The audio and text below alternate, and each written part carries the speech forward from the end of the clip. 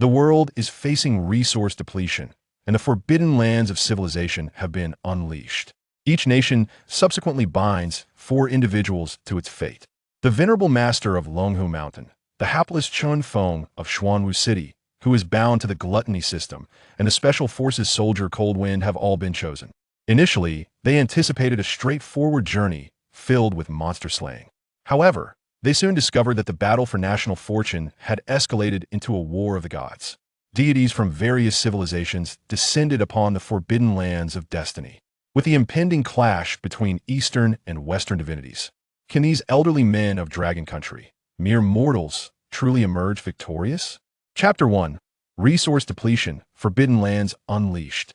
Today we set sail and caught but a single fish. Alas, it grows increasingly difficult. At this rate, we too shall starve. Let's venture further tomorrow, even if it is for our families. How pitiful. On a beach in Linhai City, a group of fishermen sat together, sighing deeply.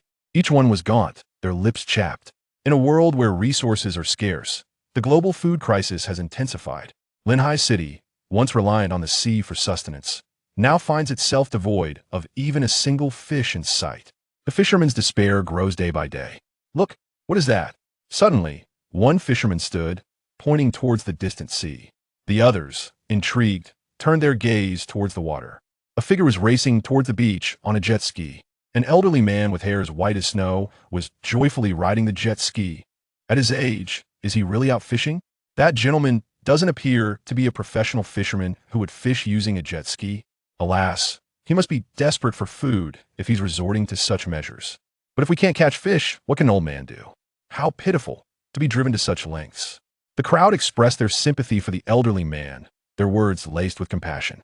Though his fishing methods were unconventional and his tools inappropriate, his spirit was undeniably commendable. As the jet ski drew nearer, their expressions shifted to incredulity. Was that a fish he was towing behind him? Uncertain, they squinted for a better look. As the jet ski reached the shore, the fishermen confirmed their suspicions it was indeed a fish, a tuna measuring at least 5 meters in length. The elderly man was none other than Chen Feng, and despite his age, he moved with remarkable agility. Upon reaching the shore, Chen Feng parked the jet ski and effortlessly tossed the massive tuna onto his back, striding towards them while carrying a fish twice his size. It's rather heavy. Although Chen Feng struggled slightly, he appeared quite pleased with himself. The onlookers were left speechless. This elderly man had single-handedly caught such a large tuna, and he could carry it too. Is it truly possible for an old man to be this extraordinary? Several fishermen rushed forward, eager to assist. Sir, let us help you. It's too heavy. Be careful not to injure yourself. Chen Feng waved them off. No need. He continued to walk with a leisurely pace. The fishermen were momentarily taken aback by his boldness. He was a veritable strongman. Yet, they did not disperse but instead followed closely behind him, wearing eager smiles.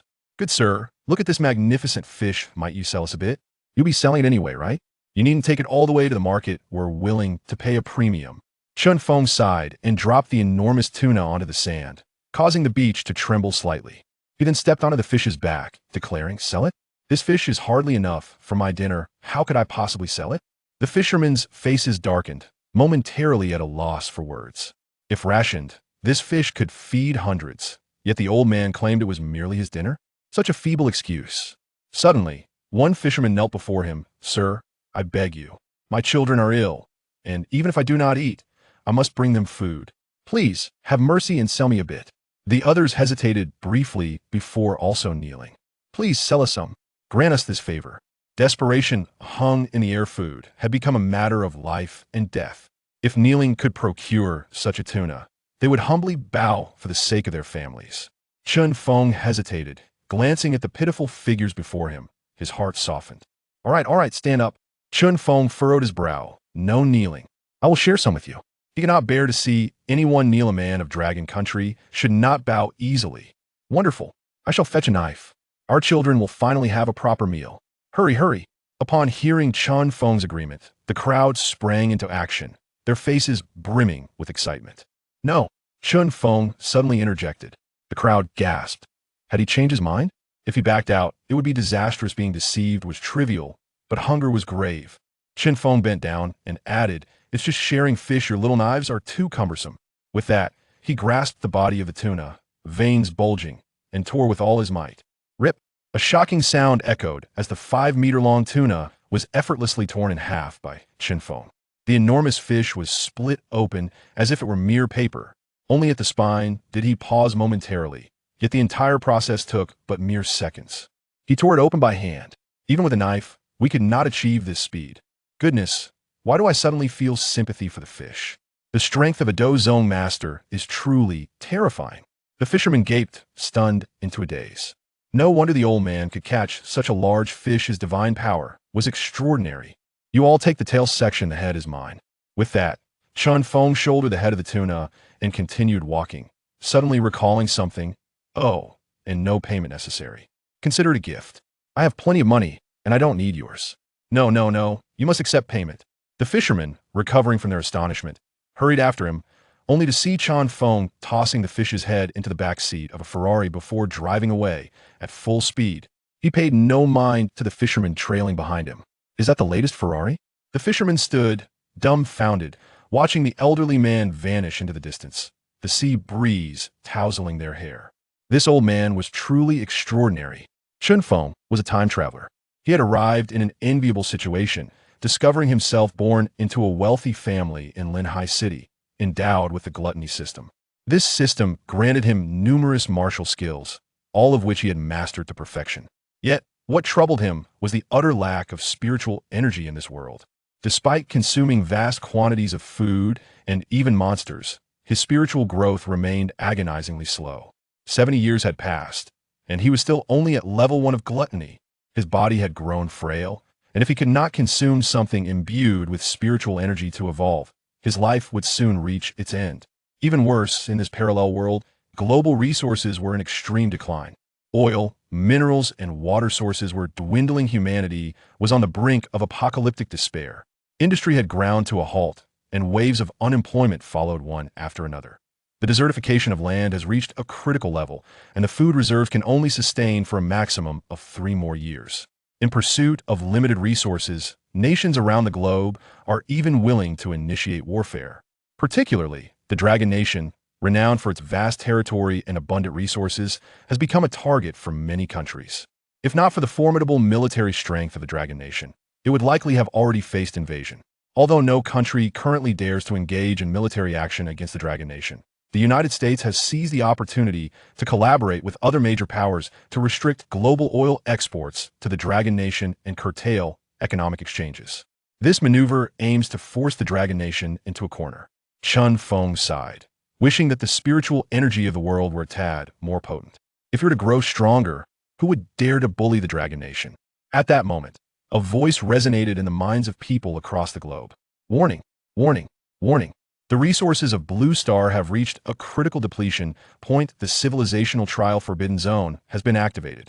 200 nations worldwide will randomly select 4 contestants each to enter the civilizational trial. The contestants' fates are intertwined with their nation's destiny.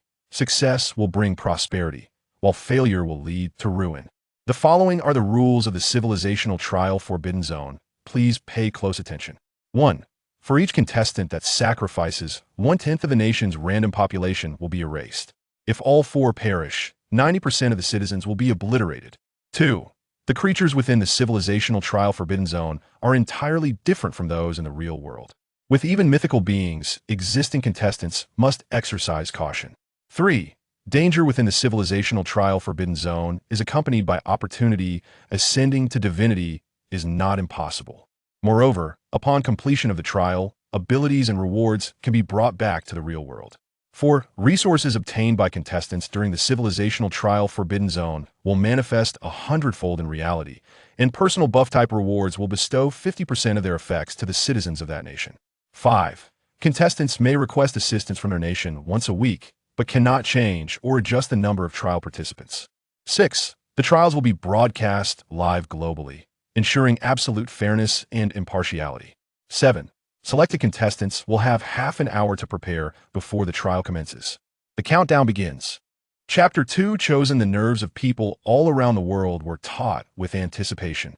Initially, many thought they were merely imagining things, but soon, immense countdown clocks appeared in the skies everywhere, displaying bold crimson numbers ticking down second by second.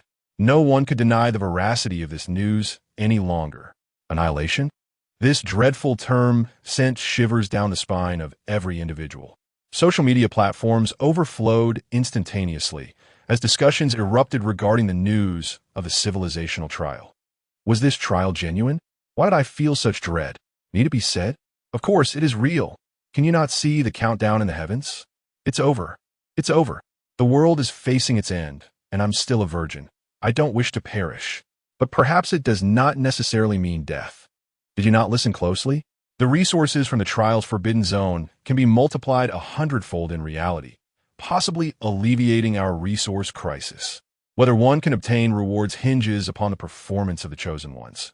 Let's hope they are not the frail or the aged. I am a retired soldier, eager to represent my country in battle.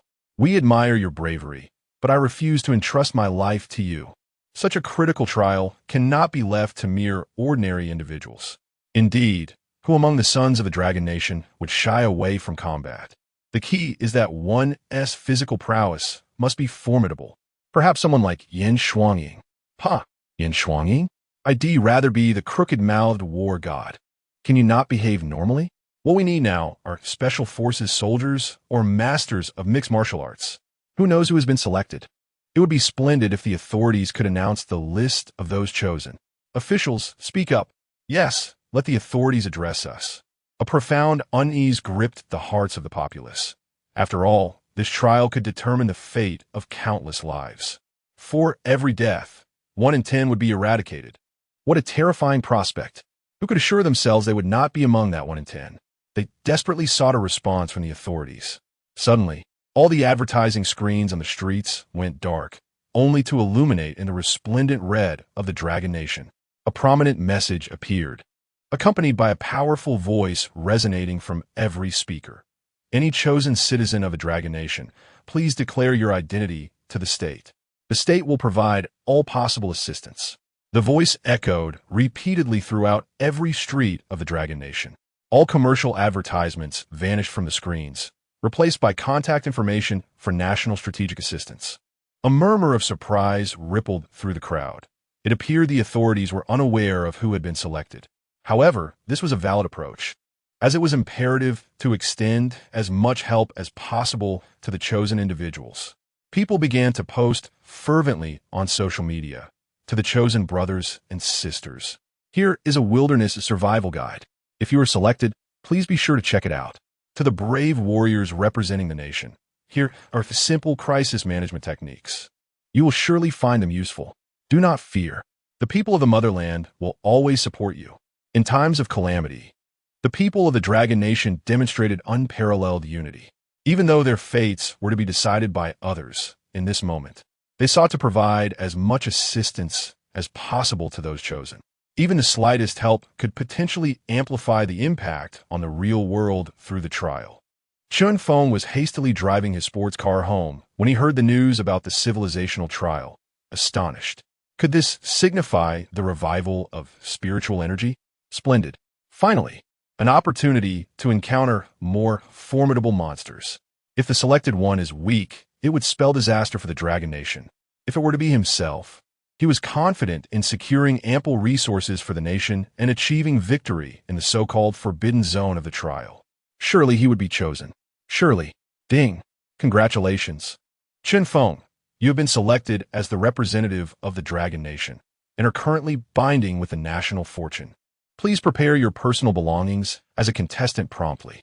Remember, you represent not just yourself, but the collective fortune of the Dragon Nation. As the voice resonated in his mind, Feng's face broke into a manic grin. Ha, I knew I could do it. Confirming his selection, Feng slammed the accelerator, racing towards his villa. Sir, your age is not suited for driving, let alone speeding. A traffic cop shouted from the roadside. I've been chosen for the forbidden zone. Do not waste my time now. Feng pressed the accelerator once more, the sports car roaring away, leaving the stunned traffic cop in disbelief. Was he serious? He was an elderly gentleman well past 70. How could he possibly be chosen for the civilizational trial? Perhaps this was merely a fabricated excuse to evade legal consequences. It had to be. Upon arriving at the villa, Feng bellowed, "I've been chosen. Quickly prepare my things." What? This shout startled everyone present. Feng's son, Chen, emerged from the door. "Father, you're not joking, are you? How could they select you for the trial at your age?" It was not surprising that he was skeptical. Selecting an elderly person to participate in the civilizational trial was utterly ludicrous. Feng glared at his son. "Old? I could easily knock you down, no matter my age." Chen fell silent, well aware of his father's strength, as evidenced by the half-eaten tuna on the back seat. Nonetheless, this situation still seemed somewhat implausible. At that moment, a series of red characters seemed to emerge in the sky. The list of 4 chosen individuals from the Dragon Nation is announced. 1. Lung Feng 2. Zhang Jiwei 3. Lan Minghua Bon. Feng. Those within the villa were taken aback upon seeing the list. What the heck? Grandfather has truly been selected? He was 70 years old. Yet, this was not the time for astonishment. The butler hurried forward. "Master, what items do you need to bring? We will prepare immediately." The Chen family was the wealthiest in the Dragon Nation. They could procure anything in an instant. Feng began to enumerate his requirements. "First, I need a large pot. Then soy sauce, sesame oil, oyster sauce, cooking wine, vinegar, tea leaves, monosodium glutamate, salt, star anise, cinnamon, fennel." Feng earnestly counted the items he desired. The expressions of those present grew increasingly grim. They had expected the old man to request something substantial, including military arms, but instead, he was asking for kitchen supplies. "You're bearing the national fortune. They're sending you to a trial, not to cook. Can you not take this seriously?" Chen exclaimed, genuinely fearful that his father might perish in the Forbidden Zone, for not only would he lose his father, but 1/10 of the nation's population would also be eradicated. "Oh," Feng bent down, removing his slippers. "Am I not serious enough? You brat, hurry and prepare." In a fit of anger, Feng hurled his slippers upstairs. Boom! The wall of the villa was instantly punctured by the flying slipper. Chen felt a jolt of fear. His father's temper remained as foul as ever. It seemed there was no other option. If he did not gather these items promptly, who knew what else his father might do? All right. We'll prepare right away. Everything must be of the highest quality. Otherwise, the dishes won't taste good. Damn. Chapter 3. 3 Old Men. Are you joking with me? The list of the chosen ones was finally released. Confused people gazed at the names displayed in the sky with curiosity. Who might these 4 individuals be? A heated discussion erupted on social media. Lung Feng? Who is Lung Feng? Upstairs. Do you not even know who Lung Feng is? He is undoubtedly the most formidable special forces soldier in our nation. Indeed, Lung Feng has participated in numerous international special forces competitions and has even undertaken overseas rescue missions. He is truly exceptional. Oh my goodness, this choice is genuinely reliable. But what about the other 3? There is no information available on the other 3 individuals. That Feng. Could he be the patriarch of the Chen family? No, that's impossible. That old gentleman is already in his 70s. Right, it can't be him. People were abuzz with speculation regarding the identities of the other 3. After all, this pertains to their lives and fortunes. They certainly wished to gather as much information as possible. However, at this moment, aside from Lung Feng, no further information on the other 3 could be uncovered. Yet, the countdown in the sky was approaching its conclusion. Civilization trial is about to commence. 5, 4, 3, 2, 1. The entrance to the forbidden zone of the civilization trial is opening. All national representatives are being teleported. Contestants have entered the arena. The civilization trial officially begins.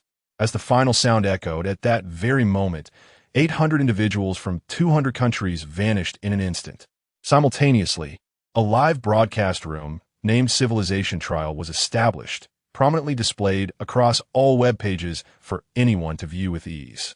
The streets were adorned with large screens showcasing the live feed.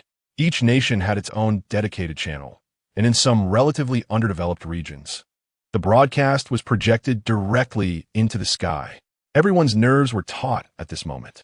They were finally about to witness their nation's contestants. The hopes of the country rested upon them. The instant the Dragon Nation's live broadcast illuminated the screens, Billions of comments flooded in simultaneously. First. I am first. I am the true first. The ranking mattered little. Everyone was eager to see who had been selected. May the Jade Emperor, the Tathagata Buddha, and Mother Earth bless the Dragon Nation. We must have strong participants. Wait, the Jade Emperor is not our local deity. Brothers, I'm going to spy on the other countries' live broadcasts for intel. Please let them all be like Yip Man, capable of taking on 10 opponents. The barrage of comments obscured everything. It was impossible to see anything beyond them. This was hardly surprising, given the vast population of the Dragon Nation, making such overwhelming comments a common occurrence. Thus, people began to filter out some of the comments, retaining only the ones at the top. The screen finally cleared, revealing an endless expanse of Gobi Desert. All that met the eye was a sea of yellow and brown, with hard rocks and parched yellow sand, much like the desertified regions of the world. The fierce winds swept across the land, devoid of any visible life, while vultures circled above, waiting to feast upon the remains of the vanquished. This scene left everyone in utter astonishment. Goodness, the environment is so harsh. This is extremely challenging. A typical person, without adequate training, couldn't possibly survive in such a desert for more than 3 days. No, this is Gobi. The Gobi is even more perilous than a desert. The exposed rocks are razor sharp. One misstep could lead to severe injury. Yes, I have been to the famous Malin Gobi. The rocks are scorching, akin to a hot iron plate.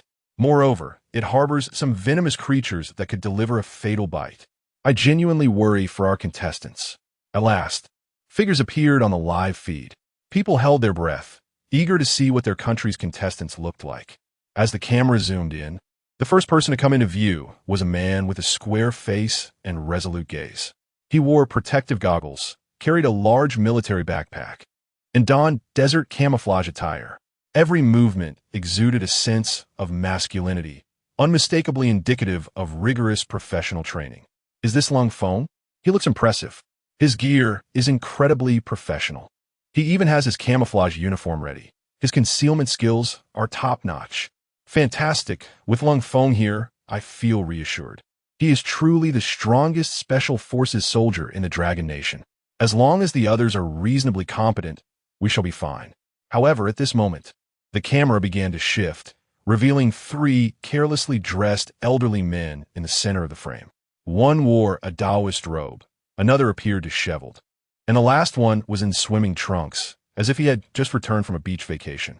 No way. 3 old men? My heavens. There must be a mistake in the selection process. How could it be 3 senior citizens? Did we accidentally enter the wrong live broadcast room? They are all older than one another. This is absurd. Quick, look at Lung Feng's expression. He is equally dumbfounded. Even a battle-hardened warrior would struggle to manage this. Forget about ferocious beasts.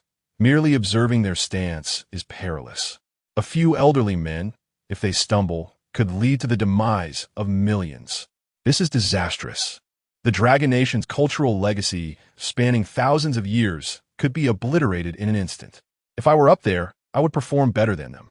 Thankfully, I had already anticipated the inadequacy of the Dragon Nation and have switched my nationality to that of the United States. Just landed in America. Ha ha ha. You poor souls can wait for death in the Dragon Nation. To hell with you bootlickers. Why don't you just perish, day in and day out? All you do is worship America. You be a servant there too. Brothers, please don't criticize me. I am in awe. I just checked the American live broadcast, and they are indeed all elite SEAL team members. Let me see. The citizens, filled with disappointment, exited the live broadcast room and flocked to the broadcasts of other nations. In the American broadcast room, their contestants were indeed a lineup of elite SEAL team members, a highly esteemed force internationally. In contrast to the hastily assembled teams, their unified training ensured unparalleled teamwork and synergy. As a result, the American live broadcast was filled with jubilant cheers. What was even more infuriating was the presence of numerous comments in the Dragon Nation's language. Most contestants from other countries were also trained professionals, martial artists, firefighters, and, at the very least, physical education teachers. In comparison, the Dragon Nation's team was undoubtedly the least favored. In the Dragon Nation's Strategic Command Center, The high-ranking officials watching the broadcast wore troubled expressions. Observing the Dragon Nation's team and then glancing at the teams from other countries, the disparity was glaringly apparent. Among the four-member team, 3 were elderly men. Even if Long Feng is an exceptionally skilled special forces soldier, under such circumstances, his capabilities would likely be stifled. Alas, what shall we do? This is utterly distressing. The speaker, Director Wang, had been appointed to establish this emergency response bureau at the onset of the incident. It was he who arranged for Long Feng's equipment. He had believed that with Long Feng, everything would proceed smoothly, but he never anticipated the presence of 3 elderly contestants. At this point, all they could do was exert their efforts and leave the rest to fate. Perhaps we should brace ourselves for the worst outcome. Within the bureau, a lamenting atmosphere prevailed. There was little recourse. The dangers of the Forbidden Zone were such that even young warriors would struggle, let alone an elderly team. Director, a clerk suddenly approached, looking anxious. What is it? Director Wang's expression darkened. He did not wish to hear any more bad news at this moment. In the Foreign Affairs Department, many are clamoring to change their nationalities. Due to the overwhelming numbers, the department staff is unsure how to proceed. What do you suggest we do, Director? The clerk spoke with a hint of trepidation, fully aware that such news was indeed disheartening. In a time of crisis, news of potential betrayal was enough to ignite anyone's fury. Bang! Director Wang slammed his fist on the table, startling everyone present. These bastards, when a motherland is in peril, they flee faster than anyone else. Having earned the trust of the nation, they seem determined only to flee abroad to pay homage to their foreign ancestors. How infuriating! Director Wang's eyes widened in fury, the veins on his forehead bulging, revealing his profound anger. So, does that mean they are forbidden from changing their nationality? The clerk inquired cautiously, though internally reluctant, as the office staff awaited a response. Director Wang hesitated, but an elder nearby stepped forward. No, let them go. With a sweeping gesture, the director declared, Our Dragon Nation has no need for such cowards. If they have resolved to abandon their homeland, keeping such individuals would only invite disaster. Let them become foreign dogs. They are unworthy of the land beneath our feet. Clenching his fists, the director emanated an intimidating presence. Director Wang stared blankly at him. The elder's resolute gaze was moving. Though tears shimmered in the elder's eyes, they reflected not weakness, but a fearless willingness to sacrifice for the greater good. In that moment, Director Wang too found his resolution. Yes, let those who fear death depart. Now is the time to discern loyalty from treachery. We shall always stand by our homeland. We will forever stand with the people. To die on the soil of Dragon Nation is far more honorable than to survive in a foreign land. The director's words resonated deeply, moving everyone present to tears. Indeed, we would rather perish than betray our motherland. This is our pride. Understanding this, the clerk turned to leave. Director Wang grasped the elder's hand. Elder, since we have prepared for the worst, we must now take action. Indeed, if Dragon Nation must face such a crisis, we need to address the impending issues of population decline, resource distribution, infrastructure, and social security. Nonetheless, even in adversity, the backbone of Dragon Nation shall remain unyielding. We are a nation that never surrenders. Chapter 4. 3 teammates. Each more absurd than the last inside the Forbidden Zone, Cold Wind regarded the 3 elderly men before him, his lips twitching with disbelief. Are you truly my teammates? He exclaimed, incredulous as he pointed at them. This was no mere challenge. Not only would they be of no assistance in battle, but he would also have to care for these elders, an extraordinarily daunting task. No, this was nothing short of hellish difficulty. The old master, Xuanwu, stroked his beard and revealed a mysterious smile. Indeed, I, Xuanwu, am your teammate. Cold Wind's expression froze momentarily as he pinched his arm, questioning if he was trapped in a nightmare. Alas, the pain was all too real, confirming that this was no dream. Oh dear, Cold Wind muttered, scratching his head as he scrutinized the old master as Taoist robes. Sir, no offense, but do you not think this attire is ill-suited for physical activity? Why not wear something more practical? The old master seemed unfazed by Cold Wind's critique, rather relishing in it. I find it quite splendid. This robe was crafted for me by my granddaughter, Lingyu. He twirled his sleeves in a display of pride. Can you believe it? A Taoist robe made by the hands of Zhang Lingyu. Truly remarkable. Cold Wind felt exasperated. Who was Lingyu? His granddaughter? Even if he cherished gifts from her, wearing them here seemed unnecessary. The old master, noticing Cold Wind's discomfort, chuckled and patted his shoulder. Fear not, young one. I consulted the stars before coming. The omens are favorable. Cold Wind's expression stiffened once more. The viewers in the live stream were equally unsettled. What on earth does he mean by consulting the stars? This old man is truly something else. Indeed, draped in Taoist robes, he seems even more unreliable. If I could predict our doom, I would. Oh no, someone upstairs has lost their marbles. Pity Cold Wind.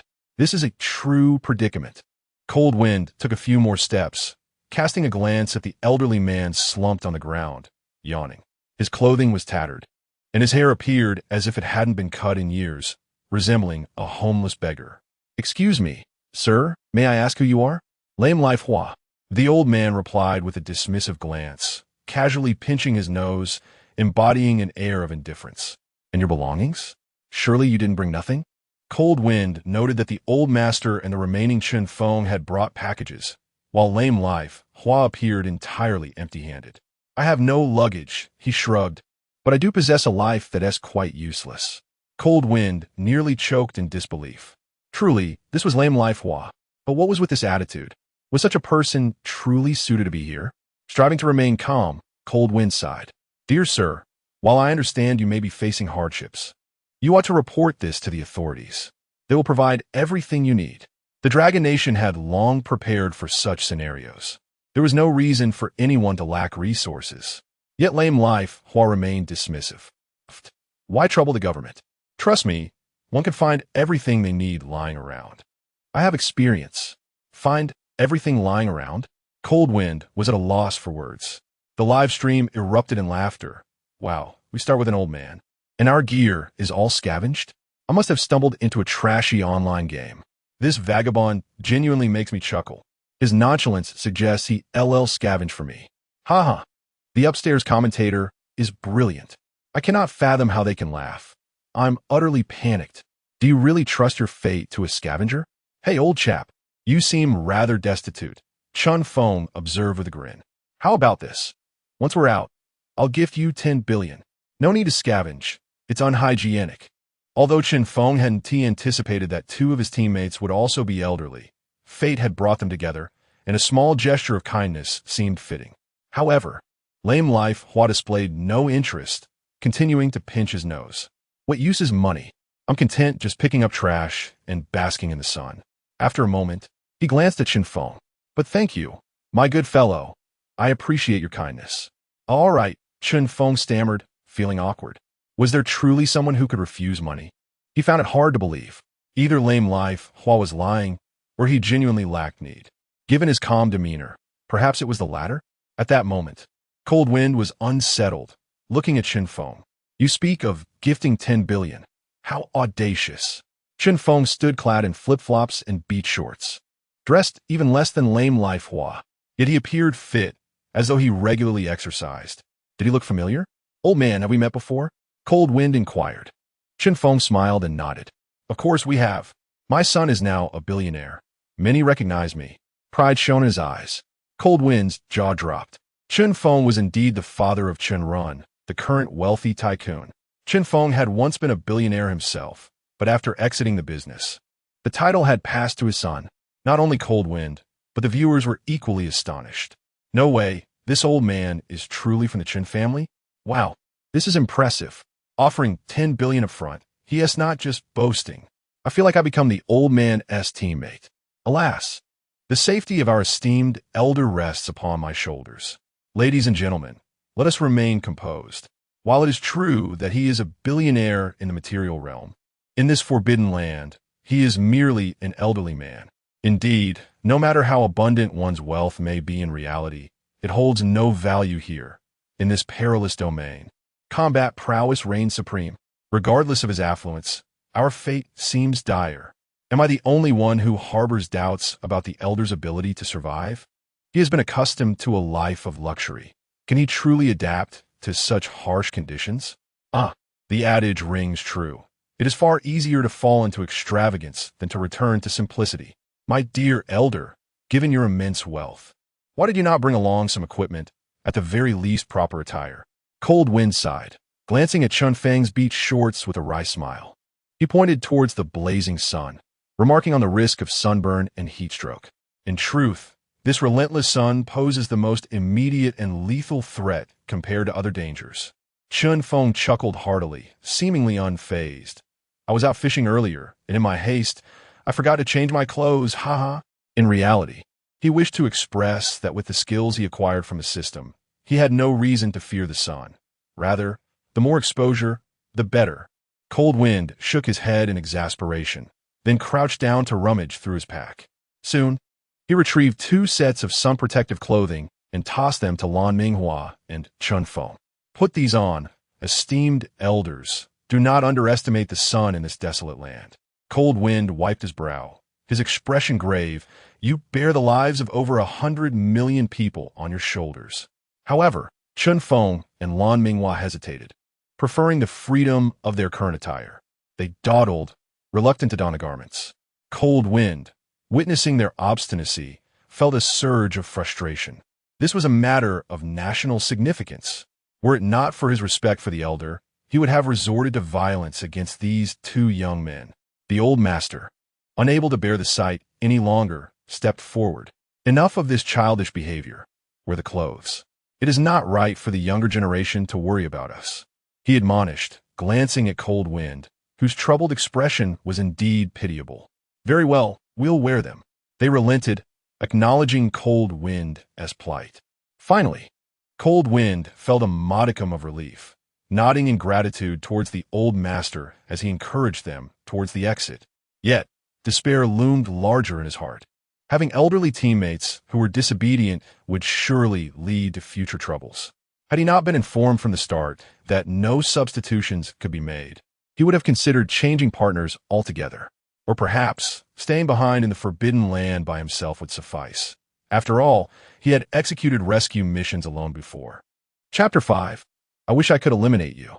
The news that 3 of Longhu's contestants were elderly men attracted a swarm of foreign spectators to Longhu's livestream. In the real world, Longhu was immensely powerful, yet within this forbidden domain, they appeared to be the weakest. This spectacle emboldened the foreign audience, who erupted in mockery.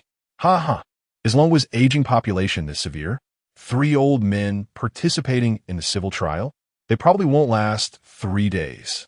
They taunted the youth of Longhu to seek refuge in the United States, jesting that they could graciously offer asylum. Longhu is doomed. Should they fail, their national defense will weaken, and our neon country will seize the opportunity to strike. Let us restore the glory of neon. The disdainful remarks continued. Get out of our live stream, you foreign devils. How dare you provoke us again? We'll wipe you out first. Amidst this uproar, Cold Wind supporters declared that he would surely prevail. Although many patriots fervently countered the foreign trolls in the comments, the morale of Longhu's citizens faltered. After all, 3 elderly contestants provided little reassurance. The authorities quickly recognized the dip in national spirit and assembled a commentary team to join the live stream, determined to uplift the morale of the citizens. A new window appeared beside the live stream, revealing a woman with delicate features and a charming round face. Hello, everyone. I am Lu Shi. Invited by the authorities, I have come to host this commentary session. Cheers erupted as the star, Lu Shi, made her entrance. Today, Miss Lu Shi represents the official voice. I have admired Miss Lu Shi for a long time. I can't believe I get to see her here. The anticipation grew as 2 guests entered the studio. The first was a well-dressed intellectual wearing glasses who smiled and waved at the camera. Hello, everyone. I am Teacher Luo. Teacher Luo. The audience gasped. His appearance signified the seriousness of the occasion. Let us condemn traitors to 50 years in prison. The second guest was a rotund man, greasy and holding a fan, attempting to project elegance. Hello, everyone. I am Ida Jean. His introduction was met with immediate disdain. Why was this fool even invited? Just seeing his fat face is unbearable. The audience clamored for a replacement, expressing their frustration with his pretentious demeanor. As the two guests settled into their seats, Lu Shi flashed them a sweet smile. Both of you are influential figures with extensive knowledge and expertise. What are your views on the current situation in Longhu? Ida Jean, accustomed to opening his fan with disdain, replied, in my view, Longhu has no hope. It may seem like a problem with 3 elderly men, but even if they were young, I would still be skeptical. The physical constitution of Longhu's people pales in comparison to that of Americans. Moreover, everyone in the United States is armed and proficient with firearms, which Longhu cannot hope to match, right? Lu Shi's face turned awkward, unsure of how to respond. What nonsense! She silently fumed. The purpose of the commentary was to bolster Longhu's spirits, yet this man opened with disparagement. And what does Teacher Luo think? Lu Shi quickly redirected the conversation. Teacher Luo, having eyed Ida Jean with thinly veiled impatience, was eager to speak. In my opinion, at this critical juncture, what we must do is unite and maintain hope. In the face of impending conflict, those who seek to undermine our morale and are committing egregious, do you truly hold hope for the 3 elderly men? Upon hearing this, everyone fell silent. The presence of these 3 elders has long been a source of concern for all. In our nation, a chilling breeze accompanies 3 old men, while competitors from other countries are considerably younger. This disparity cannot be overlooked. However, Teacher Luo's gaze remained resolute. Do not be quick to condemn the Dragon Nation just because there are 3 elderly figures in our ranks. Viewed from another perspective, these 3 individuals possess a wealth of experience. Moreover, despite their advanced age, have you seen any of them express a complaint? They continue to fight for our country. Shouldn't we muster a bit of courage as well? This remark awakened the crowd, and they suddenly realized, yes, the 3 elders are still in the fray, unafraid, while we, who have yet to step onto the battlefield, are already quaking in fear. It makes sense. We cannot afford to show cowardice before the elders. Though the 3 may appear somewhat unreliable, none of them exhibit expressions of fear.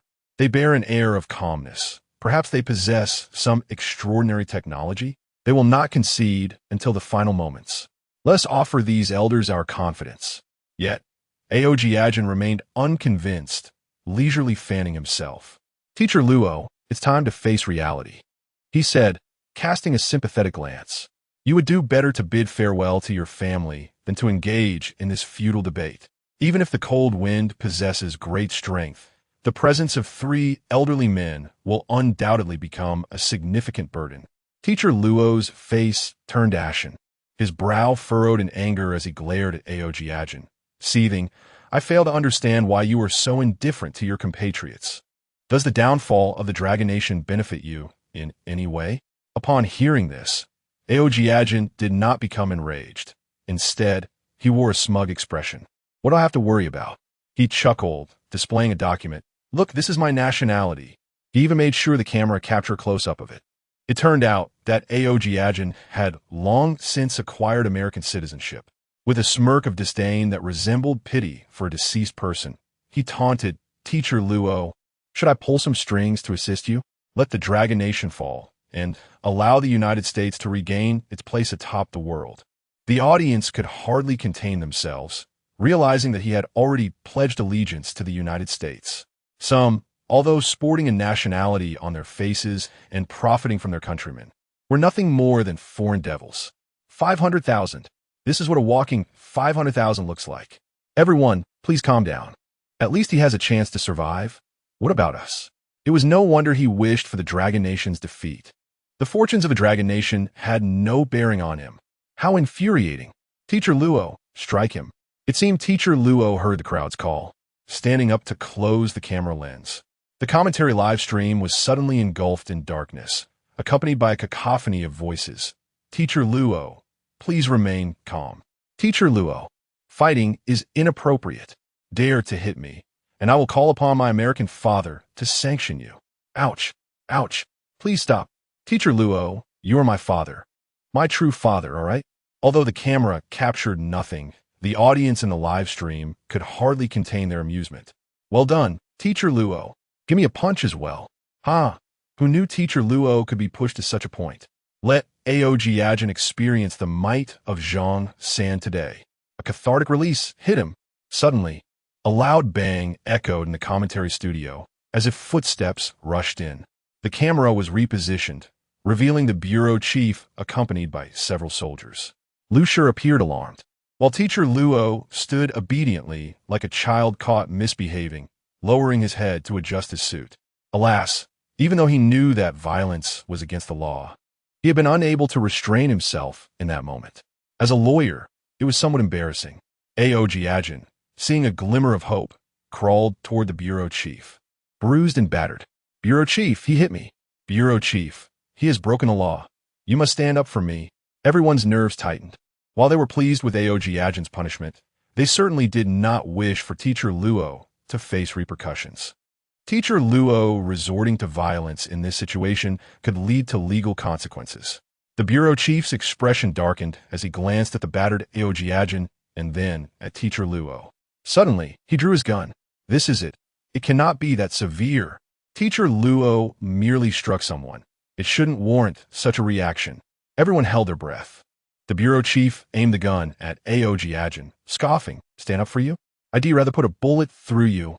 How about you summon your American father to defend you?" Aojiajin was momentarily stunned. Wait, he was the one being beaten? How had teacher Luo escaped unscathed while he faced the threat? The bureau chief slammed the gun onto the table, barking, "Bind Aojiajin. If the Dragon Nation succeeds in the civil trial, fine. If anyone from our nation sacrifices, he shall face execution to accompany his compatriots." With the bureau chief's command, several soldiers swiftly advanced to bind Aojiajin. "Bureau chief, what you're doing is illegal." Aojiajin's protest was silenced. His face pale as he curled despite being drenched in sweat. They continued their exploration undeterred. In stark contrast, the team from the Dragon Nation appeared rather lethargic. Frustrated, viewers flocked back to the Dragon Nation's livestream, blaming the three elderly participants for their sluggishness while other countries forged ahead. Cold Wind had even paused to accommodate them. "Hurry up. We must secure the reward from the Forbidden Area before other nations do. No time for rest." The host, Lu Shi, could no longer contain her exasperation, glancing at the two guests. "As you can see, our country's competitors were the first to take a break. What are your thoughts, esteemed teachers? Should we be worried about the exploration progress of the Dragon Nation?" Commander Zhu did not share the viewers' outrage. Instead, he sported a smug expression. "No, you have all misunderstood. Many might think Cold Wind chose to rest to accommodate the three elders, but that is not the case." "Really?" Professor Luo's interest was piqued.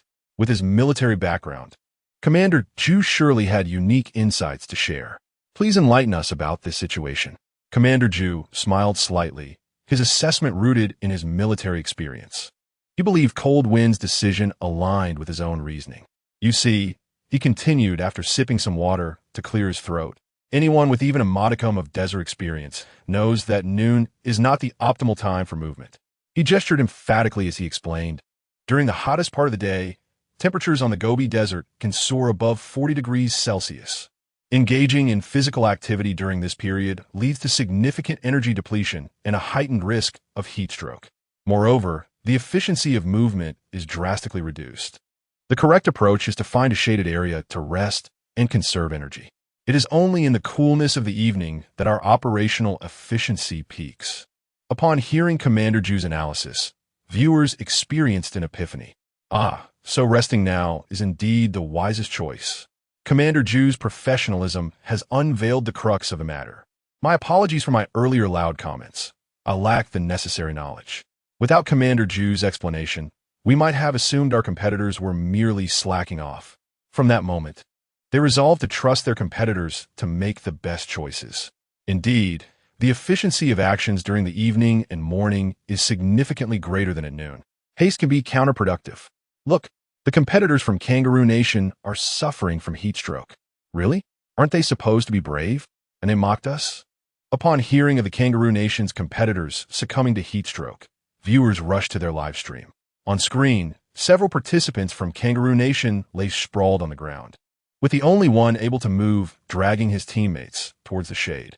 They were sweating profusely, severely dehydrated, and their lives hung in the balance. Witnessing this scene, viewers broke into a cold sweat. Wow, we were just praising them, and now the situation has flipped so quickly. It looks like these individuals might be eliminated imminently. Are their compatriots doomed? Thankfully, Cold Wind and his team had made the best choice. Otherwise, it would have been the Dragon Nation facing dire concerns. As the competitors from Kangaroo Nation neared a life-threatening situation, the only ones still capable of movement called for help. Motherland, please send us sufficient cooling medication and ice. Soon after, supplies were airdropped to Kangaroo Nation, and after replenishing fluids and electrolytes, their heatstroke symptoms gradually subsided. However, the once-a-week external rescue had already been utilized. Kangaroo Nation's warriors, weren't you supposed to be formidable? Now you fear for your lives? Congratulations, you indeed secured the first batch of supplies from the Forbidden Area, albeit from your own country. Where are those fools who came to mock the Dragon Nation earlier? Why are they silent now? After venting their frustrations, the viewers from the Dragon Nation returned to their livestream. Cold Wind and his team were resting in the shade while inventorying their supplies to ensure a reasonable distribution. Yet, when Feng opened his luggage, Cold Wind was taken aback. A large iron pot was filled with all the essentials for cooking. So, old man, do you think this is a cooking show? Cold Wind exclaimed incredulously. He had noticed that Feng had the most luggage, expecting the wealthy to have prepared high-tech gear, only to find this instead. Feng remained unfazed, replying, "Young man, you just don't understand. Wherever you go, you must live well, right? To eat comfortably, you must be prepared." Old Master and the reckless Huai nodded in agreement. Indeed, Old Chen has a point, especially Huai, whose mouth was practically watering. What stroke of luck, we have a chef in the wild. Old Chen, how are your culinary skills? Feng smiled, patting his chest confidently. Don't worry, my cooking is far superior to any Michelin-starred restaurant. Watching their enthusiastic demeanor, Cold Wind presented his own provisions. I say, wouldn't these rations be more suitable? He attempted to persuade them to abandon the cumbersome kitchenware, believing that carrying such items was undoubtedly a waste of energy. To his surprise, the three elders simultaneously displayed expressions of disdain. No, no, no. Who would want to eat your stuff? Huai retorted. Young people just don't understand life. Zhang Jiwei added. This time, I'm siding with Old Chen. I don't want to eat rations either. Cold Wind was at a loss for words. Why were they so adamant in their stance? His choice seemed the most reasonable. Why did he feel like the odd one out in this group? This team was proving difficult to lead. Remaining calm, he turned to Zhang Jiwei. Taoist, what did you bring in your luggage? Knowing that Huai had no luggage, he directly ignored him. However, judging by the trend, it seemed Zhang Jiwei had not brought anything particularly useful either. Old Master, hearing Cold Wind's inquiry, gleefully revealed his luggage, beaming with pride. Look at these fine treasures. Oh, treasures? Cold Wind cautiously opened the package, only to be further dismayed. Inside were several large gourds, each filled to the brim with elixirs. This. Cold Wind was momentarily speechless, unsure of how to respond. Chapter 7. Are you flaunting medicine as if it were food? Upon seeing the old master had brought gourds full of elixirs, Cold Wind was utterly overwhelmed. However, Huai and Feng's eyes sparkled with excitement. Is it possible to produce such high-quality elixirs? This was undoubtedly a true tonic. Ha ha, truly remarkable. Quick as a flash, Feng snatched a gourd and poured a handful of elixirs into his mouth. No, Cold Wind reached out to snatch it back. Do you even know what this medicine is? In his view, these unknown substances were akin to poison. How could one consume them recklessly? It could be lethal. Yet, Feng's speed was unmatched by Cold Wind. He swiftly tossed the elixirs into his mouth, stuffing his cheeks full. Feng chewed vigorously, his words indistinguishable. As the elixirs dissolved, a surge of pure spiritual energy flooded into his body. A system notification echoed in his mind. Gained a substantial amount of spiritual energy. Gluttony level increased to level 2. Gained a substantial amount of spiritual energy. Gluttony level increased to level 3. Congratulations, host. All bodily functions enhanced 100-fold. Congratulations, host. Acquired heat resistance. Congratulations, host. Gained infinite stamina. As the system's voice faded, Feng instantly felt an invigorating surge of energy coursing through his body. Every limb and sinew felt incredibly comfortable, and all his organs had undergone an upgrade. The surrounding temperature suddenly became bearable, and the oppressive heat was entirely forgotten. He found himself momentarily stunned. After consuming so many delicious yet spicy delicacies, he had only attained level 1 gluttony, yet now he had inexplicably reached level 3.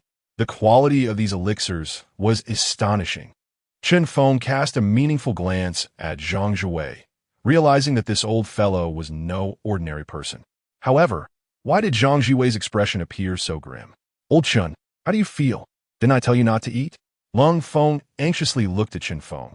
Despite his desire to intervene, he was a moment too late. If the monster had not yet appeared, and Feng succumbed to fake pills, who would he hold accountable? Feng forcefully swallowed the remaining elixirs and pointed at the reckless Lan Minghua behind Feng. "Look at that guy behind you." Feng turned around, only to see Lan Minghua tipping the gourd directly into his mouth. "What the heck? Lan Yi, how could you also indulge?" As Feng spoke, he rushed forward to snatch the gourd from Lan Minghua's grasp. Yet, upon seeing Feng leave, Feng quickly poured himself another generous handful of elixirs. Just then, a sudden clap of thunder resonated from the horizon. Crack! Boom! The unexpected disturbance startled everyone. Following that, a fierce killing intent permeated the air. A stern voice echoed, "You two old rascals, do not overstep your bounds. I can hardly bear to consume these, and you two treat them as mere sustenance." Xuanwu's eyes glinted with a fierce light, exuding an aura that threatened anyone who dared to consume more. The atmosphere grew tense. "Ha ha, old Zhang, do not be so stingy." Feng quickly smiled and sealed the gourd, returning it to Xuanwu. Lan Minghua reluctantly set down the gourd, chuckling, "I couldn't help myself. My apologies, old Zhang." Xuanwu retrieved his belongings, his gaze sharp as a blade, grumbling, "Humph, two shameless old fools." Although he had brought the elixirs to enhance his companions' physiques, witnessing their extravagant display made Xuanwu feel a pang of frustration. Feng sighed in relief as he saw the two finally cease their showboating. He genuinely feared they might suffer adverse effects from the elixirs. "Taoist, why not discard these pills? Their origins are dubious, and they shouldn't be consumed recklessly."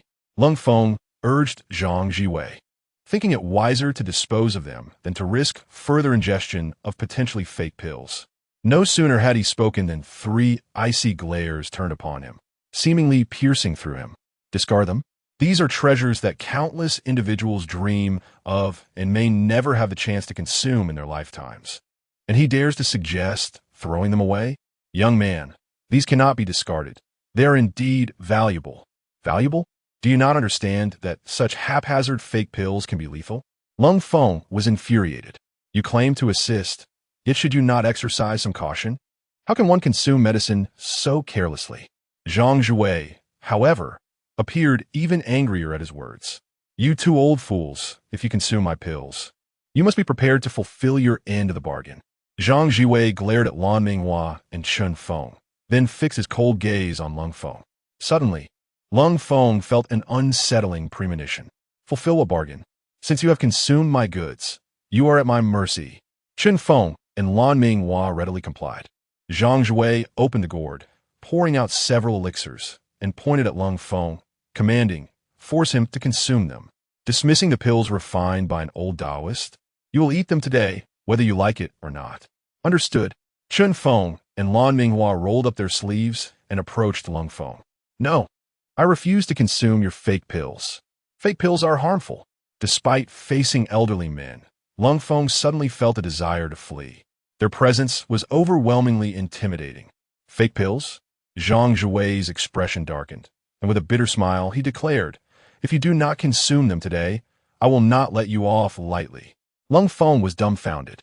He had thought that the Taoist-dressed Xuanwu would assist him, yet he turned out to be the most difficult of them all. These 3 old men were each eccentric in their own right, making him, a seemingly normal person, feel utterly out of place. What a ludicrous script this was. At that moment, Lan Minghua and Feng lunged at him. Lung Feng, not daring to strike or push them away for fear of injuring the elderly, found himself utterly overwhelmed by their relentless assault. "No, I refuse to eat." Lung Feng continued to struggle. Observing Lung Feng's despondent expression, the netizens were left stunned. Lu Shi wore an awkward expression, pointing at the screen. "What you two guests think?" The host's face darkened, muttering, "These three old men must be here to cause trouble." Teacher Luo wore a wry smile. I really don't know what to say. I just feel sympathy for Lung Feng." The comments exploded. "What the heck? What is wrong with these three old men?" I initially thought they would cooperate with Lung Feng, yet they turned around and pulled this stunt. One brought nothing, another brought the entire kitchen, and the last one brought a bunch of fake pills. These three old men are here to stir up chaos. It's infuriating. They're not helping at all. They're just creating trouble for Lung Feng. Truly, villains have aged. I can only hope that there are no toxic substances among those pills. Enough already. Dragon Country is doomed. Netizens lamented in despair. If any toxins were indeed present in those pills, Dragon Country would face utter annihilation before anything had even begun. At this moment, foreign netizens began to revel in the misfortune. The old men from Dragon Country are each more peculiar than the last. Dragon Country is doomed. Is there any young lady considering switching to American nationality? Exclusively for young ladies. When Dragon Country falls, Japan shall rise again. Congratulations to Dragon Country for its impending demise. In the face of foreign mockery, netizens from Dragon Country fell silent. After all, these three old men were absurdly eccentric. There truly seemed to be no hope. On the Gobi Desert, Lung Feng ultimately succumbed, having been force-fed a mouthful of pills. The taste is rather pleasant. What was this invigorating force surging through his body? It felt as if his very bones had been strengthened. All the injuries he had sustained during previous missions seemed to have healed. Lung Feng suddenly felt elated. It appeared that this body had never felt so healthy before. These elixirs truly are remarkable. Burp. Lung Feng let out a satisfied belch. Chapter 8. The monster emerges, seeing Lung Feng successfully ingest the elixirs. Zhang Jiwei finally cracked a satisfied smile. He too consumed a couple of pills. Although the duration was brief, he had discerned something. Lung Feng, while seemingly youthful and well-trained, paled in comparison to the other two elderly men, who were clearly concealing their true capabilities. In this team, Lung Feng was the weakest and thus required the most supplementation. Chen Feng and Lan Minghua finally released their grip, knowing that the elixirs had already been consumed. Lung Feng's enhancement now depended solely on himself. Lung Feng smacked his lips, savoring the flavor of the elixirs. It seems quite delightful. No wonder Chen Feng and Lan Minghua were eager to consume them. There must be some merit to it. Now, you wouldn't dare claim my elixirs are fake, would you? Zhang Jiwei smugly stroked his beard, awaiting Lung Feng's acknowledgement. Perhaps, maybe not. As Lung Feng felt the power within him, he was beginning to believe. But just then, a terrible sensation emerged from his stomach. What the heck? Lung Feng clutched his abdomen, his expression contorting in pain. I knew there was something wrong. He quickly grabbed a tissue and dashed away. You rascal, do not go upwind. Head downwind. Zhang Jiwei hurriedly admonished, fully aware of Lung Feng's intentions. Lung Feng shot a glare at Zhang Jiwei, muttering, "You old Taoist, I'll settle the score with you later."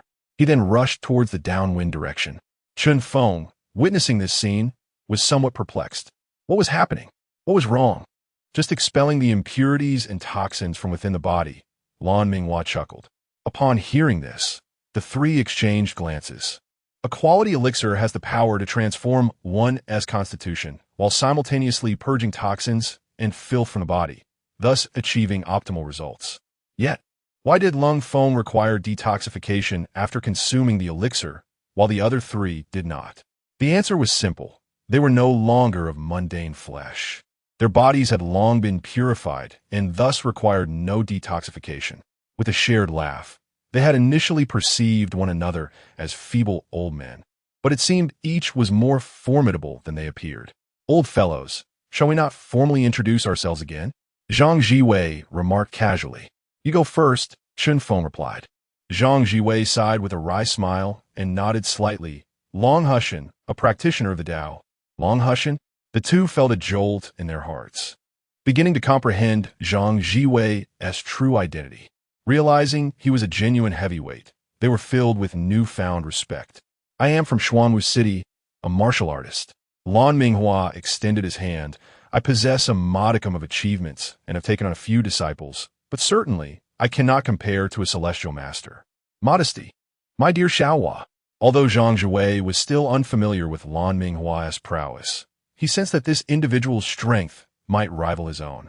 Every gesture of Lan Minghua appeared casual, yet was in perfect harmony with the Tao, even his breathing synchronized with the rhythm of nature. Just a bit of achievement? The other two were taken aback. Lan Minghua had referred to him as a celestial master, and Zhang Jiwei did not deny it. If he truly was a celestial master Zhang, the situation became all the more intriguing. The other two then turned their attention to Chen Feng. And you? They knew Chen Feng was certainly not an ordinary person. Chen Feng chuckled softly, pondering how to explain the existence of the system. However, if he claimed to be just an ordinary wealthy old man, the two would surely not believe him. Come on, we've all shared, yet you remain silent. Isn't that a bit ungracious? Urged Lan Minghua, observing Chen Feng's hesitation. Chen Feng paused. What if I said I entered the Tao through eating?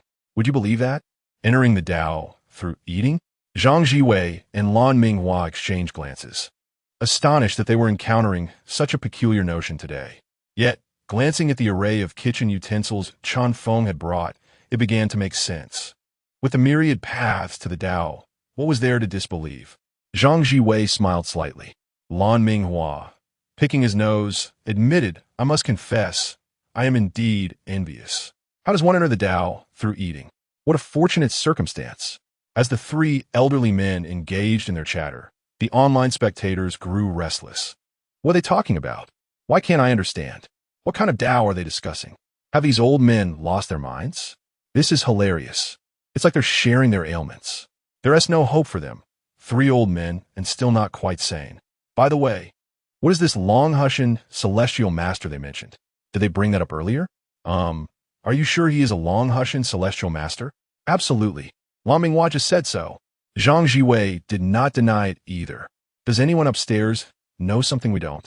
I'm not sure. I need some time to verify before I inform everyone. I'm leaving now. Wow, this person is also shrouded in mystery. Meanwhile, Chen Run was facing a torrent of criticism online. Chen Feng's unreliability had placed immense pressure on his son, with many individuals who knew their address directly blocking their door. Chen Run, as a tycoon, do you see what you prepared for your father? Why bring kitchenware when you could have brought weapons? The Chen family is so wealthy. Can't you even procure arms? Since you know your father was chosen, why not report it to the state? If your father's actions jeopardize the nation's fortune, can you bear that responsibility? Chen Run was tormented by the noise outside, feeling as if the enraged crowd might tear him apart. Yet at this moment, he dared not respond. Even if he claimed his father was incredibly powerful, how many would believe him? If his father performed outstandingly in the Forbidden Zone, people would naturally be convinced. Otherwise, no explanation would suffice. He was sweating profusely, praying, Father, please don't let me down. Just then, something appeared in the live broadcast. A monster. The first monster has emerged. The creatures in the trial's Forbidden Zone are ranked from F to SSSS, with the broadcast automatically displaying the monster's combat information.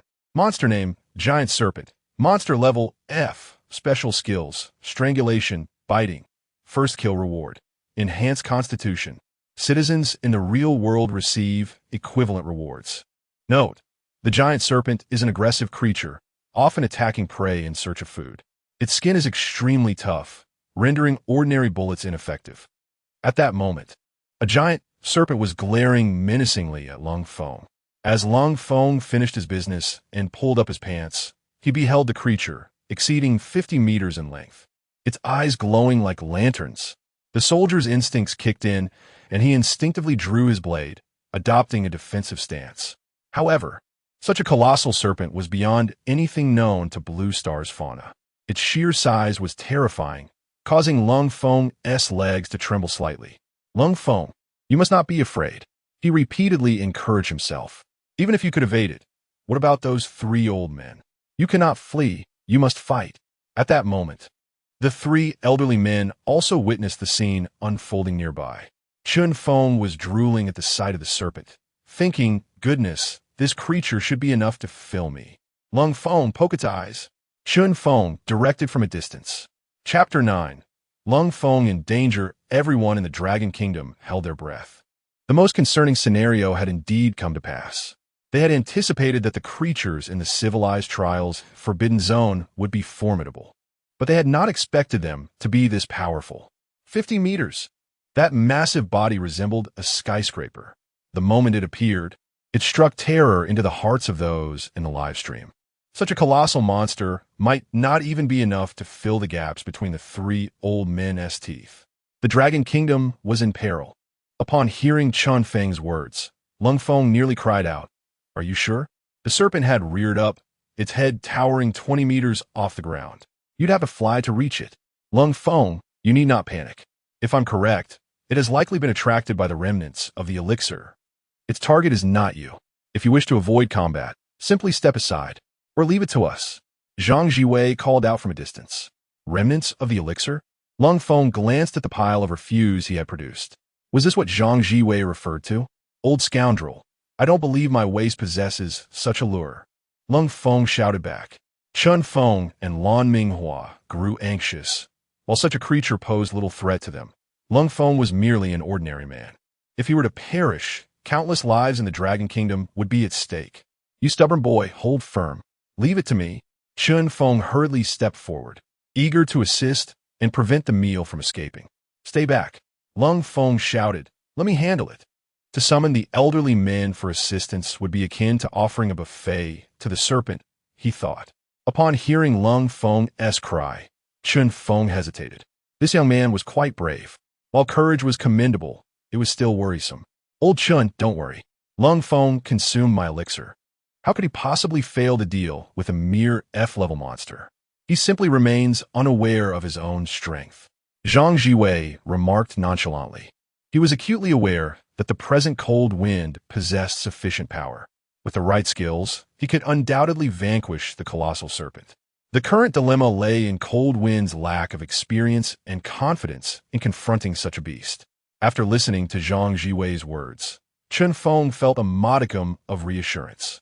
Given the circumstances, it would be prudent to observe Cold Wind's combat prowess. At that moment, Cold Wind cautiously shifted his position, while the serpent remained motionless, fixated on its original spot. Could it be that such a massive creature merely desired to consume excrement? Cold Wind found this notion hard to fathom. Was he, a living being, truly less enticing than a mere pile of waste? However, upon closer inspection, it appeared that the serpent's attention was indeed focused on that refuse. Cold Wind retreated as the serpent inched closer, step by step, capturing the hearts of countless spectators. Just when everyone's nerves were taut with tension, Chen Feng spoke again. Cold Wind, take the opportunity to poke its eyes while the serpent is distracted. Chen Feng understood that the serpent's scales were exceedingly tough, making it challenging to breach from other angles. Only its eyes were relatively vulnerable. Yet the audience in the live stream could hardly contain their frustration. What on earth? Poke its eyes? Is old Chen obsessed with eyeballs? All he does is chatter from behind. If he's so capable, let him step up. Seriously, did you not notice? The old man intended to join in himself, but Cold Wind wouldn't allow him. Give me a break. Do you really think he could handle it? That would only cause chaos. Amidst the bickering, viewers from other nations flooded into the live stream. Oh, how fortunate that the weakest dragon nation encounters a monster first. Haha, we are about to witness its demise. Let us see how you escape now.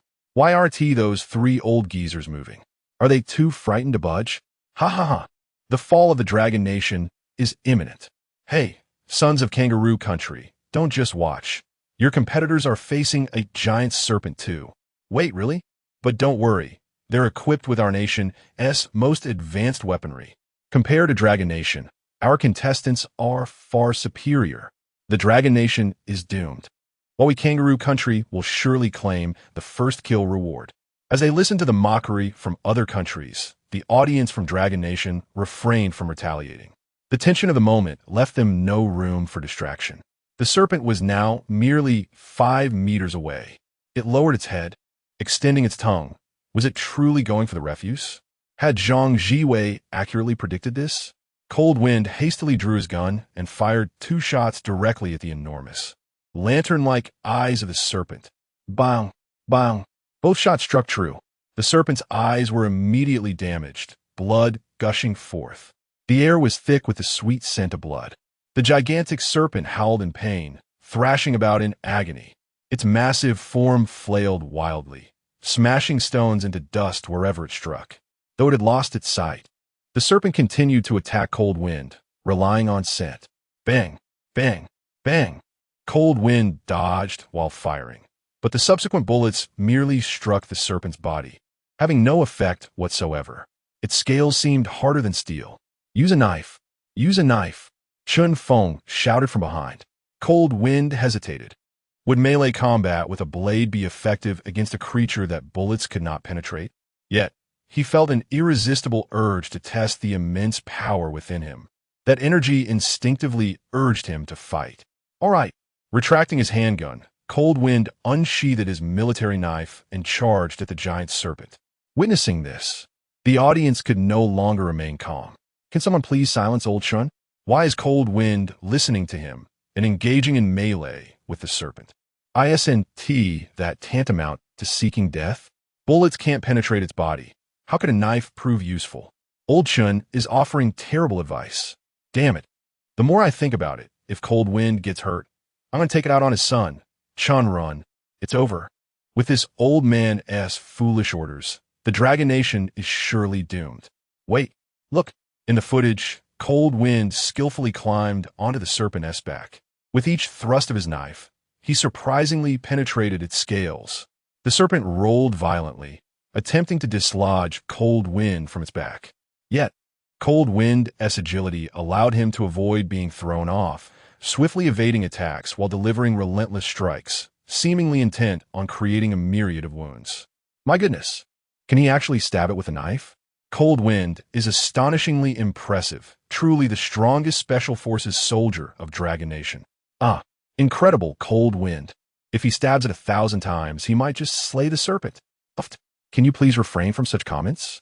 1,000 stabs in the forbidden area? The 3 elderly spectators gazed at the battle with a look of helplessness. Good grief, Cold Wind has the strength, but this is indiscriminate flailing. How on earth will he ever kill such a massive creature? Oh no!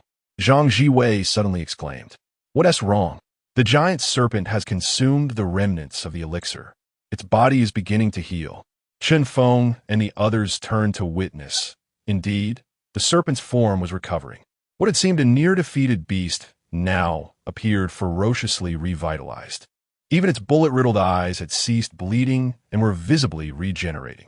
Meanwhile, Cold Wind, while evading and attacking, was exhausting too much energy. Warning! Warning! Warning! The giant serpent has undergone an unknown transformation. Its status has been updated. The danger level of the giant serpent has risen to E and may continue to escalate. This news left everyone dumbfounded. Just as it seemed Cold Wind was on the verge of victory, how had the serpent inexplicably leveled up? This felt like sheer trickery. Cold Wind, understandably, was the most distraught. After all his efforts, the serpent was not only recovering, but also upgrading. He had been gaining the upper hand solely because of the serpent's blindness. But now the tides had turned. The rigidity of its scales had intensified. Cold Wind's knife could no longer penetrate. Disaster. What a stroke of bad luck. In a fit of desperation, Cold Wind realized he could no longer defeat the giant serpent and sought to flee. However, at that moment, the serpent's body rapidly coiled around him. One of Cold Wind's legs was ensnared. It was over. Cold Wind felt a chill in his heart. This was truly the end. 3 old geezers, you must escape. Losing 1 life is sufficient. Cold Wind knew he could not break free and shouted with all his might toward the 3 elderly men. Chapter 10. First kill reward. It was over. The viewers at home felt a wave of despair wash over them. Was the first day truly going to cost them a contestant? According to the rules, for every contestant that perished 1/10 of the population of their nation would face annihilation. Dragon Nation was a populous realm. Should they fail, over 100 million lives would be at stake. However, at that moment, Feng could no longer restrain himself and rushed forward. "You little rascal, stop shouting. I'm coming to save you." As Feng dashed toward the giant serpent with remarkable speed, the audience was plunged into utter chaos. Cold Wind was beyond saving. If old Chen were to fall as well, Dragon Nation would face the catastrophic loss of 200 million lives. "Old Chen, we know you're brave, but please come back. Don't go to your death. If Cold Wind can't defeat it, what chance do you have?" It was hopeless. Dragon Nation was finished. Many had even begun to prepare farewells to their families, contemplating their last wishes. After all, the thought of losing 200 million was a terrifying prospect. Yet, amidst the despair, a different voice arose. "Wait, don't you think old Chen seems to be moving faster than Cold Wind? He certainly does not resemble an elderly man when he runs. His speed is simply astonishing. Could there truly be a turning point? The Cold Wind has been completely ensnared by the colossal serpent. With the slightest exertion, the serpent could crush the Cold Wind into a pulp." He wished to shout to the old man, Feng, to flee and abandon him, but he found himself utterly voiceless. At last, Feng arrived, propelling himself into the air with a vigorous push of his legs. The height of his leap left everyone astounded. "Kid, I'm here." Feng landed precisely on the serpent's body, driving his fingers deep into its flesh. "Release him." With a powerful tug, he astonishingly ripped the serpent's body apart, exposing vast amounts of blood and flesh. The serpent, sensing the pain, immediately relinquished its grip on the Cold Wind, who finally drew breath, gasping for air as the suffocating pressure dissipated. Grateful to be alive, he was about to utter a word when Feng seized the collar of his shirt and hurled him into the air as if he were a mere disc. The Cold Wind was utterly incredulous. With his gear weighing over 200 pounds, how could Feng launch him into the sky as if he were a ball? Surely, the fall would leave him severely injured. He soared towards the resting place of the two remaining elderly men. The onlookers gasped. If the Cold Wind fell and struck the elderly men, it would spell disaster for all three. It seemed as if Feng had saved him, yet not quite. However, Zhang Jiwei extended his right hand nonchalantly, merely using one hand. The viewers in a live stream were too fearful to watch. Yet, the anticipated collision did not occur. "Don't be afraid, little one." Upon contact with the Cold Wind's body, Zhang Jiwei employed the soft techniques of Tai Chi to completely dissipate the impact. With a gentle motion, he steadied the Cold Wind, allowing him to stand firmly on the ground. The Cold Wind felt a sudden disorientation, as if he had been anchored in place.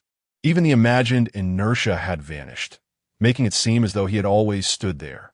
Although Zhang Jiwei had nullified the physical force, the Cold Wind's mind struggled to catch up. Wasn't he falling? How had he suddenly come to a halt without feeling any impact? The stark contrast led him to believe he had been poisoned, causing him to vomit despite being unharmed. Viewers were left speechless, their fingers frozen above their keyboards. In mere seconds, an overwhelming succession of inexplicable events had transpired. Feng, an old man, ran faster than the youth. He leapt dozens of meters without any assistance, shattering athletic records. The serpent's impenetrable body yielded to Feng's fingers, which tore through it effortlessly. The Cold Wind's heavy form was tossed aside as if it were a mere ball. Then, astonishingly, Zhang Jiwei caught him with ease, using only one hand. The absurdity of it all was beyond comprehension. As the battle raged on, the enraged serpent opened its massive jaws, lunging for Feng. "Old man, be careful. Run." The viewers, fully aware that Feng could not hear their cries, could not help but shout in desperation. The serpent's cavernous maw, large enough to devour an elephant, bore down on them. Yet, Feng merely grinned, looking up defiantly. "You wretched beast, you have delivered yourself to me?"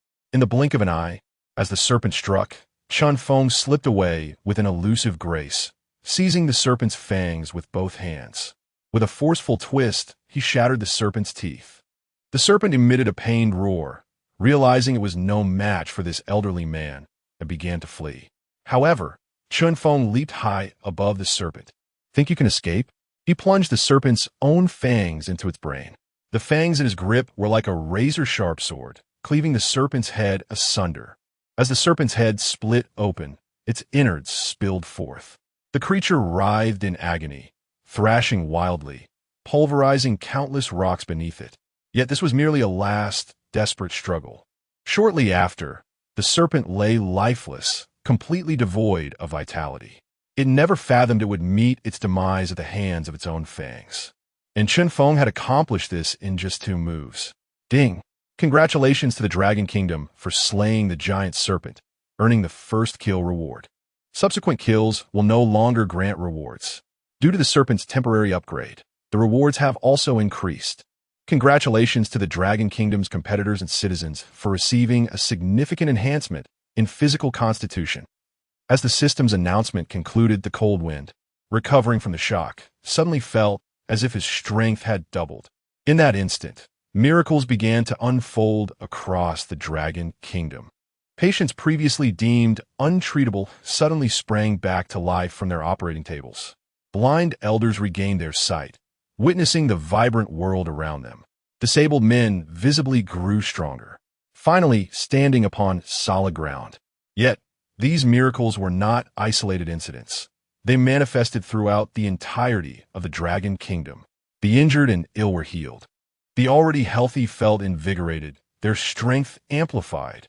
Cancer? Disabilities? In an instant, all ailments fled from the citizens of the Dragon Kingdom.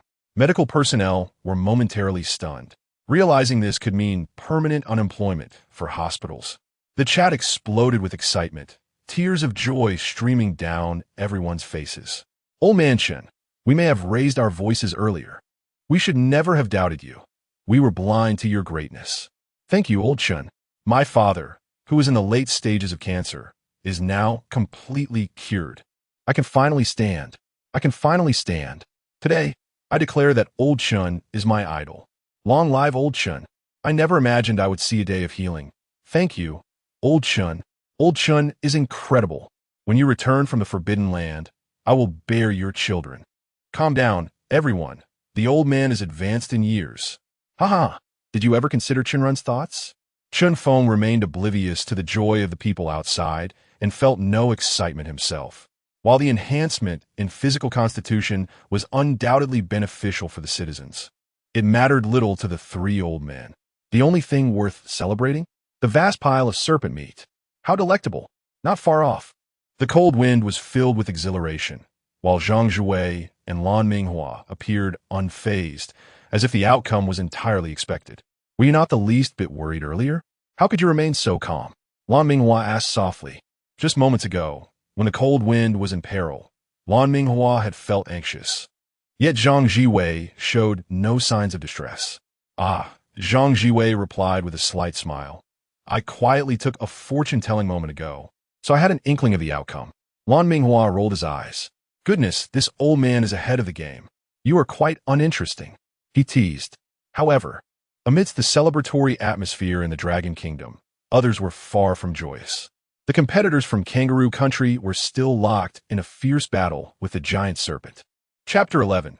Heroes must not be slandered. The competitors from Kangaroo Country were indeed well equipped with an arsenal of weapons. Pistols, shotguns, submachine guns, sniper rifles, grenades, everything necessary for combat. In the face of the giant serpent's onslaught, they swiftly began to organize a counterattack.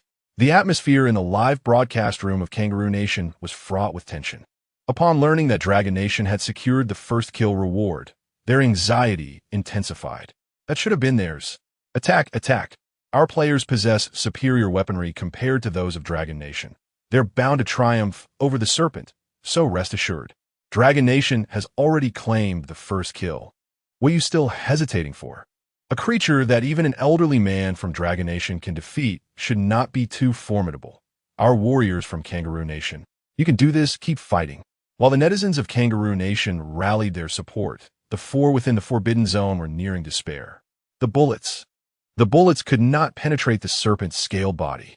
Bang, bang, bang. The bullets continued to fire, yet there was not even a hint of effect. The serpent's scales resembled the world's finest bulletproof armor. Damn, a full magazine expended with no results. and Kangaroo Nation's players were left in a frantic escape, cursing as they fled. However, the serpent's agility evidently exceeded their expectations. A powerful tail swept through, and one player was caught off guard, resulting in a broken bone. "Save me! Help me!" The fallen teammate cried out in desperation. Nearby, the other players were stunned, gazing at their downed comrade, their legs trembling, too terrified to approach. Their confidence had been utterly shattered by the serpent. Why aren't they going to save him?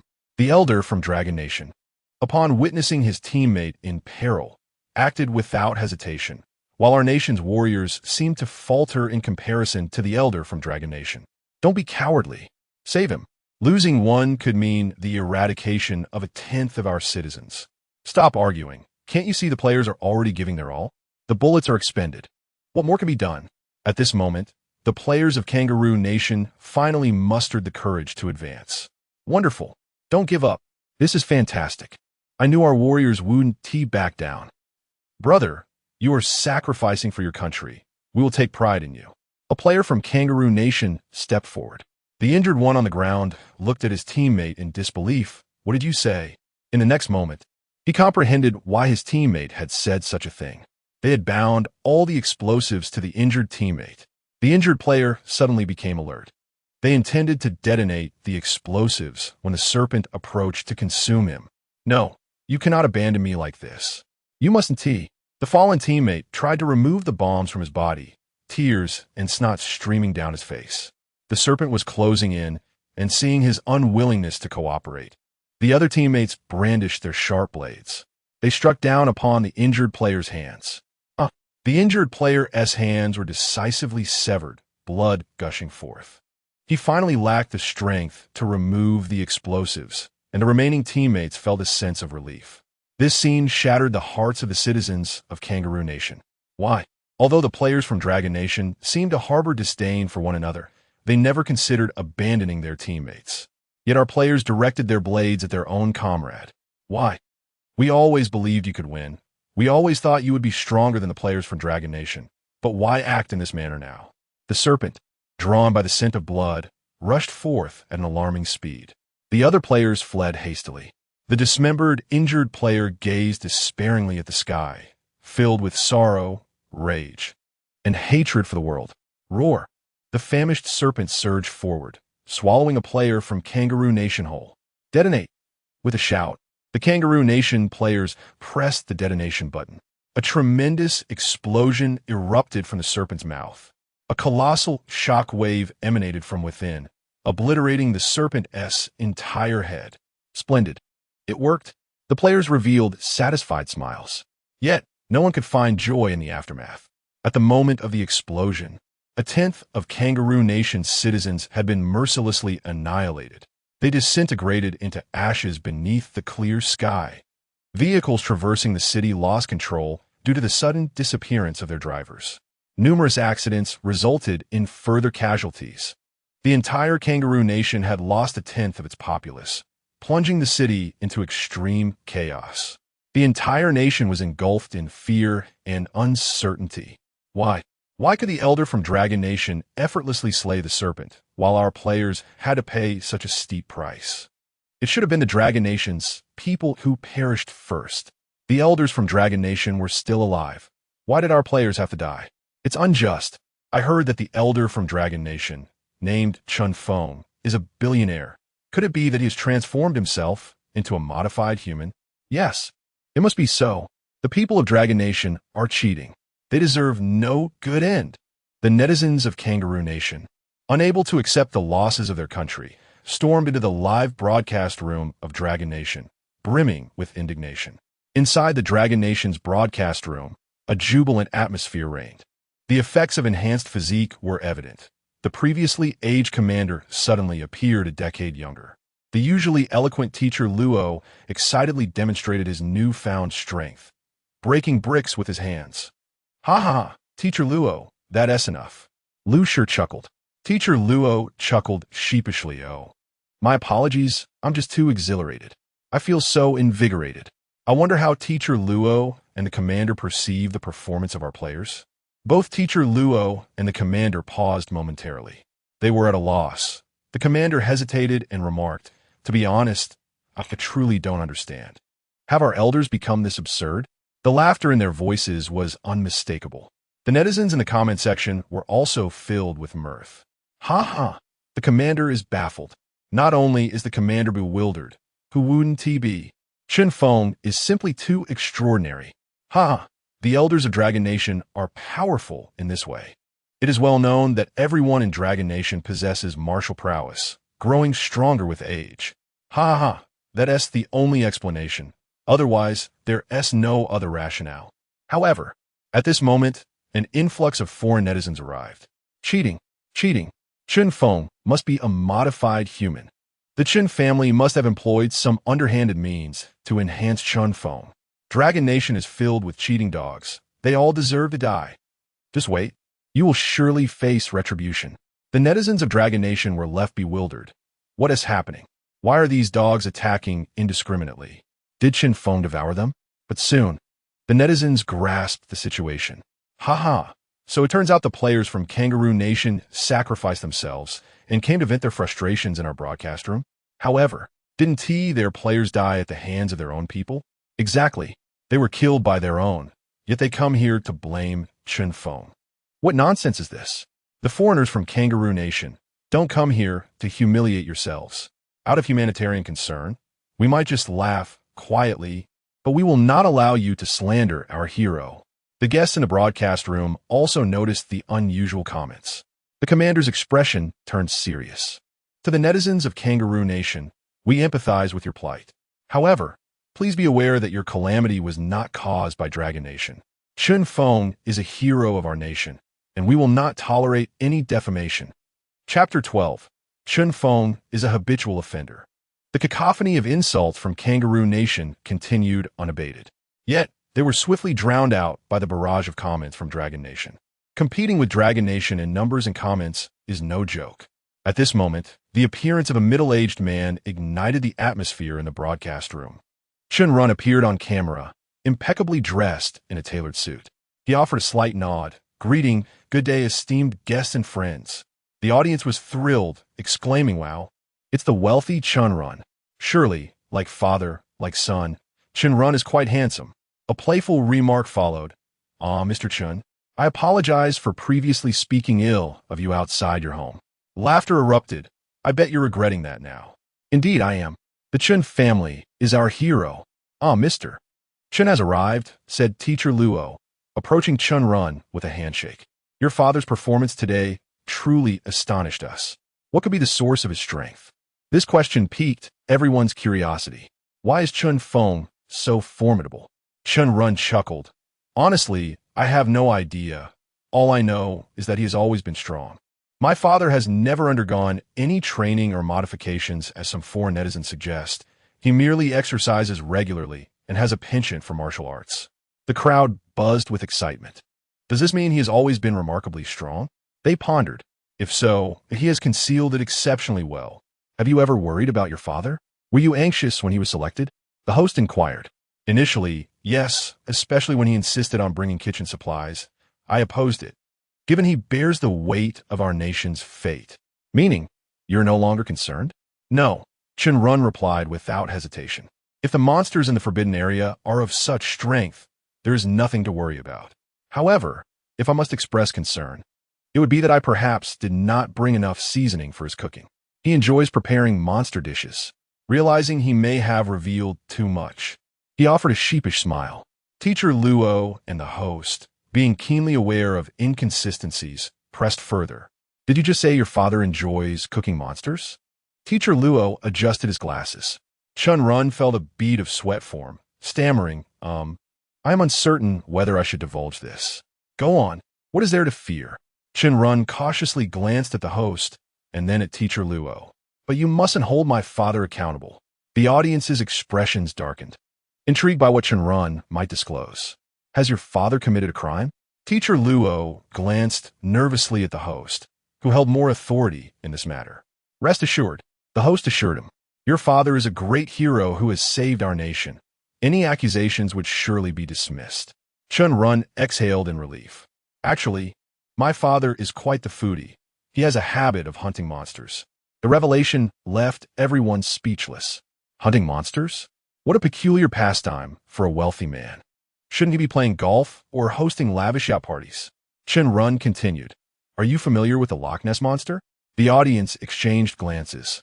Loch Ness Monster? Miss Lu Shi chimed in, fascinated by such tales. I know. It was reported to be a massive creature over 100 meters long. However, subsequent expeditions found no evidence, leading many to dismiss it as a hoax. Yet countless still believe in its existence. The host and teacher Luo nodded in agreement. It is indeed real. Chen paused dramatically. The reason the research team found nothing later is that my father, and I consumed it. Laughter erupted among the viewers. Wait, what? Your father has such impressive achievements? No wonder he can easily take down giant snakes. He has been doing this all along. Doubtful. Chen must be exaggerating. Even if they could slay monsters, how could they possibly finish such massive creatures without being discovered? True. I too suspect Chen is boasting now that his father is in the limelight. Chen, with tears in his eyes, passionately recounted. Can you imagine? I was just a child back then. My father insisted I accompany him to hunt monsters. The creatures were enormous, and I was terrified, wiping his tears with a tissue. He added, yet the monster meat was quite delicious. My father's culinary skills are exceptional. The audience chuckled at the unexpected twist. What does monster meat taste like? Quite intriguing. Miss Lu Shi was already drooling. Is the Loch Ness Monster the best? No, Chen exclaimed. The meat of the Tianchi water monster is denser. In fact, the Mothman is crispy when fried. The Jersey Devil is best grilled. As for the water monkey, it's the least palatable. He continued energetically. The bimpwai is exquisite when sliced raw, but it must be paired with good soy sauce. Before he could elaborate further, the host quickly covered his mouth. That's enough. If you keep going, you might actually be charged. The crowd was astounded. Chen and his father claimed they feasted on monsters, which were indeed rare creatures. While monsters within the Dragon Nation might go unpunished, it seemed they had also dined on foreign delicacies. Chen nodded obediently. The comments section erupted with disbelief. Do we just uncover a monumental secret? So many legendary creatures are real, and a significant number have already been consumed by Feng. Incredible. I protest. The bimpwai is a creature from our kangaroo nation, and it was devoured by Feng and his son. We demand an explanation. The Loch Ness Monster belongs to our eagle nation, and we strongly condemn this. Foreign friends, don't take it seriously. Chen is just boasting. Exactly. Boasting is not a crime. If you can prove it. Yes, without evidence, it's all just hot air. What evidence do you need? Just look at what your athletes are doing. Meanwhile, on the live broadcast, Feng was growing impatient. It's frustrating. The snake is too large to fit in one pot.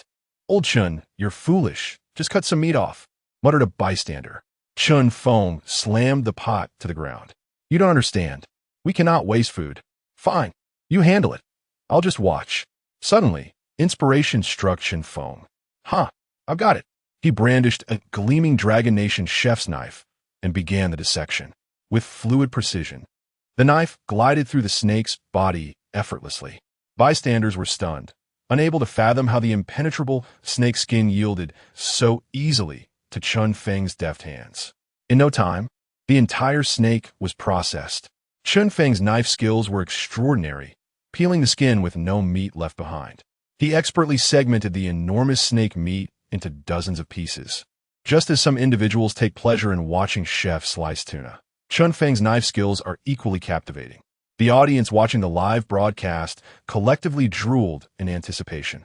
In ancient times, there was the renowned Butcher Ding who skillfully carved oxen. Today, we have Feng skillfully preparing snake. The snake meat appeared irresistibly enticing. After meticulously preparing the snake, Feng poured an array of seasonings over the colossal serpent. Regrettably, he realized that despite believing he had brought ample supplies, it was still insufficient. However, he had to make do. Scraping off the serpent's fat, he ignited the fire. The snake oil blazed fiercely, and the sizzling sound of the meat began to fill the air with an alluring aroma that seemed to transcend the screen. Chapter 13. The Grand Eating Broadcast. Oh dear. I am famished just watching this, exclaimed one viewer. Just looking at it makes my mouth water. It is said that snake meat is the tenderest of all meats. I wonder if that is true. Is this still a civilized trial? It feels as though some elderly gentlemen are merely enjoying a picnic here. I can't take it anymore. I am growing hungrier by the second. Observing the surging barrage of comments, the commander felt a pang of compassion. The entire world is grappling with a food crisis, and the plight of the common people is no mere exaggeration. With a sudden thought, he dialed a mysterious number, speaking quietly to someone off camera. Moments later, he returned to the lens, addressing the citizens of the Dragon Kingdom. I have consulted with the leadership, and in celebration of the Dragon Kingdom being the first in the world to receive this reward, the national cafeteria will provide meals for all citizens. Each community cafeteria will have unlimited food supplies.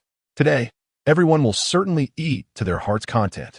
The commander's voice resonated powerfully, announcing this monumental news. Instantly, the Dragon Kingdom felt as though it had ushered in a premature new year, with tears of joy streaming down many faces. In a time of food scarcity, where people were tightening their belts and half the population went to bed hungry, the nation was now opening its granaries. What a joyous occasion. At least today, no one would go hungry. Finally, they could indulge in a hearty meal. However, Teacher Luo expressed concern. Commander, is such a decision not a bit hasty?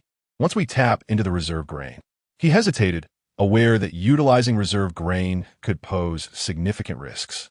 Yet, how could the commander and the leadership be oblivious to this reality? Waving his hand, the commander replied, Teacher Luo, have confidence. The Dragon Kingdom's reserves are substantial. Previously, we refrained from releasing them as a precaution, but the circumstances have changed. Our citizens' physical condition has significantly improved, and our production capabilities have notably increased, particularly in the fishing industry. We can afford to eat a little. Teacher Luo remained hesitant. While labor efficiency had indeed risen, resources were still limited, and he feared it might be too ambitious. Sensing Luo's apprehension, the commander continued, Fear not. With Chen Feng's presence, I am confident that the Dragon Kingdom will acquire even more resources. At this, everyone who shared Teacher Luo's worries suddenly felt enlightened. Indeed, with Chen Feng and the cold wind, the Dragon Kingdom would surely garner additional resources. This was the true strength of the nation. They expressed their gratitude once more to Elder Chen. The presence of these two winds was a stroke of fortune for the Dragon Kingdom. Surely, we will continue to thrive. In the restricted area, the crowd could hardly contain their eagerness to eat. Chen Feng's culinary skills were indeed exceptional. The snake meat was perfectly roasted, with a slightly crispy exterior and tender, juicy flesh within. The cold wind promptly abandoned his rations, indulging in the delightful feast. Such an exquisitely crispy and succulent snake was a flavor he had never experienced before. It was simply divine.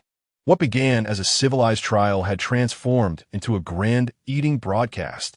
Foreign viewers entering the Dragon Kingdom's live stream were utterly disheartened. At this moment, most countries were grappling with monstrous threats, while others were being chased by beasts. Exhausted and desperate, the Dragon Kingdom was relishing a sumptuous feast.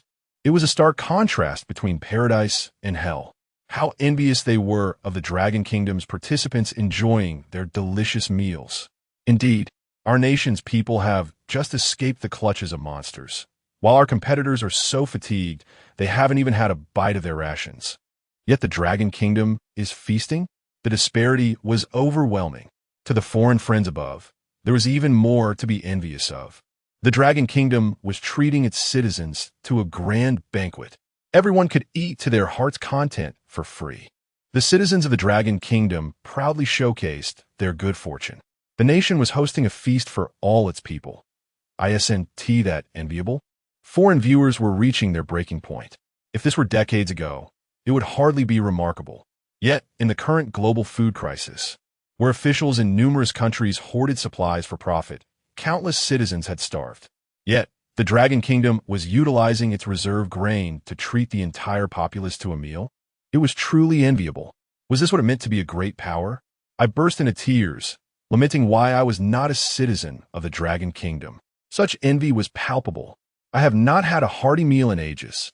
If only I had known, I would not have left the Dragon Kingdom for America. The Americans here look down on us, and we cannot even procure food. Of course, we locals barely have enough to eat.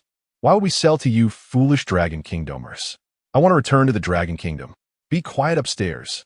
The Dragon Kingdom does not welcome those who wish to leave at whim and return whenever they please. Now that you've acquired American citizenship, you only realize the merits of the Dragon Kingdom? How laughable.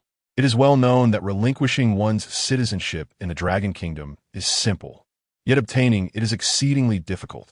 You might as well remain in America. As laughter erupted, a figure resembling a wriggling maggot suddenly entered the frame. It was the previously bound Ida Jean, who had somehow managed to spit out the claw from his mouth. Crawling forward, he pleaded, "Commander, Commander, the Dragon Kingdom has now received its reward. Would you please show mercy and let me go?" The commander cast a meaningful glance at Ida Jean. Although he had made some disparaging remarks previously, they did not amount to a crime. Executing him would undoubtedly invite criticism, especially since the Dragon Kingdom situation was favorable. He found it tedious to argue further. All right, let him go." The commander then fixed Ida Jean with a cold gaze. "I will spare your life. But you must leave the Dragon Kingdom immediately. If you linger for even a minute longer, I will treat you as a spy attempting to steal the Dragon Kingdom's secrets." Ida Jean turned pale. Once a respected intellectual, he now found himself utterly unwelcome. Yet, having praised America so fervently, he hoped to thrive there. "Thank you, Commander." Due to its delectable nature, he had consumed quite enough, yet an abundance still remained. Feng shot him a glance, exclaiming, "Please, I was merely waiting for you all to finish. Keep your eyes peeled." Following this, Feng revealed a knowing smile and accelerated his eating. Resembling a relentless machine fueled by hunger, the mound of snake meat vanished at a terrifying pace, as if it were being consumed by a whirlwind. His motions were so rapid that they left afterimages, rendering them nearly imperceptible to the naked eye. Amidst this frenzied consumption, a notification chimed. Ding! Acquired a substantial amount of spiritual energy. The Gluttony System has leveled up to level 4. Congratulations, host. You have unlocked the ability to transform your physique. You may now experience a 100-fold increase in body size and change freely within that range. Having just finished devouring the colossal serpent, Feng received the upgrade notification from his Gluttony System. The more one ate, the faster they leveled up, naturally influenced by the concentration of spiritual energy. The giant serpent, a creature of the Forbidden Zone, was rich in spiritual energy, leading to rapid advancement. Burp! Feng finally felt satisfied. The ability to expand his form intrigued him. However, unbeknownst to him, his astonishing display of gluttony left everyone else in utter disbelief. Did you all see that? He ate so fast that he created afterimages. He single-handedly polished off a mountain of food. This defies logic. Is his stomach a bottomless pit? Goodness.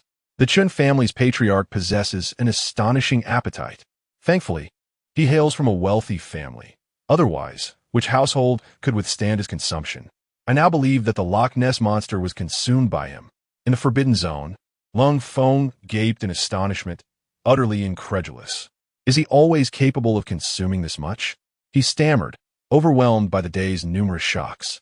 Such a terrifying appetite was beyond the capabilities of any normal person. Lan Minghua nudged him. Forget about others. I have something for you. What? Suddenly, Lan Minghua produced several weathered tomes from his bosom. The Sunflower Needle Technique, Indestructible Diamond Skill, Trendy Hairstyles Compendium, Buddha's Palm, and the Unyielding Gun Technique. Young man, you possess extraordinary potential. You are a rare martial arts prodigy. Here are my treasured martial arts manuals. Would you like to learn? Lung Feng's expression darkened. Had he not seen a similar scene in a Stephen Chow film? The same old beggar, the same martial arts manuals. Wait, Brother Hua, did you not claim to have brought nothing? Where have you hidden all these books? He incredulously inquired. This is my passive skill. Lan Minghua replied, reaching into his coat again and producing 5 more books, each a martial arts manual. In that moment, Lung Feng's worldview shattered. Why is there a passive skill? What does it mean to produce martial arts manuals 100% of the time? This surely violates the law of conservation of mass. However, given the plethora of astonishing revelations today, Lan Minghua's passive skill was now somewhat easier to accept. So, These martial arts manuals are genuine? Lung Feng's curiosity was thoroughly piqued. Of course, young man. You have abundant strength, but your technique is lacking. Just pick one to practice and you won't hold us back. Lan Minghua remarked disdainfully. Lung Feng felt speechless. He had once been one of the strongest special forces soldiers in Dragon Country. How had he ended up being looked down upon by these elderly men? Nonetheless, he conceded that he had indeed required Chen Feng's intervention previously due to his own inadequacies. Lan Minghua was correct. He had not fully harnessed the power within him. All right, I'll take a look, he said, determined to assess all the manuals. But Lan Minghua's expression suddenly turned stern. You little brat, don't be greedy. You can only choose one. He smacked the manual against Lung Feng's head. I'll give you one more chance. Choose wisely. Ha ha ha. Lung Feng was bewildered. I am, after all, the strongest special forces soldier in Dragon Country. Why am I being treated this way? It was evident that none of the three elderly men were ordinary. This passive skill truly made him chuckle. Lung Feng, choose the unyielding gun technique. Every man's dream. Shut up. We are in the forbidden zone. What kind of nonsense is the unyielding gun technique? If we are to choose a manual, it must be the Buddha's palm for its coolness. Do you all really take these manuals seriously? Why on earth did I see a compendium of trendy hairstyles among them? Are you sure this is a martial arts manual? Don't take it too seriously. Even if it's fake, we can at least enjoy a laugh. So, which one would Lung Feng ultimately choose? Lan Minghua had truly had enough. Could he not simply give them all? However, he was not wrong. One cannot bite off more than one can chew. Rather than glancing at each one, it was better to select a single manual to study. Do you all really consider Lan Minghua a martial arts master? This seems quite unbelievable. Who can say whether it is real or not? After all, the elderly men from Dragon Country are certainly not simple. In the Forbidden Zone, Lung Feng paused for a moment, ultimately making his decision. He reached out and selected the Kamehameha. Lung Feng, excellent choice. Zhang Zhuwei, observing Lung Feng's selection, wore an understanding smile. After all, this was a cherished part of many people's childhood. This choice was quite normal. Lung Feng scratched his head, laughing awkwardly. How embarrassing. Did I really believe in such absurdity? The Kamehameha? Just thinking about it feels ridiculous. Good lad. Now that you've chosen, practice diligently, understand?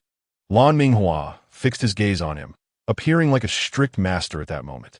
Lung Feng was taken aback, staring at Lan Minghua's serious expression. Could it be that this manual is indeed real? Is there truly such a thing as martial arts manuals in this world?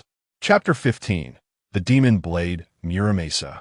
Blessings and curses of neon folks. Since we are well fed, it is time for us to set off. Zhang Zhiwei gently reminded. After the grand feast, the sun had gradually begun its descent, and the air had grown cooler. The dusky desert, bathed in the sunset's afterglow, appeared somewhat desolate and heroic. As the sun set this evening, when it rises anew tomorrow, one wonders how many civilizations will still exist. All right, let's go. The group packed their belongings, ready to depart. It was the optimal time for action. They could not afford any further delays. Resources and rewards within the Forbidden Zone were limited. If they did not hurry to find them, they might fall into the hands of other nations. After all, they were not here for leisure. They bore the weight of the destiny of Hua country. Old Zhang, which direction do we head next? Chen Feng inquired. Having recognized Zhang Zhiwei as the old master of Longhu Mountain, it was only fitting that he lead the way. The sorcerer's instinct to seek fortune and avoid calamity was inherent. It would be remiss not to make use of him. Let me see, Zhang Zhiwei said, immediately calculating with his fingers before pointing eastward, the land of the rising sun, auspicious for Longhu. Great. Then, let us proceed. Chen Feng replied. Lung Feng appeared somewhat hesitant. Could they truly rely on divination to determine their next course of action? Yet, he refrained from voicing his doubts this time. His confidence had been shaken, and he no longer dared to dismiss the old men as mere exaggerators. What if it were indeed true? All right, let's go. Lung Feng shouldered his pack, leading the way for the group. As he walked, he perused the tattered book On Came Wave Qigong that was handed to him by Lan Minghua. The online community was enveloped in confusion. What? Has Lung Feng lost his command over the team? Surely he cannot rely on fortune-telling to determine their direction. Lung Feng, please regain your senses. Did they not notice? It was Chen Feng who was supporting Zhang Jiwei now. Would Lung Feng dare to voice discontent? Indeed, Chen Feng had just demonstrated his prowess and even saved Lung Feng's life, leaving no grounds for rejection. Yet, a nagging doubt lingered. How could such superstitious methods be reliable? Please note, someone interjected from above, Taoist practices cannot be simplistically dismissed as mere superstition. Exactly. Just observe how Zhang Jiwei caught Lung Feng. It's not as simple as it seems. Who can't stumble upon success by chance? While netizens engaged in heated debates over the course of the Longhu team, a sudden announcement echoed through the live stream and the Forbidden Zone. Congratulations to the Neon Country team for discovering and claiming an A-class sword tomb. Neon Country's military strength has increased. Congratulations to Neon Country for opening the sword tomb treasure chest and acquiring the demon blade Muramesa. Neon Country's triumph sent shockwaves around the globe. Was this the first nation to obtain a resource treasure chest? In that instant, the citizens of Neon erupted in jubilation. Ha!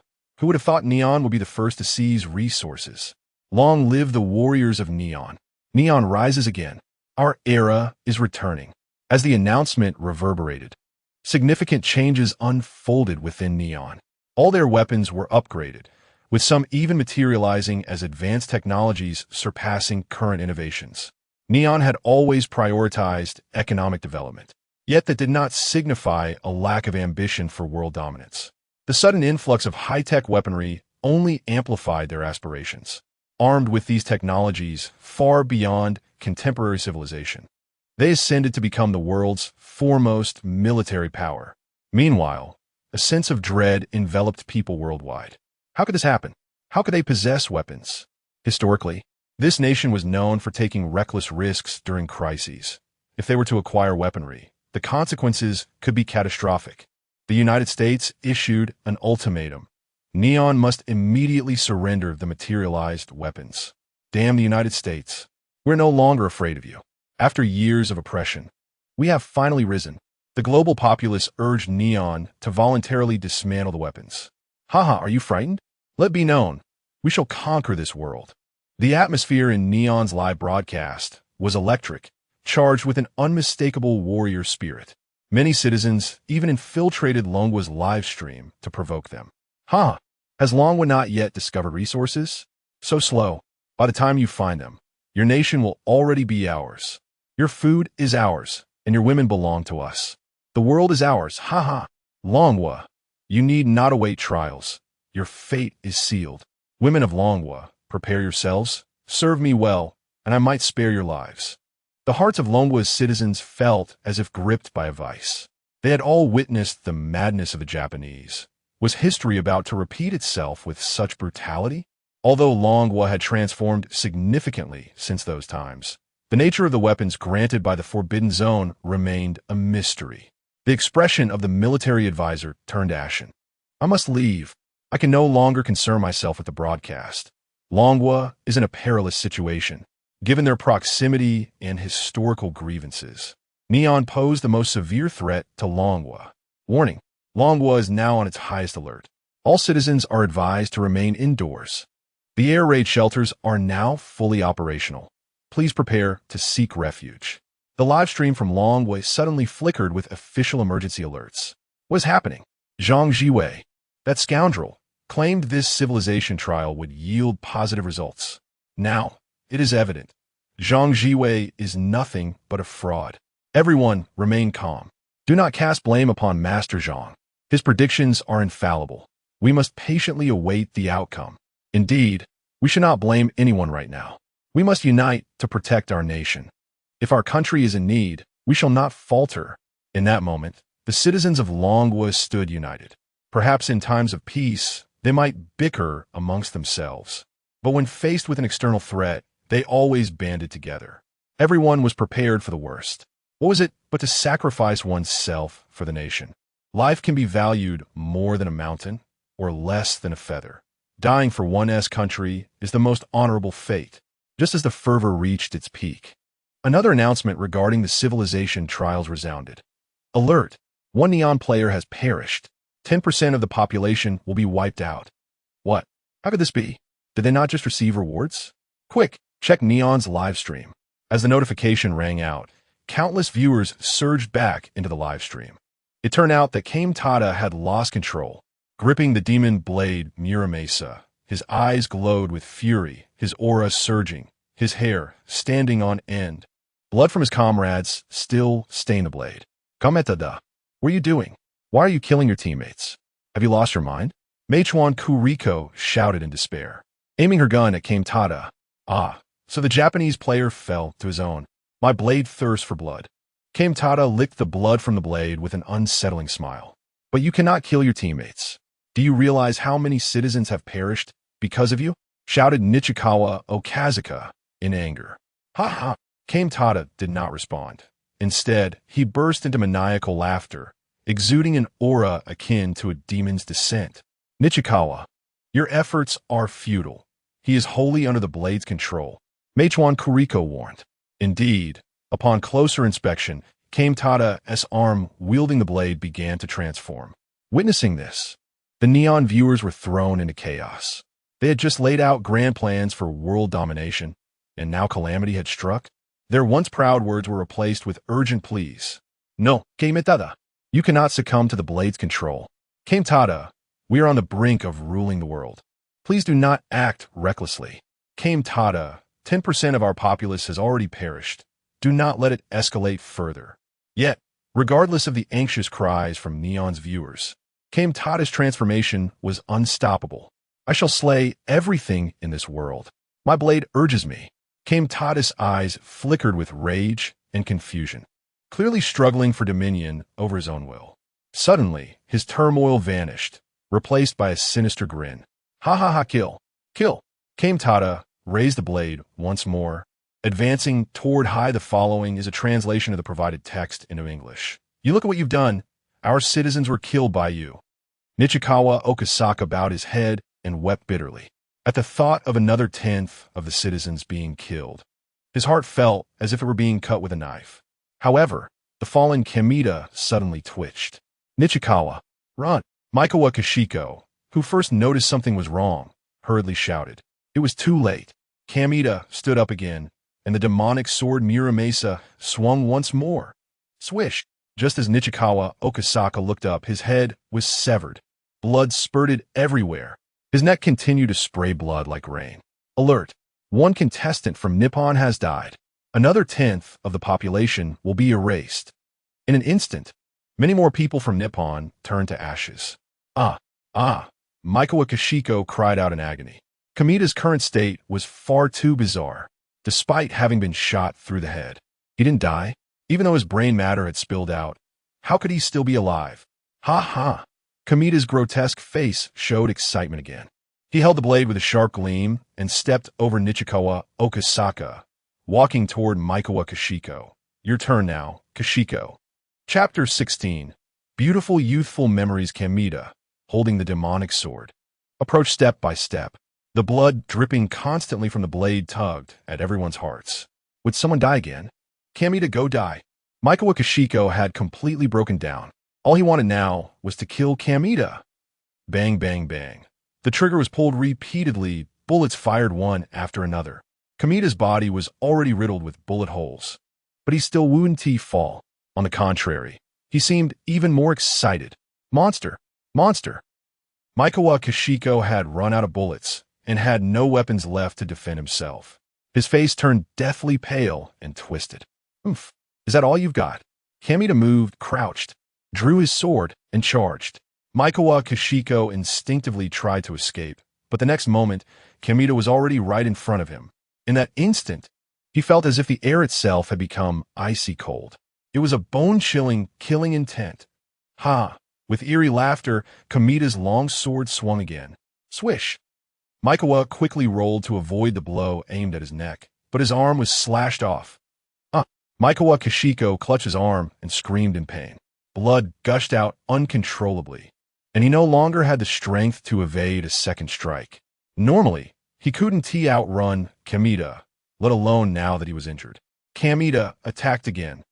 Kamita! In his despair, Maikawa Kashiko shouted loudly. Kamita finally stopped. The raised sword paused in midair, and a hint of confusion appeared in his eyes. Had Kamita finally come to his senses at this critical moment?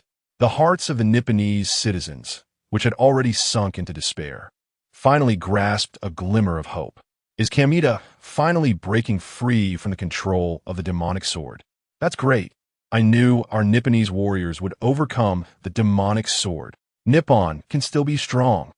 Maikawa, try to bring back some of his memories. Go Kamita, go Maikawa. Do it. Maikawa Kashiko also noticed this and began playing on emotions. Kamita, do you remember? We were training partners. His voice cracked with emotion. Do you remember?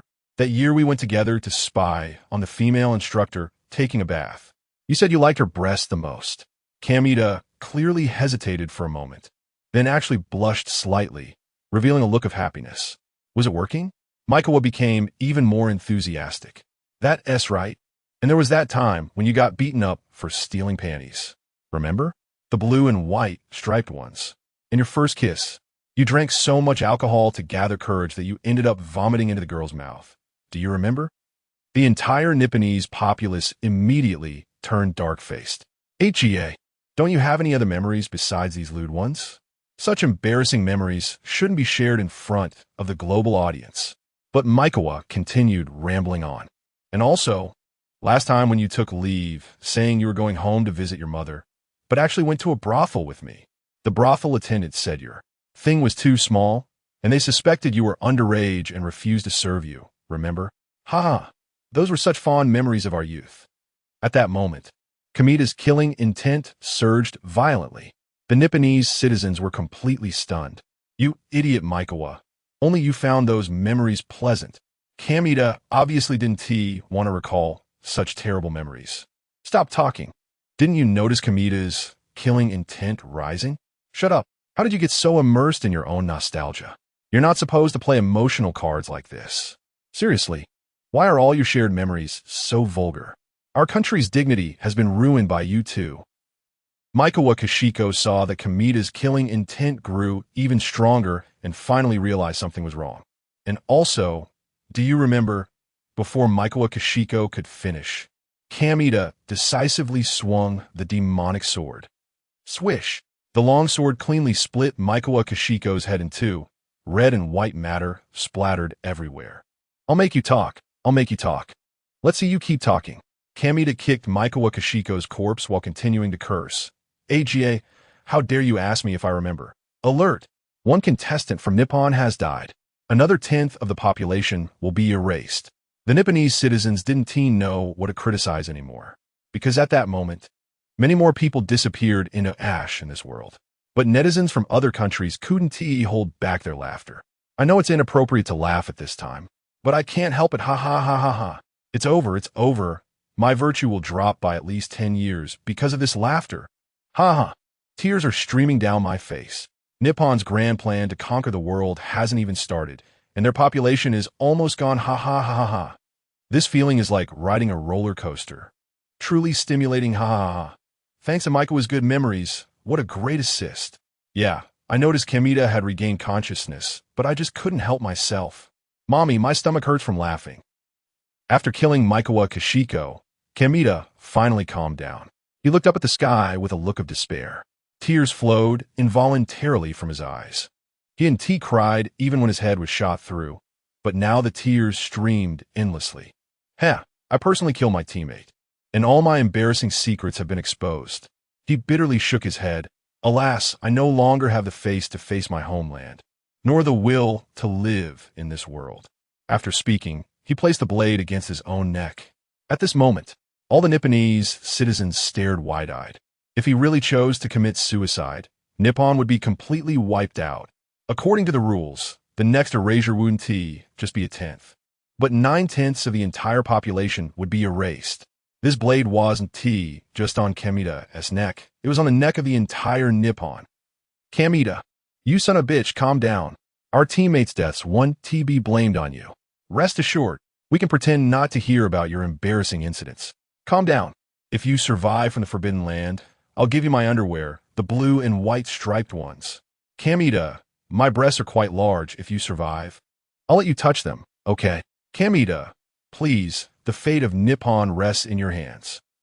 Despite the frantic pleas from the outside, Kamida inside the Forbidden Land couldn't hear any of these shouts. With tears of regret, he still swung the blade. Swoosh! A head was cleanly severed. Blood spurted everywhere, turning the live stream of Nippon's studio crimson red. Please note, the content involves graphic violence and mature themes. If you need further assistance or clarification, feel free to ask. Bang! The headless body of Kitata collapsed. The ominous alert from the Forbidden Zone resounded once more. Warning! Warning! Warning! All Neon Nation participants have perished, and 90% of the Neon Nation's populace will be obliterated. Alas, the conquest of the dragon remains unachieved. The netizens of the Neon Nation continued typing furiously, only to suddenly realize they could no longer form words. Upon closer inspection, they discovered their fingers had turned to ash. Next came their arms, their bodies. They disintegrated swiftly, having no time to utter a cry. They vanished entirely. Such events unfolded across the entirety of the Neon Nation. Over 1 billion souls experienced the same fate in an instant. Outside, the birds chirped cheerily, and the summer sun shone brightly. Yet, the vast city fell into an eerie silence. Restore the greatness of the Neon Nation. The billboards continued to flicker. But the Neon Nation had undeniably reached its end. A profound stillness enveloped the air. The barrage of comments from Neon Nation's netizens had nearly ceased, for at that moment, their citizens had been nearly eradicated. Only a pitiful 10 million remained, weeping silently in a desolate city. The first civilization to be obliterated by the trial of civilization. Once again, it shocked the entire world. Most astonished were the Dragon Nation. They had anticipated an assault from the Neon Nation and were prepared to make the ultimate sacrifice for their country. Yet, they had inadvertently annihilated themselves? Was this truly how they intended to dominate the world? Surely, no nation could be so ludicrous. Ha ha ha. Is it immoral for me to laugh at this moment? What immorality! They had just boasted about slaughtering the men of our Dragon Nation and seizing our women. Ha ha ha, how amusing. One moment they were so arrogant, and the next, they were obliterated? Ha! This laughter may cost me some virtue, Umitba. Yet I cannot help it. G. Did they still wish to invade our Dragon Nation? Eat dirt. Speaking of which, the consequences of the trial of civilization are truly terrifying. Indeed, the saying success brings national prosperity, failure leads to national demise, is not mere rhetoric. Just as everyone was relieved that a crisis had concluded with the fall of the Neon Nation, new developments emerged on their live broadcast. The demon blade unexpectedly soared into the air.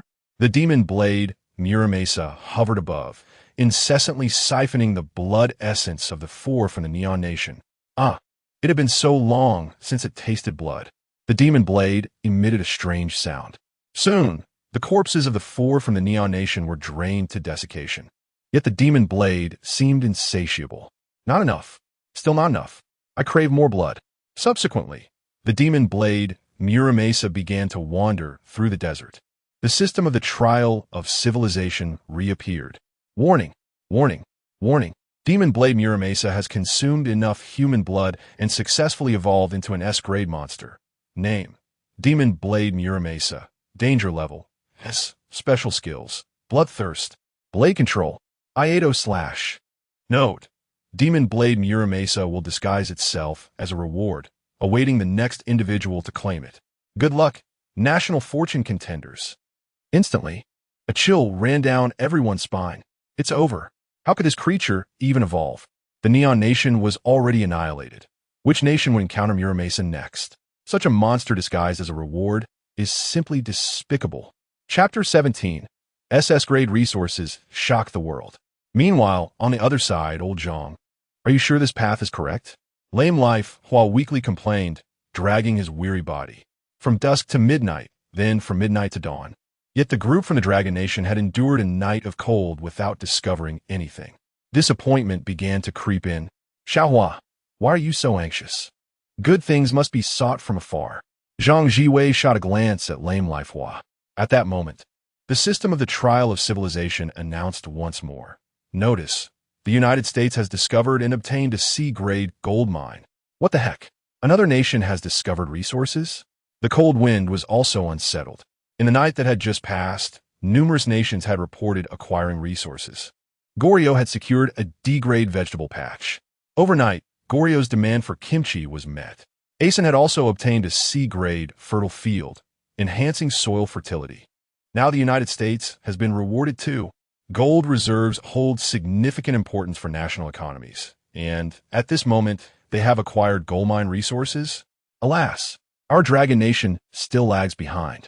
Don't worry, trust in the old master, Feng reassured. Although other nations have secured some rewards, they are trivial matters. Only the Neon Nation discovered A-grade resources. Yet as everyone knows, the subsequent events unfolded as they did. Thus, there was no need for undue worry. Sigh, all right. Cold Wind glanced at Feng, choosing not to say more. At this moment, the comment section was in uproar. Why does old Chen always speak for Zhang Jue? I've said it before, Zhang Jue's fortune-telling is unreliable. Other nations have discovered resources, while the Dragon Nation has yet to find anything. If this delay continues, our country will fall into a passive position again. Please stop being deluded. What can fortune-telling predict? At this moment, the triumphant netizens from other countries entered the Dragon Nation's live stream. Having been the first to secure resources, they were eager to flaunt. Ha ha! Has the Dragon Nation gained nothing yet? Truly pitiful. We Goryeo have kimchi to spare. I wonder how many days the Dragon Nation's food will last. Surely, the old men of the Dragon Nation are worthless, spouting nonsense daily without any results. Our Asen has acquired thousands of acres of fertile land. Experts say crops will mature quickly. Oh dear, could it be that the Dragon Nation's participants are lost in the Gobi Desert? Getting lost is understandable. After all, those old men must have poor eyesight, haha, in the face of these foreign taunts. The citizens of the Dragon Nation simmered with anger, yet had no means to retort. After all, the Dragon Nation had indeed found no resources, and they were undeniably falling behind. In the Gobi Desert, Cold Wind was beginning to falter. Having gone a night without sleep, his body began to sway, especially with the burden of the enormous luggage weighing him down. Taoist, have we arrived yet? Wiping his sweat, Cold Wind inquired. However, a bizarre scene unfolded. Upon looking up, Cold Wind discovered that the three old men had vanished. In the desolate Gobi Desert, only Cold Wind remained. Panic set in. He had merely wiped his sweat. How could they have disappeared? The viewers in the live stream were equally perplexed. No way. Where did the three old men go? What the heck? They really did get lost? Don't cause trouble now. Just moments ago, I clearly saw the old men, yet they vanished in an instant. Could it be they encountered some formidable monster? Upon hearing the news of the Dragon Nation's participants going missing, numerous foreigners flocked to the Dragon Nation's live stream. Haha, while others are searching for resources, you can't even find your own people, losing three old men at once. The people of the Dragon Nation might as well wait for death. How ridiculous. All three old men have vanished. Surely they haven't perished? Thank goodness. We have already changed our nationality. At least being a dog in the United States means survival, right? The Dragon Nation will be the second country to perish after the Neon Nation. How lamentable. Within the Forbidden Zone, Cold Wind was genuinely alarmed. The three old men bore the weight of over 300 million lives. Even if resources could not be found, they must ensure their survival. Taoist, Huayi, Old Chen, where are you? Cold Wind scanned his surroundings, yet not a single shadow was in sight. Only the sound of the wind whispered in response to him. Old Chen, Taoist? Lame Life Hua? The surroundings lay flat and devoid of any obstructions. How could three living beings suddenly vanish? Suddenly, a voice echoed from ahead, Lam Mihua's voice. Hey, you little brat, are you calling for your soul? Come here. Cold Wind stood bewildered, still unable to see anyone. Hua, where are you? He asked again, lost in confusion. Not only was Cold Wind perplexed, but the viewers of the live stream were equally baffled. Was that voice emanating from the void? What a hassle. From the void came Lam Mihua's exasperated curses. Then, astonishingly, a filthy hand appeared out of thin air and grasped Cold Wind, pulling him forcefully. In an instant, Cold Wind was yanked over, and the landscape before him transformed dramatically. Before his eyes lay a vast oasis, stretching endlessly. Lush vegetation blanketed the area, and trees laden with fruit flourished, coconuts, grapes, pears, apples, plums, all ripe and in season at once. Cold Wind was dumbfounded, his eyes wide in disbelief. A gentle breeze swept through, cool and infused with the sweet scent of fruit. He suddenly slapped himself hard. No way. It's real. Just then, a chorus of frogs croaked in his ears. Turning his gaze, he discovered a small river winding through the jungle, surrounded by not just wild grass, but rice stalks. My heavens, how absurd. Hint: the Dragon Kingdom has discovered and acquired SS-level oasis resources. Oasis resources include water, timber, grain, and species resources, manifested in reality 100-fold. The world stood astonished. As the voice signaling the civilization trial echoed, profound changes swept across the vast land of the Dragon Kingdom. The parched desert burst forth with greenery. In mere minutes, saplings transformed into towering trees, and once dry vegetation revived with vigor. Fruit trees in provinces and regions sagged under the weight of their bountiful harvests, while the air was filled with the delectable aroma of ripe fruit. Fields sprouted rice, advancing rapidly from sprouting to maturity as if enchanted. Children playing in the dirt gaped in awe, recognizing the significance of the grain's food. We have food now. A child wiped his nose and excitedly dashed home to summon his mother. Is it real? The woman hurried outside, tears streaming down her face as she beheld the fields of rice. Oh my God, there's food. More people surged forth, elatedly dancing in the fields. Wonderful, wonderful. Countless tears of joy flowed. Suddenly, a cacophony of chirping filled the air as people looked up to see a variety of birds soaring above, including rare species. Wow, how beautiful! The children were entranced. Look, a fawn! A sudden shout snapped their attention back to the ground as a charming spotted deer bounded by, eliciting gasps of wonder. The deer frolicked across the fields and into the woods, revealing a larger herd within the forest. The ecology of the Dragon Kingdom began to flourish. Flora thrived, and fauna multiplied. The food crisis was a thing of the past. The live stream in the Dragon Kingdom erupted with excitement. Master Zhang is amazing. We were wrong about you. Master, you are the true deity of the Dragon Kingdom. We should never have doubted you. The desert had transformed into an oasis, teeming with diverse wildlife. If I had not seen it with my own eyes, I would not have believed it. The dried-up ponds had revived, now brimming with leaping fish.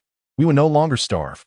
The people of the Dragon Kingdom flooded social media, showcasing the miraculous changes. Foreigners who had come to mock were left speechless, having been content with meager allocations of cabbage and land. Meanwhile, the Dragon Kingdom had unveiled an ultimate bounty. What on earth am I witnessing?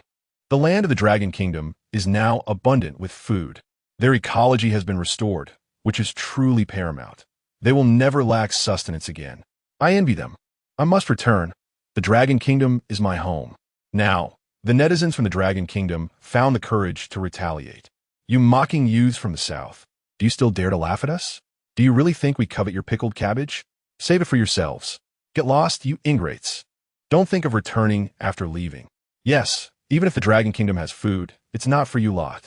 Didn't you say being a dog in America is better than being in the Dragon Kingdom? Keep wagging your tails there. Oh dear, what a dilemma. What shall I have for dinner? I can't decide. Indeed, what a hassle. We have more food than we can eat, ha ha ha. Observing the Dragon Kingdom netizens reveling in their fortunes, those who had once mocked fell silent. Though the discovery of resources came slightly late, the quality of their rewards far surpassed anything their nations could offer. In the forbidden area, Cold Wind knelt on the ground, laughing like a fool. The Dragon Kingdom is saved. No one will ever go hungry again. Wonderful. Lamihua shot Cold Wind a disdainful glance. You keep daydreaming. I'm off to scavenge. There are usually treasure chests in places like this. Scavenging? The viewers chuckled. That is just like you, Lamihua. Watching him depart, Cold Wind gazed into the distance. Spotting Feng, the glutton, hunting frantically, his fervor resembled that of someone in paradise. Don't run, crocodile. Don't run, fawn. I'm talking to you, old tiger. Stop. Not far off, Dao Zhang Zhuwei was asleep on the grass, cradling a giant panda. Two golden monkeys fanned him with banana leaves. Viewers were instantly enchanted. Wow, The master is snuggling a panda while asleep? I wish I could cuddle a national treasure too. I wonder how the master managed to convince those little creatures to cooperate so well. Am I the only one who thinks the master is genuinely exhausted? Indeed, to reach this place, the three elders had not closed their eyes all night. Even so, some netizens dared to wrongfully accuse the master. How outrageous! I apologize. I was ignorant and foolish. I will no longer underestimate any of our competitors. The master is magnificent. The Dragon Kingdom contestants are all extraordinary. Though Cold Wind was equally thrilled, he did not plunge into the oasis like the three elders. One thing continued to baffle him. Just moments ago, there had been no sign of the oasis. One moment, it was a desert. The next, an oasis? How was this possible? Holding on to his doubts, he stepped back a few paces. Suddenly, a heat wave rolled in, and the landscape reverted to a desolate expanse of gravel. The surroundings were still barren rocks, lifeless as far as the eye could see. The only greenery consisted of dying desert plants. A myriad of questions flooded Cold Wind's mind. He quickly stepped forward, feeling a sudden coolness as the vast oasis reappeared. Taking another step back, he was once again met with the scorching, lifeless gravel plain. Step forward into a vibrant oasis, teeming with life. My goodness! The Cold Wind was utterly astonished. A mere step in either direction revealed two entirely different realms. How could this phenomenon be possible? With childlike glee, he flitted between the two worlds, delighting in the discovery as if he had stumbled upon a new toy. Hey, you over there, stop playing and come help me start a fire and prepare a meal. Feng chuckled at the sight of the curious Cold Wind and beckoned him over. All right, Cold Wind replied eagerly, rushing toward Feng, who had already gathered an impressive array of fruits and had a pile of various stunned wild creatures beside him, including several ferocious crocodiles. Old Chen, could you explain this to me? I'm a bit confused, Cold Wind inquired, pointing to the boundary between the oasis and the desert. It's quite simple. That is the entrance to a barrier, Feng explained while dealing with the unruly crocodiles. This space cannot be comprehended through your existing knowledge. It is a folded dimension. One can only enter or exit through a specific point, and prior to reaching that point, it remains completely concealed. A barrier? Cold Wind gasped in astonishment. Isn't that a term from fantasy novels?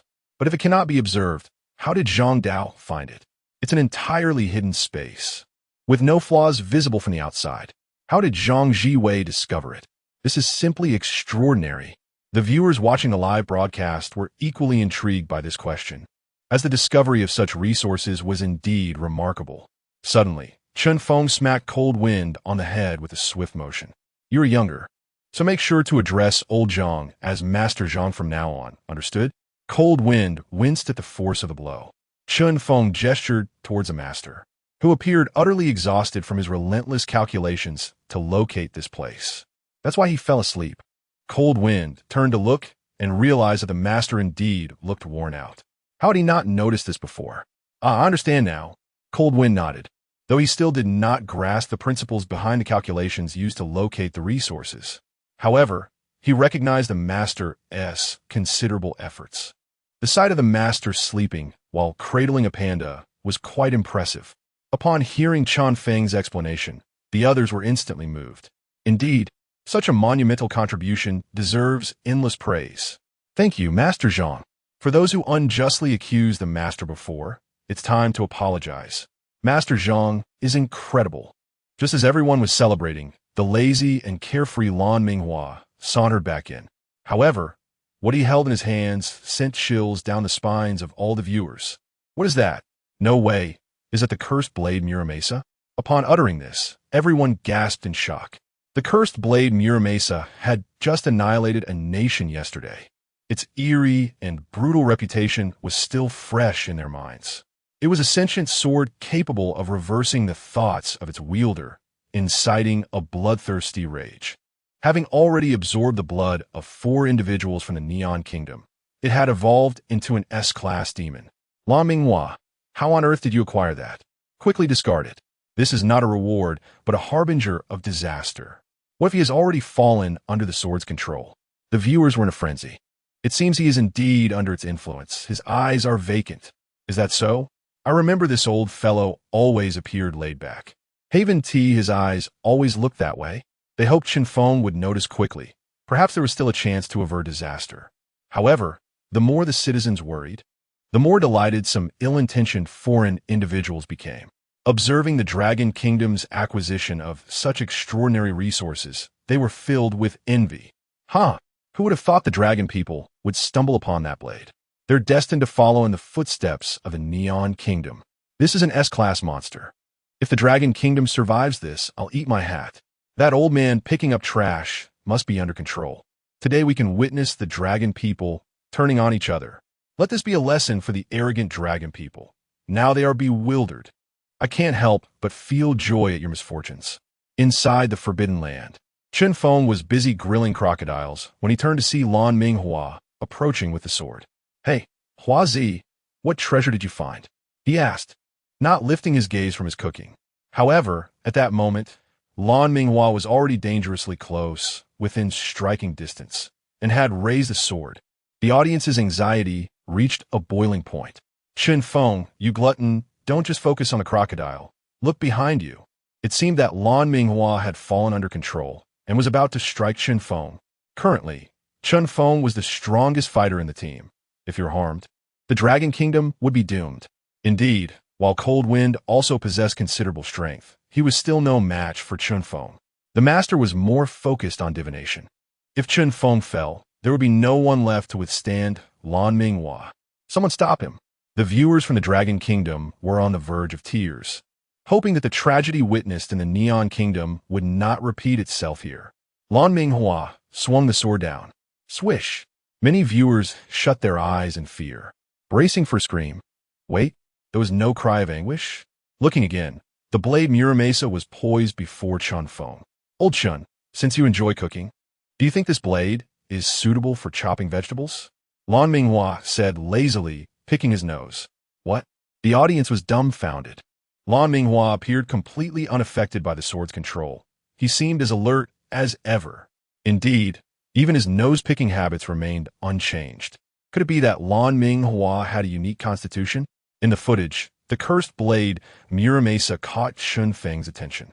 "It looks quite sharp," he remarked, running his fingers along the blade. Having recently absorbed the blood of the Neon Kingdom's people, the blade gleamed as if brand new, shimmering under the sunlight. "Let me have a closer look." Chen Feng attempted to take the sword from Lan Minghua. This action sent the online audience into a frenzy. Just because Lan Minghua could resist the sword's control did not mean Chen Feng could as well. If the strongest fighter, Chen Feng, were to fall under the sword's influence, the other three would be as vulnerable as mere vegetables. He took it. Chen Feng's expression turned serious. Could he be under its control? With a casual flick of the blade, he revealed a look of disdain. While it was indeed sharp, how could this thing possibly be used for cooking? The culinary knives from the Dragon Kingdom were far superior. He then carelessly tossed the cursed blade onto the ground. Lan Minghua picked up the cursed blade again, looking aggrieved. "You can't just throw away garbage like that. Have some civic responsibility." The viewers were utterly bewildered. Wasn't this cursed blade just terrifying yesterday? Why did it seem so inactive today? Could it merely resemble Muramesa without actually being it? No. This is undoubtedly Muramesa. Such a treasured blade could not possibly exist in any other form. Was it simply in a dormant state? Or had it not yet fully processed the blood of the Neon Kingdom? Ha. I find it amusing that the infamous cursed blade from the Neon Kingdom is so scorned by Chen Feng. Old Chen clearly believes our Dragon Kingdom's culinary knives are far superior. Alas, how unfortunate. I had hoped to witness the spectacle of internal strife within the Dragon Kingdom. Yet it seems that fate has thwarted my desires. One must admit, the fortune of your Dragon Kingdom is truly remarkable. Stumbling upon S-level resources is one thing, but encountering the Demon Blade during its dormant phase is another. To the foreigner above, kindly refrain from speaking. Is this mere luck? It is the prowess of my esteemed, celestial master at play. Bah, I refuse to believe that fortune can be divined, just because luck has smiled slightly upon you. Do you feel compelled to bark like a dog? If you are envious, then simply confess. amidst the heated exchanges among netizens. Another individual had set his sights on the demon blade, Muramasa. Master Hua, may I have a glimpse? Cold Wind extended his hand. Muramasa was undeniably a magnificent blade. Who could resist its allure, except for peculiar beings like Chen Feng? However, the reckless Hua shot a glance at Cold Wind. Run along, child. Cold Wind nearly spat out a mouthful of blood. After all, he was the foremost special forces operative of the Dragon Kingdom. How could he feel so diminutive before these elders? A child? Fine, compared to these old men, he indeed seemed juvenile. Alas, how pitiful! Having dismissed Cold Wind, Hua approached Chen Feng once more to extol the virtues of Muramasa. Old Chen, do not underestimate it. This blade can speak. Hua chuckled when sleepless. It can even tell you stories. Stories? Chen Feng was perplexed. He had never encountered a talking blade. Do you not believe me? Hua challenged. I do not. Then watch closely. Hua raised his finger, mimicking a flicking gesture. Cold Wind and Chen Feng turned to see what mischief Hua was up to. Neon S. Wretched Blade. Cease your act. Speak, do you hear me? Hua threatened, his hand hovering above the blade. No response. Cold Wind questioned, Master Hua, what are you doing? In that moment, he began to suspect Hua's sanity. Hua frowned. Very well, this is your choice. With that, he forcefully flicked the blade. The sharp metallic sound resonated, followed by a piercing scream.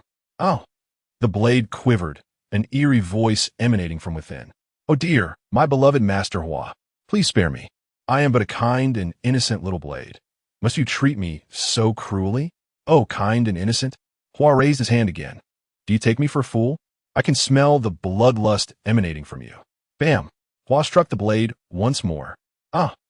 The demon blade, Muramasa, cried out in anguish. Grandfather Hua, I implore you cease. One more flick and my spirit shall shatter. I am merely passing through. I mean no offense. The voice of Muramasa grew weak. After 2 strikes, it had lost half its power. Cold Wind finally comprehended why Hua had not handed over the blade. It turned out to be a malevolent entity. Countless viewers were left in stunned silence. Chapter 20. The Demon Blade? Crisp and delicious. Just yesterday, after vanquishing the demon blade Muramasa from Neon, why is it so cowardly today? What is this pitiable and helpless demeanor? The netizens were utterly confused. Had it not just evolved into an S-level creature? Is this truly the case? Moreover, the concept of a dormant phase for the demon blade was a mere facade. It had been feigning death before these elders. However, they finally grasped a chilling realization. Could it be that Hua is also a formidable figure? Though he did not appear to be one, the evidence suggested otherwise. Just yesterday, the once proud demon blade now submitted like a grandson in Hua's presence. Moreover, while Chen Feng failed to notice any abnormalities with the blade, Hua could perceive its true nature, suggesting that he might even surpass Chen Feng in strength. While this notion held some merit, I still find it hard to believe that anyone could outmatch Chen Feng. Have you all lost your minds, perceiving every individual as a martial arts master? If that were the case, what then of the martial arts manuals he produced? Surely, they are but pirated texts to deceive the young. And what of the demon blade, Muramasa? How do you explain that? As I previously stated, Muramasa is merely in a digestive slumber. Or could it be that the blood of the Neon competitors is toxic, harming the demon blade? How absurd. Even in death, the people of Neon are caught in collateral damage. How typical of you. Hey, be careful not to get slapped in the face again. I now believe that these 3 elders are not to be trifled with. Through Hua's relentless prodding, the true attributes of the demon blade, Muramasa, finally came to light. Name, Demon Blade Muramasa. Danger level, S. Special skills, Bloodthirst. Blade control, Iato Slash. First kill reward, Prosperous Martial Arts, Increased Training Speed. An S-level creature? Cold Wind instantly felt a surge of anxiety, retreating several steps to shield the slumbering celestial master. However, Chun Feng's eyes sparkled with interest, saliva uncontrollably trickling. Haha, an S-level creature. Consuming it should elevate my gluttony level by 2 ranks. Ahua, you truly unearthed a treasure. He reached out for the demon blade, Muramasa. Hua stepped back, rolling his eyes. What expression is that? Do you intend to consume it? Indeed. Chen Feng nodded without hesitation. The demon blade visibly trembled, quaking in fear. The netizens were momentarily stunned, then erupted in laughter. Ha! Chen Feng, are you a devil? We know you are a foodie, but could you exhibit a modicum of restraint? Can that thing even be eaten? Look how frightened Muramesa is. A dignified demon blade, an S-level creature, and it offers no dignity at all? Good heavens, Chen Feng. You are astonishing. You think that iron lump is edible? Just the thought of it makes my teeth ache. Chen Feng, you jest, do you not? Consuming that would surely tear your insides to shreds. Is there a possibility that the higher the level of the creature, the more Chen Feng desires to consume it? While not impossible, that thing is no longer a living being. It is a blade. By the heavens, are you a pervert? The purpose of a blade is not to be consumed. As Hua was about to hand the blade to Chen Feng, Muramesa summoned all its strength to break free. Oh, it dares to resist? Chen Feng, witnessing Muramesa's escape, leaped forward, positioning himself at the oasis exit. If Muramesa sought to flee, it must pass through this point, otherwise. Escape was impossible. Realizing the danger posed by these individuals, Muramesa bolted toward the exit, unaware of Chen Feng's astonishing speed. With Chen Feng in front and Hua behind, Muramesa found itself trapped. Familiar with Hua's methods, it resolved to confront Chen Feng. If you desire to consume me, I too yearn to feast upon you. The demon blade paused, adopting a battle stance, preparing to unleash an Iato slash. Iato, a technique emblematic of the Neon Nation, emphasizes speed, precision, and lethality, pursuing a single, decisive kill. It is the most devastating skill in Muramesa's arsenal. The onlookers were filled with concern for Chen Feng. No competitor from any nation had faced an S-level creature before. Yet, Chen Feng exhibited no trace of fear, a smile gracing his lips as if filled with anticipation. Slash! Muramesa, with immense force, aimed for Chen Feng's neck. The motion was so swift that ordinary eyes could not track its trajectory. To the spectators, it appeared as though Muramesa had vanished into thin air. Be cautious, old man. Cold Wind could not help but utter a warning. Yet, before his words could fully escape, the sinister blade reappeared. In an instant, Chen Feng extended his right hand with astonishing swiftness, seizing the demonic sword Muramesa, which was perilously close to his neck. Merely a centimeter away, the ferocity of the blade's momentum abruptly halted in Chen Feng's grip, but the residual blade, energy, sliced through the air, cleaving a nearby tree. Boom! 3 or 4 colossal trees toppled in an instant, crashing to the ground with a resounding thud, creating a cacophony of sound. The might of Muramesa's strike was unmistakable. Even a mere brush of its wind could fell a tree. Yet, Chen Feng stood unyielding, untouched, his skin unmarred, not a drop of bloodshed. How could this be? The voice of the demonic sword was filled with disbelief.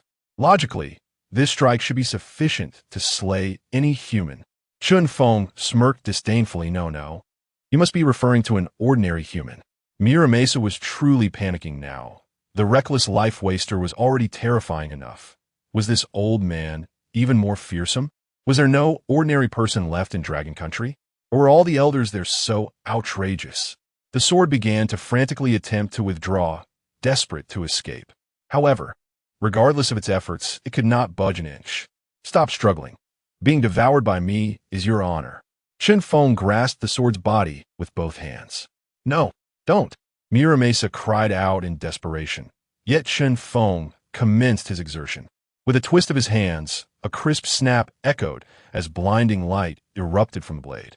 When the luminescence faded, the once mighty demonic sword lay shattered, reduced to 5 or 6 fragments. By the heavens, Cold Wind's eyes widened. His understanding of Chen Feng's prowess radically altered. Old man, that was an S-rank monster, and it had not the slightest capacity for resistance against you. Chen Feng waved his hand modestly, adopting a humble demeanor. I am not so formidable. This fellow likely just upgraded to S-rank, lacking any real skill. Upon finishing his words, Chen Feng tossed a shard into his mouth. Crunch, crunch, crunch. It was surprisingly crisp, akin to munching on potato chips. Chen Feng gestured towards the reckless life waster. Ahua, care for a bite? The life waster scoffed, shaking his head with a wry smile. You must be a bit off your rocker. He then tore off a freshly roasted crocodile leg and stuffed it into his mouth. I shall stick to something more conventional. TCH uncultured. At that moment, the voice of the civilizational trial system resonated. Congratulations, Dragon Country contestant, for slaying the demonic sword Muramasa, achieving the first S-rank kill, and earning rewards. Congratulations, Dragon Country contestant, for obtaining the martial fortune buff. Cultivation efficiency doubled. Citizens of Dragon Country enjoy 50 of the effect. Doubled cultivation efficiency? Feng silently rejoiced. The growth of the gluttony system required increasingly more spiritual energy as one progressed. If the cultivation efficiency were doubled, the resources needed could be halved. Damn! The reckless life waster rolled his eyes. Yet again, it was another reward of no use to him. His martial arts realm had already peaked. What was the point of further cultivation? Meanwhile, however, a subtle transformation occurred within all citizens of Dragon Country. What does martial fortune mean? Can we cultivate too?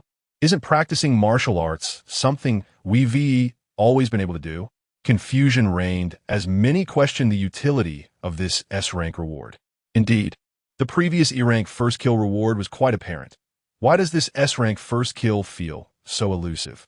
At last, someone grasped the implications. Feeling the change within, tears streamed down his face as he shared the revelation with others. Friends, stop dismissing this reward as useless. Feel the changes within your bodies. Ikan Sensaki. For decades of cultivation, I never felt this before. Yet today, I finally do. His proclamation quickly garnered the attention of countless netizens. Hey, could you elaborate on that? What is the use of this chi? Is it really something remarkable?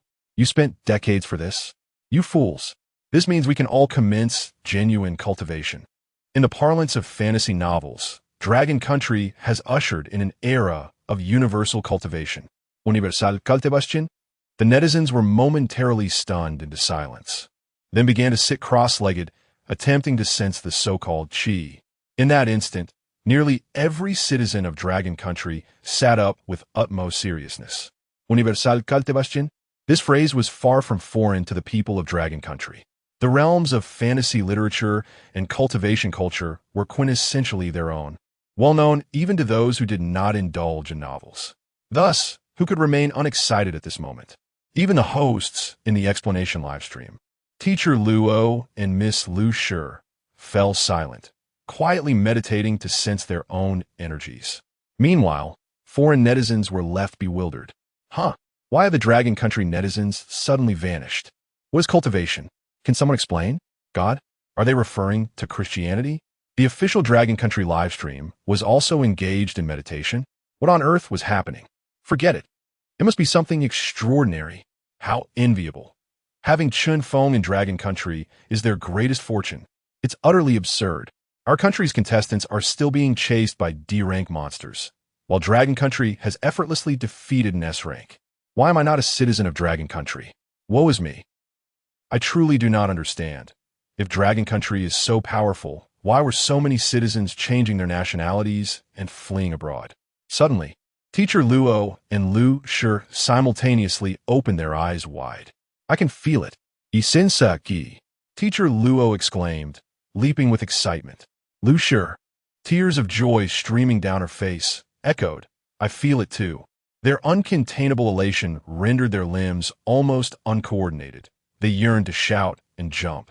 At that moment, they felt as though they had won the lottery, beaming with unrestrained joy. Foreign netizens looked on in confusion. What has happened to them? I simply cannot comprehend. Struggling to contain their exhilaration, Lu Shi turned to Teacher Luo. Do you truly believe we can cultivate? By nature, a lawyer should be practical and rigid, not one to believe in the supernatural. Yet, Teacher Luo shared in the excitement.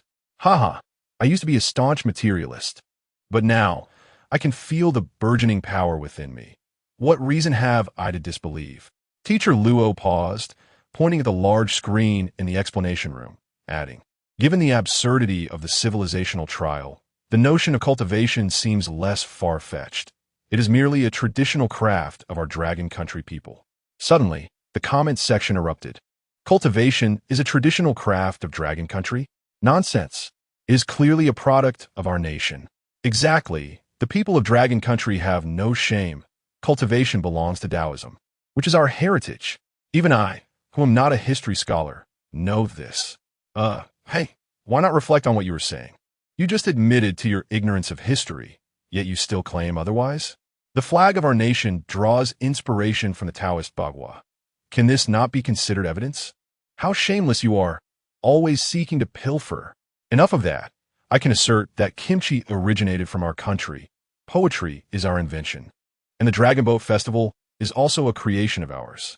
Truly, all the treasures of the world spring from our land. So, what has the Dragon Nation contributed? They created the rod. Ha ha ha.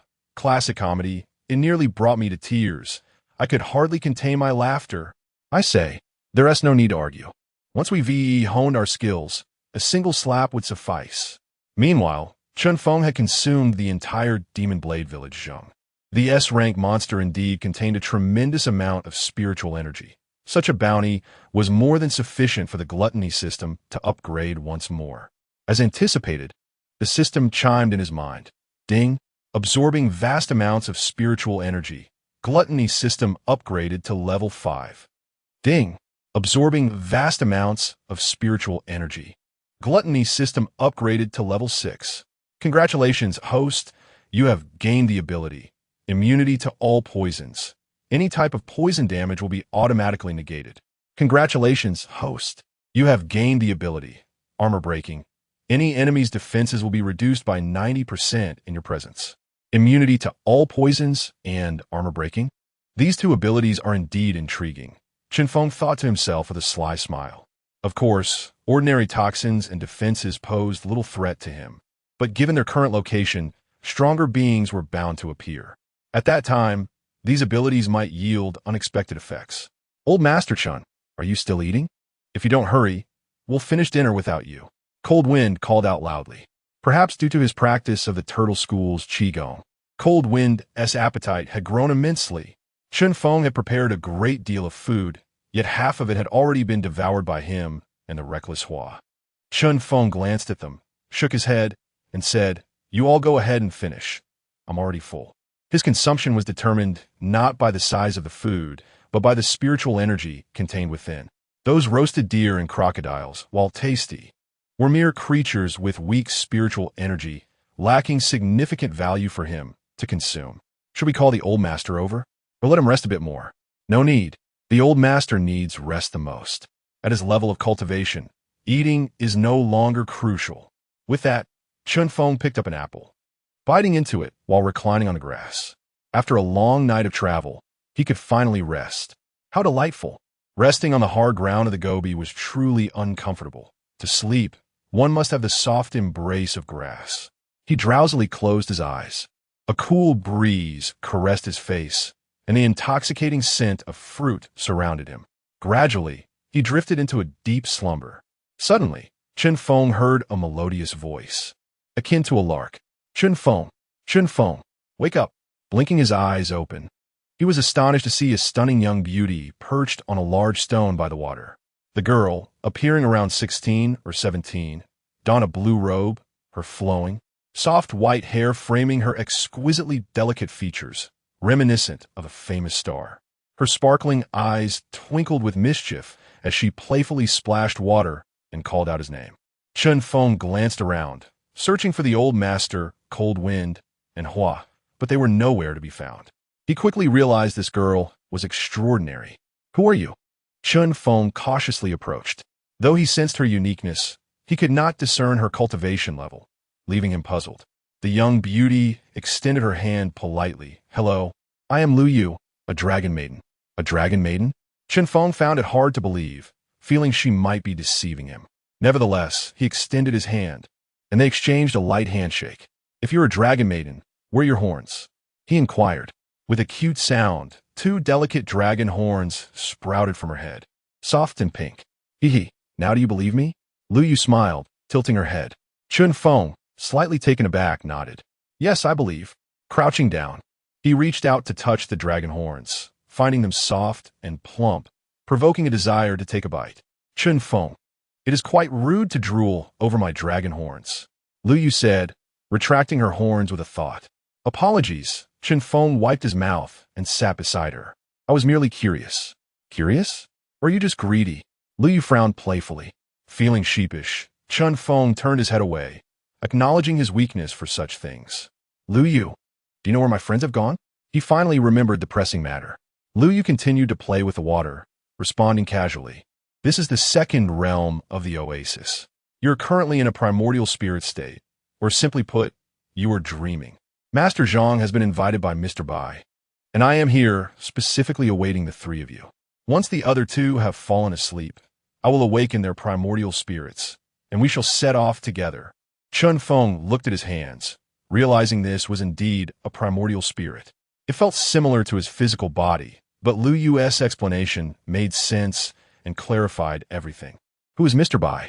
Baisha, Lu Yu replied nonchalantly. However, she suddenly froze, her expression turning sorrowful as she clasped her hands together. Oh dear, Mr. Bai. I did not mean to call your name out loud. It's all this old man's fault. Feng's heart suddenly surged with tumultuous waves. Baisha, that being is a legendary ancient beast. Before long, Cold Wind and Hua also entered this realm. As they awoke, Lu Yu called out to them, and they found themselves in this peculiar space. A gentle breeze wafted through the air, and amidst blooming summer flowers, the white-haired girl in the blue robe stood beside Feng, waving at the two. Hi, Hua Coldwind, how are you? Lu Yu greeted playfully, her voice sweet and charming. What a beautiful girl. Cold Wind was instantly captivated upon seeing Lu Yu, unable to contain his admiration. Lu Yu giggled, her cheeks flushing. Now that is a normal reaction, unlike someone who only thinks about eating me upon our first meeting. She shot a playful glare at Feng, who quickly turned his head to suppress his laughter, acknowledging that he may have been a bit excessive. Cold Wind looked at Feng with disdain. Old man, you lack humanity. Ha ha ha. Feng chuckled awkwardly, his expression one of guilt. Old Chen, what is going on? How does she know who we are? And where is this place? Hua, unlike Cold Wind, wore a serious expression. He recognized Lu Yu's extraordinary nature, sensing a vast and sacred power he had never encountered before, causing him to feel uneasy. Before Feng could explain, Lu Yu spoke first. I am Lu Yu, a dragon maiden sent by Mr.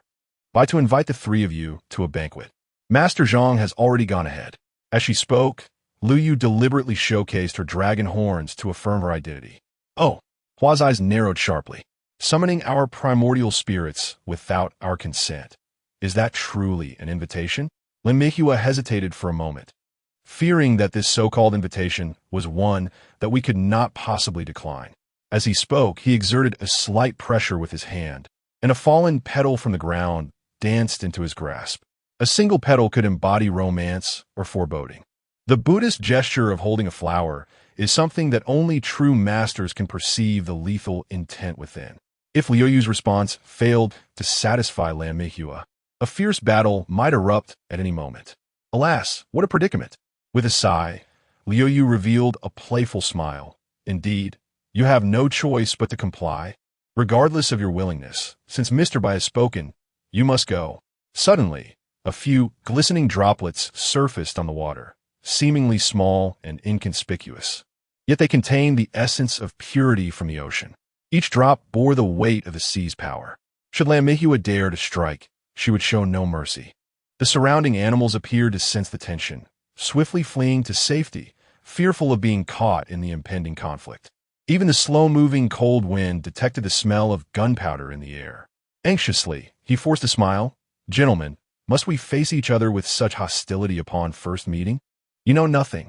You are utterly oblivious to the peril we face. Lan Mihua's gaze was sharp as a blade. Such a formidable foe I have never encountered in my lifetime. Here, we might still stand a chance, but if we attend this banquet, we will likely find ourselves at their mercy.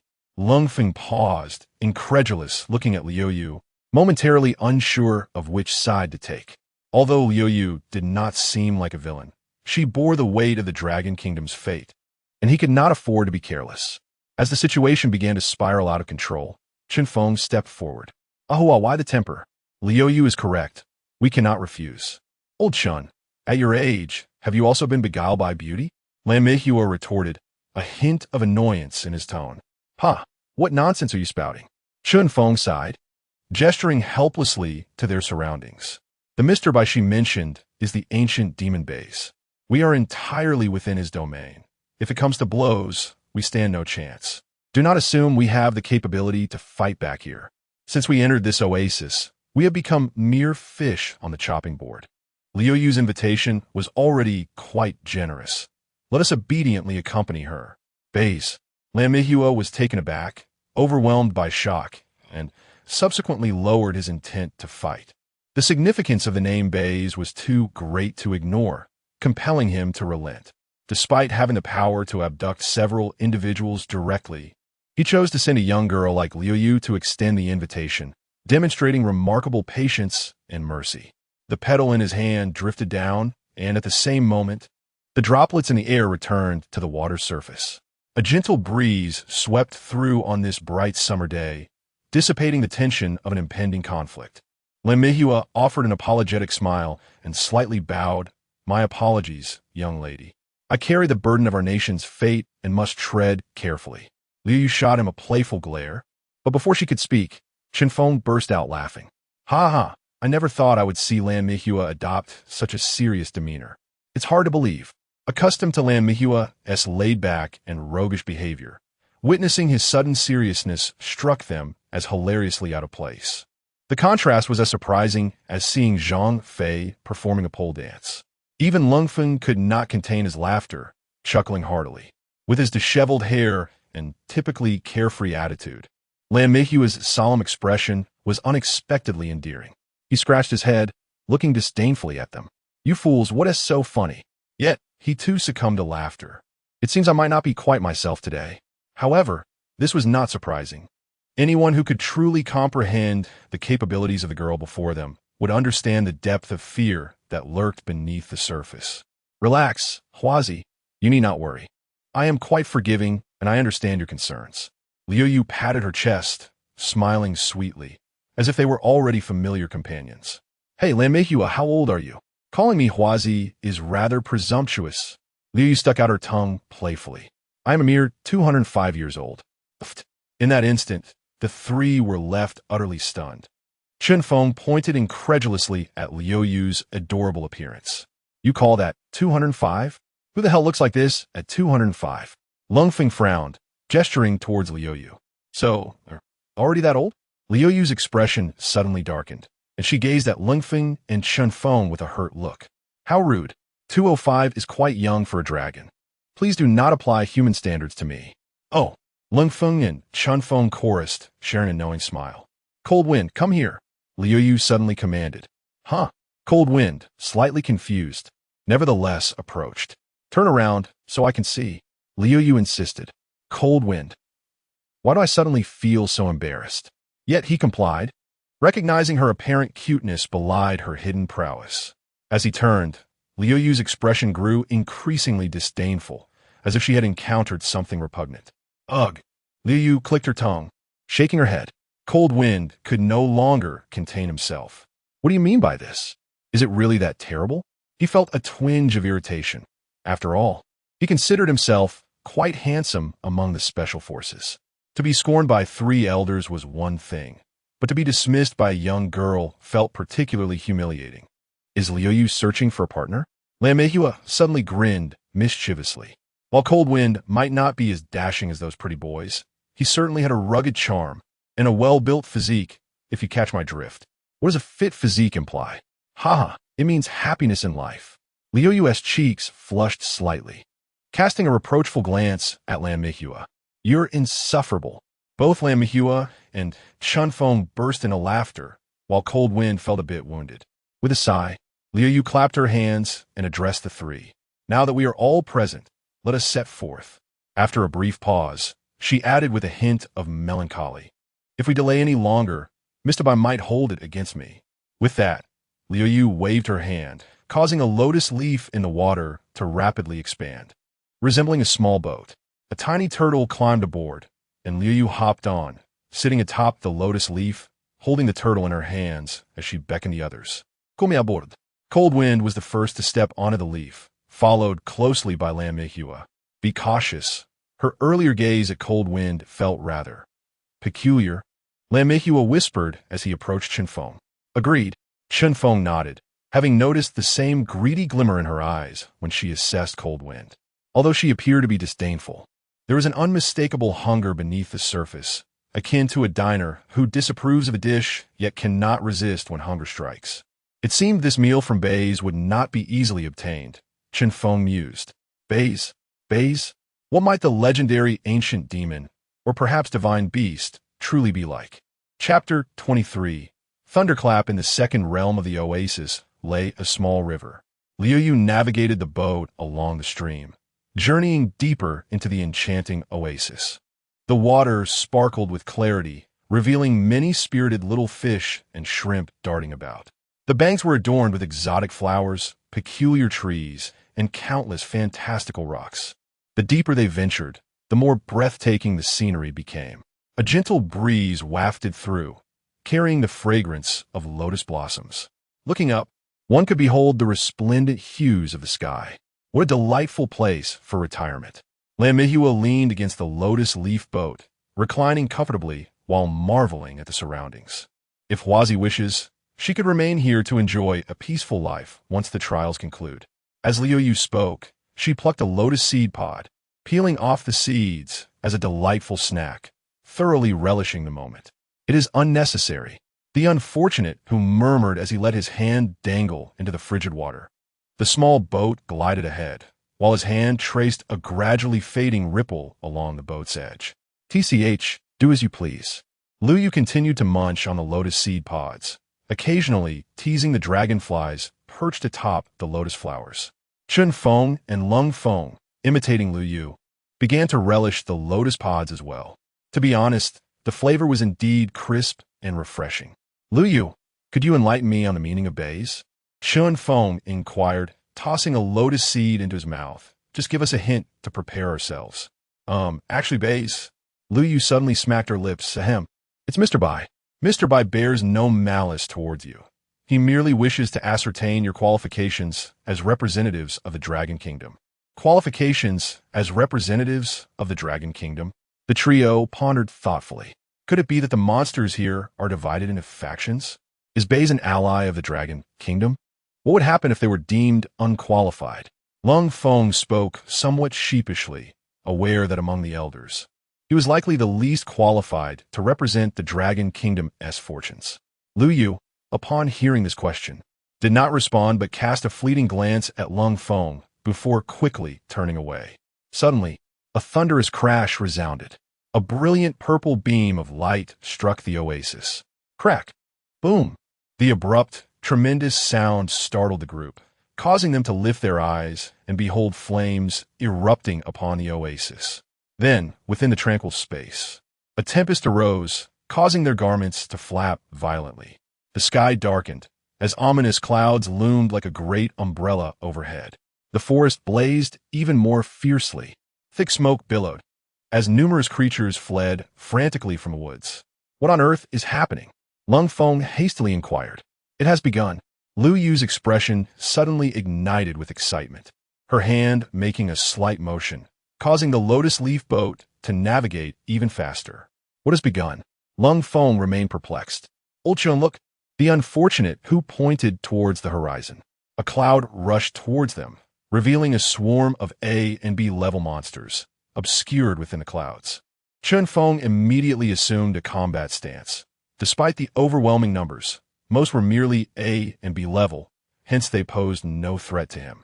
Do not engage. Liu Yu interjected, preventing Chen Feng from acting. They are here to extinguish the flames. Extinguish the flames? Within moments, the cloud had arrived above them, indeed devoid of hostility, merely gazing curiously at the group below. A rabbit spirit was the first to emerge from the throng of beasts. Liu Yu, you're back. I want a hug. The rabbit spirit appeared as an adorably naive little girl, though her grin possessed a hint of peculiarity. Hug. Get lost. Liu Yu replied, her face displaying impatience. Umph. The rabbit spirit crossed her arms. If you keep this up, I won't talk to you anymore. Suddenly, a round little head squeezed through the crowd. revealing a small panda. Sister Lu Yu, come quickly. The battle over there is spectacular. You might even see Mr. Bai in action. And you all? Lu Yu inquired. The little panda suddenly looked pitiful. Mr. Bai assigned us to put out the fires. Boo-hoo, it's so miserable. ISNT, that's something that can be handled in a minute? Not really. The little panda shook its head helplessly. No sooner had it spoken than a dozen bolts of lightning simultaneously illuminated the sky. The dazzling flashes nearly blinded them. Boom, boom, boom. In an instant, the oasis ignited in multiple blazes. One bolt struck the river, causing many fish and shrimp to float belly up. Did you see that? The little panda shrugged. Atop the clouds, an old goat, noticing the fires erupting, appeared somewhat anxious. The old goat bowed slightly to Lu Yu. Your Highness, please take your guests away. We shall attend to the matter. All right. Lu Yu nodded in agreement. Lu Yu, wait for me to come back for a hug. As the cloud drifted away, the voice of the rabbit's spirit echoed once more. Lu Yu rubbed her temples, displaying an expression of exasperation. It was rather outrageous for a female rabbit to be so lecherous. As the cloud receded, Feng seemed to feel a tinge of reluctance. Your Highness Lu Yu? Feng gazed at Lu Yu with admiration. It seems your status is quite elevated. Indeed, Lu Yu held her head high. This lady is of noble birth. TCH, the unfortunate who scoffed. Then, noble Lu Yu, I have a question. Feng wore a mischievous grin. Lu Yu shot him a glare, quickly understanding his intent. No, you're not permitted to eat any of these creatures. None of them. She decisively replied before Feng could voice his thoughts. All the monsters here were her companions. How could she allow Feng to consume them? Allowing him to hunt the smaller animals here was already a great act of generosity. TCH, I never said I wanted to eat them. Feng feigned innocence, though his expression revealed his guilt. Boom! Another deafening roar erupted, prompting the group to gaze skyward, where the heavens were now densely packed with lightning. There were at least several hundred. Goodness, is the thunder god arriving? Lu Yu commanded her powers, and a lotus leaf boat sped forth like the wind. Feng, the unfortunate who, and Lung Feng exchanged glances. Could this commotion be caused by old Zhang? In a brief moment, the lotus leaf boat reached an open area. The grand square of 10,000 beasts. Lung Feng read the marble plaque softly. However, the next sight left him utterly astonished. The square was teeming with monstrous beings, all of B level or higher. The closer one got to the center, the higher the ranks. There were at least dozens of S and SS level monsters. My goodness! The three exclaimed in unison. The sheer number of high-level monsters exceeded their wildest imaginations. No wonder the oasis appeared so tranquil and harmonious. It turned out all the creatures were gathered in the second realm. However, what shocked Feng and the unfortunate who even more was that the panels of the SS level monsters were visible to their eyes. What did this imply? It indicated that the adorable little girl Lu Yu possessed combat prowess of at least SS level or higher. Look, the old celestial master. Lung Feng pointed towards the center of the square, where the old celestial master was engaged in battle against 10 SS level great demons. The 10 great demons had transformed into human form, yet their attributes remained evident. Foxes, bull demons, turtles, black bears, and cranes. In short, all three military branches, land, sea, and air, were represented, showcasing their unique techniques. The 10 surrounded the old celestial master, launching attack after attack. Draped in flowing robes, the old celestial master radiated golden light, exuding an aura of majesty as if a true deity had descended. Despite the formidable nature of the 10 adversaries, the old celestial master moved as though gliding through clouds, effortlessly dodging their strikes. The 10 great demons appeared to be nearing exhaustion, while the old celestial master seemed to be in his element. Come on, fellows, stop holding back. Unleash your ultimate skills. The six-tailed fox urged, her expression tense, as she attempted to use her aura to influence the old celestial master, hoping to incapacitate him with charm magic. Who is holding back? We're giving it our all. The black bear bellowed, launching a fist imbued with immense power. Naturally, he understood that such a blow would not shake the old celestial master, but he aimed to distract him. If the old celestial master failed to notice the six-tailed fox's charm magic, they might have a chance at victory. Bang! The old celestial master caught the black bear's punch, gripping his fist. However, the force behind the blow shattered the ground beneath the old celestial master, causing it to sink significantly. Dust erupted into the air. As the dust settled, the ethereal aura began to entwine around the old celestial master. Had he been ensnared? The myriad of demons rejoiced, with the six-tailed fox being particularly adept at subtly manipulating the ethereal energies to control her adversaries, thereby disrupting their mental fortitude. Should one's resolve waver, even slightly, they would lose control and succumb to their own desires.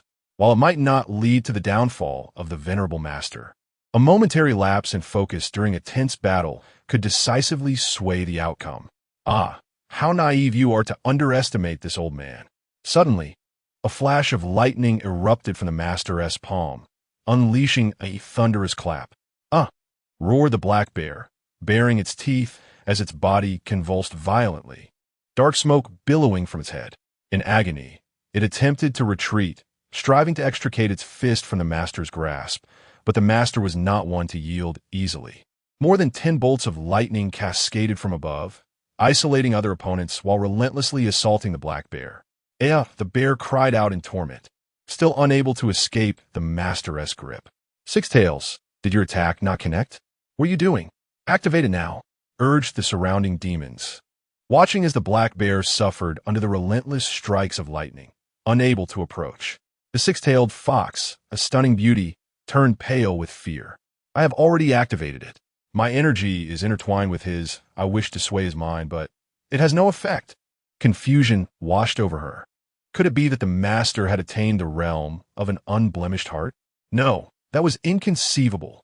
Just then, she sensed an overwhelming force of pure, radiant energy surging towards her. The master's energy was counterattacking through the ethereal strands. Absurd, utterly absurd. The six-tailed fox hastily withdrew her hand, severing her connection. The impending pressure finally dissipated. This was her strongest technique, a means to control the mind. If this failed, she would be utterly helpless. The black bear could no longer endure, crying out in agony, "Master, cease the lightning. I concede. Strike me no more." At last, the master released his grip. The bear's legs buckled, collapsing to the ground, its eyes rolling back in defeat. Though it was not dead, it had been shocked into submission, rendered utterly feeble. I too concede. The six-tailed fox bowed gracefully, retreating from the battlefield. With a flick of her wrist, the bear's colossal form followed suit, vanishing from the arena. They had surrendered, but I shall not. The bull demon revealed its true form, charging furiously towards the master. At that moment, an unseen sorcery was unleashed, causing the ground beneath the master to suddenly soften, ensnaring his legs. With his agility compromised, should the bull demon strike him, it would be a near-fatal encounter. Meanwhile, 7 formidable demons prepared to launch another assault. Suddenly, the plaza echoed with thunderous roars. Hundreds of lightning bolts descended upon the gathering once more. In an instant, the world dimmed. An overwhelming brilliance of white light engulfed everything, obscuring all else from view. The onlookers, caught in the chaos, desperately erected their defensive barriers. Previously, a lack of caution had led to 5 demons being nearly struck down by a single bolt. Boom, boom, boom. This time, the thunderclaps were markedly more intense. The violent sound erupted thrice before plunging into silence. It was not that the lightning had ceased. Rather, all present, be they human or demon, had momentarily lost their hearing. In the haze, it seemed as though some lightning was rebounding off the protective barriers, striking the surrounding peaks, causing them to crumble. Massive mountain tops plunged into the river, creating waterfalls that soared to dizzying heights. The river was abruptly obstructed, sending countless aquatic beings tumbling onto the banks. Yet, the lightning continued to be reflected by the formations. What was once a serene and picturesque scene had transformed into a landscape of devastation. The fire brigade had surrendered, as flames and calamity raged unchecked. Rescue was impossible. The inhabitants of this realm fled in panic, countless lives lost. Time lost all meaning as the blinding light finally receded. Moments or minutes, who could say? The senses of sight and sound had been rendered nearly useless. When clarity returned, the bull demon lay unconscious on the ground, utterly defeated by the relentless onslaught of lightning. Who knows how many strikes it endured? Even if it survived, it would be severely weakened. Meanwhile, the master, panting heavily atop the bull's back, appeared equally drained. The 7 great demons were in disarray, yet some still refused to concede. We have not lost, not yet. They managed to shield themselves with their barriers, mitigating much of the lightning's damage. Though in disarray, they had not completely lost their fighting spirit. Alas, what a bother! The master extended his hand, golden energy coalescing into a sweeping talisman. With a flick, it transformed into a golden whip. Crack! Crack! 7 resounding strikes echoed, and the 7 great demons finally fell to the ground. The master, too, could no longer bear the weight of his exhaustion, collapsing atop the bull. At that moment, a figure clad in white slowly approached, each step imbued with a sacred aura, advancing toward the unconscious master. For heaven's sake, it's not over yet? How cruel! The reckless warrior, Lan Minghua, leaped into the fray, positioning himself between the master and the white-clad figure. Come on, old Zhang is done. I'll fight in your stead. His voice, though soft, resonated with unwavering determination. Is that Bai Zhe? Feng inquired, glancing at Lu Yu. Indeed, Lu Yu nodded. Feng descended, eager to confront the legendary Bai Zhe himself. Stop! Bai Zhe uttered a single word. Suddenly, a ripple of magical energy emanated from him, causing the surrounding space to plunge into absolute stillness. Feng observed in horror as his limbs felt as though they were frozen in place. He was not alone. Lan Minghua, the master, and all present were ensnared in this stillness. Even the birds soaring above and the dust swirling in the air were rendered motionless. In that instant, the world appeared as a still photograph. What kind of sorcery is this? Feng pondered, overwhelmed with trepidation. They say motion is absolute, while stillness is relative. Yet at this moment, he found himself questioning everything. That peculiar sensation made it seem as if the entire universe had come to a standstill. However, only Bai Zhe continued to move, approaching Lan Minghua step by step. Chapter 25. The Trial of Civilization? Perhaps it should be called the Twilight of the Gods. This technique is called Words of the Great Path. It was bestowed upon me by a certain sage after we struck a deal long ago. Bai Zhe ambled through the frozen time, his hands clasped behind his back, murmuring as he walked. This spell grants my words the power to alter the grand rules of this world. I declare that life is life, and I declare that death is death. Both Lan Minghua and Feng gasped in unison. What kind of heaven-defying ability is this? To dictate the world's rules? If that were the case, victory would be utterly hopeless. After a pause, Bai Zhe pointed toward the mountains and rivers surrounding them, adding, Of course, this is confined to my space. It would not apply to the outside world. I do not wish to boast. I merely hope you understand that you cannot defeat me. Do not act foolishly. Listen well. His voice took on a somber tone. The pact I made with the sage has led to my ostracism by the demon race for thousands of years. His gaze fell upon the frozen demons around him, his eyes reddening. After a moment, he turned to Feng, smiling gently. Yet, I have no regrets. The demon race is indeed formidable. He gestured toward the gathered demons. However, their wildness is excessive, detrimental to enlightenment. Their incessant strife hinders the advancement of civilization. With a sigh, he raised his head, a hint of pride in his voice. I ultimately reached an agreement with the sage, entrusting the world to the human race, which has led to the flourishing of humanity today. It can be said that human civilization is also a product of my dedication. Humans regard me as a harbinger of good fortune, and my sentiments towards them run deep, particularly towards the Dragon Kingdom. Bai Zhe patted Lan Minghua's shoulder and expressed that when the civilizational trial commenced, he closely monitored the competitors from the Dragon Kingdom. He feared that their inadequacy might lead to the downfall of their nation. Hence, everything that transpired today came to be. Now, I am convinced of your strength. Suddenly, Bai Zhe noticed a blink from Lan Minghua's eyes. His demeanor turned serious as he added, one could say, astonishingly strong. I harbor no ill will towards Zhang Jue.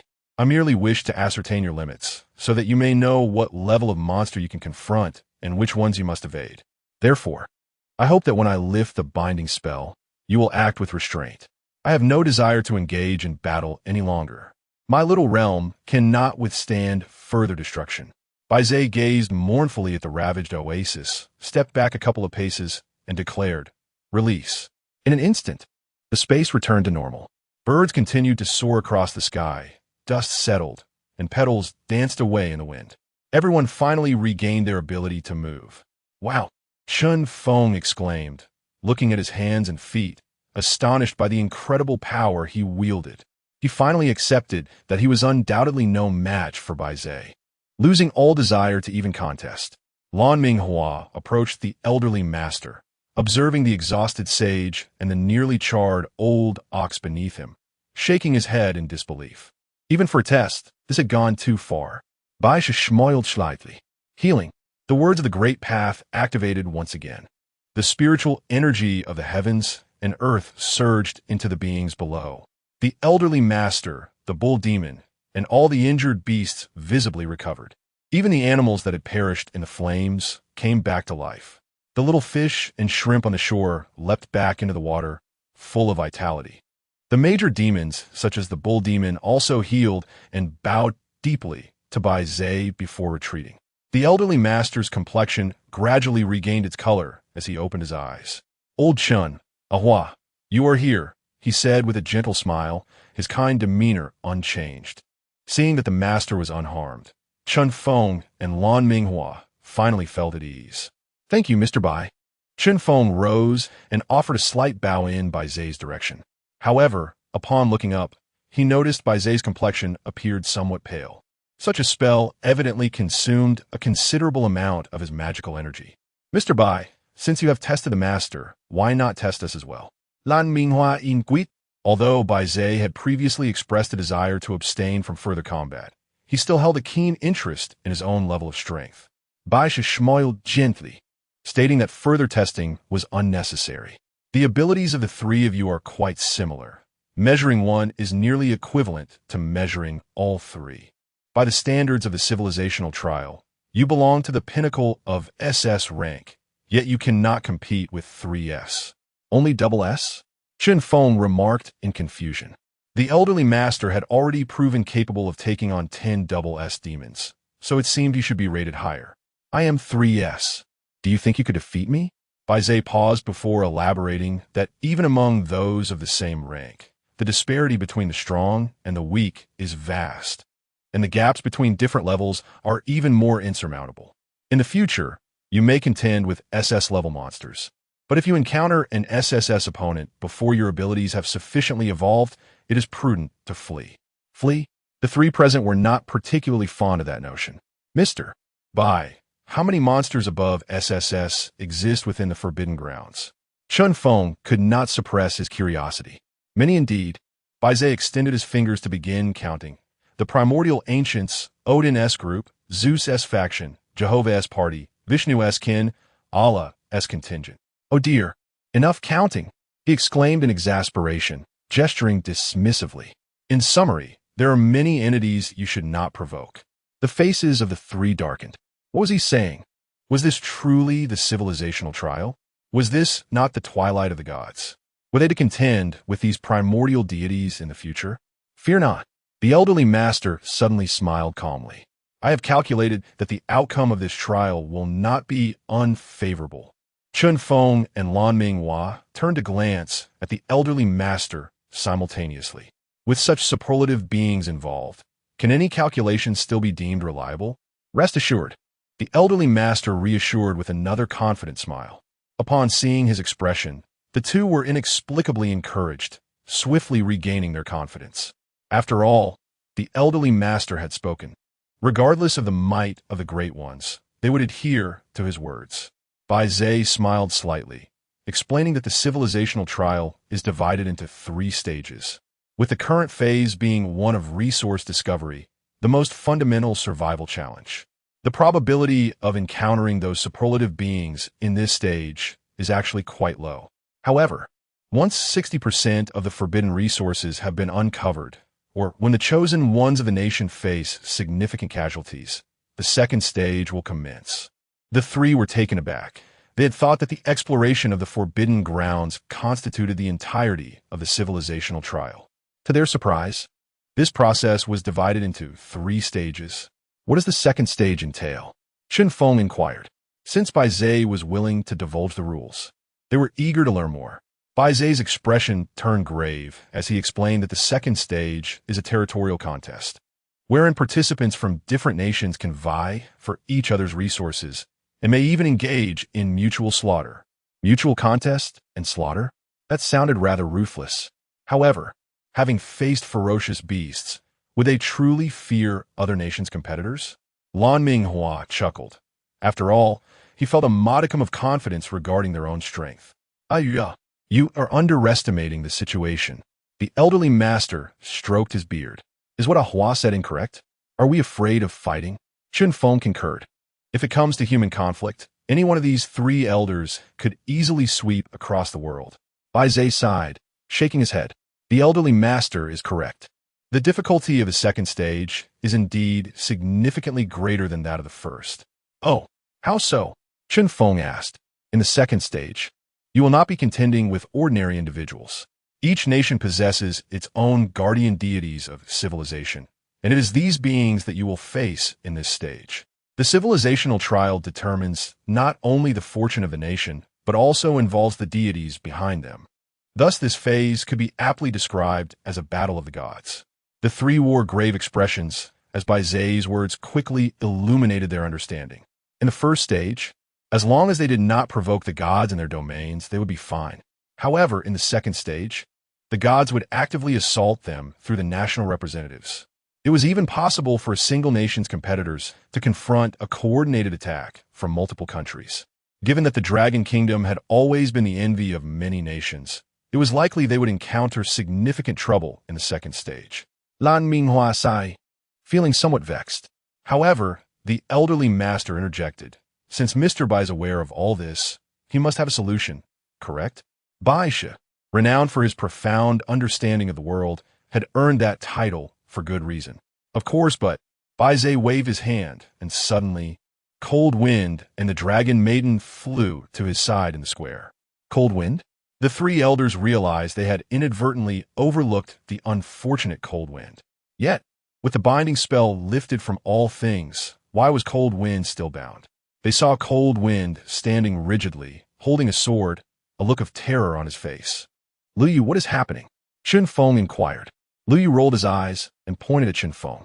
When you all were preparing to clash, this dashing young man was so concerned for you that he attempted to take me hostage to threaten Mr. Bai. Luyu paused momentarily before continuing. Do you think he's foolish? The 3 old men chuckled unkindly. Indeed, it's quite foolish.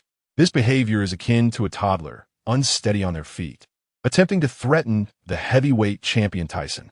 However, it is also quite moving. Despite being unaware of the circumstances, he courageously confronted an opponent he knew he could not defeat. All for the sake of the 3 elders. Such bravery is commendable. Mr. Bai, do you mean that the solution is related to the Cold Wind? Feng inquired, pointing at the Cold Wind. Yes. Bai Zhe nodded. If we wish to triumph in the second phase, the Cold Wind must perish. Bai Zhe spoke nonchalantly. Yet it sent shockwaves through the hearts of the 3 elders. Why? What connection does the death of the Cold Wind have with the second phase? Feng hurriedly asked. They could not accept the death of any individual. Firstly, the Cold Wind was their ally. Secondly, the death of even one person would jeopardize the lives of billions of citizens. As Feng spoke, Lan Minghua clenched his fists, and the old master radiated a renewed killing intent.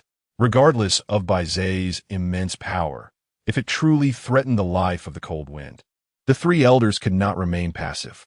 Bai Zhe glanced at the Cold Wind, then at the 3 elders before slowly speaking.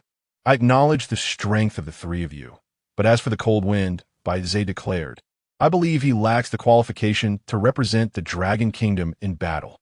Feng suddenly recalled that the Cold Wind had previously asked Lu Yu what would happen if he were deemed unqualified, to which Lu Yu had not responded. Was the answer ultimately death? He bore the weight of a nation's destiny, the lives of billions. Do you comprehend the consequences of his death? And yet, you dare claim to be the guardian spirit of the Dragon Kingdom? Lan Minghua's eyes ignited with fury. No, no. Bai Zhe waved his hand. The death I speak of will not impact the nation's fortune. I intend for Lu Yu to seize his body. It rightfully belongs to Lu Yu, while the soul of the cold wind will fall into eternal slumber. In this way, Lu Yu will claim a position among the nation's champions, and the Dragon Kingdom will gain another formidable force. Once more, Lu Yu regarded the cold wind, still wearing a look of disdain.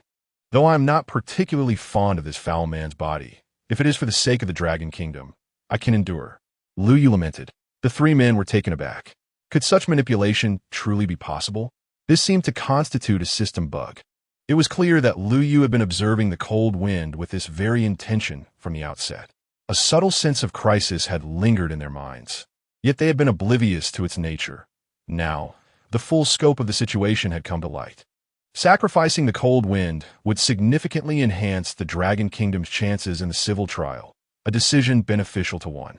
For billion citizens. Bai Zhe pointed at Lu Yu, speaking with a hint of pride. After all, Lu Yu's strength is rated at 3S. 3S?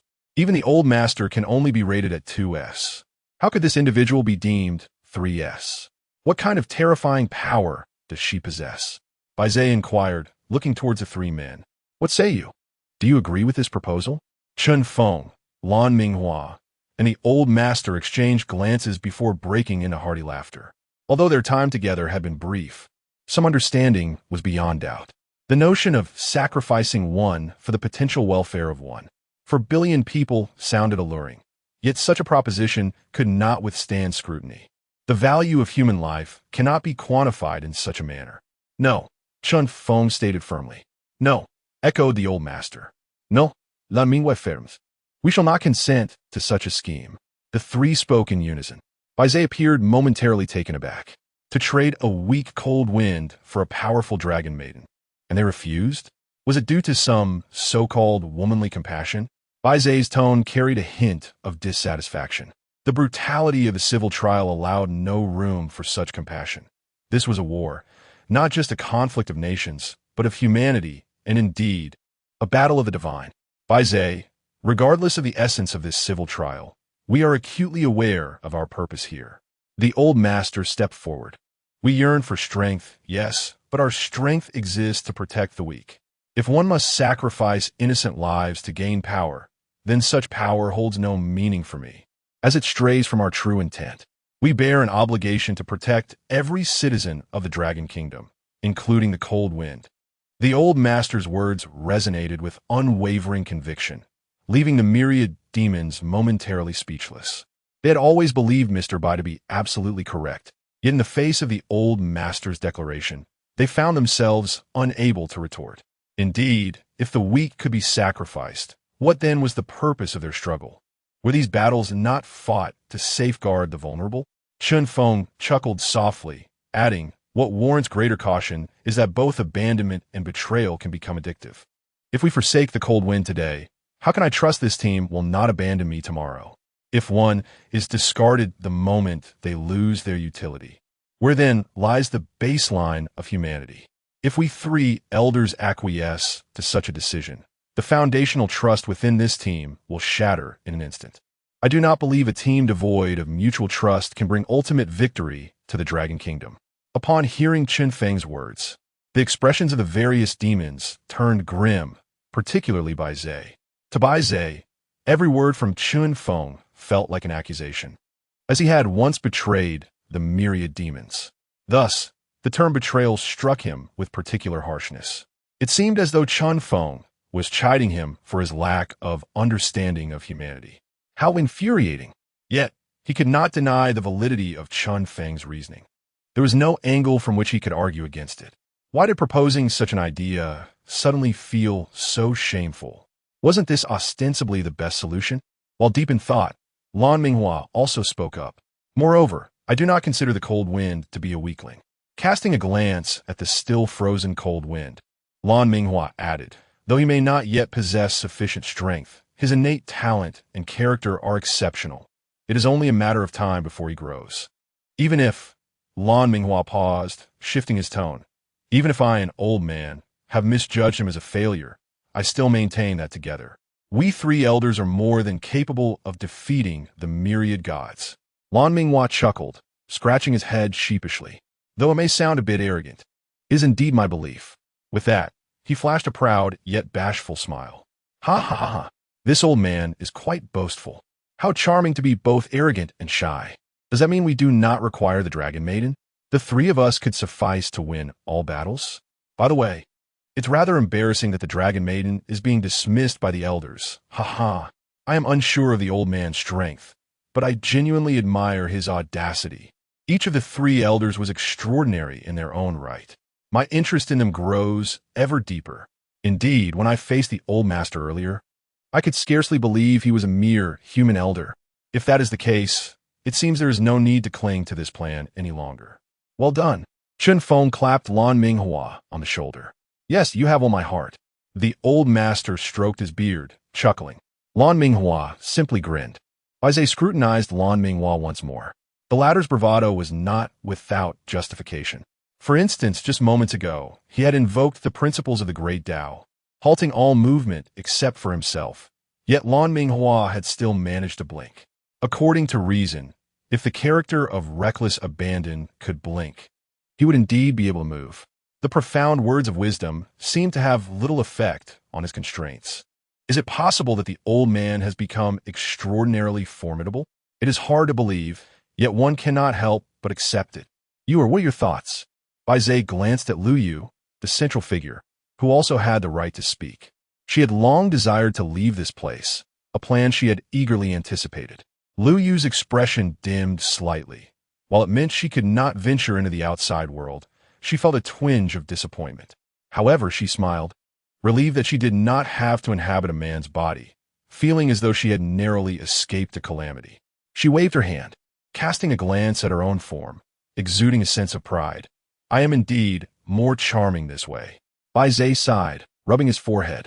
Though this little girl was already 205 years old, she remained a capricious and beauty-loving child. Raising his hand, Baize snapped his fingers. The cold wind finally dispelled the spell, restoring movement. The cold wind gazed at the three old men, suddenly feeling a wave of emotion. Just moments ago, he had feared that the three old men would acquiesce to Baize's plan. With tears welling in his eyes, he smiled gratefully, saying, "Do you know? I almost agreed myself. Thank you, old men." Yet Baize's voice echoed from behind. "Ah, do not be too quick to rejoice. I have yet to agree to abandon this plan." The color drained from the cold wind's face. What on earth does this white specter intend to do? Gentlemen, you must understand something, Baize continued.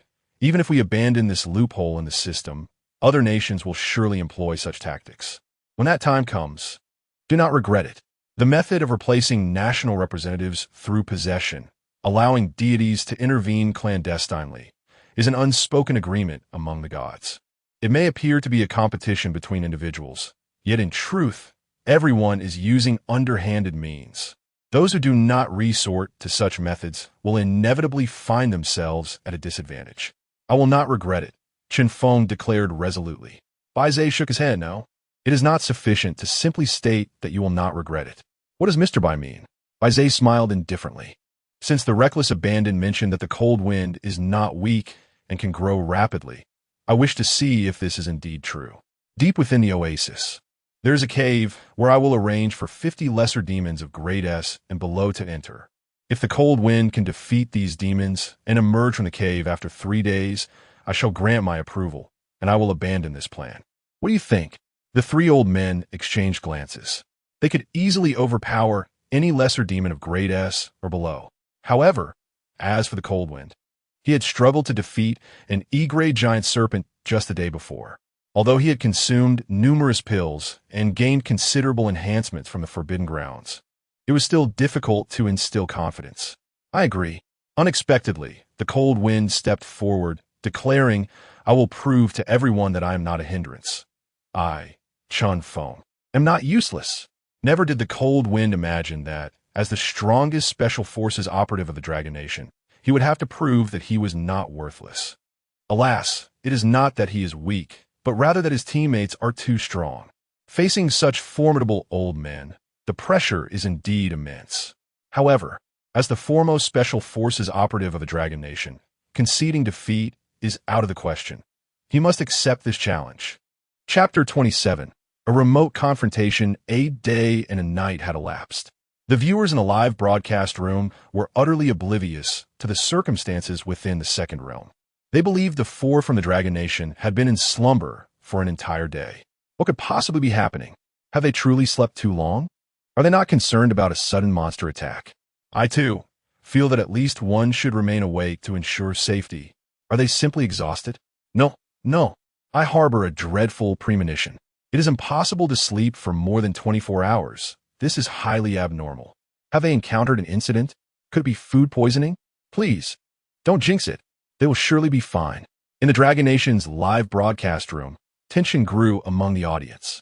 Although they reassured one another that the four would be safe, their worries only multiplied. Teacher Luo, our contestants have been in a deep slumber for over 24 hours now, and our citizens are quite concerned. What is your perspective on this matter? In the official commentary room, Lu Shi asked anxiously. Teacher Luo furrowed his brow. Although he too felt worried, he attempted to remain calm, displaying a composed smile. If he panicked, the citizens would only become more anxious. The best he could do was to soothe their concerns. There is no need for alarm, Lu Shi, and viewers need not worry excessively. Teacher Luo paused, then spoke with confidence. I possess some medical knowledge, and from the footage, it appears our contestants have a healthy complexion and steady breathing. We can deduce that they are in a relatively sound state. First, we can rule out the possibility of poisoning. They may simply be overly fatigued. Or perhaps the grass of the oasis has an exceptionally soothing effect.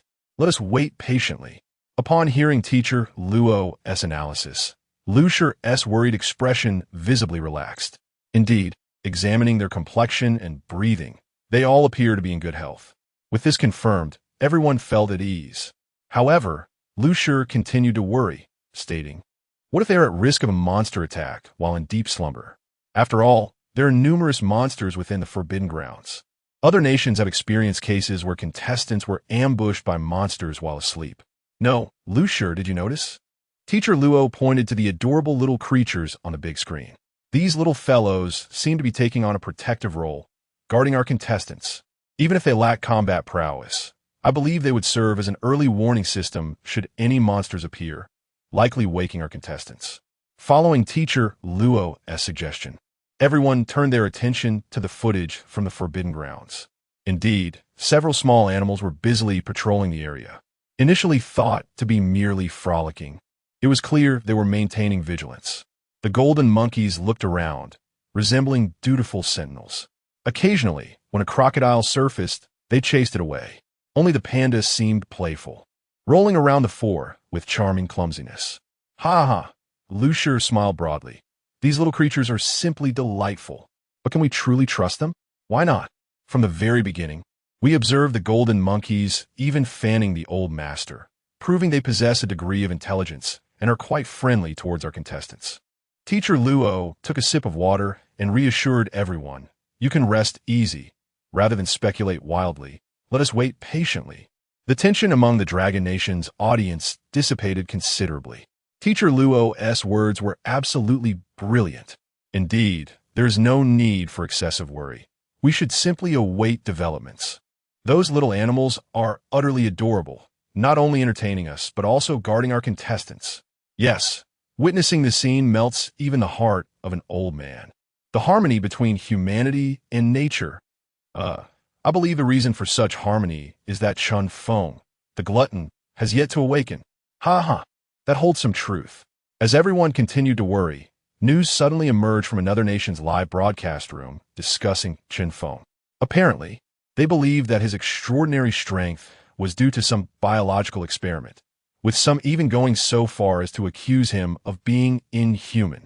Within the confines of an opulent villa, Mi Run typed furiously, engaged in a verbal duel with foreign adversaries to defend his father. The civil trial had only commenced a few days prior, and in his quest to confront others from a distance, his typing speed had ascended several levels. Just as he was relishing the thrill of his insults, an enigmatic call interrupted him. Glancing at the caller ID, Chen Run felt a twinge of unease. Had the authorities caught wind of his online tirades? "Hello, leader," he answered, his mind racing. On the other end was a senior official, their voice tinged with urgency. "Chen Run, there is a possibility that your family's information has been compromised. From this moment forth, foreign agents may approach you at any time. So please exercise utmost caution. Our team will arrive shortly. During this interval, ensure you are secured and refrain from venturing outside. If you possess any experimental data, it is imperative that you destroy it rather than allow it to fall into American hands." Chen Run was momentarily taken aback. Was it possible that anyone truly believed the Chen family was involved in human experimentation? This absurdity was beyond belief. "Hello, Chen Run, are you listening?" came the frantic voice from the phone. "Yes, I understand." Chen Run hastily ended the call, his heart racing with excitement. Finally, he would have the opportunity to confront someone in person rather than merely online. Chapter 28. Chen Run, the comedian steward. "Bring me my gun." Chen Run, having been influenced by Chen Feng from a young age, had become accustomed to combat. He was proficient in firearms, melee weapons, and grappling techniques. After all, had he lacked these skills, he would have long since perished at the hands of monsters. In the face of danger, he was no longer the innocent bystander he once was. The phone call did not instill fear, but rather exhilaration. "Boss, what do you need a gun for?" The steward hurried upstairs, brandishing 2 compact handguns. These firearms were custom designed for Chen Run, easily concealable for ambushes, with rapid reload capabilities, though the recoil was somewhat pronounced. However, for someone as seasoned in combat as Chen Run, this was hardly a drawback. "Prepare for comprehensive defense. We are being targeted." Chen Run took the guns, expertly loading them with a serious demeanor. Surely this is not due to some ludicrous accusation of human experimentation? Isn't that just idle gossip online? The steward's face paled in disbelief. But clearly, someone has taken it seriously. "What?" The steward furrowed his brow. "Are we really suffering because of some internet bravado?" This was utterly preposterous. While Chen Feng was undoubtedly formidable, no one could have anticipated this bizarre repercussion. "Enough complaining. Let us get ready." Chen Run gathered his supplies, concealing a dagger alongside his weapons.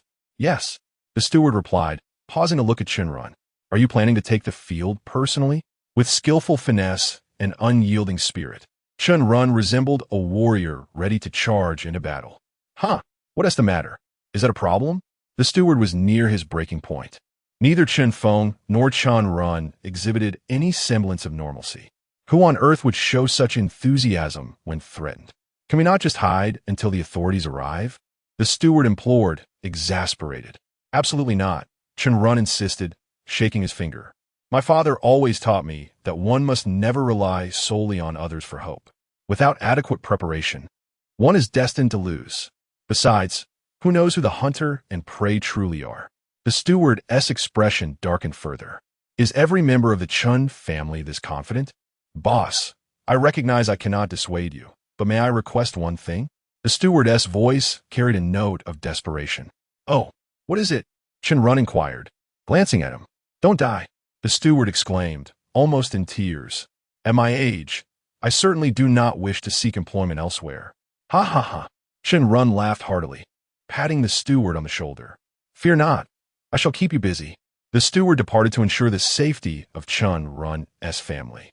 The elderly, young, and infirm were secured in the basement, ready for defense, while Chen Run remained nonchalantly seated in the hall, sipping tea. The villa, usually filled with laughter, was now eerily quiet. The summer sun cast a vivid crimson hue, reminiscent of blood. An unsettling silence enveloped the air, a heavy stillness before the storm. Unaware of where the enemy might strike or in what form, all security personnel remained on high alert, every rustle of the wind drawing their attention. Heaven help us. May nothing untoward occur before the official protection is in place. The steward silently prayed, unlike the Chen father and son, who had little interest in the violent chaos.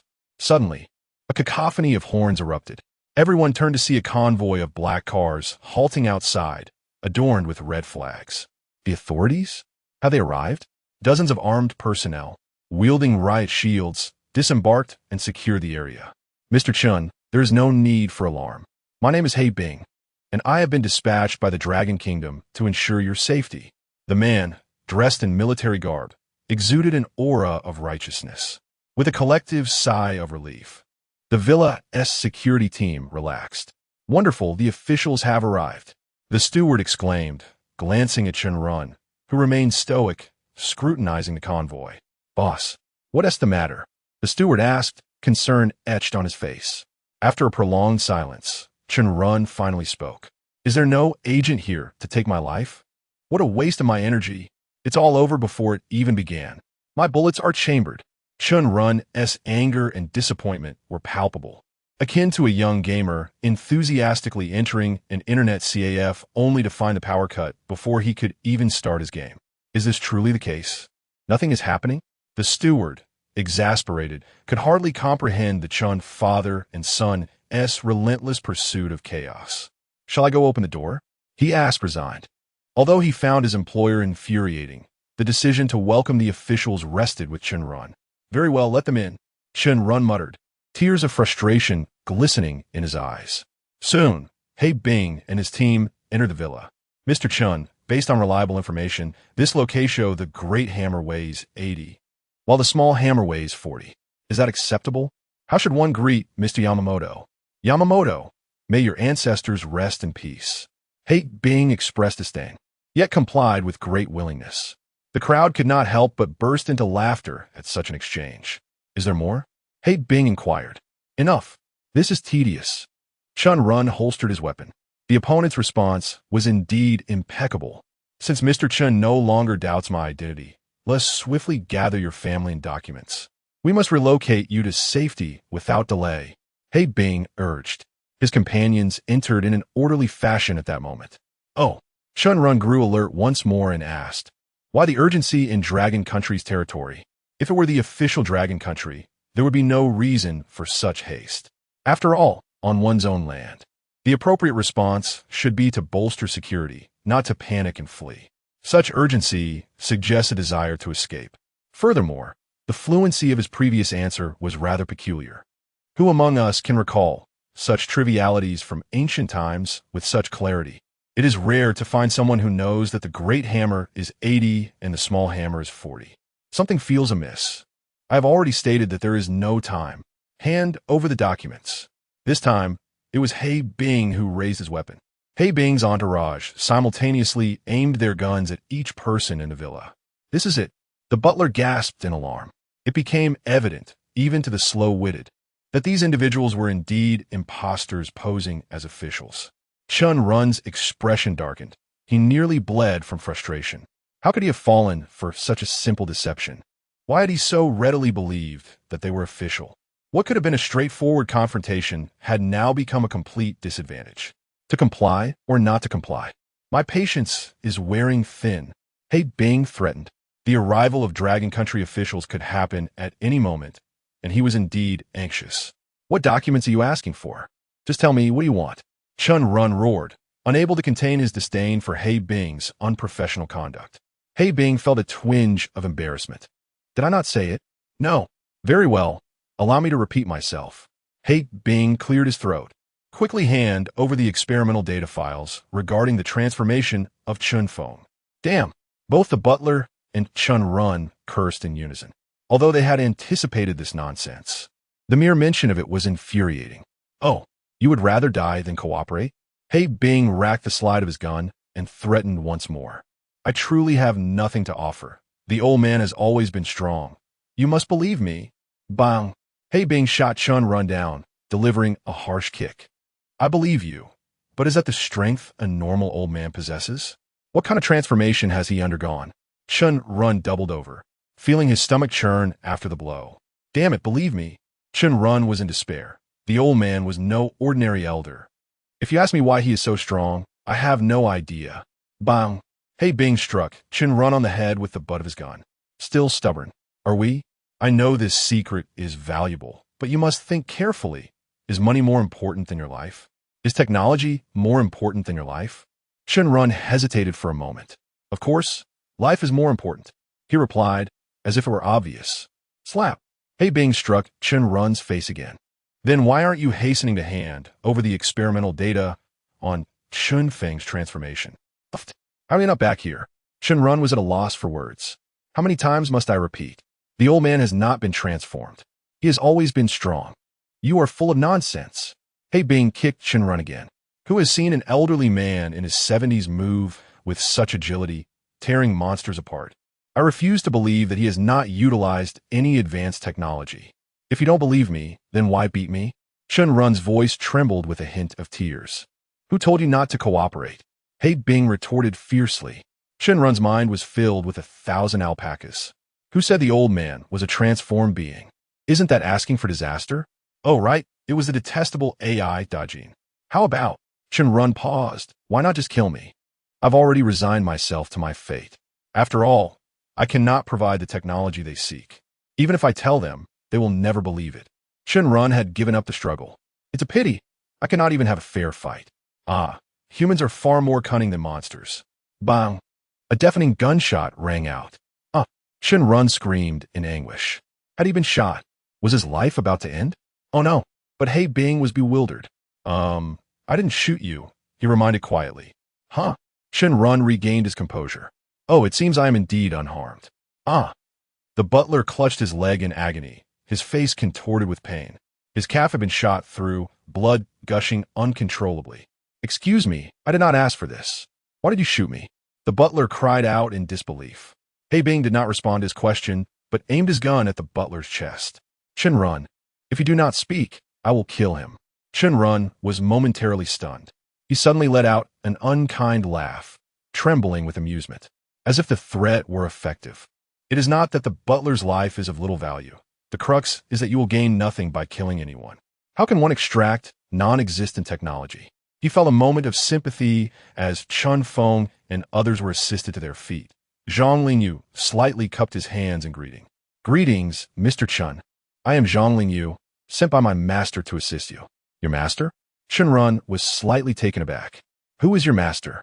Master Zhang Jiwei of Longhu Mountain. What? Run was astonished. No wonder Zhang Lingyu's name sounded so familiar. He had indeed heard the old celestial master mention it before. The Taoist robe worn by the old master was crafted by Zhang Lingyu. Thank you for saving my life, Run said, feeling a bit embarrassed as he scratched his head. If it weren't for you, young brother Zhang, I might have lost my life today. I truly feel ashamed. Zhang Lingyu smiled gently, his expression calm. Mr. Chen, there is no need for such courtesy. My intentions are not solely for your sake, but also for the fortune of the Dragon Nation. If something were to happen to you, Mr. Feng would surely be unsettled within the Forbidden Grounds. Surveying the surroundings, Zhang noticed that the casualties within the villa were not severe. Only Run's face appeared somewhat swollen. The butler had suffered a gunshot to his calf, yet it was not life-threatening. With a casual gesture, Zhang Lingyu halted the bleeding from the butler's leg. The official armed police have arrived, and they will handle the subsequent matters. We must take our leave. So soon? Run expressed reluctance. I would like to host a banquet to properly thank you all. There were many words he wished to convey to his saviors, especially since they were disciples of the old celestial master. Their group was truly remarkable. However, Zhang Lingyu and his companions seemed eager to depart. After confirming that the danger within the villa had been averted, they appeared anxious to leave. There is no need for such formality, Mr. Chen. Zhang Lingyu pressed down Run's hand. We have some minor matters to attend to, and I shall return to share a drink once our tasks are complete. Oh, Run regarded Zhang Lingyu thoughtfully. What is it? Can my Chen family be of assistance? Having received such great favor from Longhu Mountain, Run sincerely wished to help. Even if their combat prowess was modest, the Chen family was affluent. Since you wish to know, I shall disclose it, Zhang Lingyu replied, gazing towards the horizon. A significant upheaval is about to transpire in Neon Country. Seeing Run's bewildered expression, Zhang continued. Although Neon's population has dwindled to 1/10, it still amounts to 10 million, and they possess super weapons from civilization trials, which remain a hidden peril. The United States is currently in communication with Neon, attempting to integrate it into their territory. Should this occur, the Dragon Nation will face a grave threat. Upon hearing Zhang Lingyu's words, Chen was momentarily speechless. If the super weapons of Neon fell into the hands of the United States, peace in the world would be jeopardized, especially as the Dragon Nation would once again confront significant dangers. Naturally, the Dragon Nation would not permit the United States to seize Neon. A conflict was inevitable. The stakes were exceedingly high, and any misstep could alter the global landscape. Was this what Zhang Lingyu referred to as a minor matter? It was anything but trivial. Chen instinctively released his hand, realizing that such a minor affair was beyond his capability to assist. May all the Taoists achieve swift success, he said, tears glistening in his eyes as he bowed deeply. The butler and security personnel of the villa quickly understood the gravity of the situation and followed suit, bowing in unison, wishing all Taoists swift success. For these brave souls who disregarded their own safety to stand at the forefront for their country, everyone could only express their utmost respect. Ha ha! Zhang Lingyu laughed lightly. The Taoists from Longhu Mountain appeared cheerful. There is no need for such a somber farewell. This task is not particularly arduous. We shall return shortly. With that, the Taoists from Longhu Mountain slightly bowed to the Chen family and took their leave. Farewell. In the emergency command center of the Dragon Nation, Director Wang paced the room with a frown. If the remnants of Neon truly ally with the United States, this could become troublesome. The super weapons from the civilization trials are said to surpass all current technologies. No one knows their true might. The military strength of the United States was already formidable. If they were to acquire these weapons, the situation would become exceedingly complex. Director, the head of diplomacy rushed over, his expression grave. What is the progress? Director Wang quickly inquired.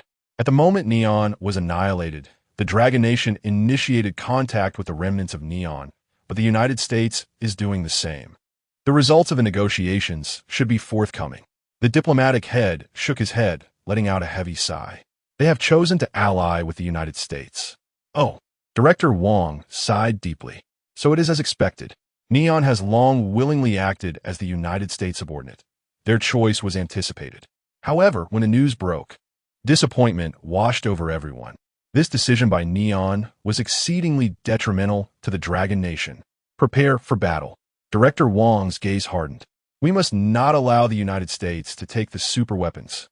Yes, yes, yes. All departments promptly entered a state of emergency, each person's face reflecting seriousness and tension. Faced with the impending possibility of conflict, everyone was resolute.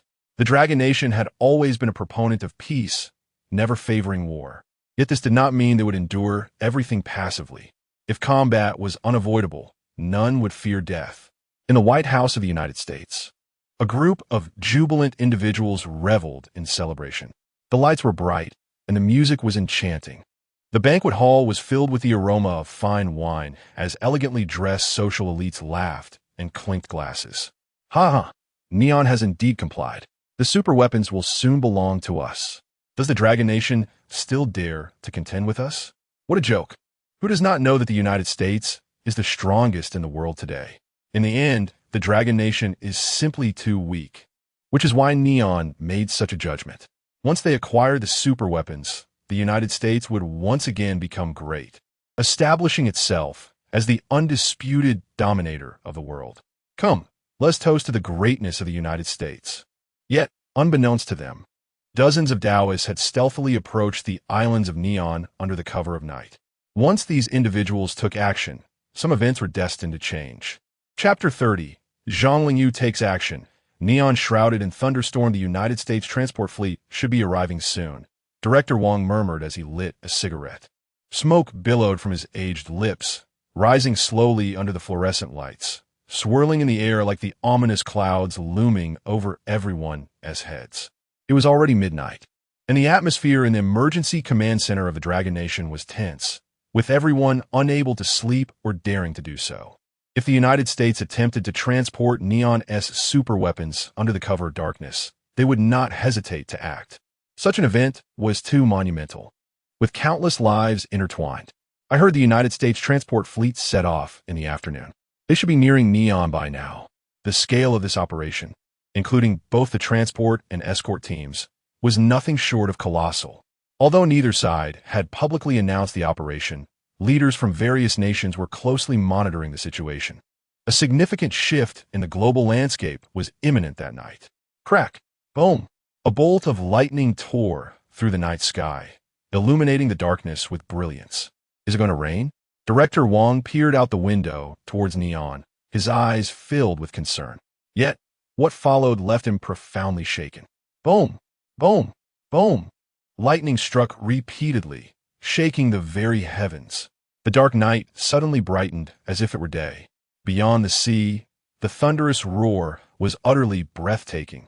What was happening? Countless individuals were jolted from their slumber, lifting their gazes towards the vast ocean. Enormous bolts of lightning struck in rapid succession, densely packed, as if orchestrating an exquisitely magnificent display of maritime fireworks.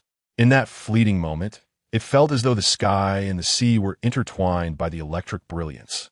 The violent and persistent thunder reverberated endlessly, creating a sound so stirring that it seemed to resonate within one's very chest. Those along the coastline knew that sleep would elude them this night. On social media, a flurry of discussions erupted. What direction is that neon light coming from? Such an extraordinary thunderstorm could only be described as unparalleled in the world. Indeed, never before had anyone witnessed such a spectacle. It was simply too astonishing.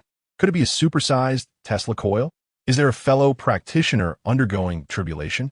There had been no prior warnings of such intense lightning. What on earth was transpiring out at sea? Not only were netizens incessantly speculating, but even the authorities took notice. Such a degree of thunderstorm could not have occurred naturally. Something significant must have transpired. The director confirmed that the location of the thunderstorm coincided with that of the American fleet. However, radar and satellites could no longer capture any imagery. The immense storm distorted the surrounding magnetic field, leading to a temporary disruption of all telecommunications. His subordinates, faces filled with panic, hurriedly reported the situation to Director Wang. Everyone was bewildered by this phenomenon. Could this be the effect of a superweapon? Sweat trickled down Director Wang's palms. Had the Americans already acquired such a superweapon? If that were indeed the case, it would be catastrophic. Director, communication has briefly resumed. We have received imagery from the front lines. Look, a technician deftly tapped on the keyboard, projecting the incoming visuals onto the large screen. All eyes were glued to the unfolding scene, each heartbeat intertwined with the events occurring just offshore. Boom! As the lightning illuminated the heavens and the earth, the crowd stood frozen. The screen revealed dozens of silhouettes. They had been concealed within the night sky, yet when the lightning brightened the surroundings, everyone could see them clearly. Dozens of figures stood suspended in the high heavens, gazing down upon everything below. The wind and thunder billowed their garments, each exuding an extraordinary presence. Below them lay the American transport fleet, ships large and small struck by one bolt of lightning after another. Each strike was a precise attack. It was evident that they were all severely damaged. Are those Taoists? Director Wang commanded the image to freeze. In a particular moment, they all discerned the truth. Those standing high above were adorned in what appeared to be the robes of the Dragon Kingdom. Panic ensued. In the distant command center of the American fleet, Commander Nick had just poured himself a cup of coffee, eagerly awaiting good news from his subordinates, only to be met with their alarmed faces. What is it? Why are you all in such a frenzy? Nick scolded. All contact has been lost. Every vessel is unresponsive. The trembling voice of his subordinate faltered, barely able to stand. What did you say? Nick's heart sank. The fleet has encountered a severe thunderstorm, and all ships have lost communication. It is possible that we suffered total annihilation. Upon hearing this report, Nick's hands froze in midair, the coffee spilling onto the ground.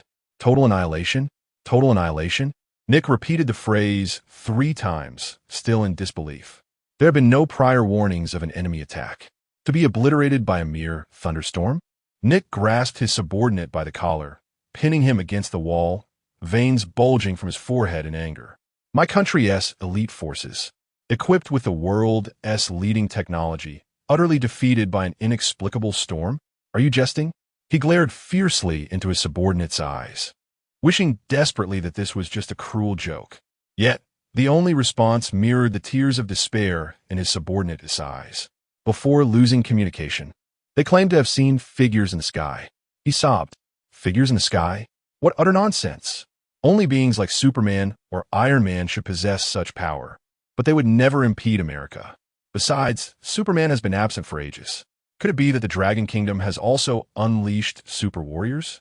Nick finally acknowledged the gravity of the situation. Quickly, notify our captain and Iron Man. Nick swiftly maintained communication with various parties within the command center. Without sufficient information, he could not take any action. Finally, the storm subsided and communications resumed. However, this was accompanied by the latest announcement from the Neon Kingdom. The entirety of the Neon Kingdom knelt in submission to the Dragon Kingdom, voluntarily offering themselves as a province. The world was thrown into chaos. In less than half an hour after communication was restored, the officials of the Dragon Kingdom received a message from the Neon Kingdom. We are willing to submit and implore your nation to take us in. We, the entire populace, kneel to apologize to the Dragon Kingdom. All temples have been destroyed in our sincere remorse. The culture and lineage of the Neon Kingdom are derived from the Dragon Kingdom. We were, in fact, one family thousands of years ago. By this time, dawn was breaking on the horizon. Director Wang gazed at the rising sun over the coast, feeling somewhat disoriented. They had long steadfastly rejected any notion of abandoning their American father. Yet, in a single night, their stance had completely reversed. Now, they claimed to have been one family with the Dragon Kingdom thousands of years ago. How shameless! Had they forgotten the harm they had inflicted upon the Dragon Kingdom? How could they utter the words family?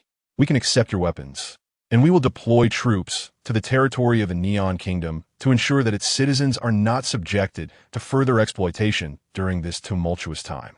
However, Director Wang paused. Regarding your fate, we need further discussion. I cannot speak on behalf of the people of the Dragon Kingdom regarding forgiveness. I do not possess such authority. Unless the entire populace consents, do not utter the inappropriate term family again. Director Wang's words were straightforward. I will take your weapons and send troops. But that does not imply forgiveness.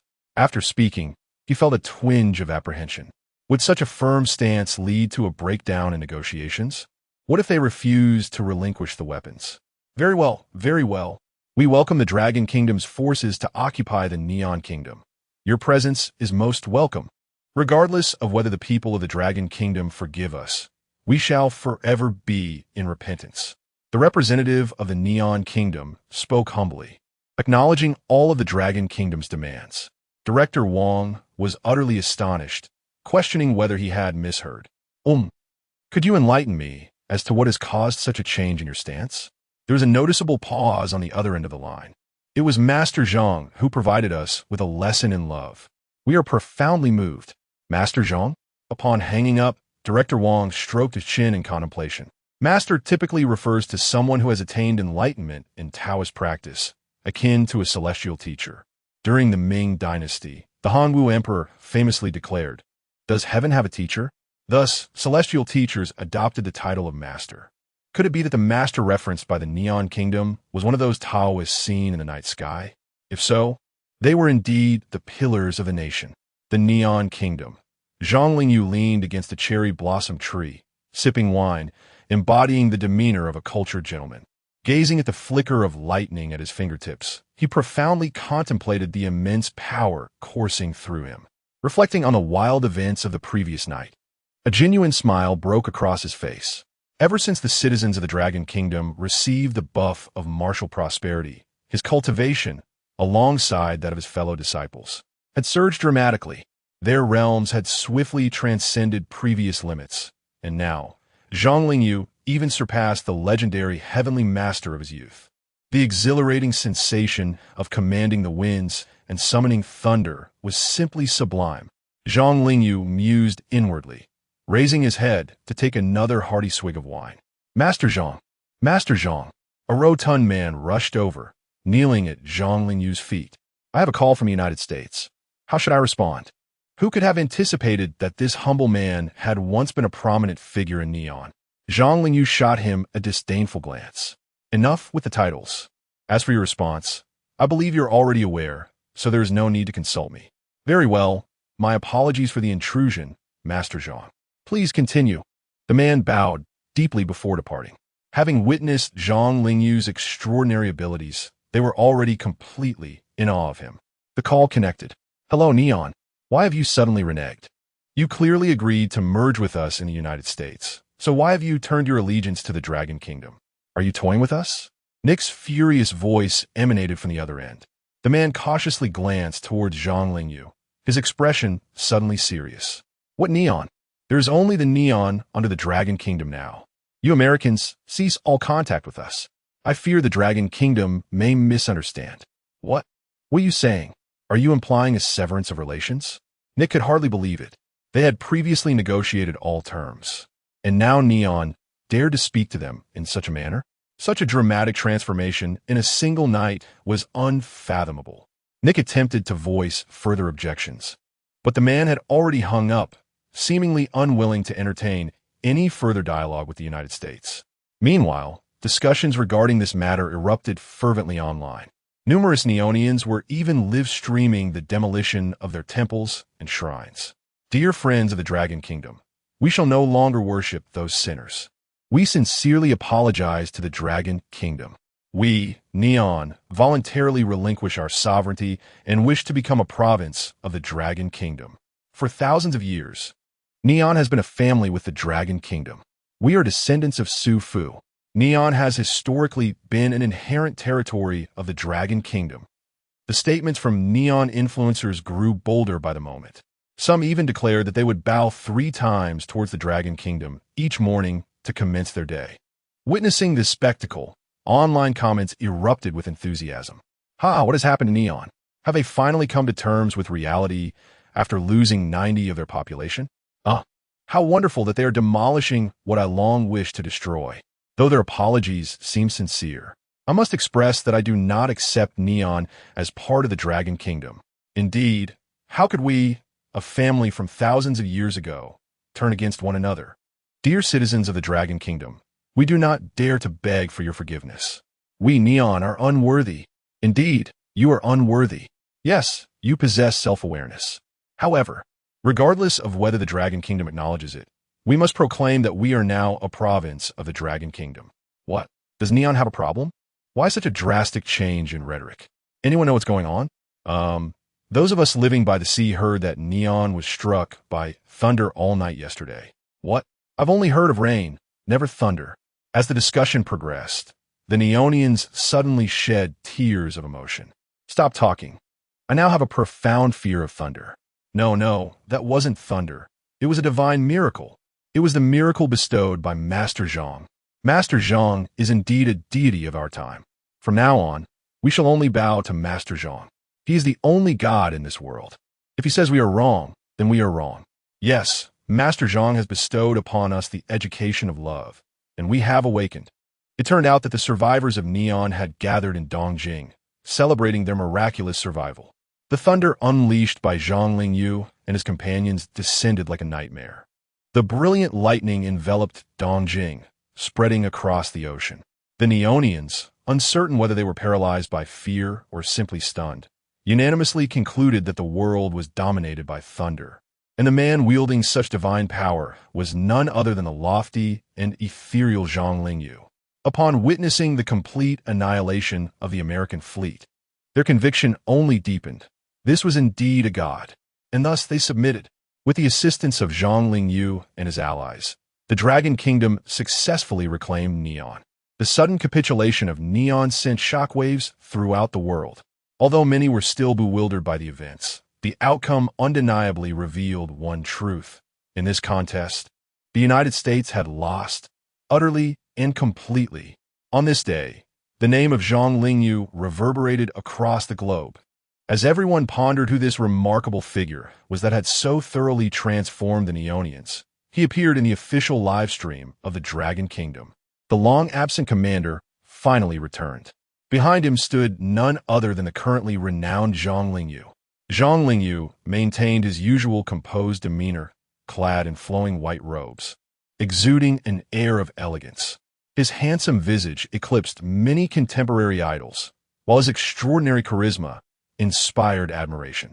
Greetings, friends of the Dragon Kingdom. I am Zhang Lingyu. A gentle smile graced his lips, sending the comments into a frenzy. Oh my goodness, the illustrious Zhang Lingyu is so handsome. Is this the man who managed to tame little Neon? How incredibly powerful. Help, he is stunning beyond measure. Is this the figure revered as a god by Neonians? He seems so young. He has accomplished great feats for the Dragon Kingdom and is its heroic champion. If only I could be as strong as he one day. Handsome and powerful. It's impossible not to admire him. Lingyu, I want to bear your children. Master Zhang, you are my idol. In a live stream, the hosts, Lu Shi and teacher Luo, had been engaged in conversation when the sight of a new face made Lu Shi feel as if she were basking in springtime. Wow, so handsome. Despite her efforts to remain composed, she couldn't help but sparkle with excitement. Lu Shi, calm down. Commander coughed lightly. However, Lu Shi completely ignored him, hastening forward as if eager to thrust the microphone into Zhang Lingyu's hands. Master Zhang, may I ask why you traveled to Neon? As far as we know, this was not an official operation, correct? Although Lu Shi initially intended to inquire if Zhang Lingyu was single, she deemed such a question unprofessional and quickly altered her approach. Zhang Lingyu, clearly sensing Lu Shi's enthusiasm, shifted slightly to the side, offering an awkward smile.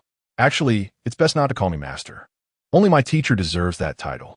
Our timely appearance, there was indeed not at the behest of the authorities, but rather due to my teacher's guidance. Everyone was taken aback. If Zhang Lingyu spoke so highly of his master, then that individual must be even more formidable. May I ask, who is your teacher, Master Zhang? With a proud smile, Zhang Lingyu replied, the heavenly master of Longhu Mountain, Zhang Jiwei. The onlookers were momentarily stunned. You mean Zhang Jiwei, the old celestial master who predicts fortunes in the Forbidden Land? Lu Shi exclaimed in astonishment. Indeed, Zhang Lingyu nodded with pride swelling in his heart at the mention of his master. However, teacher Luo could not suppress his curiosity. But the celestial master is currently within the forbidden area and should be unable to communicate with the outside world. How did you receive his instructions? Quite simply, Zhang Lingyu replied with a gentle smile. My master had foreseen everything long ago, and thus arranged for me to appear at a specific time and place to perform particular tasks. At that moment, foreign viewers tuning into the Dragon Kingdom's live stream felt a chill run down their spines. Meanwhile, the domestic viewers were filled with excitement. WTF? Are you implying that the old man named Zhang had already orchestrated everything? From the very beginning, the Celestial Master knew that Neon would fall, and that the United States and the Dragon Kingdom would clash over superweapons, even predicting the exact date of action? My goodness, is this the legendary mysterious power of the East? Strategizing from within, triumphing from afar. This is our Celestial Master. Incredible. The fact that such a formidable individual was a disciple of the Celestial Master was a testament to the Master's greatness. No way. I have to report that the Celestial Master is cheating. Such abilities are simply too extraordinary. Fine, we in the Dragon Kingdom will admit it. We are indeed cheating. If you have the capability, you should cheat too. No one could still question the Celestial Master's resourcefulness being mere luck.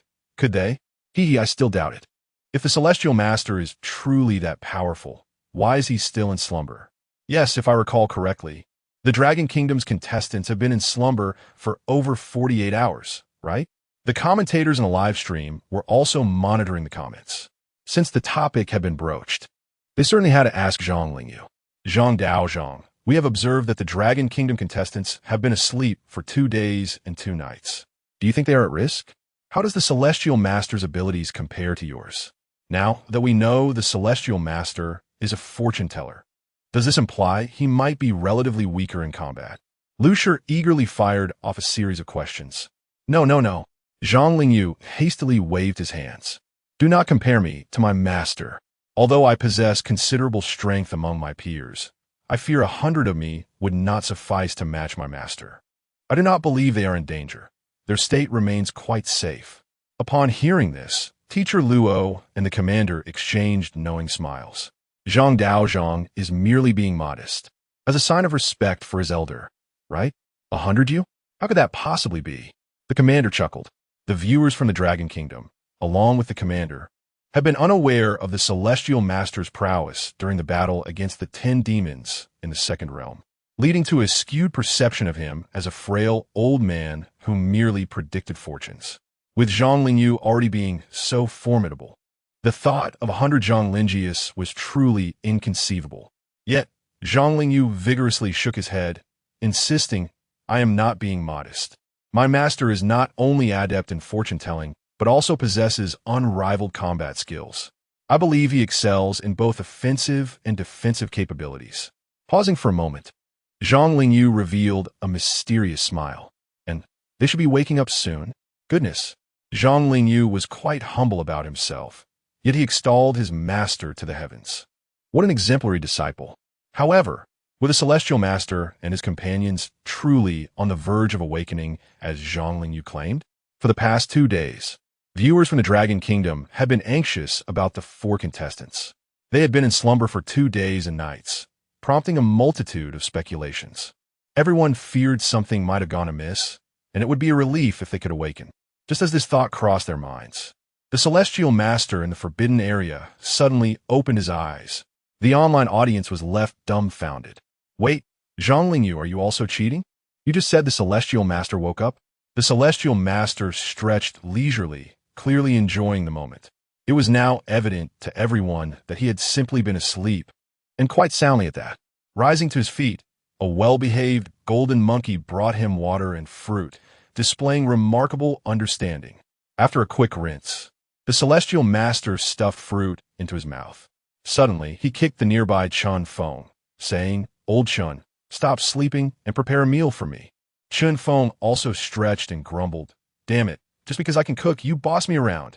He then walked a few steps and kicked the hapless Lan Minghua, exclaiming, "Ahua, I'm cooking, you better assist me." Lan Minghua promptly awoke, rubbing his back. "Could you be a bit more civilized? For crying out loud, you're a wealthy man. Can't you exhibit some decorum?" The viewers erupted in laughter. They were not only relieved that the contestants had finally awakened, but also entertained by the absurdity of their wake-up service. The 3 elderly men showed no restraint, kicking each other without a hint of decorum. How graceful indeed! As the celestial master munched on an apple, he began calculating with his fingers and suddenly revealed a mysterious smile. "Lingyu, have I entrusted you with the task?"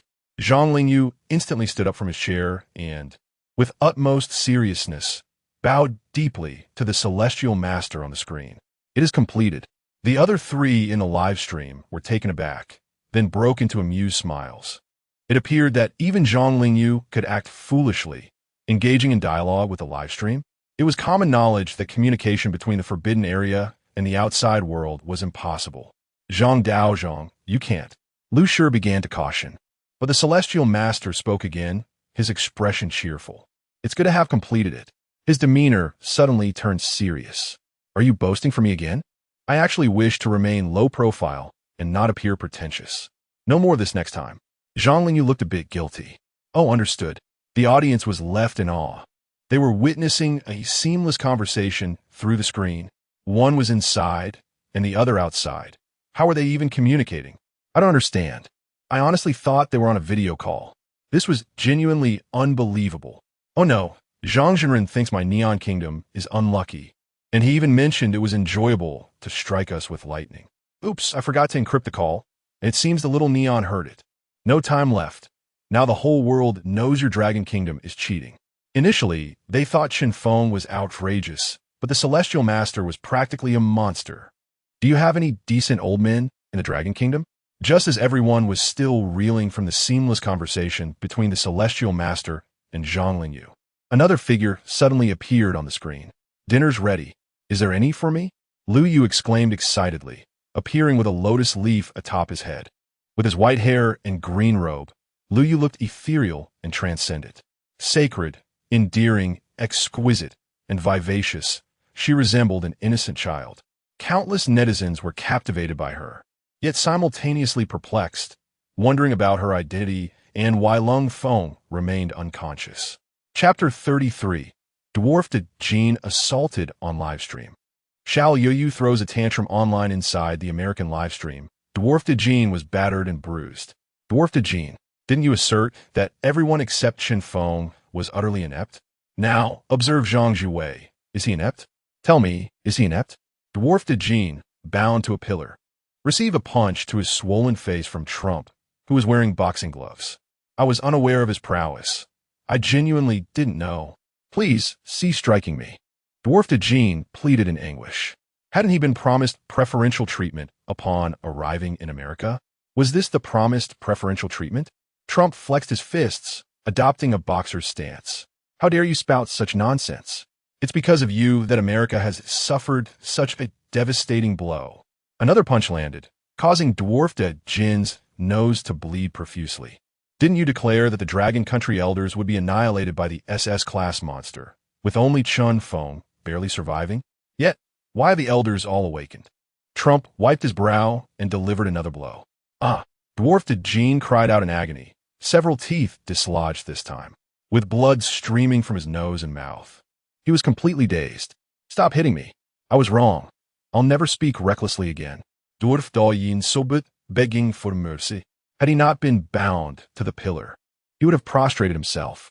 You fat pig, beating you is not enough to quell my anger. Do you realize the immense losses America has endured? It's all because you misled us. It's all because of you. Trump continued to pummel Dwarf Dejin relentlessly. Although America's failure was not entirely attributable to Dwarf Dejin, everyone harbored pent-up frustration. They needed someone to vent on. The more Dwarf Dejin suffered and wept, the more popular the American livestream became. Excellent, beat him. America's failure is due to his misleading information. Beat him to death. Does this stinking foreign pig think he's worthy of joining our American citizenship? I suspect he's a spy dispatched by Dragon Country. We must investigate thoroughly. Dragon Country citizens must be heartbroken to witness this, right? Trump, exert more force. Beat him. You're mistaken. Those for Dragon Country aren't heartbroken at all. Continue beating him. The more you beat him, the happier I am. Haha. Why should we from Dragon Country feel heartbroken? He's no longer one of us. We'll only rejoice at his demise. Beat the traitor. The more I watch, the more satisfying it is. Because he falsely claimed that Elder Chen was a modified human, I almost got beaten to death. I also support beating him to death. This is the consequence of bootlicking Americans. Serve him right. Trump glanced at the barrage of comments, then revealed an excited grin. Ah, Dwarf Dejin. It seems that neither side welcomes you. If I were to beat you to death, I wouldn't even be held accountable, you know? It might even improve my approval rating in the next election. With that, Trump unleashed another powerful blow. Within the forbidden zone, Liu Yu had gorged herself until her belly was round. Old Chen, your culinary skills are commendable, Liu Yu praised, licking her fingers. Behind her lay the skeletal remains of 3 crocodiles. Having eaten her fill, she grabbed the old celestial master's Taoist robe to wipe her mouth. The 3 elders collectively rolled their eyes at her. Chen Feng, noble dragon princess, why are your table manners so unrefined? More like a beggar who hasn't eaten in ages. Lan Minghua chimed in, princess indeed. She looks like a little beggar who has been hungry for a long time. Liu Yu pouted. Is it just because I ate a little of your food? The 3 of you are ganging up on me. With that, she grabbed the old celestial master's Taoist robe again to wipe her hands. The old celestial master suddenly delivered a sharp flick to her forehead. I've endured you for long enough. Stop touching my Taoist robe. He lamented, his heart aching as he gazed at the oil stains on his beloved robe. Ah! Liu Yu cried out in pain, clutching her head and rolling on the ground in grievance. I'm dying. I'm dying. Old man, you're so heartless. Wah! The old celestial master had used 80% of his strength in that flick, clearly quite enraged. You deserved it. The old celestial master rolled up his sleeves, contemplating another strike.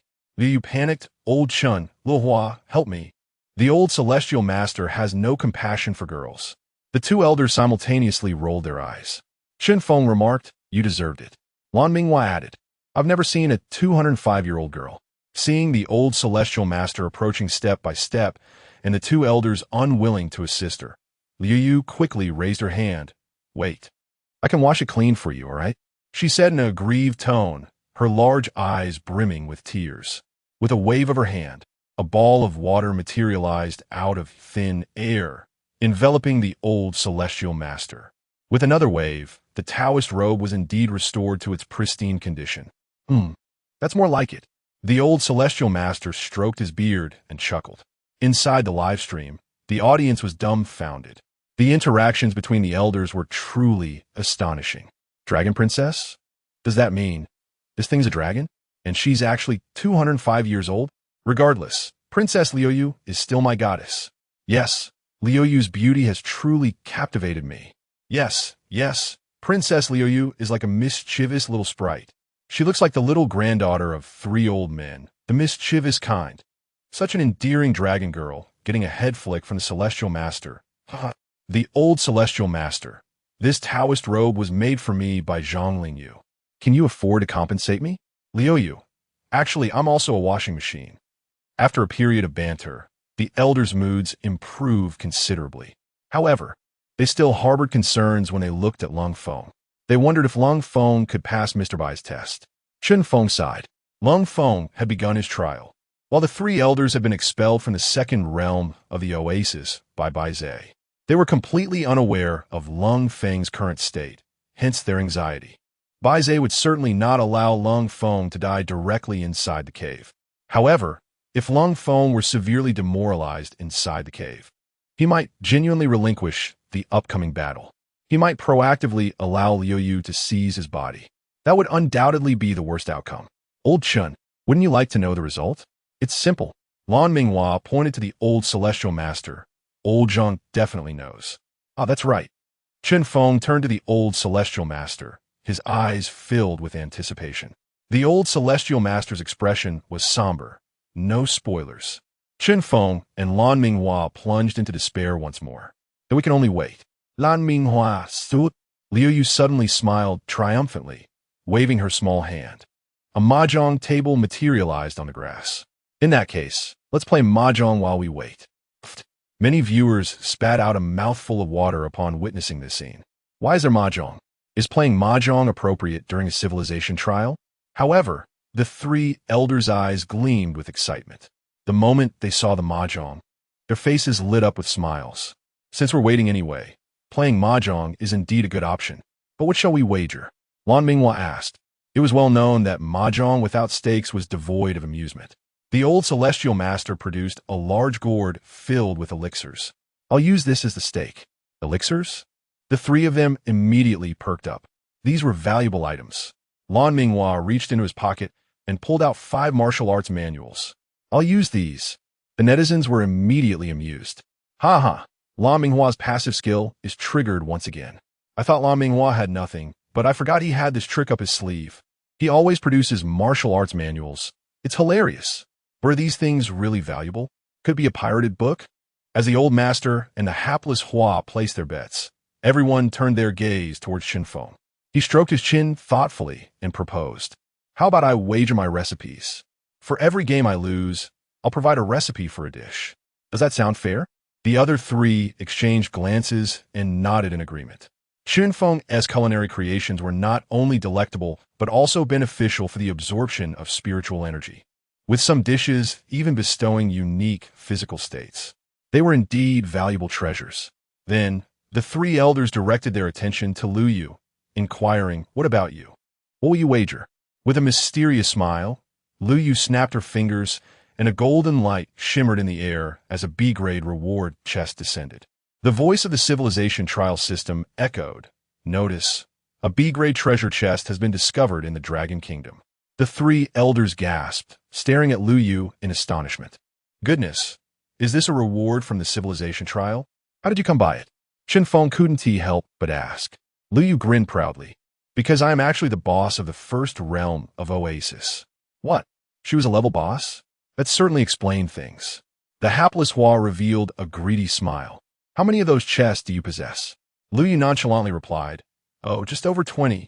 The 3 elders exchanged knowing smiles, realizing that they must win decisively against her for the sake of the Dragon Kingdom's audience. Chapter 34. Winning reward chests while playing mahjong? What joy! On a sunny, pleasant day, The oasis was refreshingly cool as the three elders and a charming girl happily played mahjong on the grass. The viewers in the live stream were buzzing with excitement. Old Master, 80,000. Go for 80,000. Chen Feng, don't go for a pure suit. Do you even know how to play mahjong? Be careful. Lu Yu is already called. Lu Yu had 6 tiles that could win, making it highly probable that she would emerge victorious this round. Viewers speculated that Chen Feng would make a mistake, sensing he was the type to be overly eager. How is the battle going, comrades? Have the elders won? Oh, don't even mention it. That fool Chen Feng has already made several mistakes. And Lu Yu has won every time. Seriously, isn't that old fellow a tycoon? How can he be so bad at mahjong? Upstairs, I'm with you. Who among the wealthy has a hobby of playing mahjong? Viewers, watching the game unfold, felt a greater sense of urgency than the players themselves because winning at mahjong could yield reward chests. A rare opportunity indeed. Unexpectedly, although Lu Yu appeared as a mere girl, her skills in the game were remarkably refined. Before long, she had amassed a pile of elixirs and various martial arts manuals in front of her, with Chen Feng's handwritten recipes dominating the collection of losses. At this moment, numerous foreign viewers flooded into the Dragon Kingdom's livestream. Observing the elders engaged in mahjong, they were filled with confusion. What are they doing? Is this some form of Eastern gambling? Ha! The elders in the Dragon Kingdom are rather lax. While others are relentlessly exploring resources, they're gambling. The rabbit may run fast, but it will certainly be overtaken by the turtle if it takes a break. If the Dragon Kingdom continues to be negligent, it will surely be surpassed by our nation. Our handsome appas from the Kimchi Kingdom are the best, tirelessly searching for resources. Upstairs. Did you just say the Dragon Kingdom is the rabbit while you are the turtle? Metaphor, do you understand? My point is that the Kimchi Kingdom will undoubtedly find more resources than the Dragon Kingdom. Ha! You latecomers from the Kimchi Kingdom have no idea what the elders are doing. How naive. However, just then, the system's notification rang out.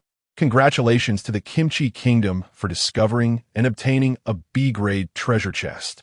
The Kimchi enthusiasts rejoiced. What? We were just talking about it. And they actually found a treasure chest so quickly. They rushed into the Kimchi Kingdom's live stream, realizing they had unintentionally stumbled upon a chest in the desert. Their excitement led them to break into a dance, their contestants being 4 charming young men, far more skilled in singing and dancing than in combat. One might mistake it for a variety show. Appa, you are so handsome. The appas were impressive, proving that diligence leads to rewards, far surpassing the elders of the Dragon Kingdom.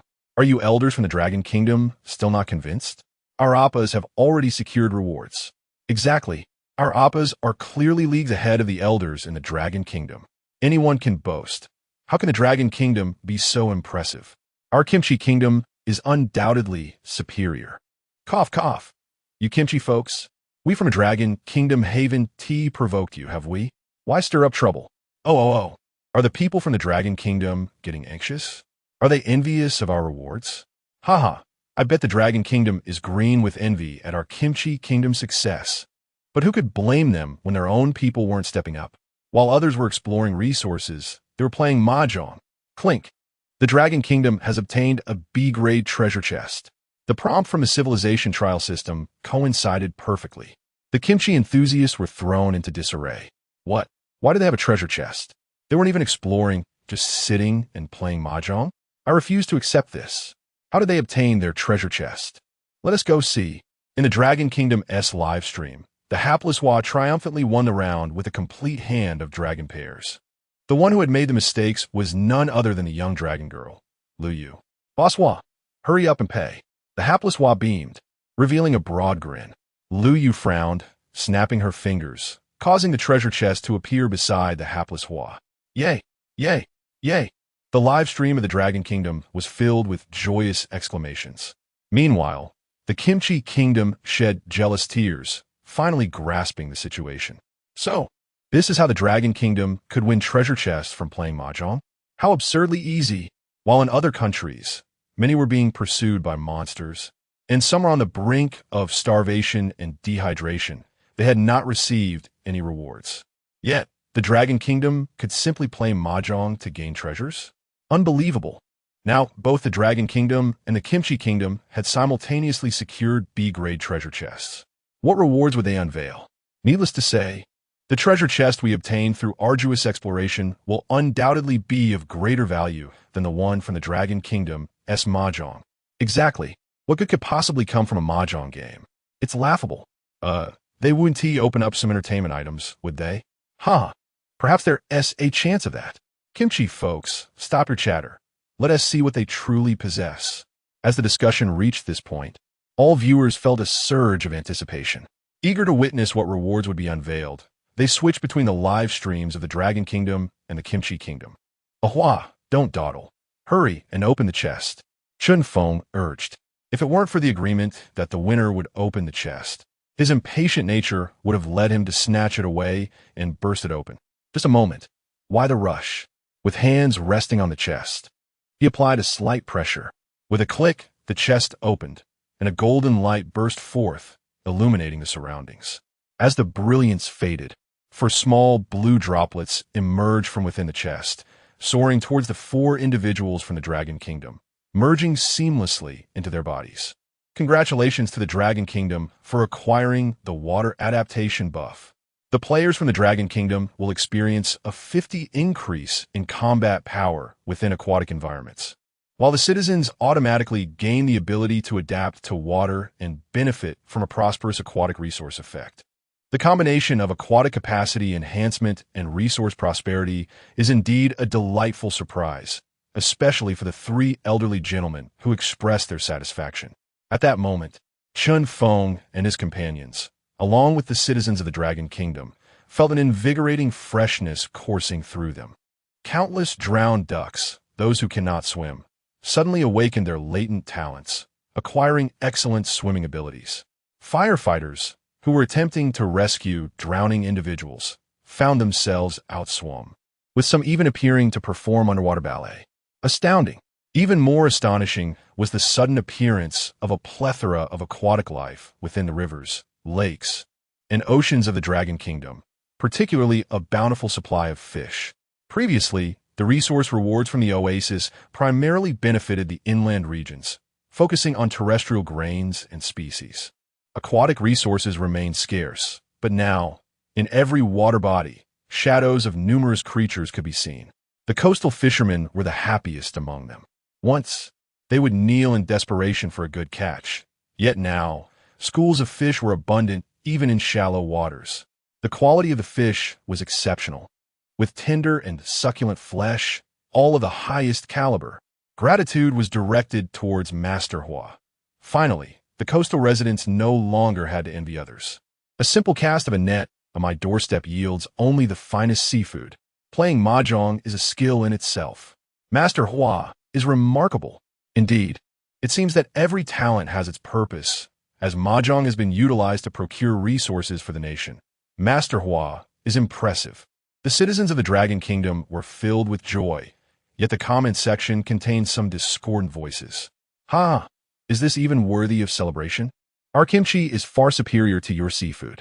It's only useful in aquatic environments. It's utterly lackluster. Our kimchi nation will surely produce something better. Well, as long as you're happy, may you forever enjoy kimchi. Indeed, our seafood cannot compare. Warning, should the kimchi nation dare to fish in our waters, we shall deal with you. Ha, who would care? Just wait to see the divine rewards our Appa will unveil. Don't be too envious. Thus, throngs of people flocked to the Kimchi Nation's livestream, eager to witness what rewards they would unveil. Although the rewards were also B-grade chests, the anticipation of comparison lingered between the two nations.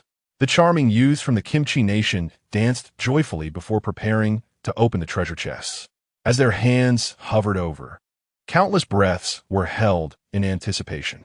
With a click, the chest opened, and golden light erupted forth, dazzling and brilliant. As the brilliance faded, out leapt a rooster dribbling a basketball. Chapter 35. The Reward from the Stick Nation. The chicken you are too beautiful.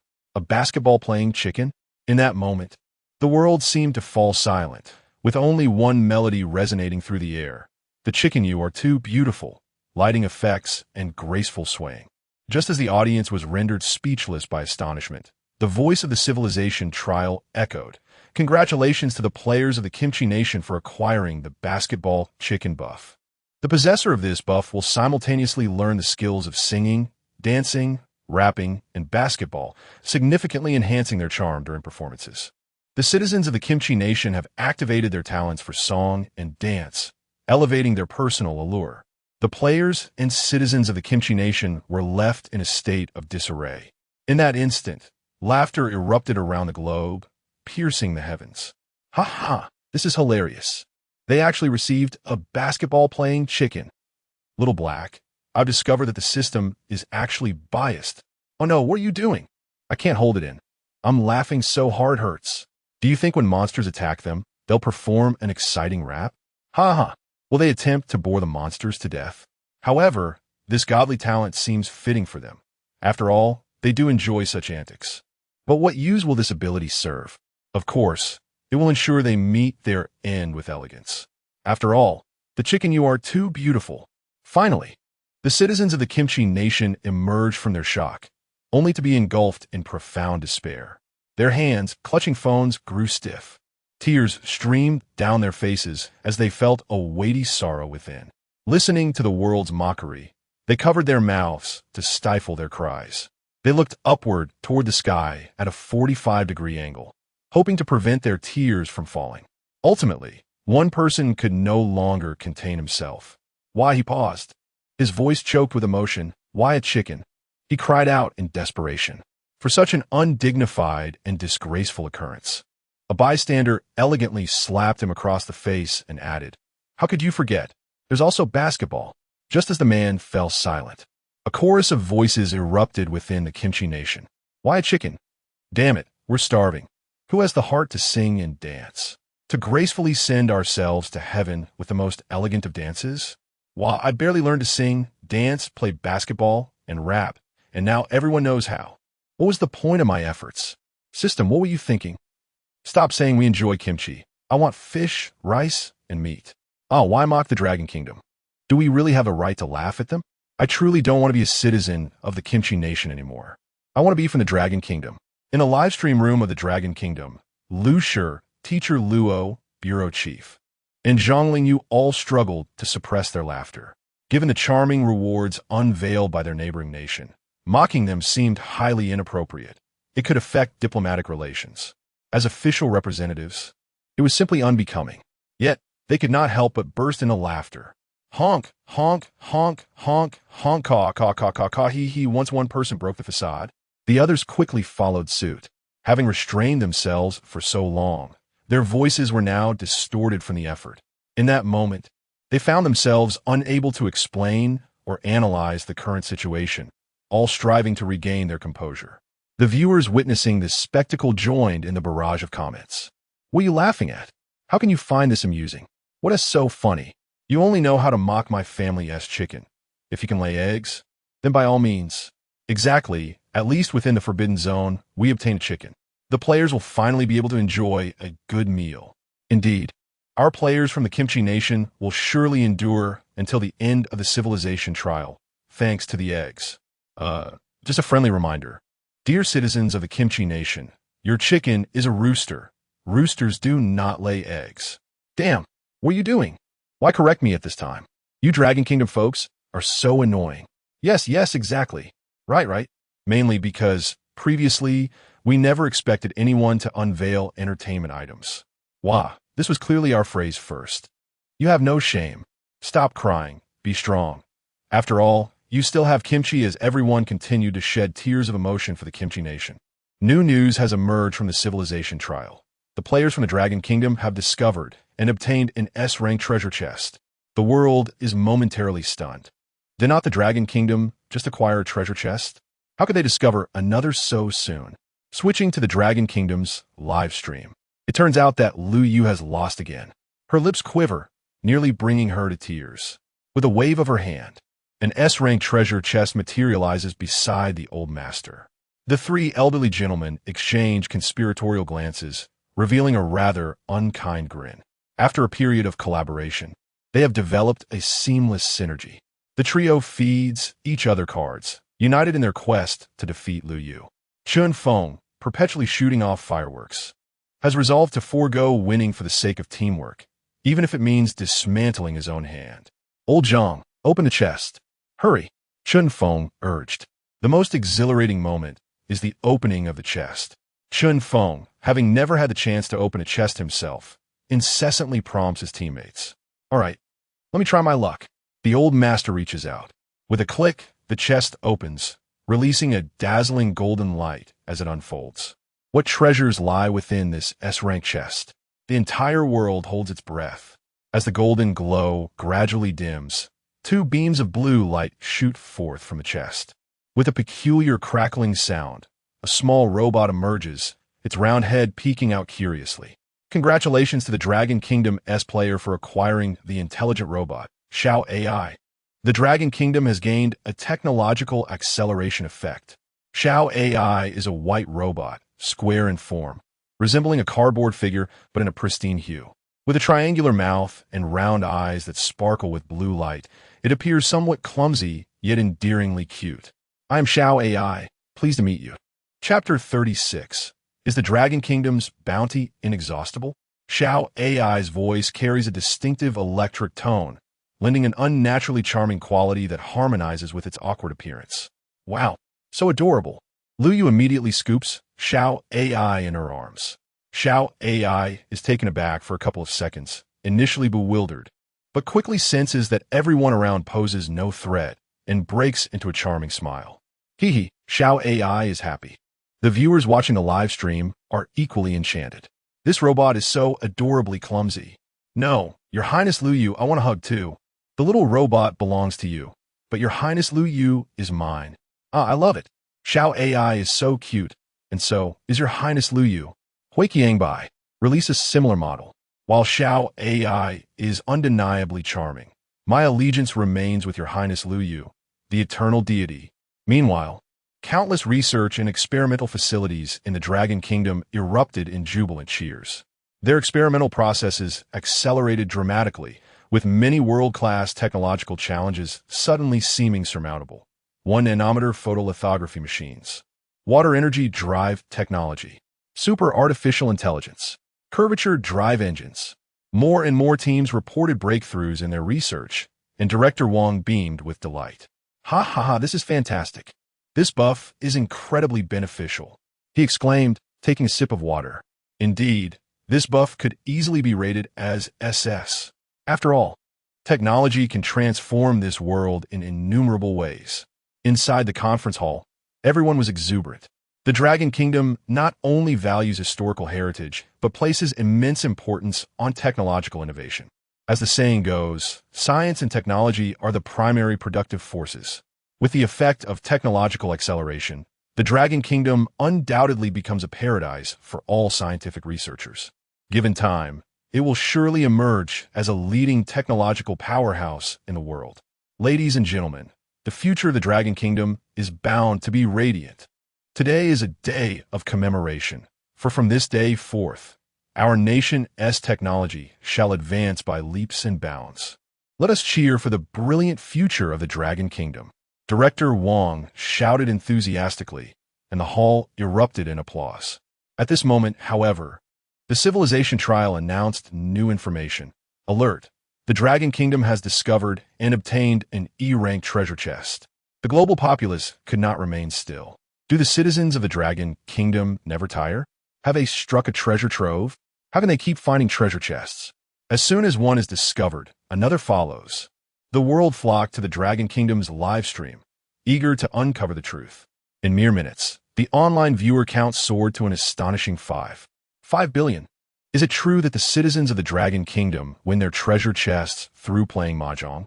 Our nation's players risk their lives daily and receive nothing to show for it, while they merely play mahjong to acquire resources. No, I refuse to believe it. This must be a fabrication. Yet, whether one believes it or not, the facts seem to align with this narrative. Is this the disparity of our world? It is so unfair. Stop wailing from above. This world has never been fair. Get used to it. Could it be that the monsters in the Forbidden Land support this method of competition? No. Next time, we must have our nation's players try it as well. The civilization trial continued amidst a howling wind in the desert and the scorching sun beating down on the earth. The American Sea Dog team had just evaded a giant scorpion's pursuit. Starving and parched, they had not even had a sip of water. As they cowered behind a rock to survive, the elderly gentlemen of the Dragon Kingdom were beneath the shade of trees, engrossed in their game of mahjong. Luan Ming revealed a mysterious smile as he laid down his cards. A big pair. Who? Ding. The Dragon Kingdom has acquired yet another E-rank treasure chest. The heat was oppressive. The ground beneath their feet felt like a massive frying pan. The representatives from Kangaroo Nation trudged along, their shoes melting from the heat. After a long struggle, they found a large boulder to escape the relentless sun.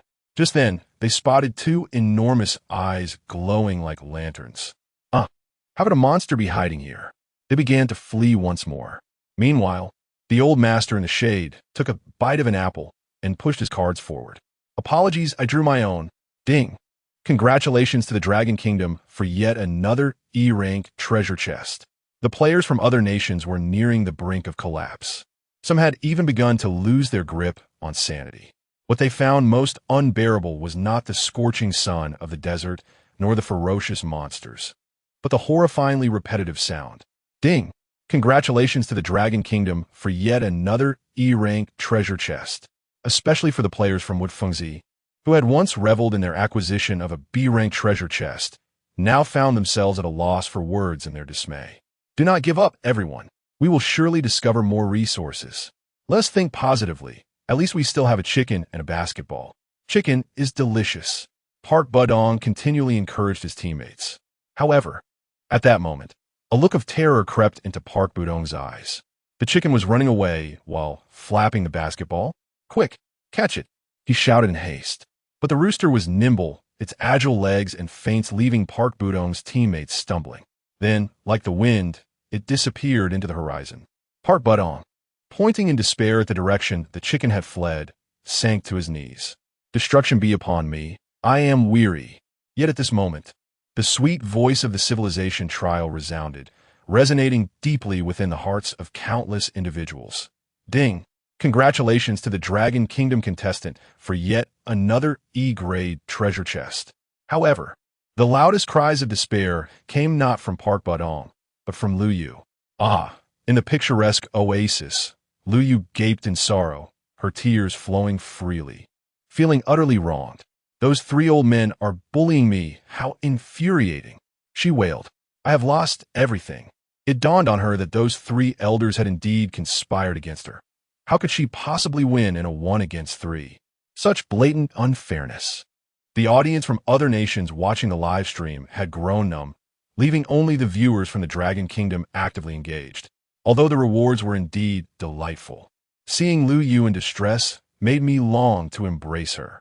Those three old men were exceedingly wicked, bullying a girl of merely 205 years. Those three old men are truly despicable. Yet, they were acting for the sake of the Dragon Kingdom's fortune. Indeed, we have reaped the benefits that the elders provided, so... Poor Lu Yu. Yet I cannot help but chuckle. Within the confines of the Forbidden Land, the three elders found themselves at a loss. Regardless of her age, Lu Yu appeared at that moment as nothing more than a wronged little girl. Her tears were quite pitiful. Although their actions were for the sake of the nation and its people, it seemed rather excessive. Perhaps a twinge of guilt was in order. Little Lu Yu, do not cry. How about this? I will give you all my elixirs and teach you the golden light spell from my Tianshi pavilion, all right? The old Tianshi said softly, each word imbued with tenderness. Is that true? Lu Yu wiped her tears, gazing with her glistening eyes at the old Tianshi. Is it the golden light spell that can conjure a golden whip and enhance one's defenses? She had witnessed the old Tianshi's fierce battles against 10 demons, and besides his lightning techniques, he often utilized the golden light spell. It was indeed a remarkable treasure. Of course it is true. The old Tianshi replied with a kind smile. When have I ever deceived anyone? Luan Minghua casually pulled out dozens of martial arts manuals, piling them into a small mountain and presenting them to Lu Yu. Take these manuals. I assure you, I'm not misleading you. They are truly exquisite. Feng handed over his cherished recipe collection, This exclusive formula is unparalleled for cooking monsters. Realizing that a single recipe seemed insufficient compared to the offerings of the other two, Feng added, "Next time we communicate with the outside world, I can request some items for you. What would you like? Anything you desire." Lu Yu's eyes widened, sparkling with excitement. "I want to watch movies. We all love watching movies. Is that possible?" Feng smiled lightly. "No problem at all." "Ha ha ha. Thank you, old man. You are truly wonderful." Lu Yu's sorrow had vanished, her joy radiating like that of a child. The three elders gazed at her with fondness. Though she was already 205 years old, she still seemed quite young for a dragon. Otherwise, how could she be so innocent and pure? If only I had such a granddaughter. Having struck a deal with Lu Yu, the three elders opened all the treasure chests together. From Lu Yu, they accrued a total of 20 treasure chests, 1 S grade, 1 B grade, and the remaining 18 were all E grade, each bestowing the same effect, an increase in lifespan. The average lifespan of the citizens of the Dragon Kingdom surged to an impressive 200 years. Just as the rewards were being tallied, a commotion erupted from Cold Wind's direction. "Ha ha! I did it! I did it!" With bursts of manic laughter, the long-dormant Cold Wind finally awakened. Chapter 37. Has Cold Wind mastered the Kamehameha? Cold Wind is awake. Upon hearing the commotion, the three elders quickly turned to face him. Cold Wind stood up, excitement illuminating his face, his eyes sparkling, and he danced around like the Monkey King just released from the Five-Finger Mountain. Did he really defeat 50 demons and return from the cave? Has his strength been acknowledged by Bai Zhe? Splendid. This is truly wonderful, Feng exclaimed, relieved that their long-held worries could now dissipate. Their previous concerns for Cold Wind had even hindered their enjoyment of mahjong. Lu Yu wiped her brow, cheerfully stating, "Finally, I won't need to seize his body. That would have been quite troublesome." Troublesome? Cold Wind shot Lu Yu a disdainful glance. "Uft, you lack appreciation. My body is perfectly fine. You only know how to criticize me." With that, he struck a pose, flexing his muscles. "Hey, check this out." Lu Yu stuck out her tongue at Cold Wind, her expression one of utter disdain. "Those muscles are hardly impressive." Little AI, the robot, mimicked Lu Yu's antics, making a silly face that was utterly adorable. "Hey, you two." Cold Wind pointed at Lu Yu and little AI, a mix of irritation and resignation on his face. "Cold Wind, stop bickering with her and show me your results." Wan Minghua interjected. Upon hearing his master's voice, Cold Wind turned to him, his eyes shimmering with admiration. "Master," he exclaimed, rushing toward Luan Minghua with the fervor of a love-struck maiden, causing Luan Minghua to step back in discomfort. "Get away from me." But Cold Wind, undeterred, slid to his knees before Luan Minghua, tears nearly brimming in his eyes. "Thank you, Master, for teaching me this divine skill." Luan Minghua felt a surge of excitement. "So, you have mastered the Kamehameha? Show me." "All right." Cold Wind stood tall, his expression growing serious. The audience in the live stream frowned, disbelief etched upon their faces. Although they had heard that Cold Wind was undergoing trials, they could not fathom that he was practicing the Kamehameha. Could that technique truly exist? Surely Luan Minghua's teachings weren't mere counterfeit manuscripts? No, I refuse to believe that the Kamehameha genuinely exists in this world. Is Cold Wind going mad under Luan Minghua's tutelage? In the Forbidden Land, Cold Wind took a deep breath and assumed the familiar stance. He truly resembled the little monkey from the World Martial Arts Tournament. Light, a radiant glow appeared in his palm, coalescing into a sphere that gradually expanded. "Huh!" Cold Wind thrust his hands forward, releasing a wave of light that swept across the entire oasis. With a resounding crash, countless trees were severed in half. The sound of splintering would echoed from near to far, dust swirling and wild birds taking flight. Anyone observing from above would clearly see a distinct boundary line carved through the oasis, as if the oasis had been neatly parted down the middle. "Wow!"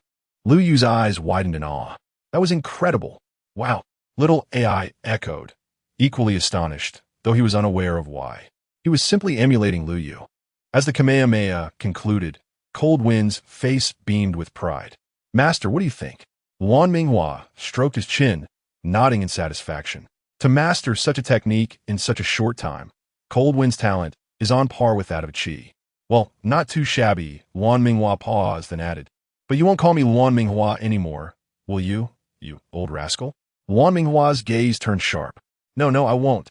Cold Wind replied with a sheepish smile. From now on, you shall be my master.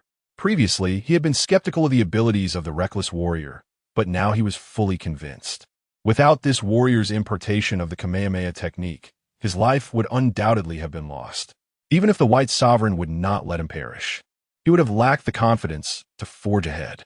All right, you may call it as you wish. The reckless warrior nodded slightly, begrudgingly acknowledging this disciple. The audience, witnessing this scene, erupted in frenzy. Did he really unleash it? The Kamehameha? Oh my goodness. It feels like a laser cannon. Cold Wind, already formidable, had now significantly amplified his combat prowess. By the way, the martial arts manuals of the reckless warrior are indeed genuine, if one could master them. How impressive would that be? You people from Long Country only know how to cheer. Meanwhile, we are utterly desensitized. Damn it, is there not a single ordinary person in Long Country? Feeling envious, are we? Come to Long Country, and I shall teach you, not for 998 or 668, but merely for 88.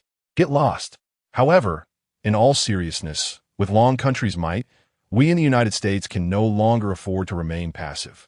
Our compatriots must also step up, await our response. In that very moment when Cold Wind utilized the Kamehameha, numerous nations around the globe felt a sense of urgency. Initially, they believed the three elders from Long Country to be feeble, likely to perish at any moment. Yet, it now appeared that each one was more formidable than the last. Cold Wind, a distinguished warrior who had previously triumphed in the International Special Forces competition, had woken from a 2-day slumber only to master the Kamehameha. If this continued, it seemed the entire resources of the Forbidden Zone might fall into the hands of Long Country. This was unacceptable. We must take action. In a clandestine base in the United States, Iron Man Tony was pounding the conference table, declaring, if we do not act now, Long Country will dominate the entire world. Looking up, he saw a congregation of influential figures, a veritable league of extraordinary gentlemen. Captain America, Spider-Kid, and others had gathered, yet today they bore no semblance of their usual spirited demeanor, each one wearing a furrowed brow. Why were we not chosen? If only I could participate in the civil trials, lamented Captain America. Although our selected Navy SEALs have impressive records, they're still mere mortals, sighed Director Nick, rubbing his bald head. The creatures within the Forbidden Zone are far too powerful. Ordinary soldiers simply cannot contend with them. We must provide them with enhancements. Indeed, we concur. The assembly nodded in agreement. Seeing the consensus, Director Nick commenced outlining a plan. The rules of the civil trial state that we can utilize external assistance once a week. We have yet to use our opportunity in the first week. Now is the time to act. Tony, how long will it take to create 4 new suits of armor? All eyes turned to Iron Man, for he was indeed the quickest means to bolster the team's combat strength. One day, Tony asserted confidently, a smile gracing his lips. Director, provide me with the physical data of the 4 team members, and I will immediately begin crafting the most suitable armor for them. Manufacturing armor was second nature to Tony, and his efficiency was unparalleled. A day was more than sufficient, even accounting for revisions and testing. Very well, prepare swiftly. In 1 day, we shall initiate the request to deploy the armor into the Forbidden Zone. No problem, Tony nodded, rising with renewed vigor. Wait a moment, Nick called out to him again. The data regarding the enhancements that elevated Captain America has been compiled, though some aspects remain incomplete. After you finish the armor, please look into it. Ideally, we should reach a point where mass production is feasible. Are you serious? Everyone's eyes widened in astonishment. If such enhancements truly existed, every American could become a captain. The atmosphere in the conference room was electrified, except for Captain America, who seemed less than jubilant. Everyone else, share any potential methods for enhancing combat strength. We must exhaust every effort to ensure America's continued supremacy. Meanwhile, in the land of the pyramid, an elderly figure with an ancient visage and retro attire appeared within the nation's governmental institution. Great Priest, what brings you here? The leaders bowed in unison. The great priest held an esteemed position within the pyramid, especially in such dire times. Many revered him as a deity. During the external assistance phase, "You will present this to our nation's contestant," the great priest declared, producing a piece of leather inscribed with methods to obtain the pharaoh's power. "Once we acquire the pharaoh's strength, our pyramid shall be invincible." The audience was momentarily stunned, then suddenly overwhelmed with emotion. The prospect of inheriting the might of the ancient pharaoh stirred their spirits. They had thought their nation's contestant hopeless, yet in that instant, it felt as though a firm hand had grasped the drowning. "I represent all citizens of the pyramid in thanking the great priest." The nation's leader knelt in reverence, prompting all to follow suit. This timely aid felt like a lifeline. The citizens of the pyramid rejoiced, believing their nation would soon become unparalleled. Yet, unbeknownst to them, similar scenarios were unfolding across various nations. Within the Forbidden Zone, countless deities simultaneously opened their eyes. Chapter 38. The Forbidden Zone upgrades. Spiritual energy intensifies amidst thunder and lightning. The Forbidden Zone was shrouded in dark clouds. The oppressive atmosphere felt as if colossal walls were poised to collapse from the heavens onto the earth. A fierce wind roared, uprooting numerous trees with a cacophony of cracking sounds. The small creatures of the oasis vanished without a trace. Luyu hastily employed her powers to gather the items gifted by the elders, lest they be swept away by the tempest. The three elders gazed solemnly at the sky, aware that this sudden phenomenon was highly unusual. "Is it going to rain?" Cold Wind inquired. Zen. Xuanwu tilted her head in confusion. "What is rain? Good heavens! You don't even know what rain is?" Feng shot her an incredulous glance. "Are you truly an artificial intelligence, or merely an artificial fool?" Laughter erupted among the crowd. Xuanwu sensed Feng's reprimand and looked crestfallen. "Luyu, the elder scolded me." Luyu chuckled as she lifted Xuanwu, patting his head while explaining, "This is no ordinary rain. It signifies the awakening of the deities. The current unusual weather is a result of the collision of spiritual energies among the gods. Upon awakening, everyone is bound to have a bit of morning grumpiness. When many powerful beings awaken simultaneously, such effects are inevitable. In places where great powers reside, the intensity of this conflict increases. Hence, Mr. Bai, the rain here will be comparatively heavier." As soon as Luyu finished speaking, heavy rain began to pour from the sky. She pointed at a nearby tree, which rapidly grew and transformed into a large umbrella, shielding the group from storm. The deluge cascaded down, resembling a dam bursting rather than mere rain. Strangely, however, the water levels in the oasis showed no signs of rising. The reckless warriors sniffed the air, suddenly invigorated, sensing an increase in spiritual energy. Indeed, the old master indicated towards the torrential rain. This downpour is infused with abundant spiritual energy. It was palpable that the moment the rain fell, the spiritual energy surged forth. Luyu yawned and remarked, "Of course, this is merely the result of the collision of spiritual energies." "The Cold Wind, come here." Lan Minghua waved his hand. Cold Wind hesitated for a moment, feeling somewhat perplexed, yet he still approached. He dared not disobey Lan Minghua's words. "What's the matter, master?" Lan Minghua revealed a mischievous grin and lifted his foot. Cold Wind suddenly had an ominous premonition. Smack! Lan Minghua delivered a strong kick to Cold Wind's rear, propelling him directly into the heavy rain. "What the heck?" Cold Wind was instantly drenched by the downpour and immediately wanted to run to the shelter of a tree. However, Lan Minghua's expression hardened. "If you dare run over here, be careful, I'll beat you up." "Huh?" Cold Wind halted, his mind swirling with questions. "Getting a little wet won't hurt you, you little rascal," Lan Minghua scolded. "This rain is infused with spiritual energy, something many would desire but cannot attain. For the three old men, it's negligible, but for someone like Cold Wind, who has just begun his cultivation journey, it is highly effective." After hearing this, Cold Wind ceased his struggles and stretched out his arms, reveling in the rain's cleansing embrace. Soon, a proud smile appeared on his face. The torrent of spiritual energy washed over him, and it felt undeniably exhilarating. Drenched in the rain, Xiao AI wriggled free from Lu Yu's embrace. Observing Cold Wind's apparent enjoyment, she too felt tempted. Stupid machine, I wasn't talking about you. Feng shouted. But it was evidently too late. Xiao AI had already dashed into the downpour. Ah, this feels amazing. Xiao AI mimicked Cold Wind, arms wide open. Suddenly, a crackle of electricity surged, and black smoke erupted from her body. In the next moment, the light extinguished, and she fell silent, collapsing in the rain like a heartbroken little monster. Ha ha! A wave of unkind laughter erupted from the crowd. Oh dear, this foolish little creature. The old master chuckled, unable to contain his mirth, extending his hand to flick out a golden whip that drew Xiao AI back. Initiating automatic drying mode. A voice emerged from the slumbering Xiao AI, followed by a red glow. The light within her began to radiate, her temperature gradually rising. Before long, all the moisture had evaporated, and Xiao AI awakened once more. With a pitiful expression, she rushed towards Lu Yu, embracing her tightly. Wu, playing in the rain is no fun at all. The audience couldn't help but laugh. Ha ha ha, this little robot is simply too amusing.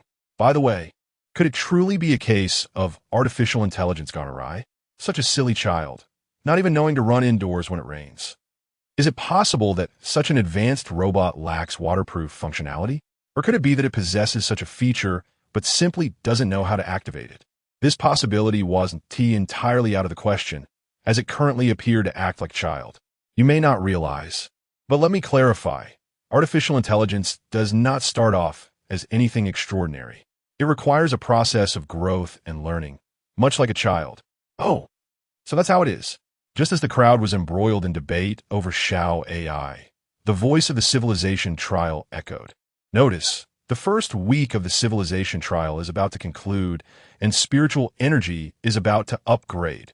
Upon entering the next week, all monsters below S grade will automatically ascend one level.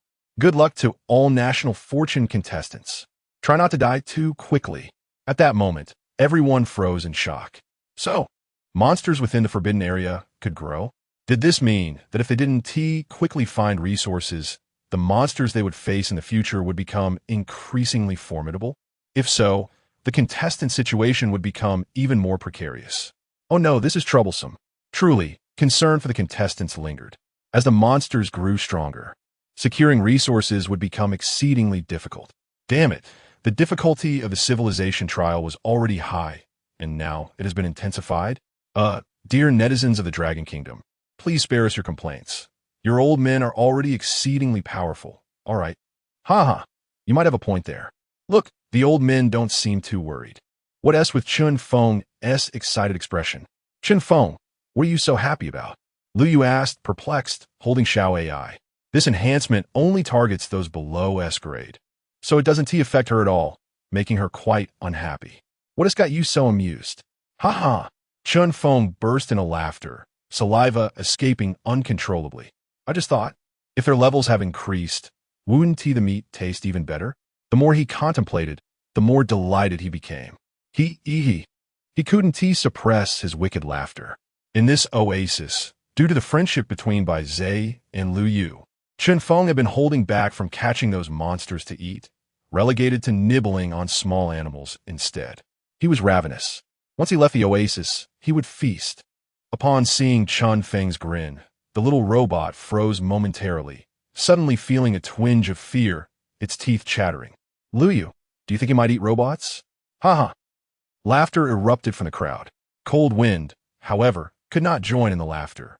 Even though he had grown stronger and could barely handle 50 small monsters in the cave, it was still quite taxing. If he encountered a truly powerful adversary, it would likely be quite troublesome. After this wave of upgrades, there would undoubtedly emerge numerous S-grade foes, necessitating caution. Master, I've already learned the turtle wave energy and would like another manual. Cold Wind emerged from the rain, standing before Lan Minghua. He was drenched, resembling a wet chicken, yet his eyes were resolute, brimming with enthusiasm and fervor. Oh! Lan Minghua glanced at Cold Wind. With a wave of his hand, Cold Wind suddenly felt a fierce and vigorous gust of wind sweep over him, instantly drying his previously soaked body. The wind intensified, far exceeding the external storm. Master? Cold Wind struggled to maintain his stance as the wind grew stronger. His clothes whipped in the gust, and he nearly toppled backwards. To avoid being blown away, Cold Wind leaned forward, clutching his arms tightly against his chest. At that moment, he realized his strength seemed to have increased. The effects of the rain had already become evident. His muscles had undergone a gentle baptism, marking a stark contrast to his initial entry into the forbidden area. Master? Who are you? The wind continued to intensify. The immense pressure felt as if a mountain bore down upon him. To resist being swept away, he changed his stance, planting his limbs firmly on the ground. Cold Wind bit down, so hard his gums bled. I can't hold on any longer. He sensed his body lifting off the ground. Indeed, with a sigh from Lan Minghua, just as Cold Wind was about to be blown away, the gale abruptly ceased. He fell to the ground, gasping for breath. Your physique has improved significantly. You can now learn other things. Lan Minghua reached into his robe and produced 5 manuals. Choose wisely. The rules remain the same. Only one. Lu Yu watched in delight. Haha. So it's truly challenging to obtain a manual from Lan Minghua. Meanwhile, I have a small mountain of them. What a profit. Cold Wind, filled with excitement, rose from the ground. Despite feeling a bit weary, pride dominated his expression. What manuals might be available for selection this time? Chapter 39. Cold Wind acquires a manual again. Latest battle armor developed by America. Cold Wind could learn another manual. Hooray! What would he possibly choose this time? Speaking of which, am I the only one who noticed that Lu Yu already possesses a large stash of martial arts manuals? Why does she receive so many, while Cold Wind only gets one? Upstairs, do not misunderstand. This is actually about exchanging reward chests with Lu Yu. Our dragon nation has increased the average lifespan to 200 years. What harm is there in providing His Highness Lu Yu with a few more secret manuals? My primary concern, however, lies with Lan Minghua's capabilities. He can conjure strong winds with a mere wave of his hand. Naturally, those who can achieve the rank of Cold Wind Master cannot be weak. That said, do you have any clues?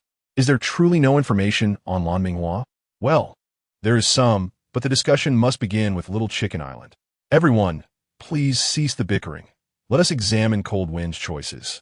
Cold Wind held his breath, gazing at the 5 options presented before him. Dragon subduing 18 palms, true dragon dominance technique, blood demon technique, postpartum care for sows, indestructible diamond skill. Upon discerning the titles of the 5 tomes, Cold Wind's expression darkened. Master, is there something peculiar mixed in with your martial arts manuals? After a moment's pause, Cold Wind's face soured. Why is there a book on postpartum care for sows? Is this truly a martial arts manual? Lan Minghua glanced over, still nonchalantly digging his nose, casually stating, if you wish to choose it, go ahead. You will know if it is a martial arts manual once you select it. He maintained a demeanor of indifference. Who would choose such a bizarre tome as postpartum care for sows? Although it appears there are 5 options, it is evident that the choices have been significantly reduced. Helpless, Cold Wind began to ponder. Dragon subduing 18 palms? It is indeed a commendable skill, but it seems one cannot unleash its full potential without carrying 2 speakers, given that it is a background music technique. Indestructible diamond skill? It is said that mastering it grants one divine strength and renders one impervious to blades and bullets. However, it appears one must be a virgin to reach its highest level. Perhaps not. This leaves only true dragon dominance technique and blood demon technique as viable options. Those names do not inspire confidence, and Cold Wind found himself in a quandary. Meanwhile, the audience had begun to argue. Of course, one should choose postpartum care for sows. Cold Wind lacks vision. Upstairs. Do you believe I would come through the internet to cut you? You resemble a pig. The true dragon dominance technique sounds exhilarating. Do not doubt Lan Minghua. Some of his titles may be bizarre, yet potent. Indeed, there was once someone who achieved great feats with a book on Trini hairstyles. Does anyone upstairs possess knowledge? As I mentioned, this matter must begin with Little Chicken Island. That year, Zhun fell in love with a Chong. Look, Cold Wind has made his move.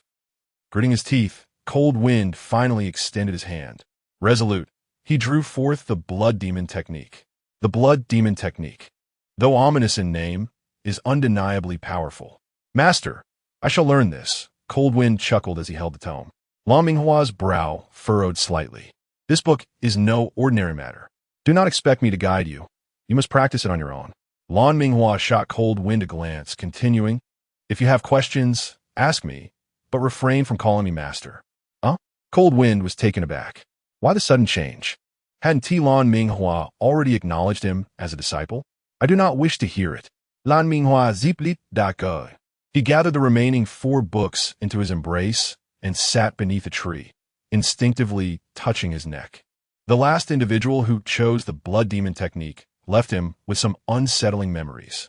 The rain ceased, the air was crisp, and the spiritual energy flowed abundantly. Many animals and monsters re-emerged, eagerly absorbing the spiritual essence, their skins shimmering with vitality. The process of leveling up had commenced. Feng seized the opportunity to prepare a meal, effortlessly capturing any animal that dared to surface.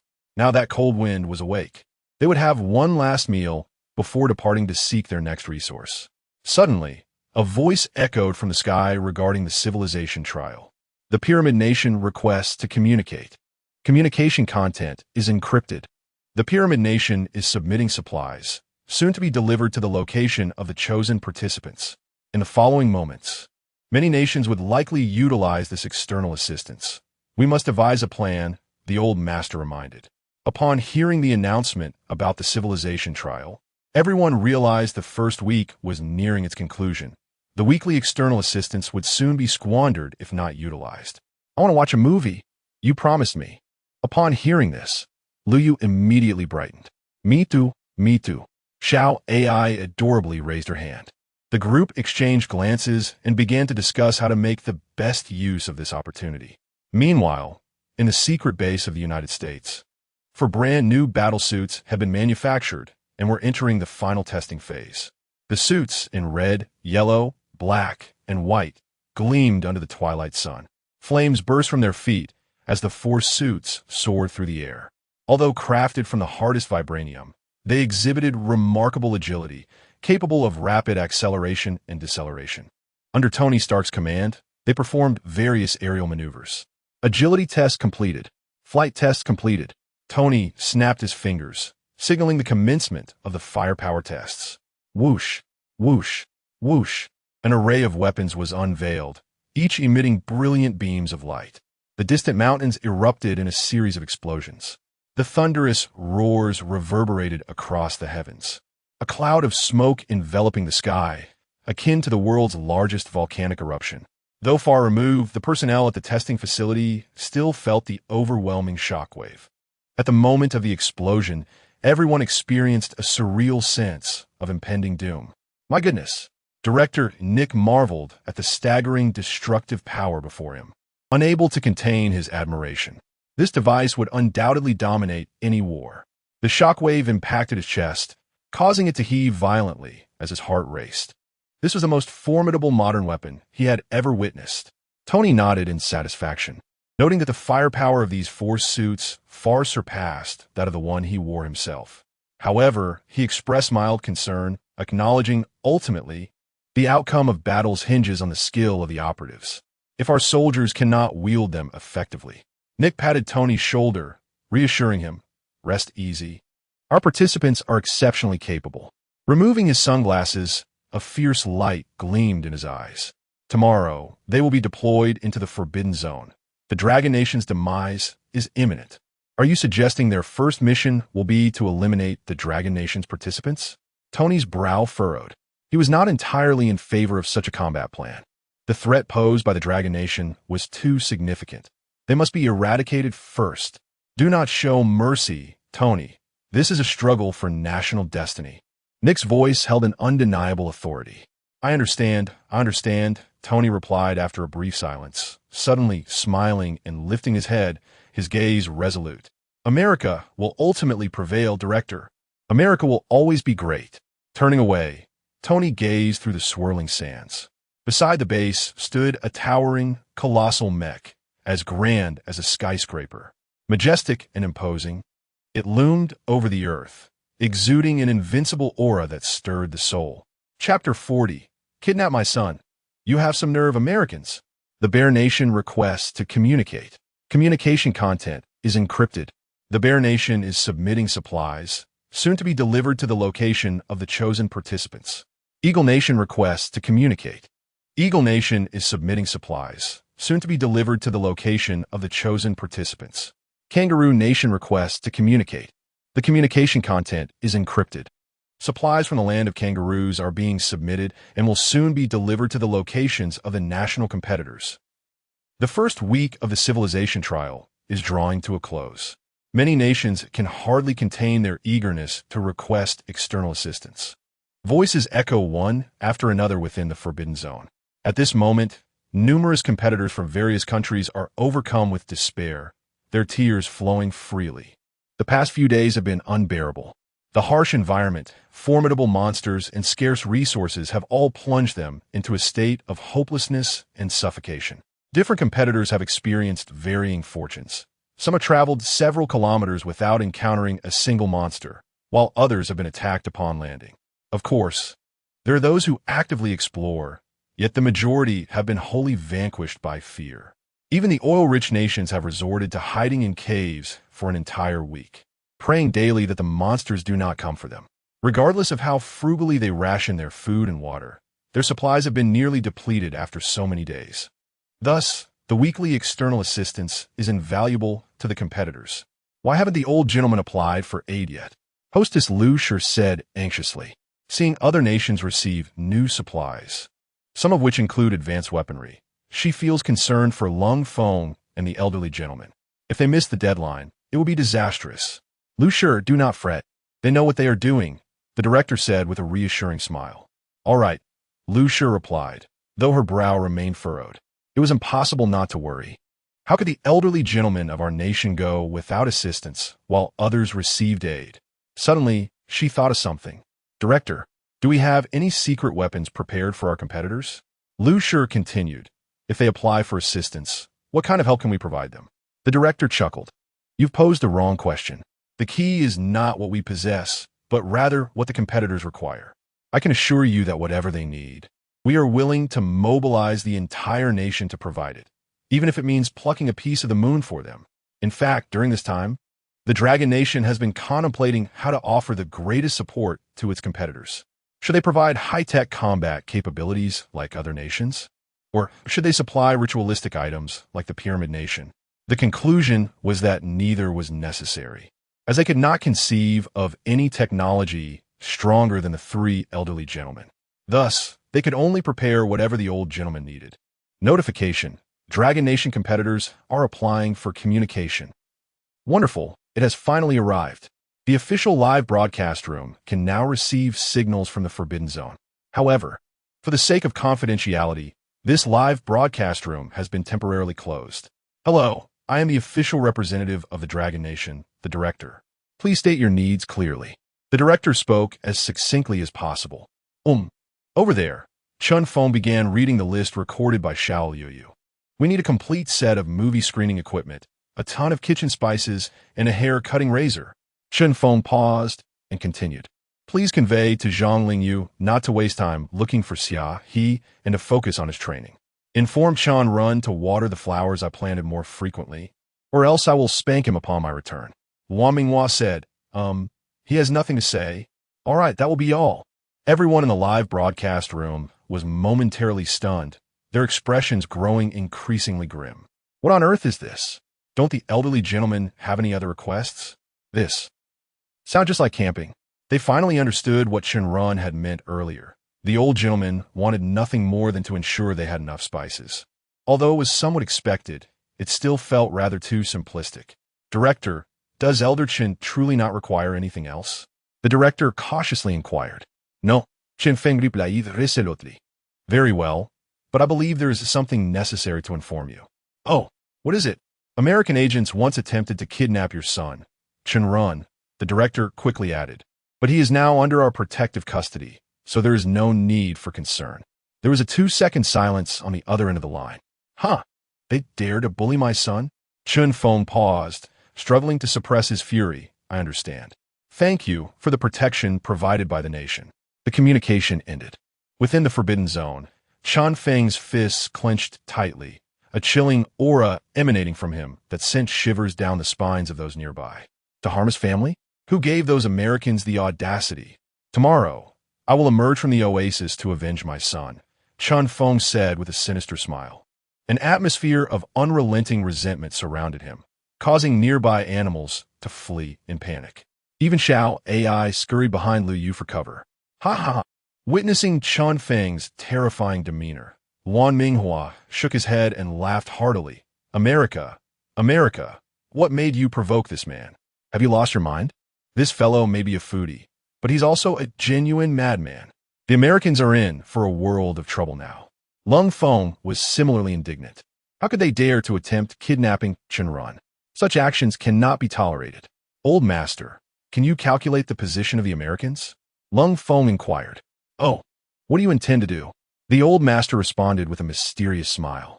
Those who offend the Dragon Nation shall be punished, regardless of distance. Feng's fists were clenched tightly. We must settle the score with them. The old master extended his hand and began to calculate. Rest assured, you will encounter them soon, the old master said with a smile. Excellent.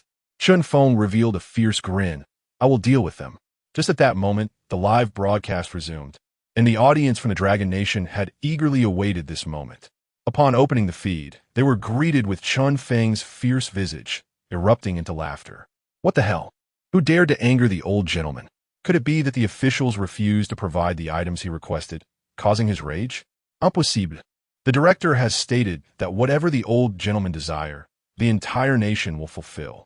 When I first laid eyes on Elder Chen's expression, I was genuinely frightened. At that moment, the officials promptly released the competitor supply requests, eliciting another round of laughter. Ha ha, this is absurd. I knew it would be something like this. The elderly gentlemen were essentially on vacation. They even requested a replenishment of spices for a meal. While somewhat anticipated, was this not a bit too relaxed? This time, even Feng did not request weapons or equipment. Other nations were providing substantial firepower. As day turned to night and then dawn, the officials decided to wait until morning to deliver supplies due to the darkness. Meanwhile, the Americans had prepared their intelligent battle armor. The final tests were complete, and they were ready to deploy into the Forbidden Zone at any moment. Chapter 41, Supplies Delivered. America possesses 4 sets of Iron Man armor. As the sun rose anew, Feng awoke to find the supplies from the Dragon Nation had arrived. In a vast meadow, a pile of supplies was neatly arranged. Chirp, chirp. Birds chirped above, while a host of small animals scurried about, seemingly intrigued by the items. Yet none dared to steal. They merely picked things up out of curiosity, then set them down again. Hey. Xiao AI was also busy, hopping about on the supplies in an attempt to scare away the pesky animals. Unfortunately, her efforts yielded little success.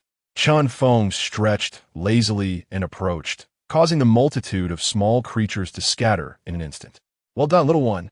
Feng patted Xiao AI's round head, noting her resemblance to a guard. Hearing the praise, Xiao AI beamed with excitement, her head held high. He hopped several times on the supplies, clattering, and then he discovered the film projector.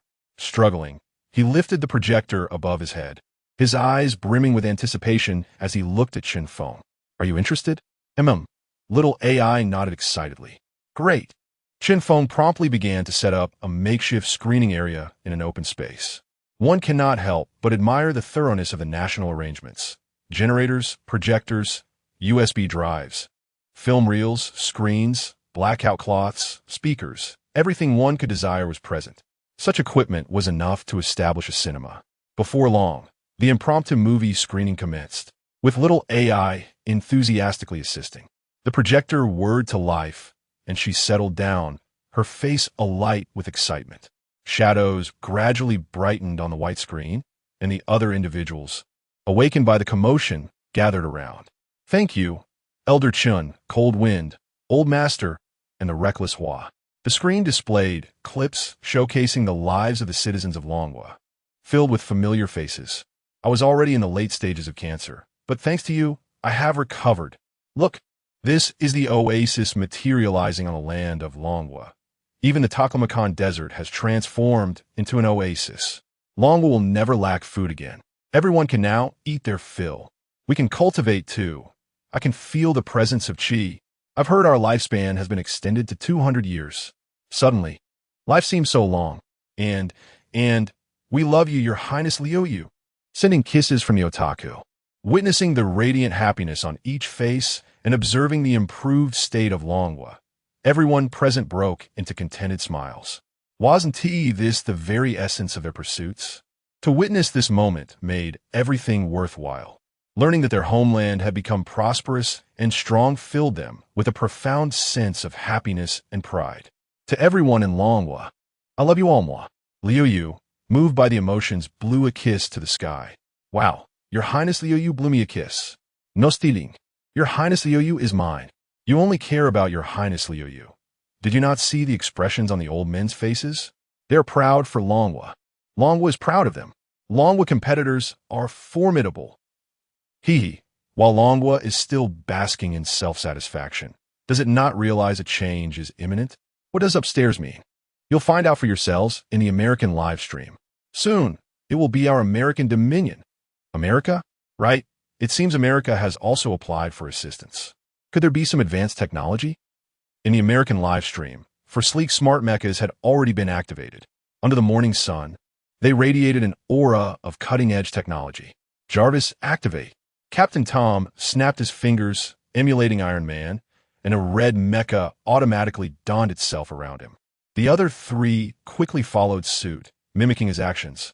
Is this Iron Man's armor? Wow. Did they just send 4 sets of battle armor? Truly impressive.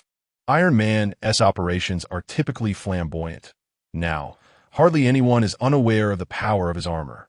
So, Longwu's country bumpkins, do you now recognize our might? Seeing such technologically advanced armor, are you not envious? Haha, Longwu's competitors chose to stock up on projectors and food seasonings? In comparison, that is truly pathetic.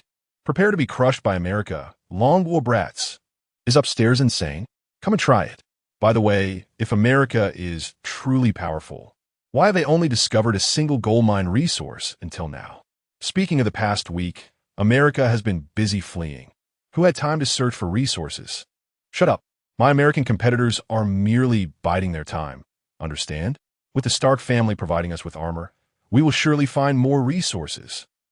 Within the Forbidden Zone, the American competitors initially appeared somewhat clumsy, but under Jarvis's guidance, they quickly mastered the mechas.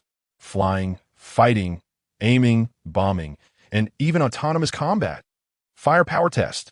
At Tom's command, the red armor raised both hands. A beam of white light shot forth from its palms. Boom! A low hill not far from the American competitors exploded upon contact with the white light.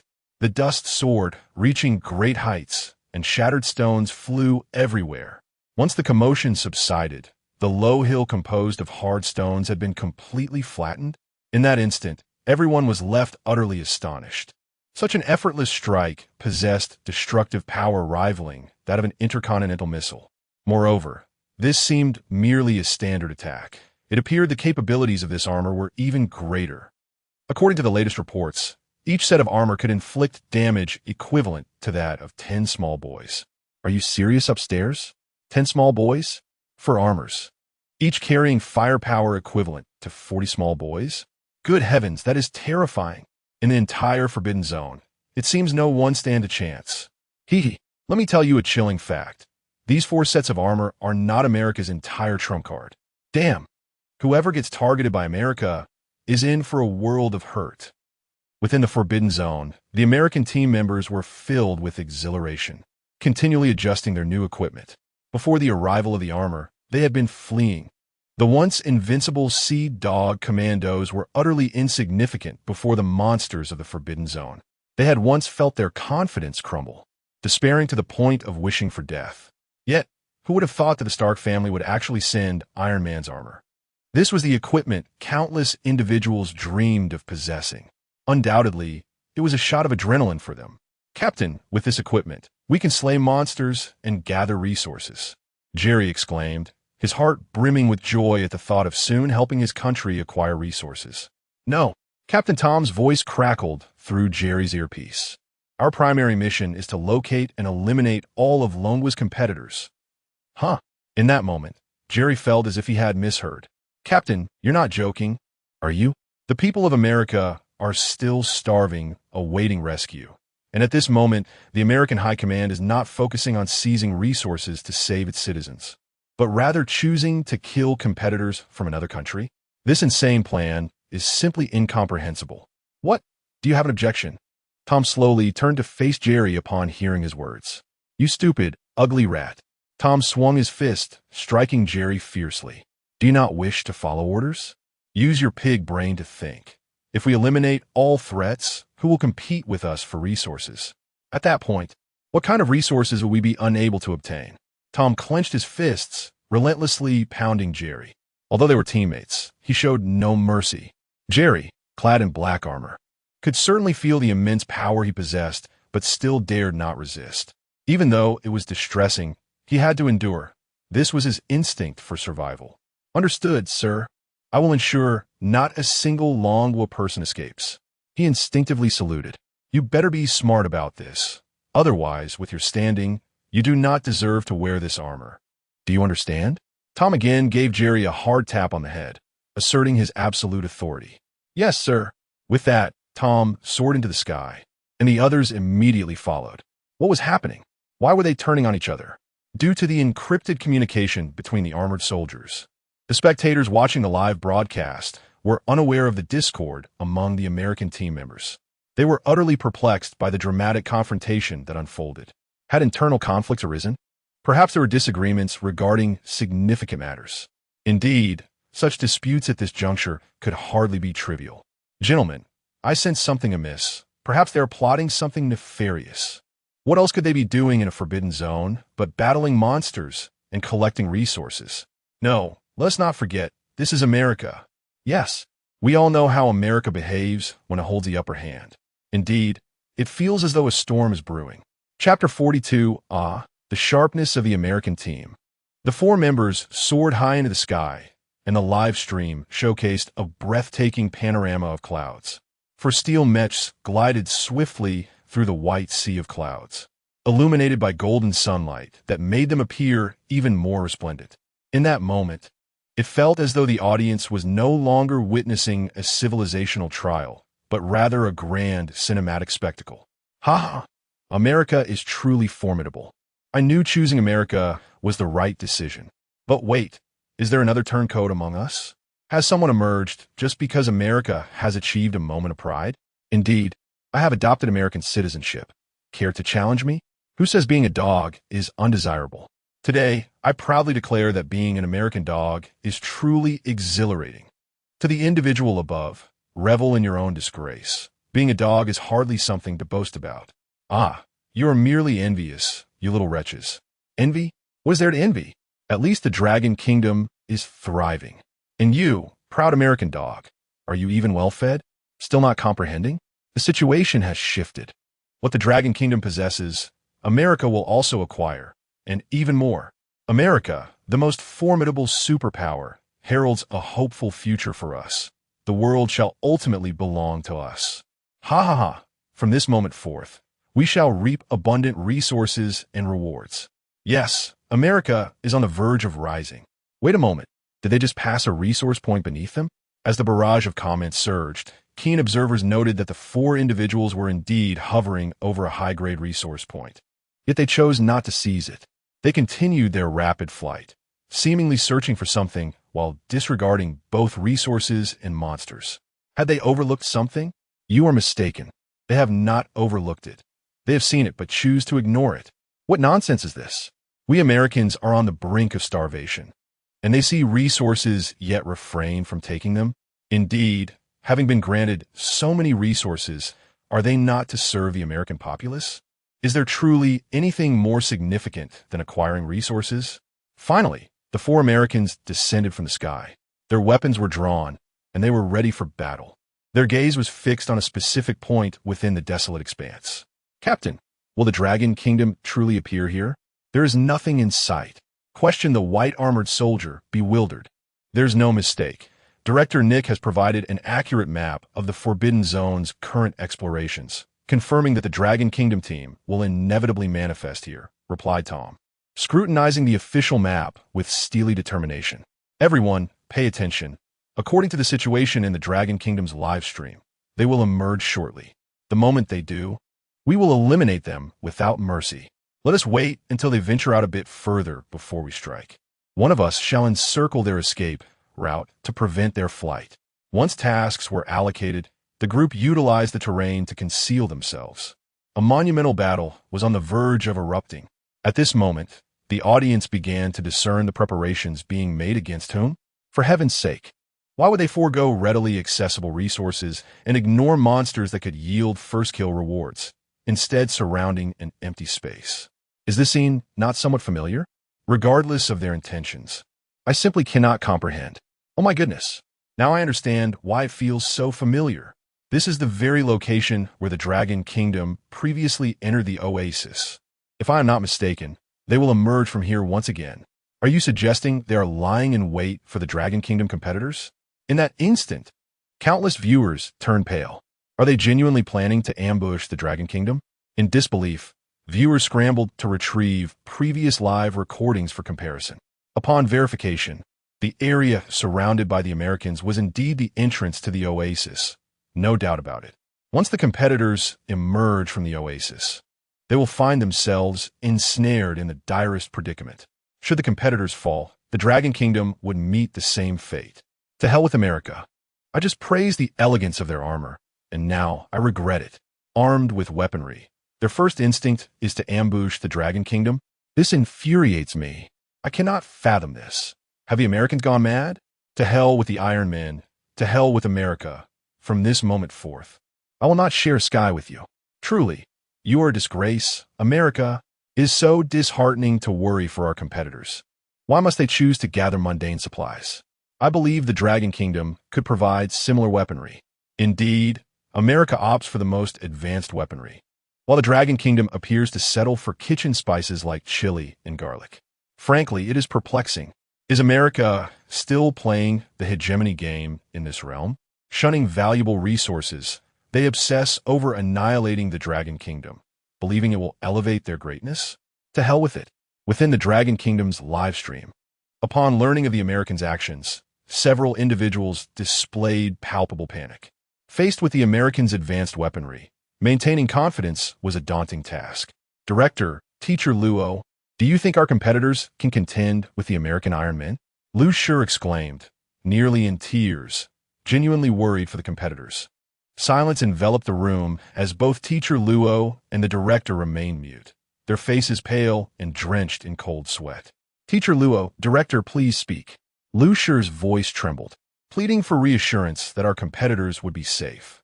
She longed to hear comforting words, as did every citizen of the Dragon Kingdom, all hoping for a glimmer of hope for the competitors. Lu Shi, the director, finally lifted his head, his eyes brimming with tears. Reports indicate that the firepower carried by the American competitors is equivalent to that of 40 little boys. Not only would they be formidable against individuals, but such firepower could obliterate a nation. Even if the elders are indeed powerful, I fear. The director could not continue. Words eluded him as tears streamed down his face. Is there any possibility of contacting them to prevent their exit from the oasis? Lu Shi wiped her tears in desperation. They seem to have yet to pinpoint the exact entry to the oasis. As long as they do not emerge, they should be safe, right? Lu Shi's suggestion garnered agreement from the others. Yes, if they cannot win, it is best to hide. No, Lu Shi, Teacher Luo interjected. While the Forbidden Zone permits nations to contact competitors, such communication is limited to a single opportunity. This week's chance has already been utilized. If they can endure today, tomorrow ushers in a new week, thereby presenting more opportunities. Upon hearing Teacher Luo's analysis, everyone felt a renewed sense of hope. Yes, as long as they do not emerge from the oasis today, there remains a chance for salvation. The Americans are unlikely to pinpoint the barrier's entrance. There is indeed hope. A moment of reflection reveals the premature farewell exchange between the elderly gentleman and Lu Yu. The atmosphere is charged with anticipation as Feng and his companions have indeed prepared to embark on their journey. The audience's nerves are taut with anxiety. In Chapter 43, titled Xiao AI's Extraordinary Bravery, the elders cheerfully wave goodbye, expressing their gratitude to Mr. Bai on behalf of Lu Yu. Within the oasis, the old men are indeed deserving of thanks. Had Bai Zhe and Lu Yu not shown leniency, this SS-level resource would not have been so easily acquired by Longhu. Moreover, within the oasis, they have gathered substantial information and reward chests. Although the elders have also made sacrifices, exchanging pills and manuals for the fortune of Longhu is undoubtedly a fair trade. Cold Wind, burdened with over a ton of luggage, struggles to wave goodbye, his face flushed with exertion. The elders have insisted he needs to build strength, leaving him with all the baggage. Despite feeling somewhat duped, he complies. Goodbye, elders. Goodbye, Cold Wind. Goodbye, Xiao AI. Lu Yu reluctantly waves back. Farewell, farewell. Xiao AI dances and waves, a smile illuminating her face as the group approaches the exit of the barrier, each step tugging at the hearts of countless citizens back home. Don't go out. The American devils await outside. Danger looms. There's an ambush. Someone warn them. The citizens' fervent cries go unheard as their representatives inch closer to the perilous trap. Is Longhu destined for demise? At this moment, death feels imminent. The trash of Longhu finally knows fear. Taunt an enemy. Rest assured, America will grow stronger atop your corpses. To hell with you. I yearn to feast upon your flesh and drink your blood. The threats continue, growing more sinister. Imagine erasing over 1 billion lives in an instant. What a thrill. They mockingly pray for reincarnation as Americans. You truly deserve to perish. Amidst the rising tide of anger overshadowing initial fears, Feng takes the crucial step forward. The wind sweeps across the barren landscape, a silent yet eternal sound that stirs the melody of life, or perhaps serves as a dirge for the fallen. A wave of scorching heat engulfs them as the elders step out, the vibrant yellow of the desert striking their eyes, contrasting sharply with the lush greens and dead yellows, a jarring juxtaposition. As they tread upon the scorching earth, the unbearable heat radiates beneath their feet, while a fine dust lingers in the air, making each breath feel impure. Ouch! Cold Wind shields his eyes from the blinding sun, momentarily dizzy. Where's old Chen? He suddenly realizes, noticing Feng's absence. The audience watching the live broadcast is momentarily taken aback. Indeed, where is Feng? His figure has vanished from the screen. Don't panic, keep moving. The elder's voice resonates, grave and serious for the first time. Cold Wind nods, sensing something amiss. Both the elder and Lan Minghua exhibit strange behaviors, one leading ahead, the other trailing behind, protecting themselves. Could a formidable foe be lurking? As this thought creeps in, they become acutely aware of the surrounding menace. Though lacking concrete evidence, seasoned warriors trust their instincts. Only Xiao AI, blissfully unaware of the impending danger, skips alongside the elder, singing a cheerful tune. After advancing nearly 100 meters, the adversary finally reveals itself. A white mech appears behind them, while a red mech blocks their path. 2 mechs, one yellow and one black, materialize on either side. The elders halt, silently regarding their opponents in a tense standoff. Cold Wind drops the supplies and readies himself, poised to unleash a powerful attack at any moment. Oh, we are surrounded, he realizes, panic rising within him as he observes the advanced technology of the American mechs before them. For ages, the world has feared such weaponry, yet here it stands, within this forbidden realm. A bead of sweat trickles down every brow. What happened to the elders' predictions? Do we boldly walk into the enemy's grasp? With foes encircling them, escape seems impossible. The thought of falling victim to such treacherous tactics is unbearable. Wait, have you not noticed that Feng is no longer with us? Could he have sensed danger and fled the moment he left the oasis? If he did escape, that would be fortuitous. However, knowing old Chen, fleeing is hardly his nature. Who are they? Xiao AI innocently inquires, gazing at the encroaching mechs. They are your robotic children. Lan Minghua Guip, Elitzting Lao Te. Nonsense. I'm too young to have children. Xiao AI retorts, disdainfully regarding the mechs, which she deems too large and unattractive. The tense atmosphere dissipates, and the audience bursts into laughter. How is it that amidst such tension, I find myself amused? They wonder. Lan Minghua and Xiao AI exchange playful banter. Their humor a stark contrast to the gravity of the situation. Even the American competitors are taken aback. Their ostentatious mechs have drawn ridicule from small robot. Unbelievable. The four adversaries close in, intent on confronting the elderly representatives of Longhu. In the spirit of humanity, kneel and crawl through our legs, and perhaps we shall spare you. Tom taunts, stepping forward. Xiao AI, undeterred, mimics Tom's bravado. Kneel and crawl through mine for mercy. Despite her small stature, she shows no concern for the absurdity of the situation. The opposing team crumbles under the absurdity of it all, with Tom exclaiming in frustration, "Hey, old man, control your robot. Don't mimic my words. Blah, blah, blah." Xiao AI sticks out her tongue. The elder can't help but chuckle. As you can see, we have no control over this one. Are you not afraid of death? Tom declares, the light of his weapon brightening ominously, followed by the thunderous sound of an explosion as nearby boulders shatter into dust. Boasting of their weaponry, they now target the elder trio, demanding they declare themselves as American dogs or face dire consequences. The light in Tom's hand intensifies, signaling an imminent laser strike. "Commander, why must this be?" Jerry's voice emanated from a headset. "Even if they comply, you will not spare them. Why proceed with this?" Tom suddenly revealed a mischievous smile. "Do you not find it exhilarating to toy with someone beneath your heel? Witnessing them forsake their dignity, groveling like a dog for your favor, only to ultimately have a bullet pierce their skull. Does that not bring you joy?" Jerry fell silent, unable to comprehend Tom's actions. The standoff persisted, and the cold wind was poised for battle. Yet, the old master and the reckless Hua appeared disinclined to engage. Confronted by the imposing presence of the American competitors, the Chinese held their breath. At this moment, the old master's decision would impact the lives of millions. To kneel like a dog and have a chance to survive, or to stand firm and face a torturous demise. This dilemma tormented the hearts of countless Chinese. "Old master, what should we do now?" the anxious cold wind inquired. "Remain still," the old master replied nonchalantly. "Huh?" Cold wind frowned, perplexed. "I can only advise you not to act. Otherwise, one person will blame us later," Hua remarked while picking his nose. "Indeed, they will blame you." Little AI mimicked Hua's actions, despite his lack of a nose. Cold wind, exasperated, buried his face in his hands. "What can I do then?"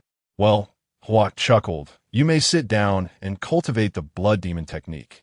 "Hua, are you serious?" Cold wind asked incredulously. "Absolutely," Hua confirmed with a nod before yawning and slumping down. "What the?" Cold wind scratched his head, bewildered. In this situation, one could either flee or fight. What did sitting down mean? Was he truly expected to meditate? Whatever Hua says goes, Cold wind thought, though still confused. He too took a seat. "Old Chen, stop dawdling. If you don't take action soon, I might just take over," Hua suddenly reminded. This scene left everyone dumbfounded. How could they remain so calm? Above them hung the threat of 40 small boys. "I did not instruct you to sit. I commanded you to kneel," Tom shouted in frustration at the seemingly indifferent Chinese. Armed with the world's most advanced weaponry, how could these individuals disregard them? "Kneel," Tom bellowed. In an unexpected turn, it was not the Chinese who knelt, but rather Tom's 3 teammates, their iron suits collapsing to the ground in unison. Meow. Seizing the opportunity, little AI mimicked Tom's stance with an air of dominance, as if the 3 iron suits had submitted to him. "Huh?" Tom was baffled by their submission when the internal system, Jarvis, issued a warning. "Warning. An enemy is approaching. Warning. The adversary is moving too swiftly to be tracked." The alerts persisted. Suddenly, a jarring impact struck Tom from behind, sending him crashing to the ground. Despite the protective armor, the force nearly rendered him unconscious. "What? Do you think donning a heap of scrap metal makes you formidable?" Feng declared, his foot pressing down on Tom, rage igniting in his eyes. Just a moment ago, the arrogant American competitor was squirming like a worm beneath Feng's foot. "Did your mother not teach you to show respect when speaking to elders?" Feng pressed down harder. "Or do you not even have a mother?" With each stomp, Tom's insides screamed in agony. He could not fathom how an old man had appeared so suddenly. He had scanned the vicinity and detected no other life forms. Yet there was one, and the speed and strength were terrifying. He activated the first-level engine, yet could not rise from Chen Feng's foot. Activate the second-level engine, Tom commanded. The steel suit roared to life, unleashing a more formidable power. The second-level engine of the American suit could generate an astounding 200,000 pounds of force, allowing it to effortlessly lift 25 heavy trucks during tests. Under Chen Feng's foot, Tom summoned his strength. With a tremendous shout, the suit began to rise. The ground buckled beneath the force. Oh, not bad. Chen Feng exerted more pressure, pushing the already slightly elevated metal body back to the ground. The crimson armor sank into the earth, spewing fire and smoke. How is this possible? How could you possess such strength? Tom was incredulous. The latest feedback from his suit displayed Chen Feng as merely an elderly man. Yet, he felt as though a mountain was pressing down upon him, rendering him immobile. Does this frighten you? Chen Feng taunted. I have faced monsters far more formidable than you. With that, he mounted Tom, unleashing a powerful punch. The metal suit emitted a deafening clang, but upon inspection, it bore no damage. What material is this? So resilient? Chen Feng mused, surprised that his fists, which could tear apart creatures, had failed to devastate this machine. Huh, you must be astonished. This is vibranium, the hardest metal in the world. Tom smirked, though he could not escape Chen Feng's grasp. Nevertheless, the powerful suit offered him absolute defense. In the next moment, boom, Chen Feng delivered another heavy blow to the back of the suit. Dust clouded the air, and the ground fractured beneath them. Golden sparks erupted as the armor crumpled. Tom felt intense pressure, his insides nearly bursting as he spat blood. It's been days since I fought. I almost forgot about my armor-piercing ability. Chen Feng grinned. This punch was infused with the power to breach armor. During the recent upgrades of his Devour system, he had acquired 6 abilities, doubling all bodily functions, heat resistance, infinite stamina, toxin immunity, armor-piercing, and giantification. His inherent speed and strength had already reached their zenith, and with the new abilities, he was eager to test their effectiveness. The legendary vibranium had been deformed by a single strike. The spectators were awestruck. Is this truly America's latest armor? It's impressive in appearance, but ineffective in practice. No. Videos of this armor's testing have already circulated online. It boasts a capacity of 100 tons and top-tier defense, impervious even to missiles. Then how do you explain Tom being pummeled by that old man? Are you Chinese trying to downplay the situation? Should I say that old man's fists sparkled with golden light? Moreover, the speed at which he attacked was beyond comprehension. It appeared as a streak of black light. Is that old man even human? If you wish, you may call him a god. Oh, the old man is even more impressive than I imagined. Go, old man. Defeat these American scoundrels. As Chen Feng's fist descended once more, Tom was utterly panicked. What is wrong with you all? Hurry and help. The other 3 American competitors, still reeling from shock, had just registered Jarvis's warning when they felt themselves being forced to kneel into the ground. As they finally comprehended the situation, they beheld Chen Feng mercilessly pounding Tom. With a resounding thud, Chen Feng unleashed another powerful punch, striking Tom squarely on his right shoulder. In that instant, Tom felt a numbing sensation spread through his arm, rendering the right side of his mech completely unresponsive. His complexion turned ashen, and dread gripped his heart. He knew that if he endured even 1 or 2 more blows, his life would be forfeit. Help me, quickly, Tom cried out in desperation. The others raised their weapons, aiming at Chen Feng, unleashing a barrage of white energy beams. They had previously tested this ability, which could obliterate massive boulders and even small mountains. Yet, in the presence of the elderly man before them, they faltered, uncertain. Roared the blade of the white armor. But in that fleeting moment, Chen Feng vanished in a thin air just as the beams of light were released. The hillside behind him erupted in a violent explosion, the force overwhelming. It was clear that Chen Feng had evaded the attack. Warning, the enemy is approaching rapidly. For the first time, Jarvis successfully tracked Chen Feng's movements. However, Before the blade could react, Chen Feng's iron fist had already struck, landing squarely in the abdomen, causing a tumultuous upheaval within. Despite the machine having detected Chen Feng's actions, the pilot was unable to respond in time. One punch led to another, a relentless flurry of blows. Chen Feng hammered the blade as if forging iron. In that moment, the blade finally understood Tom's plight. No amount of vibranium could negate the immense impact of a fist. Even the most advanced vibranium armor was powerless against Chen Feng's might. How could this be? How is this possible? He thought, overwhelmed by a profound sense of helplessness. In close combat, Chen Feng's martial prowess left him utterly dominated, and the weapons he had at his disposal could not be deployed in such a scenario.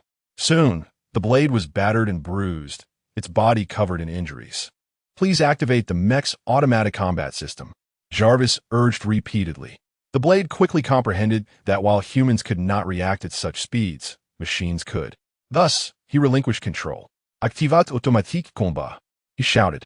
A symphony of unfamiliar sounds emanated from the mech, and the blade sensed a palpable shift. With a resounding impact for the first time, the blade's body absorbed Chen Feng's punch. It began to retaliate, punches, blocks, kicks, and energy beams, performing with an elegance and fluidity that showcased the prowess of the super-intelligent armor. Finally a worthy opponent? Chen Feng chuckled, entering a more fervent combat state. It had been ages since he had encountered someone capable of striking back, and he was eager for a satisfying bout. Such a battle invigorated him. If the fight could be resolved with a mere squeeze, it would be far too anticlimactic. As Chen Feng and the blade exchanged blows, the other three American combatants watched anxiously. Tom had long since risen from the ground, but could not rejoin the fray. Warning: the opponent is moving too quickly to target. Warning: the distance between the opponent and the blade is too close. Friendly fire is likely. Warning: do not use super weapons at close range. Tom, overwhelmed by Jarvis's incessant alerts, was in a state of panic. He could not fathom how the situation, which should have been a complete rout, had devolved into this. Chen Feng had seized the upper hand in his battle with the blade, employing a blend of martial arts that epitomized the essence of Dragon Kingdom's techniques, each move amplified by strength and speed. Faster. Damn robot, faster. Fight back.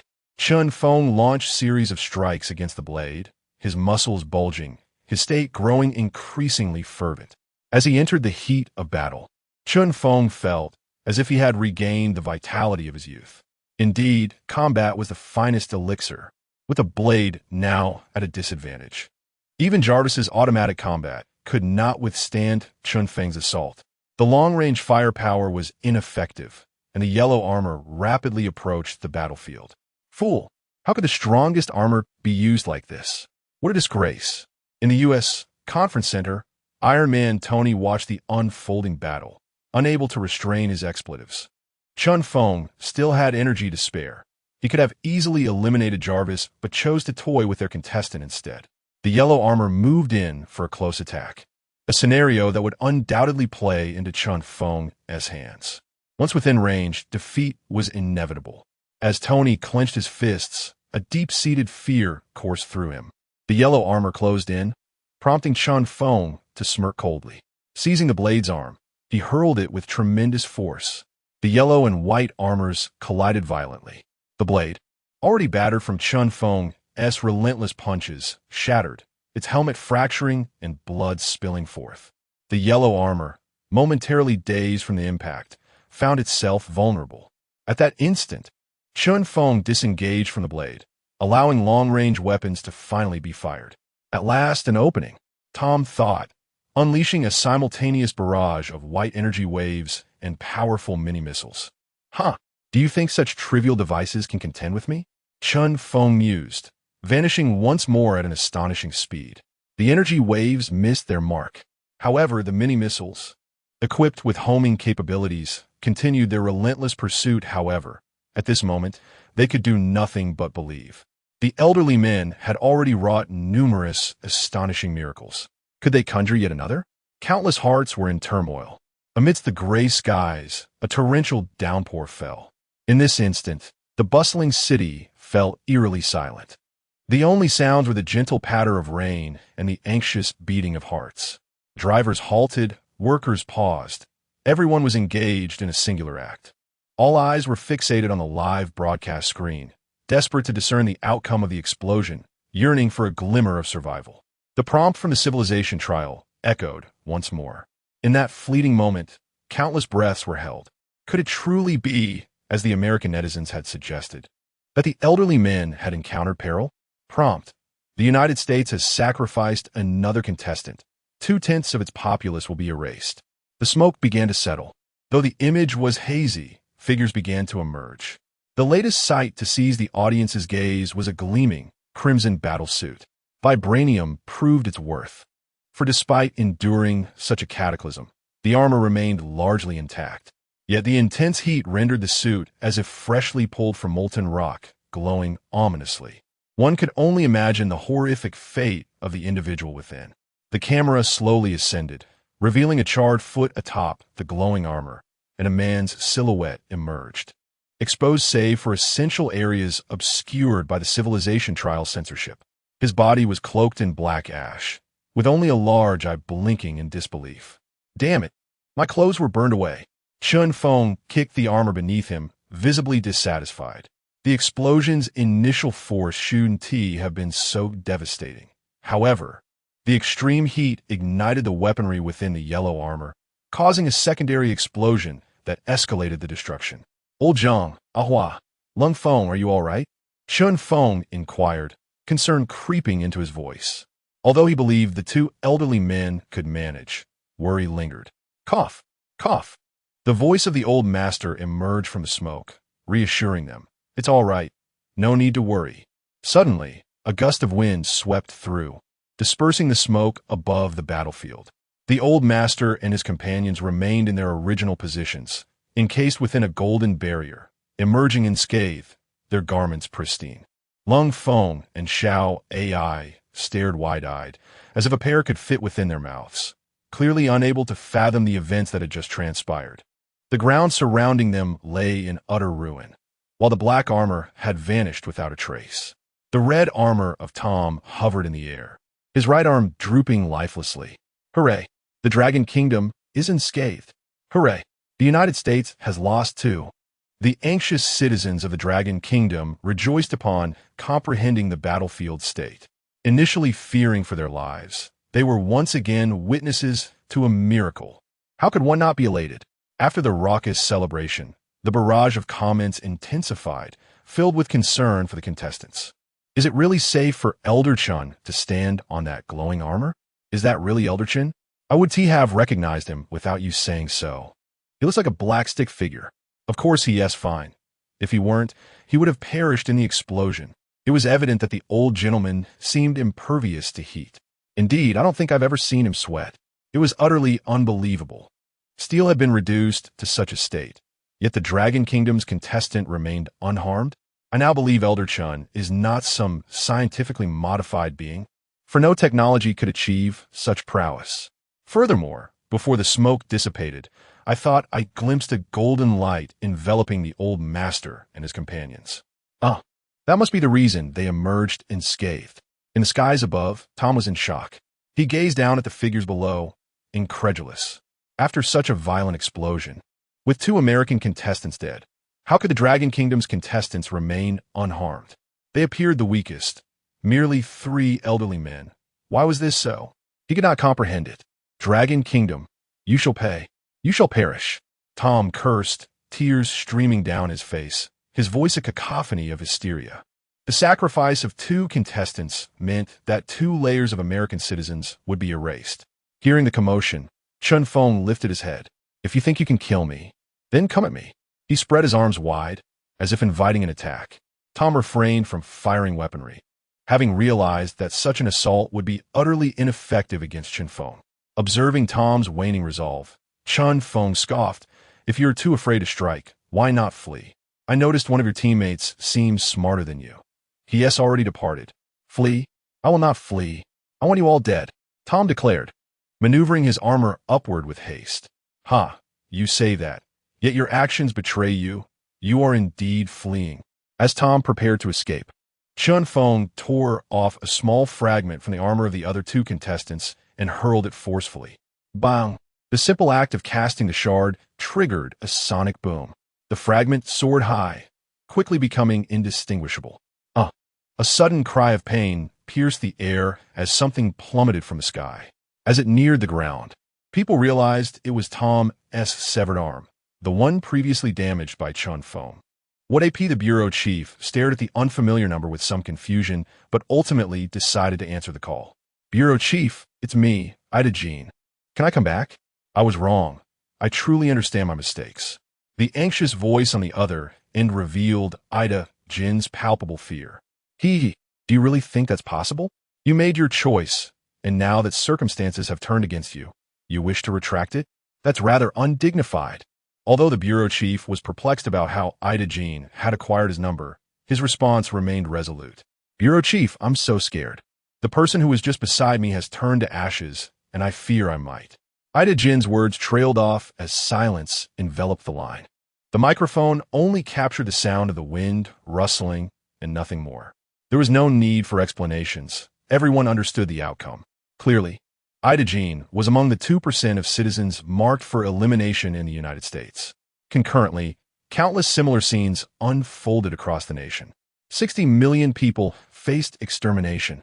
The brutal reality of the civilizational trial once again sent shivers through the world, instilling a sense of dread.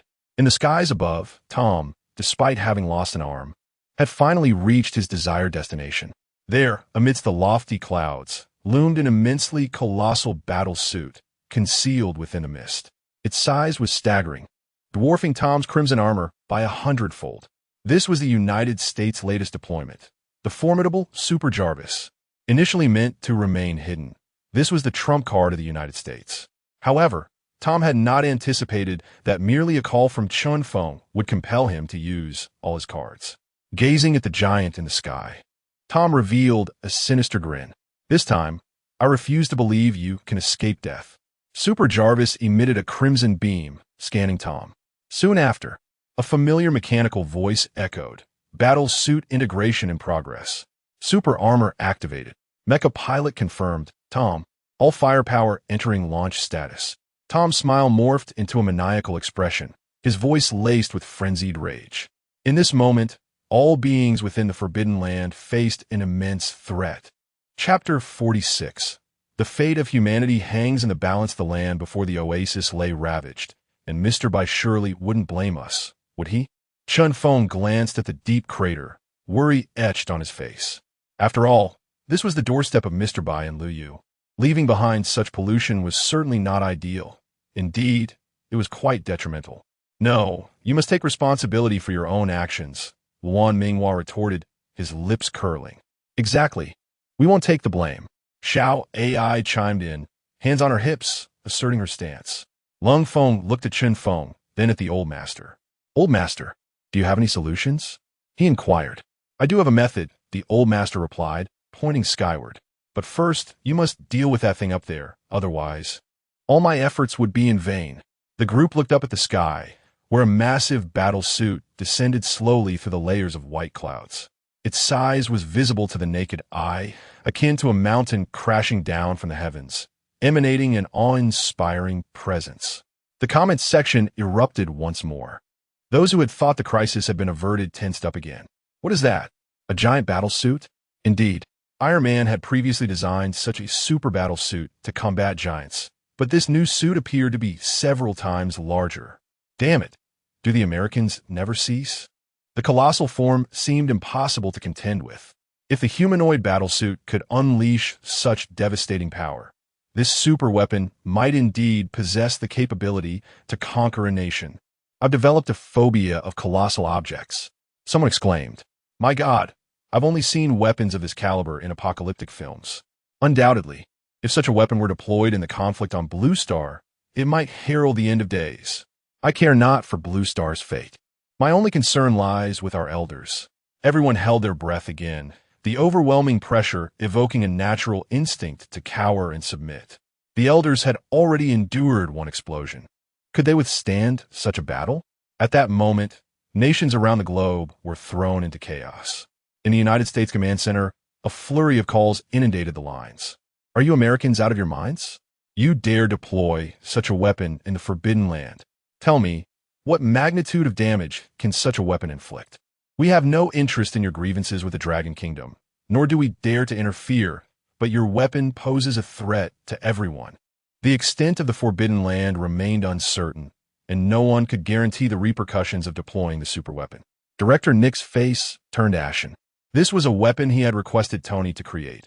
He alone understood its destructive potential. His lips turned pale, trembling uncontrollably. That weapon. Speak, came the urgent voice on the other end. If the data Tony provided me is accurate, it has the capacity to obliterate an entire nation. The other party fell silent for a moment. To annihilate an entire nation in an instant? Damn it, can you be more specific? Are we talking about larger or smaller nations? The implications are entirely different. The shock wave could reach a 50-kilometer radius, but the heat radiation would encompass 10 million square kilometers. Director Nick's complexion grew pale, tears streaming down his face. We deployed this weapon merely as a means of threat and deterrence. Perhaps it was intended for future engagements against deities. I never imagined he would resort to it so soon. He's been rendered dazed, lost control, I'm sorry. The command center fell into a profound silence. Such a decisive weapon should not have emerged at this juncture. According to the rules of the Forbidden Land, all participants were expected to evolve into super soldiers capable of confronting mythical deities. This weapon was intended for that stage of conflict when the contenders had transformed into super soldiers, thus increasing their chances of survival. However, if Tom truly resorted to extremes and unleashed all firepower now, the epicenter of the explosion would be devoid of any life, and the Forbidden Land would be shrouded in irradiation. In other words, humanity at this stage would face total annihilation, including Tom, who launched the weapon. Ultimately, all of humanity would be the losers. No one would emerge victorious. Both sides of the phone fell into silence. After a long pause, the voice on the other end trembled. At this critical moment, blame served no purpose. The only concern was whether humanity had met its demise. Yet, there was still a glimmer of hope. Director Nick suddenly recalled something. If the Dragon Kingdom could be intimidated by Super Jarvis and choose to surrender decisively, perhaps Tom would refrain from deploying the ultimate weapon, thus sparing humanity. A silence ensued on the other end. Damn it, do Americans have shit for brains? The other party hung up the phone without hesitation. For the Dragon Kingdom to kneel and surrender to the United States to save the world? Such a ludicrous notion had never been heard before. If the world were to face annihilation, would the United States still claim it was not due to their deployment of an unapproved superweapon, but rather because the Dragon Kingdom refused to surrender? Would the United States believe that everything would be resolved if the Dragon Kingdom capitulated? Such shameless reasoning could only originate from the Americans. While other nations might indeed consider surrendering, many small countries would eagerly align themselves with the United States. Would the Dragon Kingdom capitulate? That was absurd. Anyone who had genuinely contended with the Dragon Kingdom knew how resilient their spirit was. Within the Forbidden Land, Lung Feng and Xiao AI gaped in astonishment. Such a weapon was simply too terrifying. How could they be confronted with such a thing right after stepping out of the oasis? If another supernuclear bomb were to be unleashed, the entire oasis would undoubtedly be contaminated. Should Mr. Bizet become enraged, it would be terrifying. The barrage of comments is overwhelming. The latest news from America has spread across the globe. This is no longer merely an issue between America and Long Nation. For the sake of all humanity, Long Nation should surrender swiftly. I implore you. What nonsensical chatter is that? How is this related to all of humanity? Moreover, on what grounds should we surrender to America in exchange for world peace? We were not the ones who initiated this conflict. If Long Nation chooses not to concede and quell Mr. Tom's fury, and if Mr. Tom activates his ultimate weapon, it would spell doom for all humanity. This is no jest. Enough of this nonsense. Listen to the absurdity of your words. Do not use morality to coerce Long Nation. The root of this conflict lies entirely in America's provocations. Long Nation would never bow to America, even if it meant sacrificing everything. Let us step back for a moment. communication with the contestants is currently impossible, whether in America or Long Nation. In truth, we can no longer intervene. It is best to quietly observe how events unfold. While America's super armor appears formidable, we have faith in our elders. They have wrought miracles before, and they will undoubtedly rescue us once more. This is unrelated to saving the world. Our elders are the guardians of Long Nation, and they are destined to prevail. Amidst the tension, the old master chuckled heartily after making a divination, as if he had heard the most hilarious joke in the world. Old Zhang, what are you laughing about? Are you that pleased? A bewildered Luan Minghua wondered if they should be strategizing against the mechanical monstrosity in the sky. The old master waved his hand, still chuckling. It's simply delightful. Once this is over, I shall explain. He laughed until tears streamed down his face. Luan Minghua, perplexed, scoffed, finding it all rather strange.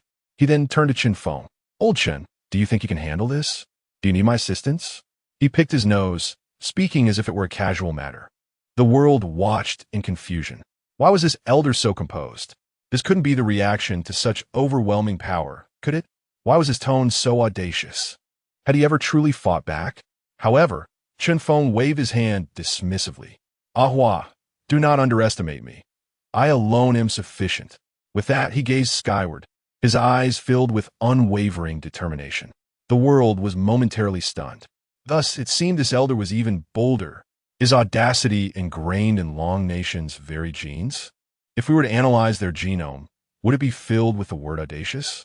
Yet, he certainly was striking. From the skies came a mocking laughter. The dregs of Long Nation, are you beginning to feel fear? Tom's malevolent laughter echoed above. Originally, this weapon was meant to be saved for later, but you all can enjoy it ahead of time. How fortunate you are! Even if you were to kneel now, I would not spare you. Suddenly, Tom burst into laughter again. Oh, by the way, I never intended to spare you. I simply relish watching your desperate struggles. The leaders of nations around the world turned pale. This madman Tom meant to unleash destruction regardless of whether they surrendered. Was humanity doomed? Foolish Tom, foolish Director Nick, foolish Iron Man, foolish warmongers of the world. In the Forbidden Zone, Chen Feng once again tore off a fragment and hurled it at Tom's colossal mech. With a crack, it triggered a sonic explosion, sending the fragment hurtling through the air. The Super Jarvis automatically launched missiles to intercept. The fragment tactic had failed. Poor Long Nation. Are you still dreaming of rebellion? You have no understanding of technology. The Super Jarvis's back, arms, sides, and palms, all weapon launching points, were now opened. Flames ignited. All firepower could rain down at any moment. Oh, we do not understand technology? Chen Feng exclaimed, stepping forward. You do not understand Long Nation.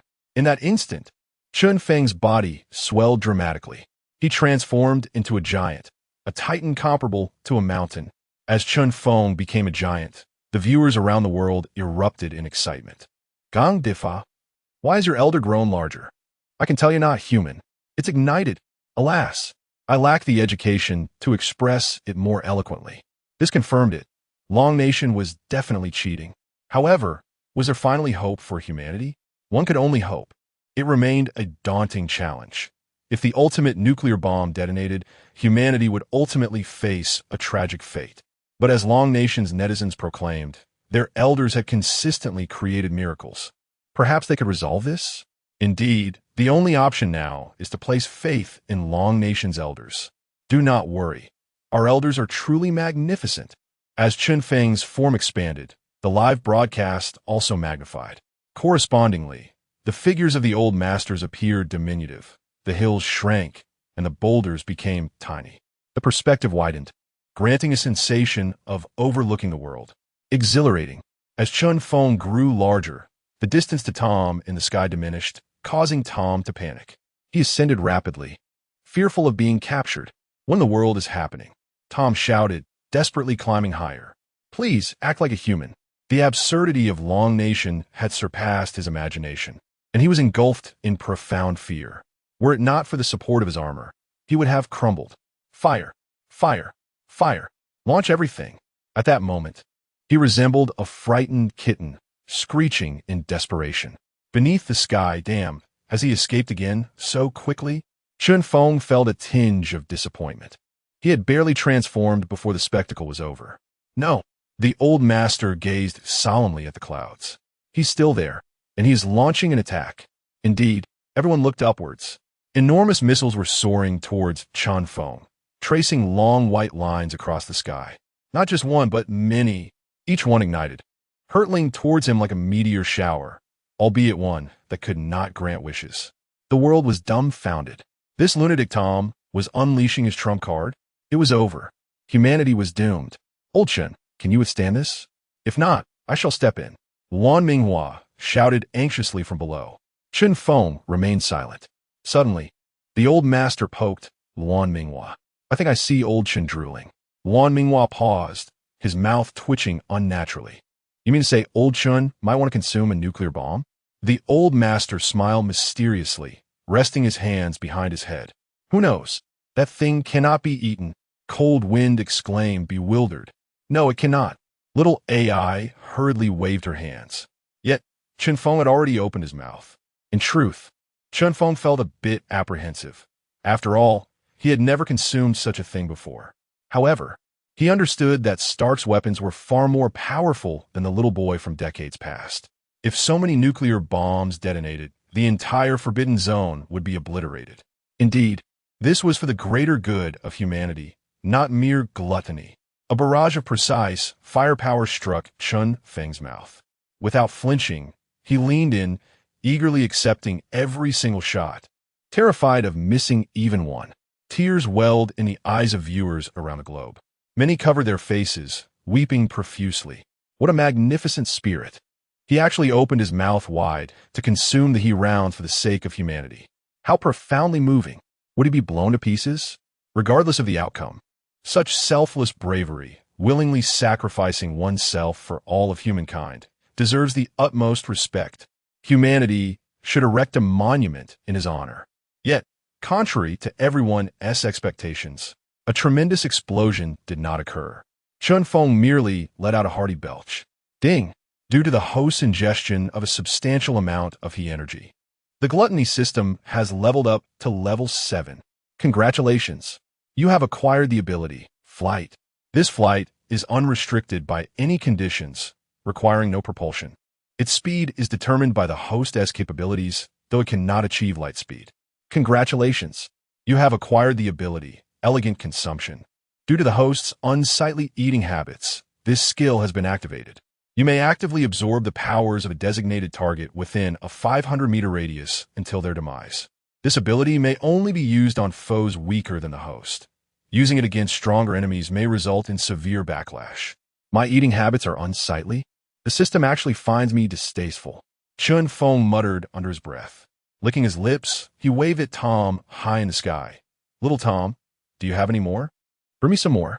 Sighing softly, Chen Feng lamented that had he known consuming such things could elevate his level, he would have ventured abroad to devour he power stations long ago. This was simply insufficient. Tom was utterly dumbfounded above. Eating he rounds? Are you kidding me? Jarvis, run. Hurry, he urged, drenched in sweat. Now is not the time to discuss courage or anger. He was thoroughly terrified. Super Jarvis instantly activated, engaging its highest engines. Whoosh! In the blink of an eye, Super Jarvis had soared far away. Trying to escape? Chen Feng snorted, pursuing him into the air. His immense form felt weightless, gliding gracefully as if he were a deity from myth. Cold Wind and little AI gasped, their mouths agape, as did all the viewers of the live broadcast. How could he still be flying? He had never flown before. What perplexes me is why none of the he rounds exploded. Did they collectively malfunction the moment they entered Chen Feng's mouth? Could it be that the Stark family has begun to fabricate their products? It's improbable. If just one or two failed to detonate, it might be due to Iron Man's error. But if they all failed, it suggests that there is some condition within Chen Feng's body that suppresses explosions. By the way, can his body withstand consuming so many rounds? Is it possible that Chen Feng has mutated, allowing him to fly? However, his flying posture defies aerodynamics. Other flyers like Superman and Iron Man incline or level their flight. Yet Chen Feng stands upright while soaring. Nevertheless, standing while flying looks incredibly cool and graceful. Regardless, the world has been saved. Indeed, the He rounds did not explode, and all of humanity has been spared. Long live the old man Chen. The elders of Long Country are remarkable. Long live the elders! Warning, warning, warning. The enemy is approaching. Jarvis detected Feng's presence and quickly alerted Tom. Tom was paralyzed with fear, a pale yellow liquid seeping from his pants. Unable to fight back was one thing, but now he couldn't even escape. I should never have accepted this mission. Tears streamed down Tom's face as he lamented. Why did I provoke the elders of Long Country? This is beyond my combat capacity. He had already unleashed all his firepower in one breath. Now, he had no capability to contend with Feng. Hello, little brother. Why did you run off without saying hello? Feng caught up to Tom, tapping his metallic head with a grin. FCK, FCK, FCK. In a panic, Tom quickly changed direction, diving downwards. However, regardless of whether he slowed or sped up, or veered left or right, Feng was always right behind him. Elder of Long Country, please let me go. I was wrong. I promised never to provoke anyone from Long Country again. In despair, he cried out for mercy.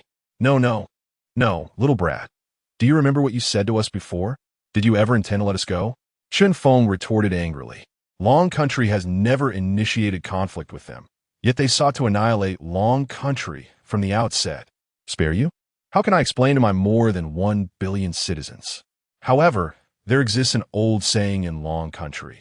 Heaven shows mercy to the living. Consider this. If you kill me, millions in your country will perish. They are innocent. While desperately trying to flee, Tom reasoned, oh yes, heaven shows mercy. Feng nodded. So you're willing to spare me? Tom's heart surged with joy. Perhaps reading Long Country's literature occasionally had its merits.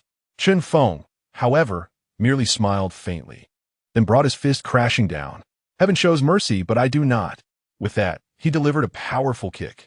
Transformed into a giant, Feng's strength had significantly increased. A punch followed by a kick sent Super Jarvis spiraling, smoke billowing, plummeting downwards. Warning, warning, warning. Super Jarvis has lost control. Super Jarvis has lost control. Jarvis's alarms blared incessantly. Tom forced a wry smile, closing his eyes. It's over. Everything is over. Feng leaped down, aiming to deliver the final blow. However, an ominous premonition surged within him. Mr. Chen, please go back. I want this man. A deep voice echoed from below, a foreign man's voice. Feng focused on the scene below, where Tom was descending, landing near what appeared to be a small farm. The man standing in front of the wooden house looked strangely familiar. Boom! Tom's super armor crashed into the expansive wheat field of the farm, sending dirt flying and shaking the ground. The impact created an enormous crater, and the shock wave flattened the surrounding crops. Yet, the man in front of the wooden house appeared utterly unaffected. How peculiar! Isn't this supposed to be a desert? Why is there a farm here? Is this similar to an oasis, a private space belonging to some powerful figure? If so, this individual must be that very figure. Feng halted his pursuit, hovering in the air, gazing at the man. Who are you? Why should I heed your words and let him go? He intended to kill me. The man smiled slightly. At that moment, Feng suddenly glimpsed the man's data panel. Monster name, Superman, monster level, SSS, low. Special note, SSS is not the highest combat power. There are many more formidable deities beyond this level, with ratings of several S's, SSSS. Proficient skills, unknown, first kill reward. Unknown note, unknown this man is actually Superman. No wonder he looks so familiar. It seems he possesses the ability to conceal his panel, intentionally revealing an SSS rating to instill fear. I recall Zay mentioning that SSS-level monsters should be avoided. They are unbeatable. Feng found himself in a quandary. What if I insist on killing him? Feng inquired. Unless you kill me first. So, do you intend to make a move? Superman's tone was unassuming, yet imbued with absolute confidence. We shall kill another day. Feng chuckled, having abandoned the thought of further pursuit. Then I shall not see you off, Superman replied coldly. Wait a moment, I have a question, Feng inquired. Why are you not wearing your underwear outside today? Superman's expression darkened instantly, a crimson glow igniting in his eyes. And another thing, Feng feigned ignorance of Superman's demeanor. Why does your panel have a low next to the SSS? Does that imply your power is relatively weak among SSS ranks? Superman's countenance grew exceedingly grim, his fists clenched tightly. In that fleeting moment, Feng sensed a palpable shift in the atmosphere, the air becoming increasingly suffocating. Silence enveloped the space, a deathly stillness taking over. Even the leaves ceased their rustling, and the wheat stalks stood motionless. A palpable aura of menace emanated from Superman. Ah, the temper of youth is truly formidable, Feng remarked. Turning to flee, I must take my leave. As he departed, the atmosphere returned to normalcy. The wind resumed its gentle caress, birds resumed their melodic calls, and the chilling aura dissipated in an instant. Has Mr. Kale left? A man emerged from a wooden cabin upon receiving confirmation. It was Jerry, the American competitor clad in black armor, who had fled the battlefield earlier. Jerry's legs buckled, and he knelt. It is wonderful to encounter Mr. Kale. There is still hope for America, is there not? Superman glanced back at Jerry, his gaze complex. Indeed, there's hope, he nodded. As he looked up, vast waves of wheat billowed like an ocean. Notification: America has acquired S-class farm resources. Farm resources include food, livestock, and land resources. Chapter 48. A new journey begins within the Forbidden Zone. Prior to the oasis, the land lay in ruins.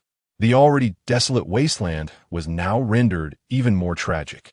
Craters from explosions marred the ground, resembling gaping wounds upon the earth, a sight that was truly harrowing. The people of the Dragon Kingdom have always held a deep affection for their land. Witnessing such destruction, they could not remain indifferent, especially since this was the threshold of Mr. White. The old master formed a seal with his hands and chanted incantations. Suddenly, a radiant array of light illuminated the area around him. Golden talismans inscribed themselves in the air. A refreshing breeze swept through, and the sky darkened as clouds began to gather. 5 emperors, 5 dragons, descend to bring forth light and wind.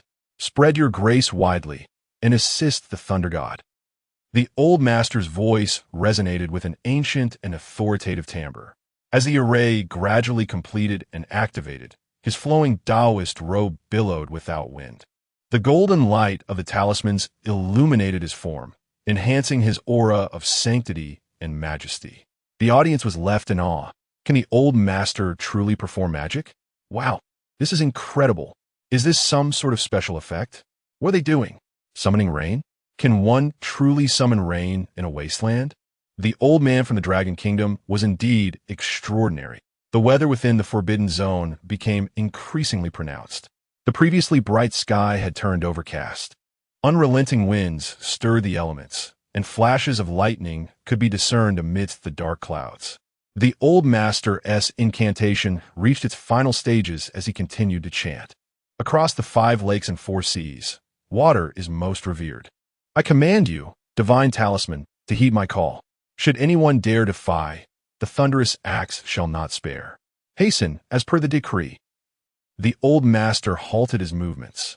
At that moment, the array's brilliance peaked before dispersing into the heavens and the earth. Silence fell. Has it succeeded? Cold Wind inquired, believing they had failed upon witnessing the fading light of the array. Suddenly, a tremendous clap of thunder resounded. Rain began to fall, pattering gently. I dislike rain. Little AI clumsily burrowed beneath the old master's robe. Is there magic within this rain? Ruining Hua gazed at the droplets upon his fingers. A faint smile gracing his lips. How intriguing. The very act of rain was already astonishing, yet this was rain imbued with magical properties. Remarkable. The enchanted raindrops cascaded upon the earth, causing the remnants of pollution to emit a faint golden glow upon contact before vanishing entirely. The surrounding environment felt revitalized, akin to a soiled tablecloth being cleansed of its stains. The audience was rendered speechless. Those who previously doubted the possibility of rain in the wasteland were surely silenced. I can no longer doubt the words of the elders. When others boast, it is merely bluster, but when the elders boast, one must take heed. Oh, How I wish to study immortality in the Dragon Kingdom. This must surely be divine magic. Old Master, you are truly impressive. Feng finally returned, floating down from the sky, bare and mosaic-like. Old Chen, only you could stomach such fare. How is it? Any stomach troubles? Ruining Hua greeted him. Ha! Feng patted his belly. The taste may have been lacking, but it was quite nourishing. No tummy troubles, rest assured. Ruining Hua exchanged a knowing glance with the old master, shaking their heads in exasperation. They recalled Feng's claim that he attained enlightenment through consumption. Given the circumstances, it seemed that after ingesting a substantial amount of the tainted food, his abilities had once again surged. If this continued, would he not become uncontrollable in the future? They could only envy him. By the way, old Zhang, Feng turned to the old master. What was it you said earlier that was so amusing? Although Feng had been preoccupied with battle, he had still caught snippets of their conversation. The old master chuckled. Oh Chen, you are now a hero to all humanity. Because I ate the tainted food? Indeed, the old master beamed. Madman Tom's tainted food has frightened the children outside. Ah! Feng offered a bashful grin. How embarrassing. The audience's expressions darkened. Are they mocking us for being alarmed? Humanity truly was on the brink of extinction. After all, our concern is perfectly reasonable. Hero, please put on some clothes. Right now, you look like a mosaic. Speaking of which, I heard a statue is already in the works, depicting the bare-chested old man consuming tainted food. Are you suggesting a statue of a naked old Chen devouring explosives? Wouldn't that be too grotesque? Perhaps I can begin to understand why the old master finds it so amusing. Perhaps tainted food within the forbidden zone is not as significant as one might think. After all, the Americans have encountered Superman, who possesses SSS-level power. As the clouds parted and the rain ceased, the surroundings gleamed anew. And life began to stir within the soil, hints of green peeking through. With proper care, this land might flourish with desert flora in the future. The old master stroked his beard, nodding in satisfaction. He turned slightly and offered a courteous bow in the direction of the oasis. Mr. White, are you satisfied with the outcome? The old master's voice, though soft, resonated like a mighty bell, echoing far and wide. After a pause, a familiar voice emerged from the direction of the oasis. Excellent. Old Zhang is indeed a man of distinction. Currently, I am unable to come out to see you off, but I do have a small parting gift. Please be sure to accept it. No sooner had the words left his lips than 4 celestial cranes emerged gracefully from the oasis's barrier. Exuding ethereal elegance, they carried 4 outfits adorned in white and black, circling above the heads of the 4 individuals. As they opened their beaks, the garments descended. White Zay's voice followed. These outfits are woven from the white jade lotus silk of the oasis, capable of self-regulating temperature, shielding you from oppressive heat. One can magnify or shrink at will, even enhance one's complexion and nourish the body. The cool breeze caressed the fabric in hand, prompting a delicate touch. Indeed, it was soft and refreshing. Suddenly, Feng raised his hand. I interrupted, and Feng retorted, Are you advertising? Surely you aren't wholesaling this stuff? The disdain on Lan Minghua's face was evident as he picked his nose. As an SSS-level boss, you're gifting us a piece of clothing? How stingy. Indeed, stingy. Ai shouted, bouncing toward the oasis. Well, Baizé paused before continuing. If you don't want it, just return it. The group swiftly donned the garments. Return it? I can't hear you. It's indeed comfortable.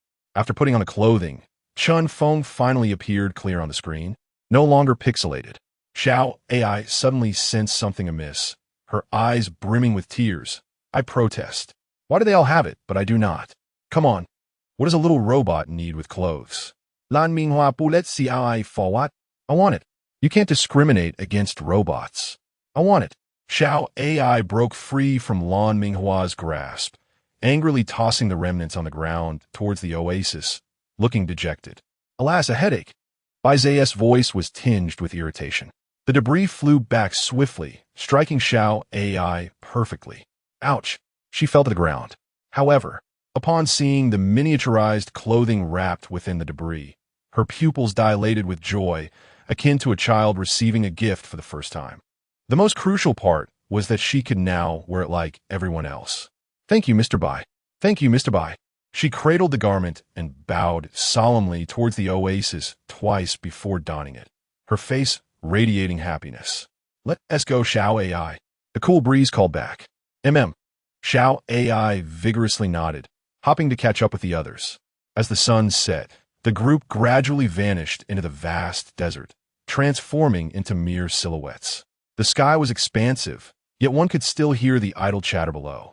Old master, why haven't you changed into the clothes? Do you not like this garment? I do. The old master hesitated, but I prefer the one Ling you made for me. Chapter 49. Heroes and Cowards Within the Live Broadcast Room in the United States. The appearance of one individual ignited fervor among the masses. The figure on the screen was Jerry, who had just rescued Tom from the wreckage of the defunct Super Jarvis and had tended to his wounds. This Jerry has gone too far. He was the first to retreat from the battlefield. If this were outside the forbidden zone, such behavior is nothing short of desertion. He deserves to be executed. Not just a deserter, I noticed that during the confrontation with the Dragon Kingdom, he had not lifted a finger. Damn, could he be a spy planted by the Dragon Kingdom? I may not be good at fighting, but I excel at fleeing. How did such a fool get selected for the forbidden zone? If he had acted sooner, perhaps the outcome for the United States would not have been so dire. Now, we lost 2 contenders, 2% of our population erased, and the world is applauding. Damn it. Act sooner? Can anyone rationally think that facing the Dragon Kingdom would result in casualties? I've long disliked this black rat. Even before the battle began, I knew he would fail. Not only were the viewers incensed, but the gravely injured Tom was also seething. He fixed a piercing gaze on Jerry, who was bandaging him, with eyes that seemed to seek vengeance. Coward, where were you when we fought? Jerry lowered his head, unable to meet Tom's eyes, continuing to bandage impatiently. His voice carried a hint of guilt as he paused before adding, I ran away. Ran away? He had the audacity to admit it openly? Tom lifted his foot and kicked Jerry fiercely. Unprepared, Jerry fell to the ground, causing the wooden furniture to clatter. Where the hell did you run off to? Do you understand the magnitude of loss your cowardice has inflicted on the United States? You will forever be a sinner in this nation. Tom's expression was frantic, his face flushed with rage. It was evident that in the realm of superhumans, his body had recovered significantly. Colonel, Jerry's demeanor was calm. You're not fully bandaged yet. Colonel, he attempted to approach Tom again. Tom retaliated with another kick. Enough, you damn black rat. I've said it before. People like you shouldn't be in our ranks. The United States will eventually fall because of you. Jerry stood firm, his fists clenched tightly. He could endure any insult, but not the term black rat. Colonel, do you truly believe I am the one who harmed the United States? Jerry took a step back, his eyes fixed on Tom. This time, he looked down at him. If not you, then who? If you hadn't cowardly fled, the United States wouldn't be in this predicament. Tom was beside himself with rage. To him, Jerry was beyond redemption. Jerry chuckled bitterly. Truly foolish. What did you say? Tom looked at Jerry in disbelief. For Jerry seemed to have transformed into another person. I said you are foolish. Director Nick is foolish, and the higher-ups of the United States are full of nonsense. Jerry paced the room, his gaze growing fiercer. He continued, why didn't we prioritize seeking resources the moment we obtain equipment? Our citizens are starving. They await salvation. Yet the higher-ups insist we attack the Dragon Kingdom. He became increasingly agitated, tears welling in his eyes. Is it because your arrogance blinds you? Thinking you stand atop the world, oblivious to the plight of the people below? I have seen it. My mother, my sister perished before my eyes, starved and sick, because the United States failed to provide resources for us impoverished. Tom was momentarily stunned, as Jerry's eyes brimmed with fury, rendering him immobile. Jerry wiped his tears and took a few deep breaths to steady himself, continuing, even if the higher-ups commanded us to kill Dragon Kingdom contenders, we could have easily kept our distance, launching missiles from afar. Even if we couldn't kill them, we could have retreated in time. Pausing, he pointed at Tom. But you? The moment you saw a few old men, you became overconfident, abandoning our initial advantage. You rendered our heavy artillery useless and forced us into close combat with the Dragon Kingdom. It was your desire to mock the Dragon Kingdom. You need to flaunt your own prowess. I'm not the one who harmed the United States. Jerry's head held high, he declared. It is the foolishness of Director Nick and the higher-ups and your arrogant pride that has doomed the United States. The true sinner of the United States is not me, but you all. Jerry's voice resonated powerfully, echoing throughout the room. Under the dim lights, silence enveloped the space. The two men exchanged silent glances, their expressions laden with anger, grievance, and pain, holding untold depths. Tom's face reddened further, revealing his growing fury. Yet, Jerry's every word rang with undeniable truth, leaving him momentarily speechless. The viewers watching the live broadcast fell silent. Those who had been typing furious messages against Jerry hastily deleted their words. It became clear. The one truly concerned about them was Jerry. I finally understood why they had quarreled earlier. Jerry did not wish to ambush the Dragon Kingdom.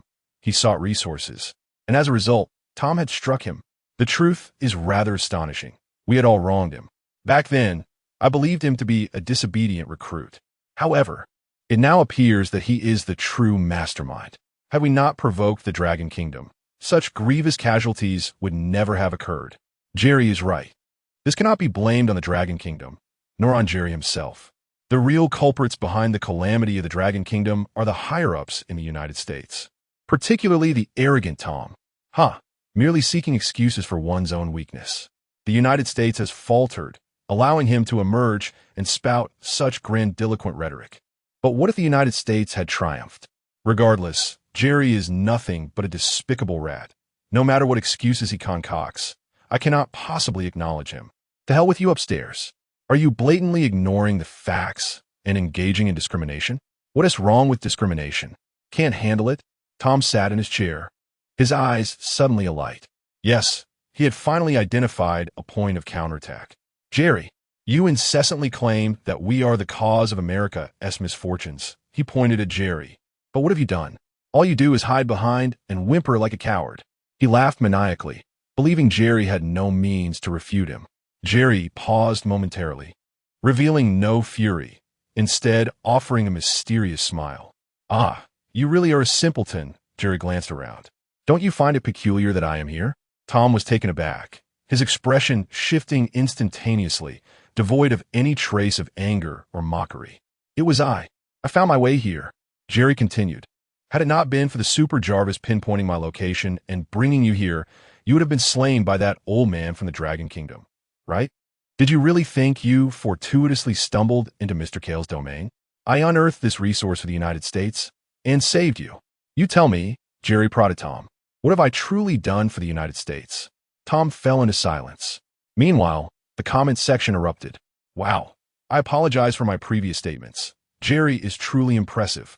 Indeed, in intellect, decision-making, and execution, Jerry has achieved perfection. It's just unfortunate that he isn't the leader of the team. A leader?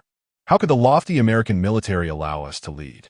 Tom was stunned, likely contemplating in his mind. Enough. I am useless, utterly worthless, all right? Resignation washed over him. Having grasped the entire truth, he felt genuine admiration. Regardless of the circumstances, I now sincerely respect him. Tom averted Jerry's furious gaze, unable to bear it. In that moment, all his pride crumbled. Until now, he had to concede that this rat he had always looked down upon was indeed far superior to himself. Covering his face with his hands, tears streamed down his cheeks. Clang, clang. Superman entered from outside, regarding the two with a quizzical expression. Gentlemen, have you concluded your discussion? If so, I have something to discuss with you as well. Jerry sighed, the tension from their quarrel gradually dissipating. What could it be? Mr. Kale? Superman raised an eyebrow, a slight smile gracing his lips. Let us deliberate on who among you shall inherit my powers. Both Jerry and Tom exchanged incredulous glances. Inheriting his powers? Such a stroke of fortune. Chapter 50. The final conversation. The daylight gradually waned.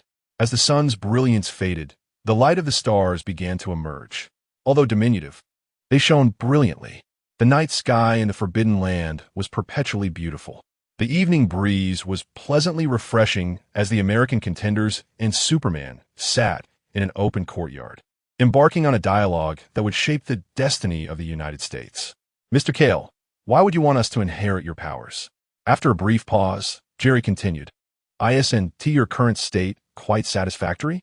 Indeed, Tom unexpectedly concurred with Jerry's statement. You could simply venture out and wreak havoc. Superman smiled gently, shaking his head with a sigh. It is not that simple. If the gods could easily depart their domains, what would be the purpose of our national contenders? If that were the case, all national contenders would not survive beyond 10 minutes upon entering the Forbidden Land. The rules of the civilizational trial bind us. We cannot leave here unless... Superman did not finish his thought, but instead directed his gaze upon the two before him. That gaze was rather playful, causing Jerry to feel a touch of unease. Unless we inherit your powers? Tom exclaimed with excitement.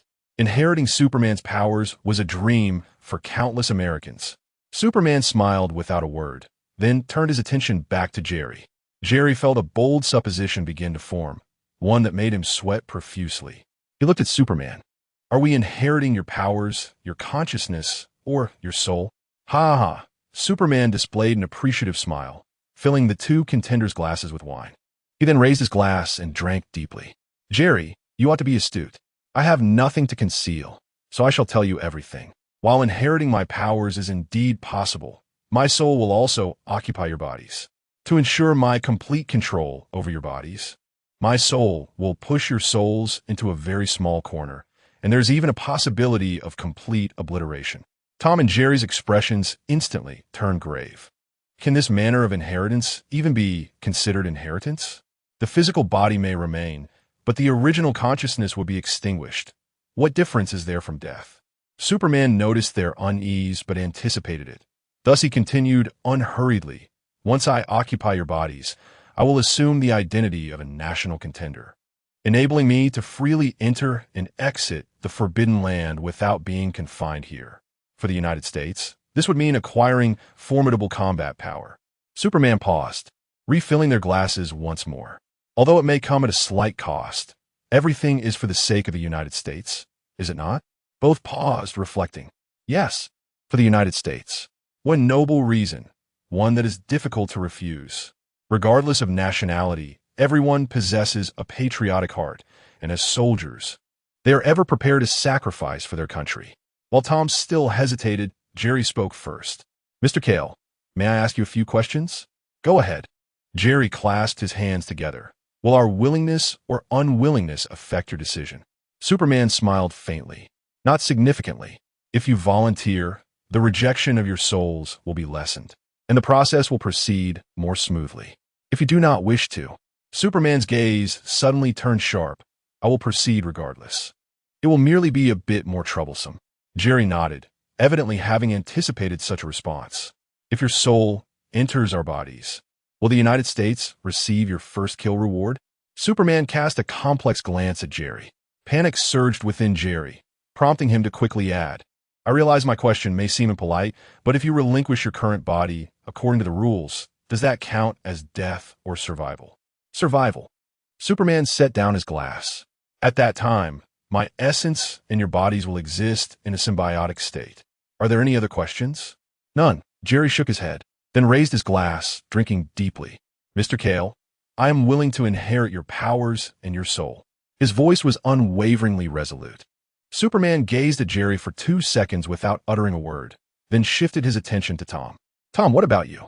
Are you willing? Jerry's heart sank, a wave of despondency washing over him. Tom met Superman's gaze, his body trembling slightly, unsure whether it was from fear or excitement. Tom, I am willing. For America, I would do anything. Tom raised his glass and downed its contents, subsequently revealing a proud smile. Superman smiled knowingly, nodding in satisfaction. Very well. He glanced at Jerry, then back at Tom, placing a hand on his forehead as he fell into contemplation. With both individuals expressing their willingness, it was now his turn to make the final choice. Jerry and Tom both tensed, and the entire American audience shared in their anxiety. For this decision was of utmost importance. The evening breeze gently rustled through the fields, causing the wheat to collide and produce a soft, rustling sound. The moon shone brightly, and the night was tranquil.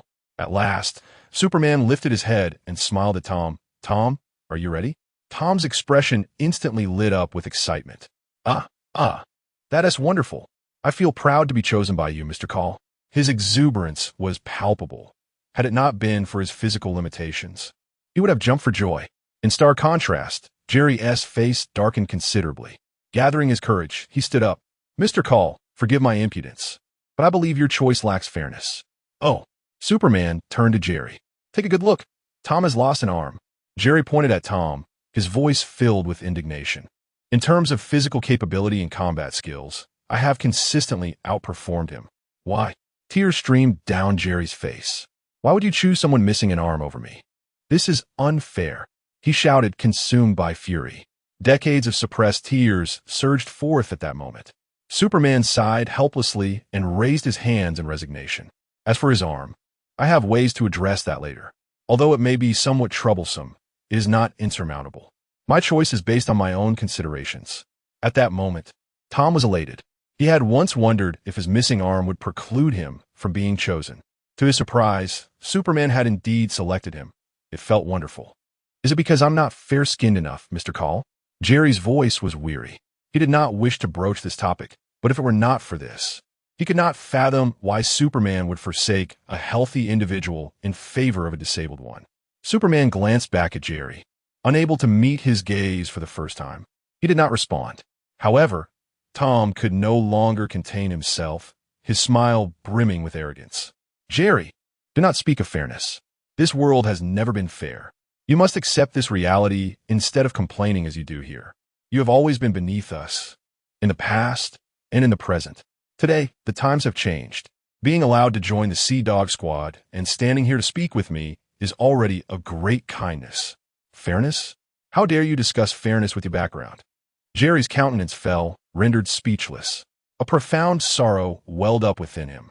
Always considered inferior, always deemed lesser, Tom continued to ramble on, relishing the opportunity to retaliate against Jerry for past grievances.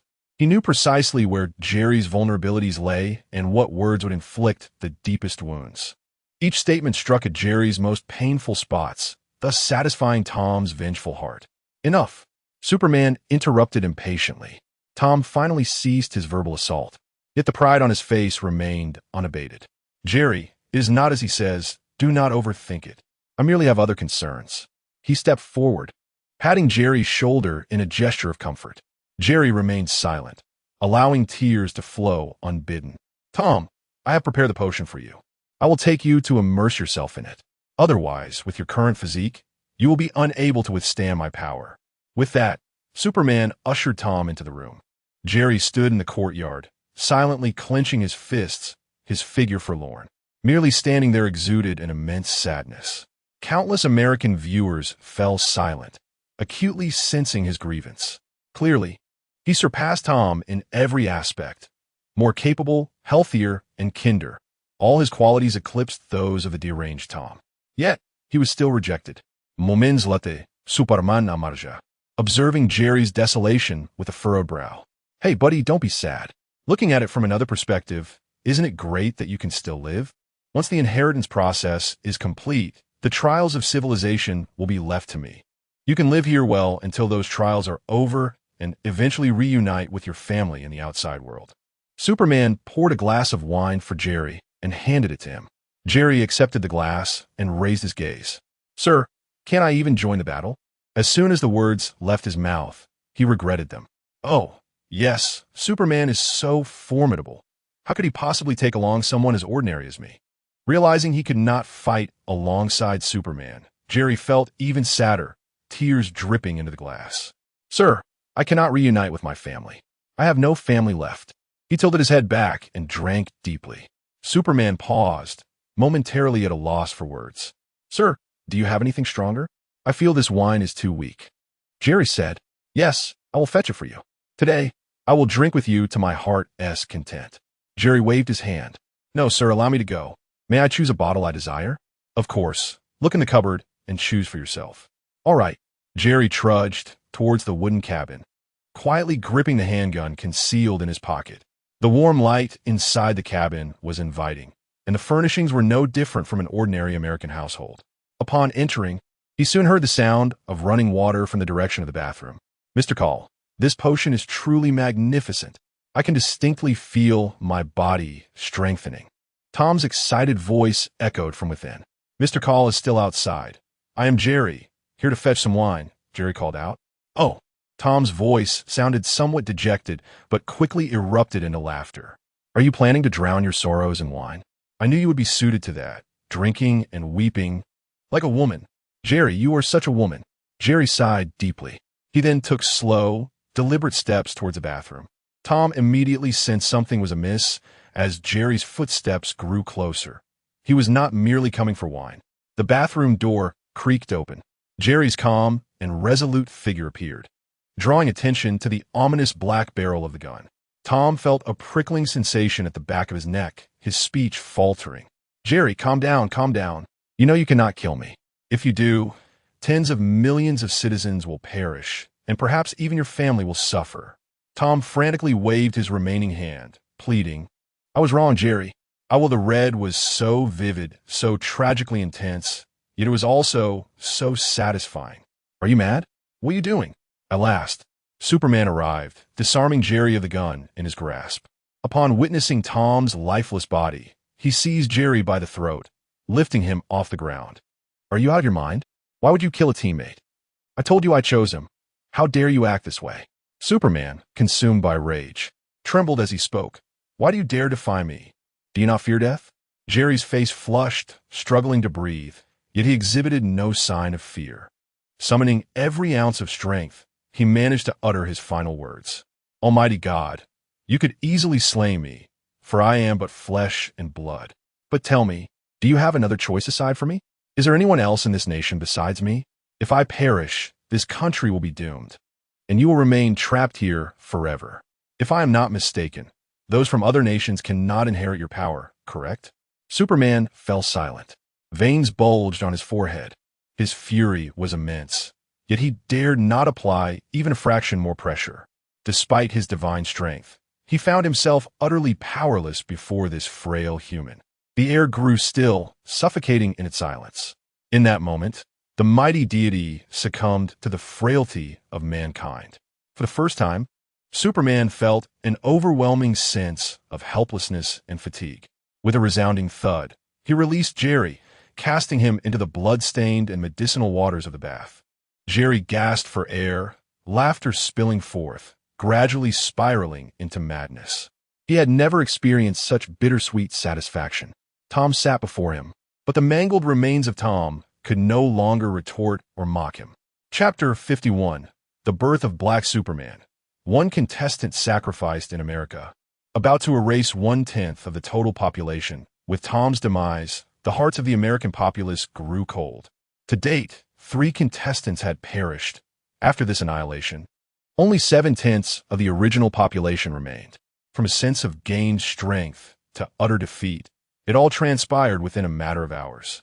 The pride of America was shattered, and Stark Industries, once believed to be invincible, crumbled before the elder of the Dragon Kingdom. A profound sorrow enveloped the entire nation. Darling, I have a feeling I will be among those destined for annihilation. If I truly am erased, you must live on bravely. A man held his woman tightly in his embrace. The woman gazed at him, momentarily stunned, before tears began to flow. Yes, she clung to his neck, savoring this final moment of warmth. Yet the man could not hold her tightly enough. His arms felt empty. Has it already begun? Why can I not feel my hands? He looked down, witnessing her form fading away, piece by piece, turning to ash. 2 seconds later, she was entirely erased. Darling, why must it be you that is gone? No. The man gazed in disbelief at his hands, crying out in anguish. In that moment, such heart-wrenching cries echoed throughout America. The Spider-Boy was still engaged in a video call with his guardian, Stark, when suddenly, the phone slipped from his grasp. Crash! The device shattered upon impact, shards of glass scattering. Simultaneously, his fingers and arm succumbed to the same fate. He collapsed, sitting on the ground, tears streaming down his face. Wang Defa, why is it that I always seem to be among those chosen for annihilation? Is this mere randomness or a targeted strike? Guardian, remember to save me. With those final words, the The spider boy could utter no more. On the screen, Stark's eyes glistened with tears. "Child, I have some bad news. I am gone as well." He raised a shattered right hand, continuing, "But the good news is, I am here to accompany you." The spider boy fell, Iron Man fell, the Sorcerer Supreme fell. No one anticipated the near-total obliteration of the high-end combatants of the Parental Guardians Alliance. Across America, anxiety gripped the hearts of all. No one knew if they were included in the fate of annihilation. In the live broadcast studio, the host appeared pallid, awaiting the decision of the deity of fate. "Are you well? Your complexion is quite poor," Xuanwu inquired with concern. As the time for annihilation passed, the oppressive feeling that had loomed over all Americans finally dissipated. The host gasped for breath, relieved not to have been chosen. His shirt was drenched in cold sweat. Suddenly, a thought struck him. "I'll pay. Are you not the least bit afraid?" Xuanwu froze, cold sweat trickling down his face. "Afraid? How could I not be? I have merely been fortunate thus far." The host sensed his unease. You. The host finally posed a question. "You didn't secretly change your nationality, did you?" "Ha ha. How could that be? You truly have a sense of humor. Ha ha." Within the forbidden domain, Jerry finally emerged from the bathroom. After soaking in the medicinal concoction, his body had undergone a remarkable transformation. He was stronger, more solid. His very demeanor had shifted dramatically. "Who are you?" Superman sat on the couch, regarding Jerry with a peculiar gaze. Jerry paused, caught off guard by Superman's sudden inquiry. He felt momentarily bewildered. "I am who I am. I am Jerry, Mr. Kell," he replied hesitantly. Superman, unable to resist, took another sip of his drink, furrowing his brow as he continued to scrutinize Jerry. For reasons unknown, he felt an unsettling sense of apprehension upon seeing Jerry, a nagging premonition that this transfer of power and soul might not proceed smoothly. "Shall we begin, sir?" Jerry asked cautiously. "Let us commence." Superman rose and approached Jerry. "Hand me your hand," Superman commanded. Jerry quickly extended his hand, and the moment their palms met, a surge of overwhelming power flooded in. Warm and potent, it flowed through his veins like hot water, radiating throughout his entire being. "Look into my eyes," Superman instructed once more. Jerry shifted his gaze from their hands to Superman's. The depths of Superman's eyes were profound and enigmatic. The instant their gazes locked, a resounding boom echoed. Jerry's entire being jolted. He felt as though his soul and body had suddenly disconnected. Touch, smell, taste, hearing, and sight vanished in that moment. The world around him faded, soundlessness engulfed him, and the essence of sensation was erased one by one. It was an odd sensation, as if he had been liberated from the earth's constraints, floating aimlessly in a void. It felt disconcerting, solitary. He perceived a dimly lit space. Suddenly, a figure within this realm grew colossal, expanding ever larger. The once comfortable, floating sensation transformed into a frantic squeeze, compressing him into a corner until he was but a mere dot. Even this ethereal, elusive space no longer belonged to him.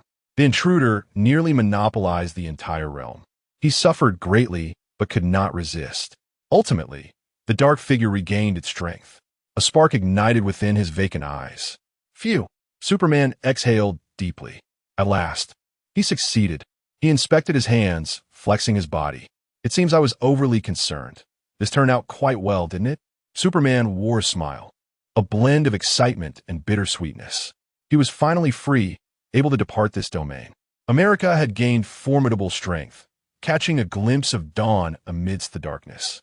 Though there had been sacrifices, they were not in vain. Civilization's forbidden land, await me.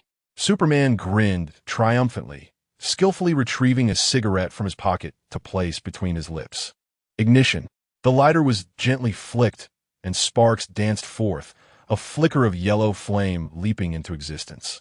The small, flickering flame glimmered in Superman's eyes, and he finally sensed something amiss. His rigid hand hovered in midair, ultimately refraining from igniting the cigarette. "This is not my usual behavior. Why do I instinctively desire to smoke?" Superman murmured in disbelief. "Jerry, listen to me. Relinquish complete control of this body." Superman quickly realized that Jerry still quietly influenced this vessel. He cast aside the cigarette and lighter, lightly tapping his head with his hand. Jerry. The unfortunate situation had indeed occurred. Murphy's Law proved to be accurate. Superman settled back onto the couch, inhaling deeply and closing his eyes. His consciousness focused on his mind. Within that white sea of awareness, he saw a tiny black dot fiercely resisting. Jerry's soul instinctively fought against his own. How can a human soul defy that of a deity? Jerry, who exactly are you? Superman had no time for questions. All he could do was suppress this black consciousness with all his might. If necessary, he would eradicate it entirely. The minuscule blackness clashed against the vast whiteness. Though small, it remained resilient. Here, it should be noted that the small fry harbors no affection for the X-Men. But a character must rise to rectify matters concerning certain individuals from the Dragon Nation who are currently beyond reach. Jerry, since you insist on this, I cannot be blamed. I must obliterate every vestige of your consciousness, leaving no trace. With this thought, the white launched a more vigorous assault. The black, faced with overwhelming force, quickly retreated, diminishing in size. Just as it was about to be annihilated, a chime echoed. Superman seemed to hear a sound, and a profound and heavy sorrow began to permeate his mind. For reasons unknown, tears streamed down Superman's face. Memories flooded his mind.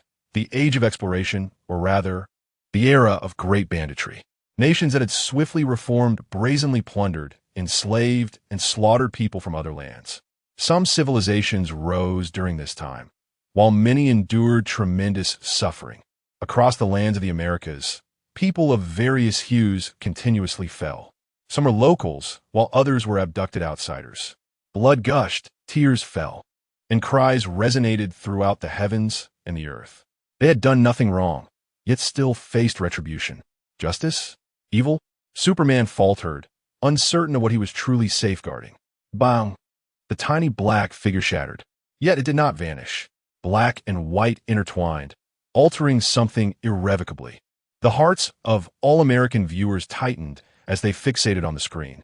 They now understood the fierce struggle for control between Jerry and Superman's souls.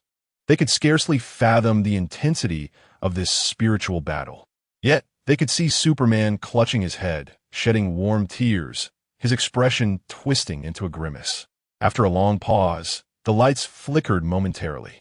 When they brightened again, the cabin regained its warm ambience. Superman's expression finally calmed. However, who was it, Superman or Jerry? No one could tell. Midnight had passed, and within the Forbidden Zone, a new week had commenced. Note: American contestants request communication. Confidentiality will not be maintained per their request. Tension gripped everyone as they seized this once-a-week opportunity. What would Superman or Jerry do? The official phone line in the United States rang. Director Nick paused, needing to muster courage to answer the call. Taking a deep breath, he spoke. "Hello? Greetings, Director Nick," came the peculiar voice on the other end, neither Jerry's nor Superman's. Nick's heart raced with unease. "Are you Jerry or Superman?" "Jerry, Superman, Mr. Kal-El. You may refer to me as any of these. Or, you may call me Black Superman."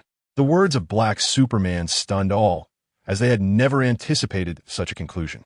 Nick's hand trembled slightly as he held the phone. "What assistance do you require?" "Your Excellency, Black Superman." "No, I am not here to request assistance." "Then what are you?" "I am here to issue commands." Black Superman paused before continuing. "I intend to eliminate the current ruling class of the United States and become the new king." The world gasped in shock. But the United States has never had a king. You are aware of this. Nick's expression darkened. "Now there is." Black Superman smiled slightly, his tone brooking no dissent. After a moment, he added, "Until I return from the Forbidden Zone, Director Eunuch, you shall exercise my authority. My demands are few. First, eliminate the foolish elites in the United States, particularly the Chiyupe, whatever that Oreo nonsense is. Secondly, cease any underhanded schemes. Would it not be better to develop your own nation? Thirdly, ensure the completion of the above two tasks. Otherwise, when I emerge, I will kill you, Director Nick. In my eyes, you two are culpable." With that, Black Superman offered Nick no chance to respond, abruptly severing the communication. Staring at the busy signal, Nick stood frozen, utterly paralyzed. This call was also being observed worldwide. Hiss! A collective gasp arose. The winds of change were approaching. Chapter 52. The final shot. The comment section of the American live stream erupted. What? This is so explosive. This ex-Superman is audacious. These demands are utterly outdrawn this night. The atmosphere felt oppressively heavy. Everyone was armed to the teeth, with nerves taut and fingers poised on triggers.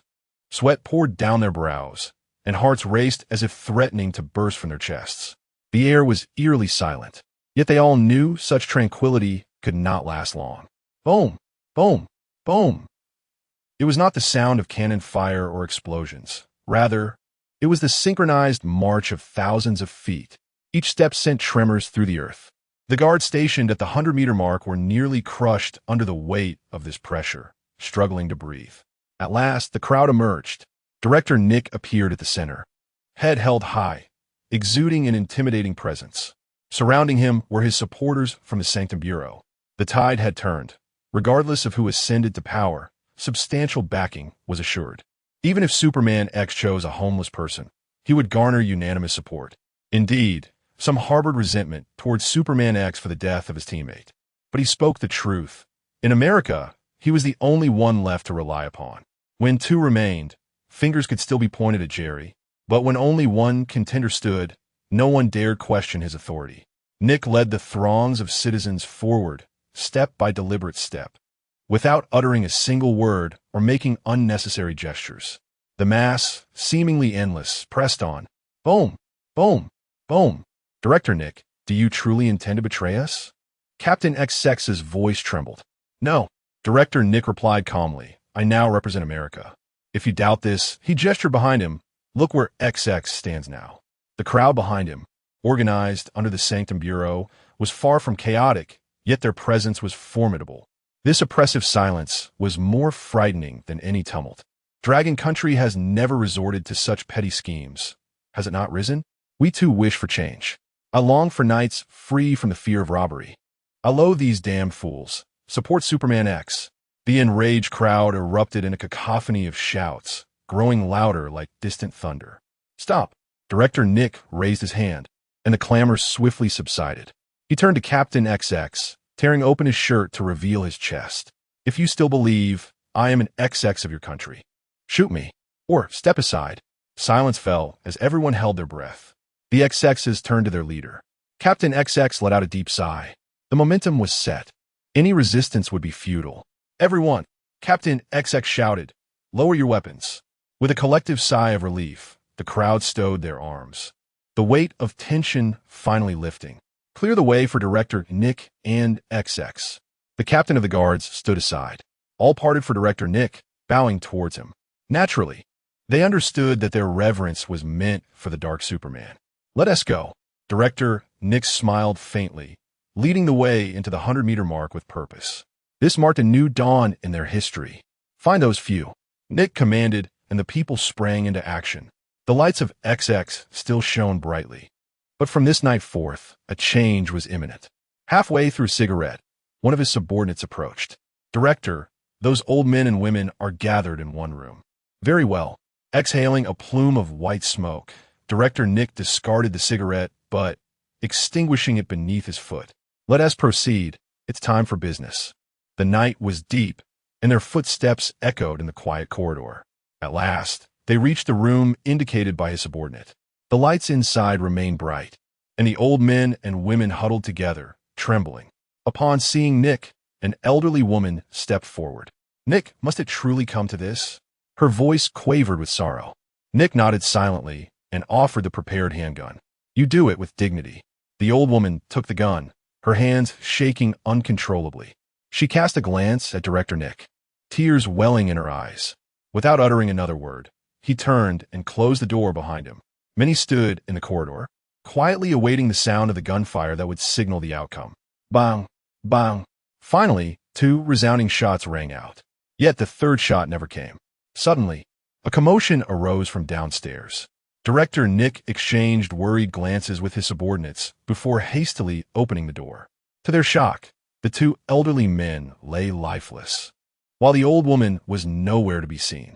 Rushing to the window, they looked down to find that she had fallen evidently Several individuals were perplexed regarding the identity of this so-called ancestral celestial master. The elder master walked with his hands clasped behind his back, a glimmer of brilliance flashing in his eyes as his demeanor suddenly grew solemn. It is none other than our lineage from Longhu Mountain's founder, the protector against demons and guardian of the way, Zhang Daoling.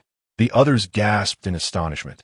Zhang Daoling, it was said, was the 8th descendant of the Han General Zhang Liang and the founder of the Celestial Master sect at Longhu Mountain. He was bestowed with the sacred teachings of the 3 heavens by the supreme Lord Laozi, designated as the Celestial Master, and revered as the grand ancestor among the 4 great Celestial Masters, renowned for his profound knowledge of the Tao and vast supernatural powers. His abilities could scarcely be encapsulated by mere accolades, although he bore many titles, the most significant of which was that he was the ancestor of the Elder Master. Feng furrowed his brow with concern. Old Zhang, what would happen if you regained the power of the Grand Ancestor? They all remembered how Bai Zhe once intended to do something with the cold wind. While acquiring power and enhancement was undoubtedly beneficial, if old Zhang were to be possessed, that would be utterly unacceptable. Ha, fret not, the Elder Master chuckled, stroking his beard. I have long since inherited the will of the Grand Ancestor. Thus, there is no risk in now inheriting his power. You mean the Celestial Master degree? Lan Minghua's eyes sparkled with excitement. If that is the case, then it's entirely plausible. It may indeed come to fruition. The Elder Master regarded Lan Minghua with appreciation. Ahua, you possess quite a bit of understanding. Lan Minghua Chukge. The group was filled with joy, pondering how to face the formidable figures they would encounter in the future. If the Elder Master were to fully inherit the powers of the Grand Ancestor Zhang Daoling, what would they have to fear in battle? They might even find themselves chasing after their adversaries. Although it seemed excessive for old Zhang to seek further enhancement, given his already formidable strength, Feng added, however, just the thought of being able to slack off in the future is quite delightful. Haha. The Elder Master shot Feng a sidelong glance. You haven't even received the inheritance yet. What are you so jubilant about? While this inheritance was indeed powerful, it was not easily attained. There remained a long road ahead. By the way, old Chen, haven't you encountered superhuman? What do you think of his strength? The Elder Master inquired. Feng stroked his chin, reminiscing about his impressions of superhuman from that day. Well, personally, I believe that while he is also SSS ranked, he cannot compare to Bai Zhe. That day, he had intentionally provoked superhuman. Although they had not engaged in combat, he could still sense that superhuman lacked the overwhelming pressure that Bai Zhe exuded. How do you perceive Lu Yu, who is also SSS ranked? The Elder Master continued to probe. Feng shrugged. There's no comparison. It would likely require a confrontation between the two to truly discern their capabilities. The elderly men were deeply engrossed in their discussion, while the onlookers were left bewildered. Did they truly speak of Bai Zhe? How could he be stronger than superhuman? I don't understand either, but ever since they awoke, they have been mentioning Mr. Bai. Could it be that they had a contest in their dreams? It was not an impossible notion. Although unseen, Bai Zhe was known to be an ancient divine beast, and his strength was assuredly formidable. What caught my attention even more was that Princess Lu Yu was also SSS ranked. I had thought her role was merely to charm. Speaking of which, the Elder Master was already incredibly powerful. Did he seek further enhancement? Was he not leaving any room for the creatures within the forbidden grounds to survive? Individuals from other nations might not grasp the significance of the name Zhang Daoling. If they did, they would likely faint in despair. Hello upstairs. I'm a foreigner. I may not understand, but I am trembling. If they were to gain the inheritance, our kangaroo nation would truly be left in the dust. Wake up upstairs. Even without the inheritance, you wouldn't be able to keep pace with the dragon nation. As they conversed, the sun ascended high above. However, thanks to the garments gifted by Bai Zhe, the group felt no discomfort from the heat. Suddenly, Feng halted in his tracks. Old Master, what is the matter? Feng inquired. The others also paused, looking at Feng. Feng twitched his nose and glanced towards a massive stone nearby. I smell it, the scent of monsters. A figure suddenly burrowed underground, fleeing swiftly, her eyes wide with terror. What on earth is happening with these old men? Why do I feel so anxious just seeing them? I am the monster in the forbidden grounds. The sun shone fiercely, and the yellow winds swept through the barren land, revealing no other creatures apart from the few present.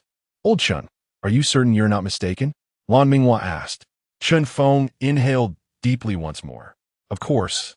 Please do not doubt the sense of smell of foodie. Very well, let us rest here. It is about time for lunch anyway. Lan Minghua began to scrutinize the surrounding area. At that moment, a monster trembled beneath the ground. Chapter 54. Cruel Upgrades. Lung Feng targets the bird Old Zhang. Do you know where the monster is hiding? Feng asked, puzzled. The scent of the monster was faint and pervasive, yet it was difficult to pinpoint its exact location. The elder master sat cross-legged and tapped the ground. This is not easy to deal with. Feng was taken aback. Well, none of us can burrow underground. It seems we are in an impasse. In reality, what to eat was of little consequence. However, having been trapped in the oasis, he was reluctant to slay those monsters due to Bai Zhe and the Dragon Maiden's presence. Now, he felt a growing itch for action. I see something interesting in the sky. Lung Feng suddenly pointed upwards. Following Lung Feng's finger, they observed a majestic eagle soaring through the vast azure sky. Monster name: Rampaging Golden Eagle. Danger level: B. Skills: Frenzied Attack, Teleportation Dive, First Kill Reward, Increased Speed and Agility for the players by 100. Citizens enjoy half the effect. Note: the Rampaging Golden Eagle is a predator of the skies, adept at diving down to strike foes. They can hunt larger prey such as roe deer and goats, but their preferred meal is humans. Ah, a B-rank monster, Feng remarked, glancing at Lung Feng, whose excitement was palpable. He patted Lung Feng on the shoulder. Well, this should be left to the youth. Rest assured. Lung Feng nodded. Feng then settled down against a large stone, placing his hands behind his head, crossing his legs, and gazing at the azure sky as he watched Lung Feng take on the eagle. Under the watchful eyes of Feng and the Elder Master, Lung Feng made his move. He assumed a stance and gathered his energy. Wave. Go. With 3 commands, his energy surged, and a wave of light shot into the sky. Warning: the Kangaroo Nation has sacrificed 1 player, erasing 1/10 of its citizens. The Elder Master and Feng gaped at Lung Feng. You were targeting the eagle, yet you annihilated a player from the Kangaroo Nation? Feng exclaimed. The Elder Master furrowed his brow. Lung Feng, this approach is rather inappropriate. Lung Feng paused. Look for yourselves, he exclaimed, pointing skyward. I didn't hit anything at all. Besides, what did my targeting of the eagle have to do with the Kangaroo Nation? As soon as he finished speaking, the alerts continued. Warning: the Oil Nation has sacrificed 1 player, erasing 1/10 of its citizens. Warning: the Maple Leaf Nation has sacrificed 1 player, erasing 1/10 of its citizens. Warning: the Sun Never Sets Nation has sacrificed 1 player, erasing 1/10 of its citizens. Warning: the Human Demon Nation has sacrificed 1 player, erasing 1/10 of its citizens. The sounds of civilization's trials echoed incessantly, sending chills down their spines. The Elder Master and the others stood frozen as the winds of the desert blew hotly, yet their hearts felt a sudden chill. So many lives extinguished. Lung Feng sighed. Every reminder contained within signifies that countless lives, numbering in the thousands or even millions, are on the brink of obliteration. It is impossible for anyone to remain truly indifferent. Feng stroked his chin, realizing that following the monster's upgrade, survival has become increasingly arduous for competitors from numerous nations. In the first week, many individuals from various countries could at least evade the monsters, even if they could not defeat them. However, as the second week commenced, the brutality of the civilizational trial has evidently intensified. Thus, at this moment, mere avoidance of confrontation is no longer feasible. The choices left for the people are stark: either grow stronger or face death. At this juncture, the live stream's comments were abuzz with discussion. Wow, this civilization notification truly sends chills down my spine. I never anticipated such a high toll on the very first day of the second week. Thankfully, we have our elders in Longhu. How fortunate we are to be born here. Indeed, we are fortunate to have the elders fighting for us.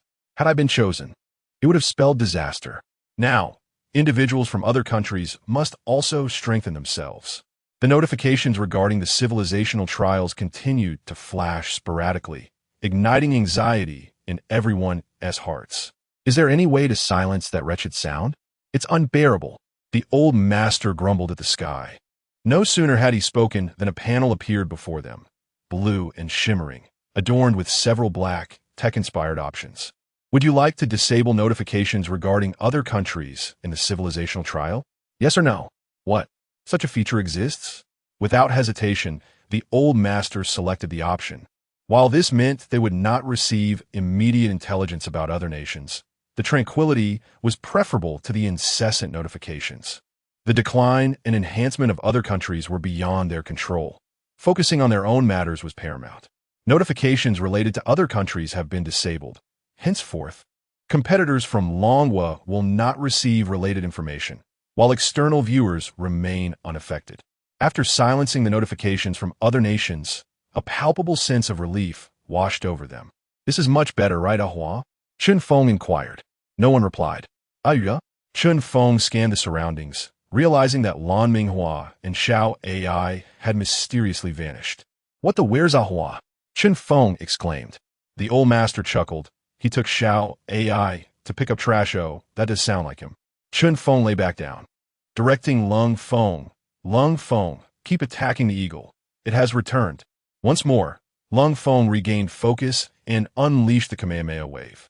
Feng smiled faintly. Feeling as though this scene echoed a game developed by Chen Run long ago, also filled with the sound of Bayubiu aimed at slaying aerial monsters. Whoosh! The Kamehameha wave narrowly missed the golden eagle. Lung Feng scratched his head, utterly perplexed. This is utterly ridiculous. I was once an impeccable marksman. What's going on today? I should not be missing. Initially brimming with confidence, he had believed he could secure rewards for Longhu. Such an outcome was understandably disheartening. Lung Feng, your aim is commendable. The issue lies not with you, the old master remarked, gazing skyward. The crux of the problem is that this golden eagle possesses a teleportation ability. Just as you are about to hit, it always shifts slightly, evading your attack. The sky is vast and distant. You simply have not noticed its skill in action. It is intentionally toying with you. Upon hearing this, Lung Feng finally comprehended why the eagle had flown away only to return. It was merely practicing its evasive maneuvers. Rubbing his hands together, he reignited his fighting spirit, declaring, "Today, I refuse to be bested."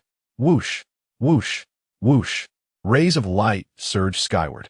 The audience erupted in laughter. Lung Feng, if you can't hit it, just let go. We aren't particularly keen on that reward. Well, men generally prefer not to rush. Come on, can you all act normally up there? That reward is splendid. With it, I could deliver more takeout. Hey, is that takeout you're delivering? Hurry it up. The live broadcast screen suddenly split in two. Lan Minghua and Xiao AI found themselves in a cave, gazing at a sparkling treasure chest before them. Meanwhile, on the other side, the luminous sphere in Lung Feng's hands had grown to an astonishing size. He was nearly engulfed by its radiance, and the golden eagle could no longer withstand the pressure. Chapter 55, 2 Rewards. Let us see how you escape this.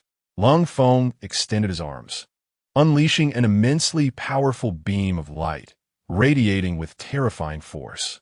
The dust on the ground was disturbed as the colossal beam shot forth, splitting into 10 beams mid-air, which then multiplied into 100. The sky instantly resembled a magnificent fireworks display. Though it was not night, it was sufficiently spectacular. Some might find this moment romantic. Yet to the golden eagle, it appeared as nothing less than a deadly net. What have I done to deserve this treatment? The golden eagle was thoroughly panicked, attempting to flee, but the myriad beams shot towards it, leaving no room for escape. Bang! The beam struck the golden eagle, the immense power shattering its bones. Blood and feathers scattered as the eagle plummeted from the clouds. Gotcha! Let us see you flaunt your prowess now. Lung Feng laughed with exuberance. Ding! Congratulations to Longhu for slaying the B-rank monster, the raging golden eagle, and receiving the first kill reward. Subsequent kills of B-rank monsters will not yield rewards. Congratulations to the Longhu competitor for receiving the first kill reward. Speed and agility increased by 100. Congratulations to the citizens of Longhu for receiving half the effect. Speed and agility increased by 50. As the voice of the civilizational trial echoed, subtle changes occurred in the bodies of all Longhu citizens. Their muscles brimmed with strength, and their joints became more agile. A few foreign friends, jogging in the park, were suddenly overtaken effortlessly by the elders of Longhu. "Old man, slow down, be careful not to fall." One person cautioned. "Don't worry, the old man is steadier than you," came the elder's voice as he gradually distanced himself, leaving only his silhouette in view. The foreign friends were left dumbfounded, realizing they were professional athletes, yet unable to outrun a Longhu elder. Just as they were astonished, another elderly lady sped past. "You old coot, I'll catch up to you and beat you for dancing with other women." The foreign friends were left speechless, collectively bewildered. In an office, keyboards clattered, almost smoking from the rapid typing. The clerk's hands seemed to have unlocked some hidden power. Their fingers moved so swiftly that they created afterimages, making it nearly impossible to count how many fingers they possessed. Top! The final key was struck. Tasks that previously took a day to complete could now be finished in half a day, leaving the remainder for leisure and watching the live stream of the civilizational trial. The only drawback was that while their speed increased, their mental acuity suffered. With heightened speed, the overall productivity of society saw a remarkable boost. The authorities promptly issued new regulations, adjusting working hours in most industries to 5 hours, prohibiting overtime, and banning voluntary overtime as well, with certain time-sensitive jobs being exceptions. The official announcement in the commentary livestream was met with enthusiastic applause from the working populace. "Fantastic! This means we'll have more time to enjoy life. I want to reach the pinnacle. I want to take my child to the amusement park. Sigh, don't even mention it. I have to work 2 jobs." Just as everyone was reveling in their newfound joy, the voice of the civilizational trial rang out again. "Ding! Congratulations to Longhu for discovering an A-rank treasure chest." And thus, the forging hammer was unveiled. The forging hammer possesses the ability to craft and produce powerful tools, with the quality of these tools determined by the materials used and the skill of the forger. The quality of all construction projects in the Dragon Nation has experienced a significant enhancement. The craftsmanship of the artisans has been elevated. At this moment, countless citizens of the Dragon Nation wore knowing smiles. The Dragon Nation has always been a powerhouse in infrastructure. With such an enhancement, could it not become even stronger? Coupled with the stacking of speed-enhancing buffs, the engineering teams of the Dragon Nation have become invincible in the world. Just as this announcement concluded, the engineering teams received an overwhelming number of orders. How powerful could this enhancement truly be? It is uncertain, but does it not imply that as long as we remain indoors, we need not fear earthquakes or landslides? Just moments ago, a large rock fell from the mountain and struck the roof of my house. If it were in the past, I would have certainly been doomed, but upon inspection, I was astonished to find not even a dent. I am a designer, and now I envision even more elegant and robust bridge constructions. I must bring them to life. Thank you, Master Hua. I will no longer mock you for collecting refuse. Thank you, Master Hua. Within the confines of the Forbidden Zone, the reckless Hua was oblivious to the happenings outside. He casually tossed the hammer, saying, "AI, you may play with this." While using tools is not out of the question. For a true martial artist, reliance on external objects signifies a descent into mediocrity. True strength lies within oneself. AI gazed at the mysterious, black-patterned hammer on the ground, her eyes sparkling with excitement. "Really? For me?" "Indeed," Hua replied, somewhat impatiently. "Thank you for this gift." "Thank you, old man Hua." I extended, her excitement palpable as she picked up the forging hammer. In that instant, a torrent of knowledge flooded her mind, an array of intricate insights seemingly dormant until now. Suddenly awakened, with a gleam in her eyes, she lifted the hammer and struck it against a nearby rock. Bang, bang, bang. With each strike, the stone emitted a glow, shrinking and brightening beneath AI's hammer. The ordinary, dull rock burst forth with a brilliant red radiance. A colossal ruby was born. Wow! AI's eyes widened in awe, entranced by the small creation she had just manifested. The red glow was exquisite, translucent, clear, and devoid of impurities. Undoubtedly a gem of exceptional quality. Not only AI, but the viewers of the live broadcast were equally astounded. Such a magnificent, sizable ruby had never been seen before. This gem defied valuation, surpassing any collection in existence. May I borrow your hammer for a moment? I would love to have it assist me with the large stone in my yard. Give me a strike as well. Yes, right on the head. I never suggested you leave the house. AI was thoroughly pleased with her creation and eagerly tugged at Hua's garment. Old man Hua, come look. I made this. Isn't impressive? Hua, who had been searching for new treasures, approached her upon hearing her call. He extended his large hands and lifted the ruby. Quite beautiful, he remarked, examining it closely. Upon hearing the praise, AI beamed with pride. However, Hua paused momentarily before squeezing it. Crack, crack, crack. The massive ruby was instantly reduced to dust. But it lacks durability. Hua continued. AI's expression of excitement froze, the hammer slipping from her grasp as disbelief washed over her. Was her first creation truly gone? Reduced to crimson dust? Oh no, old man Hua is bullying me again. AI pouted, tears welling in her eyes. Unfortunately, the robot could not shed tears. The online viewers were equally outraged. Master Hua, this is a bit excessive, don't you think? Woe is me, my ruby is gone. The value of the ruby does not lie in its sturdiness. You uncultured brute. You, who can shatter a demon blade with a mere flick. What can withstand your grasp? Poor AI. Hua had already ventured further into the depths of the cave, driven by an insatiable urge to scavenge. He sensed that there were still treasures ahead. Wait for me, old man Hua. Despite her lingering resentment, AI picked up the hammer, her tears still flowing, and followed after him. Like a shadow, she trailed behind, continuously tapping a small stone. Look, a diamond. AI presented the diamond to Hua. Not sturdy. Hua lightly squeezed it, and it crumbled to dust. Undeterred, AI picked up another stone and continued to strike. Look, an emerald. See, I crafted a small shield from iron ore. Look, this is a copper sword. Look, each time, Hua would effortlessly crush AI's creations, even reducing copper to powder, leaving the audience in stunned silence. When AI presented her 20th creation, Hua could no longer contain himself. AI, you are now a mature robot. You can collect treasures on your own. Shall we reconvene at our original spot in an hour? AI was momentarily taken aback. You mean I have graduated from collecting treasures? Her eyes sparkled with indescribable excitement, as if she had completely forgotten her earlier tears. In that moment, Hua felt a pang of guilt. This Navi robot, so innocent, made him feel like the villain. Old man Hua, then what should I go and find? AI inquired, her eagerness to embark on her own adventure evident. Oh, anything will do, preferably something shiny and golden, Hua replied dismissively.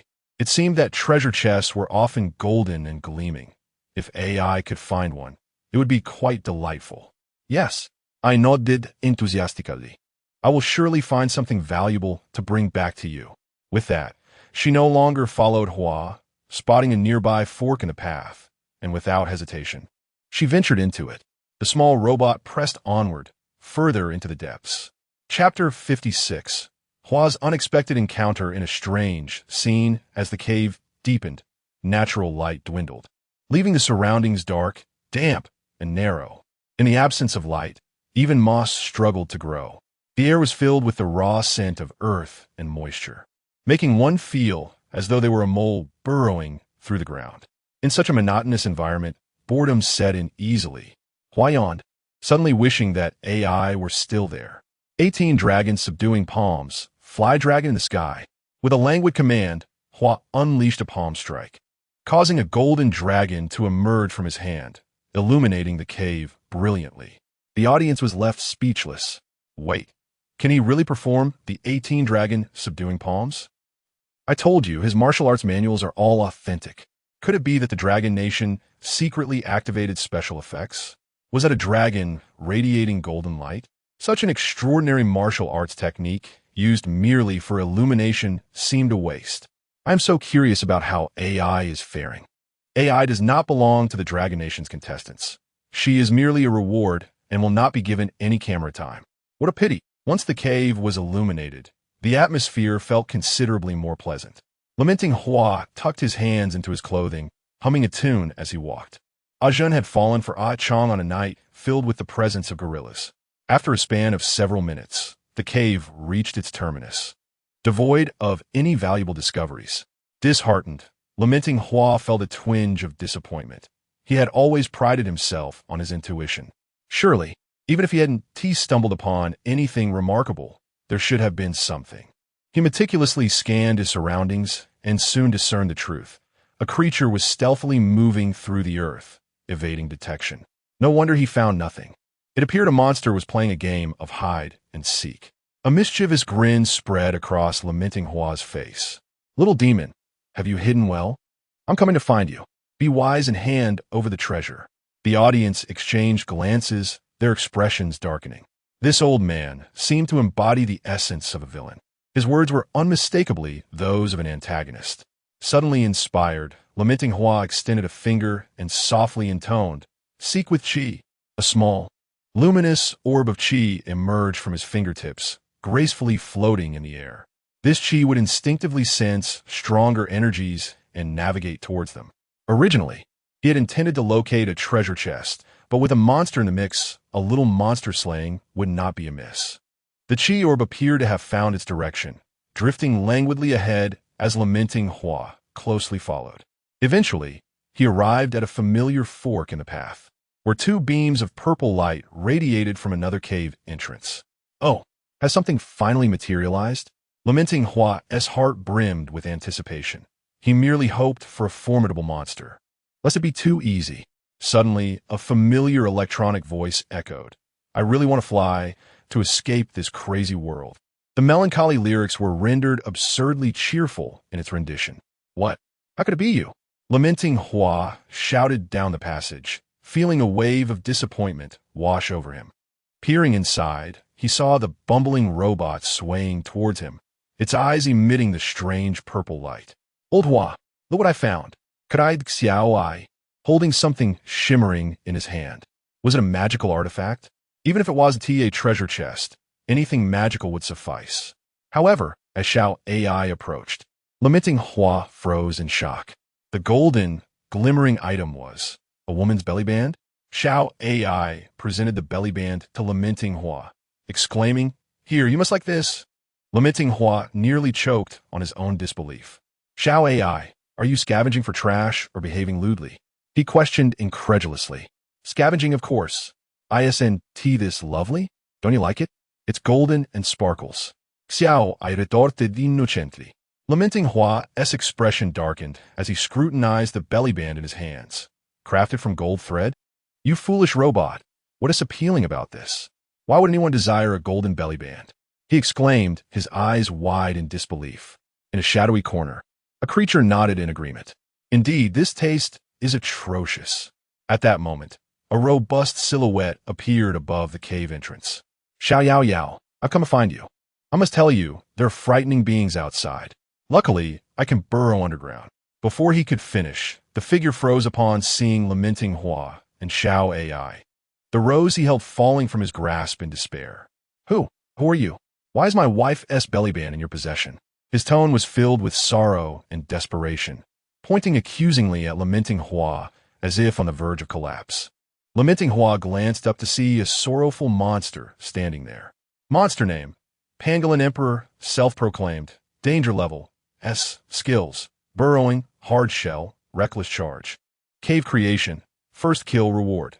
Enhanced defense for the contestant, strong defense for the populace. Note: the pangolin gains combat strength in land or cave environments, excelling at creating caves. Lamenting Hua was momentarily taken aback, awkwardly eyeing the belly band in his grip. "So this belongs to your wife?" From deep within the cave, an irate female voice echoed, "Spare me. I am not his wife. I am his mother. He is merely a pervert who constantly harasses me." The voice was present yet unseen. The influx of information left Lamenting Hua momentarily dazed. The pangolin, however, appeared bewildered, his face contorted with sorrow. "Yao Yao, you can't say that. Haven't I treated you well?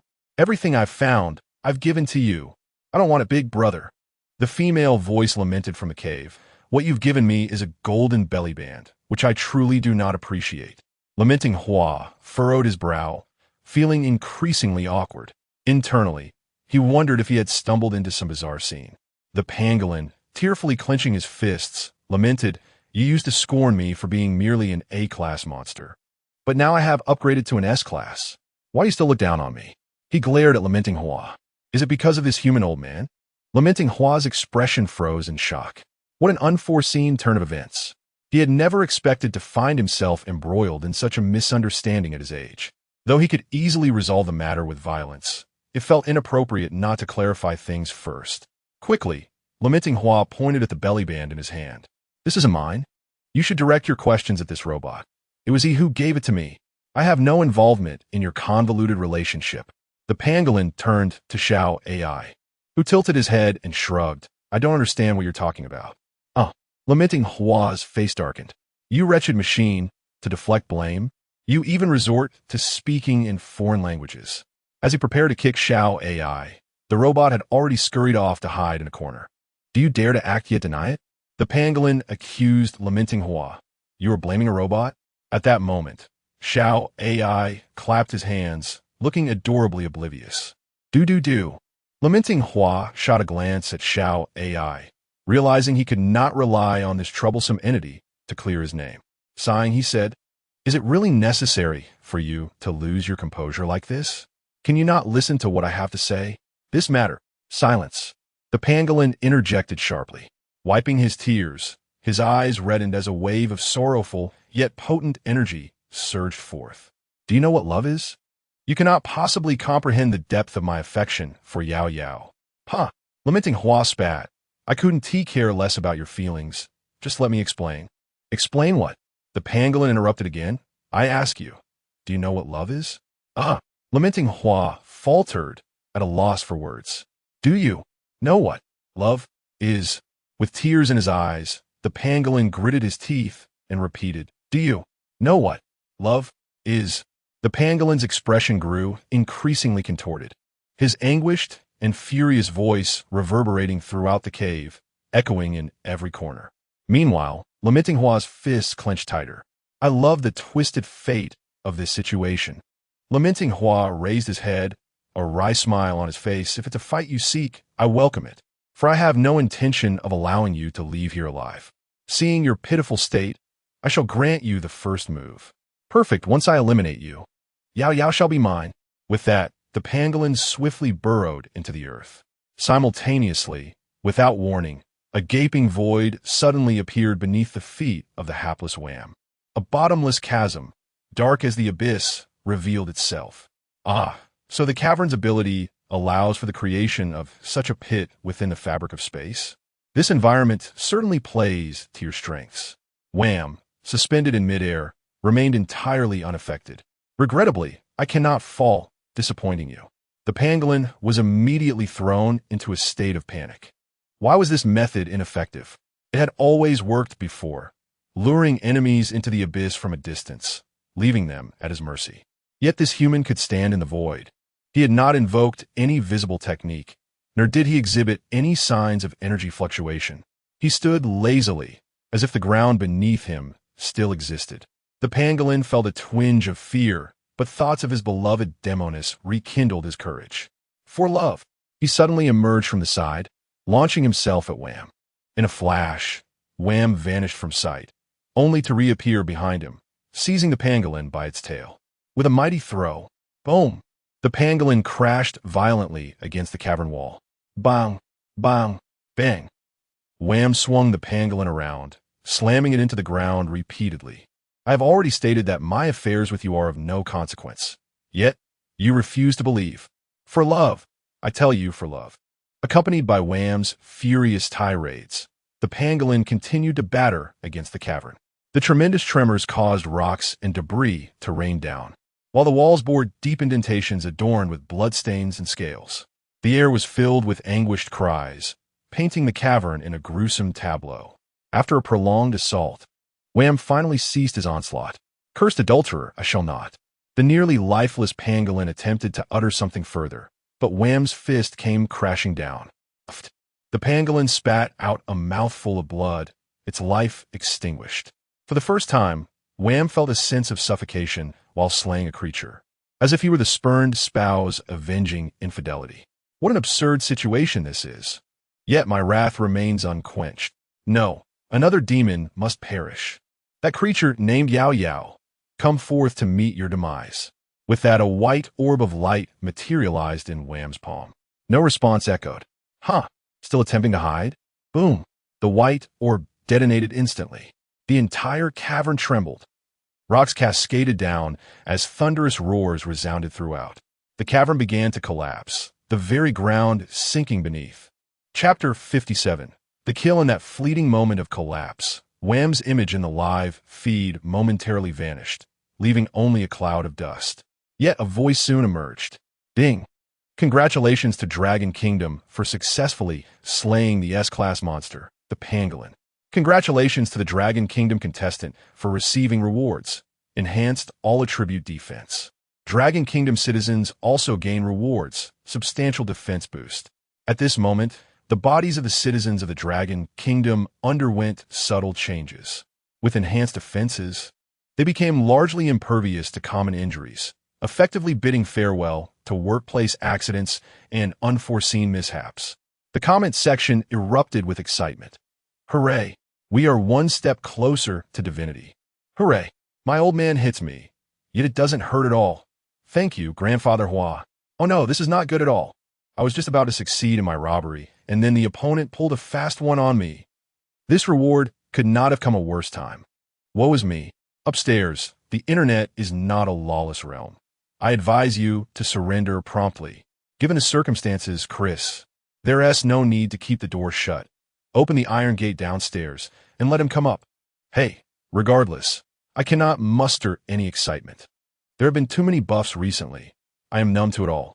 As a foreigner, I have many sentiments to express, yet they all coalesce into a single plea. May I join the Dragon Kingdom? Wait until the trial of civilization concludes before I inform you. Ignore those foreigners. The image of Wham reappeared. Everyone's attention refocused on the screen. Within the cavern, the collapse abruptly ceased. An order began to reestablish itself, as large boulders began to shift of their own accord. Accompanied by rumbling sounds, the structure of the cavern transformed entirely. The previously clear paths became a labyrinthine maze, blocking Wham's way forward and backward while the walls on either side continued to close in. You can fully manipulate this space? The little demon possesses some intrigue.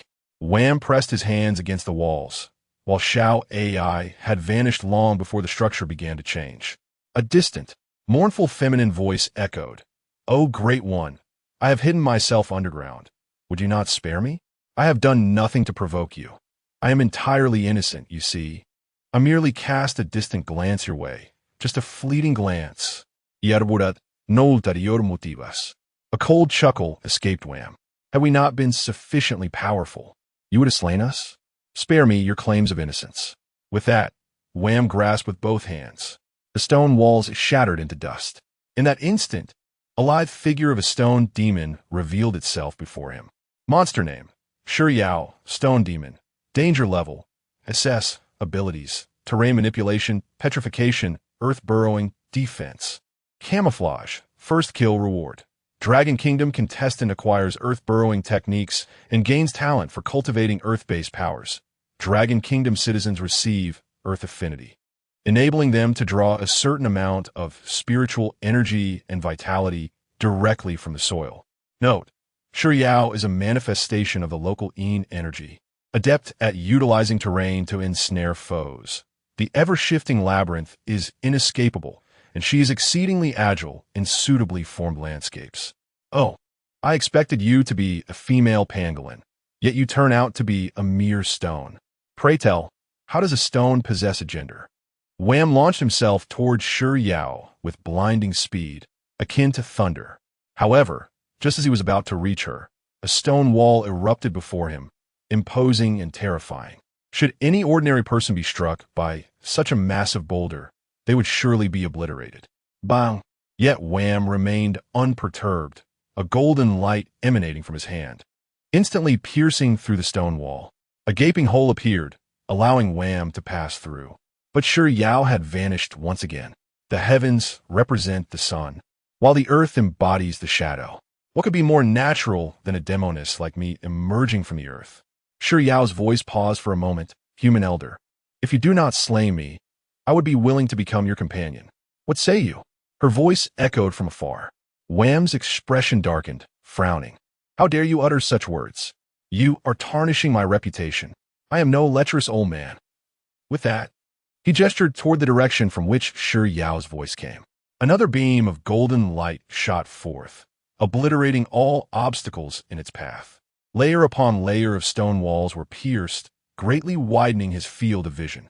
Nevertheless, the golden light failed to find its mark. Shi Yao proved far too nimble within this terrain. Such a lack of tenderness. Old man, is it that no woman fancies you? Shi Yao's voice chimed from aside. No sooner had her words left her lips than the surrounding terrain began to shift again. Stone walls intertwining with stone walls. Passages connecting passages, creating a dizzying spectacle. Be silent. What does a mere stone understand? Wham suddenly bellowed, his demeanor transforming entirely, shedding any semblance of lethargy. A formidable and terrifying aura radiated from him, clearly indicating that Shi Yao's words had struck a nerve. Oh, Shiji's voice turned playful. Could it be? Have you, old man, ever suffered for love? The labyrinth fell silent for a moment, as Lan Minghua's expression momentarily froze. This question, whoever asks shall perish. Even the Jade Emperor cannot retain you. After speaking, a surge of power emanated from Lan Minghua, shattering the surrounding stones, leaving only a few remnants floating in the void. A red sphere of light coalesced between his fingers, crackling with electric sparks. Though small, its imposing presence was utterly terrifying. Boom! The red sphere exploded. A colossal wave of energy radiated outward from Lan Minghua, swiftly obliterating all stone walls, rendering the so-called labyrinth non-existent. In that instant, Shi Yao's figure was exposed, her mouth agape. She could hardly believe the unfolding spectacle. Was this truly a realm attainable by mere mortals? She had initially thought Lan Minghua's power was limited to his confrontation with the pangolin. However, it now appeared that his vast strength was overwhelmingly formidable. She had hoped to ensnare Lan Minghua within the labyrinth, to compel him to retreat, but never anticipated that this infallible maze would be dismantled. Lan Minghua, through his actions, imparted a profound truth. Perhaps there are labyrinths one cannot escape, but none that cannot be destroyed. In the face of absolute power, all embellishments are rendered moot. The earth and stones in the central area were instantly cast into the air, as if the ground had been uprooted like a carpet, while the surrounding terrain experienced tremors of varying intensities. Shi Yao found herself with no escape. As the overwhelming force coursed through her body, it paralyzed her, robbing her of control. Whoosh! Another point of light shot from Lan Minghua's fingertips, piercing through Shi Yao's head. Ding! Congratulations to the Dragon Kingdom contestant for slaying an SS-level monster, Shi Yao. Congratulations to the Dragon Kingdom contestant for acquiring the Earth Escape ability and Earth Elemental spellcasting talent. Congratulations to the citizens of the Dragon Kingdom for gaining affinity with the Earth. The audience gasped in astonishment as Feng, the old master, and Feng stood aghast.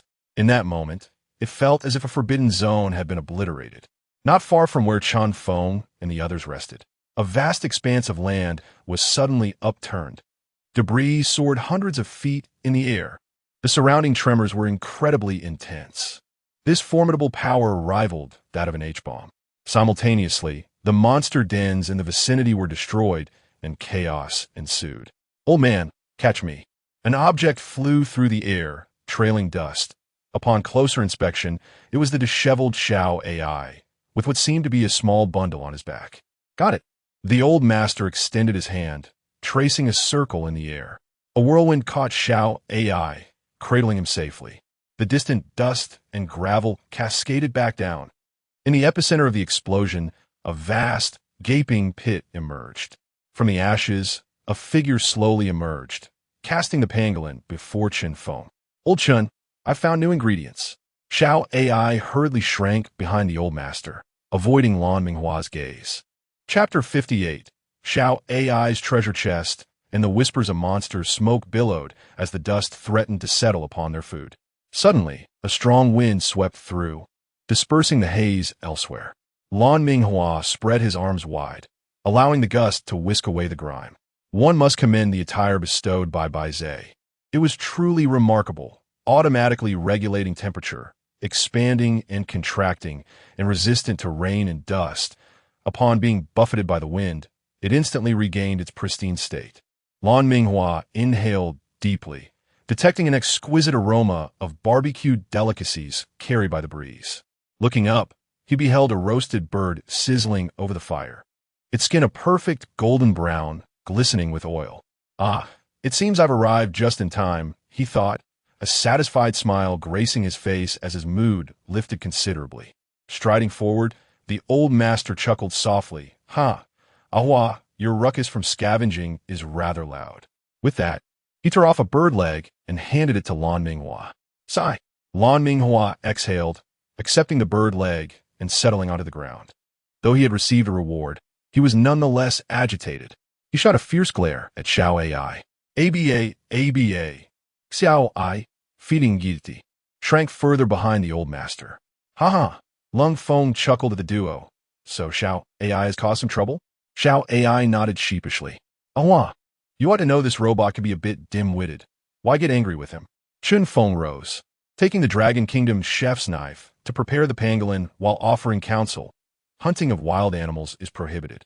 Lan Minghua chose not to reply further, stuffing the bird leg into his mouth. As the fragrant, uniquely flavored roasted meat delighted his palate, he found his anger dissipating. Perhaps I can let this slide.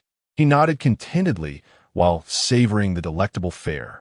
Indeed, good food has the power to heal the spirit. Indulging in deliciousness immediately lightened his mood.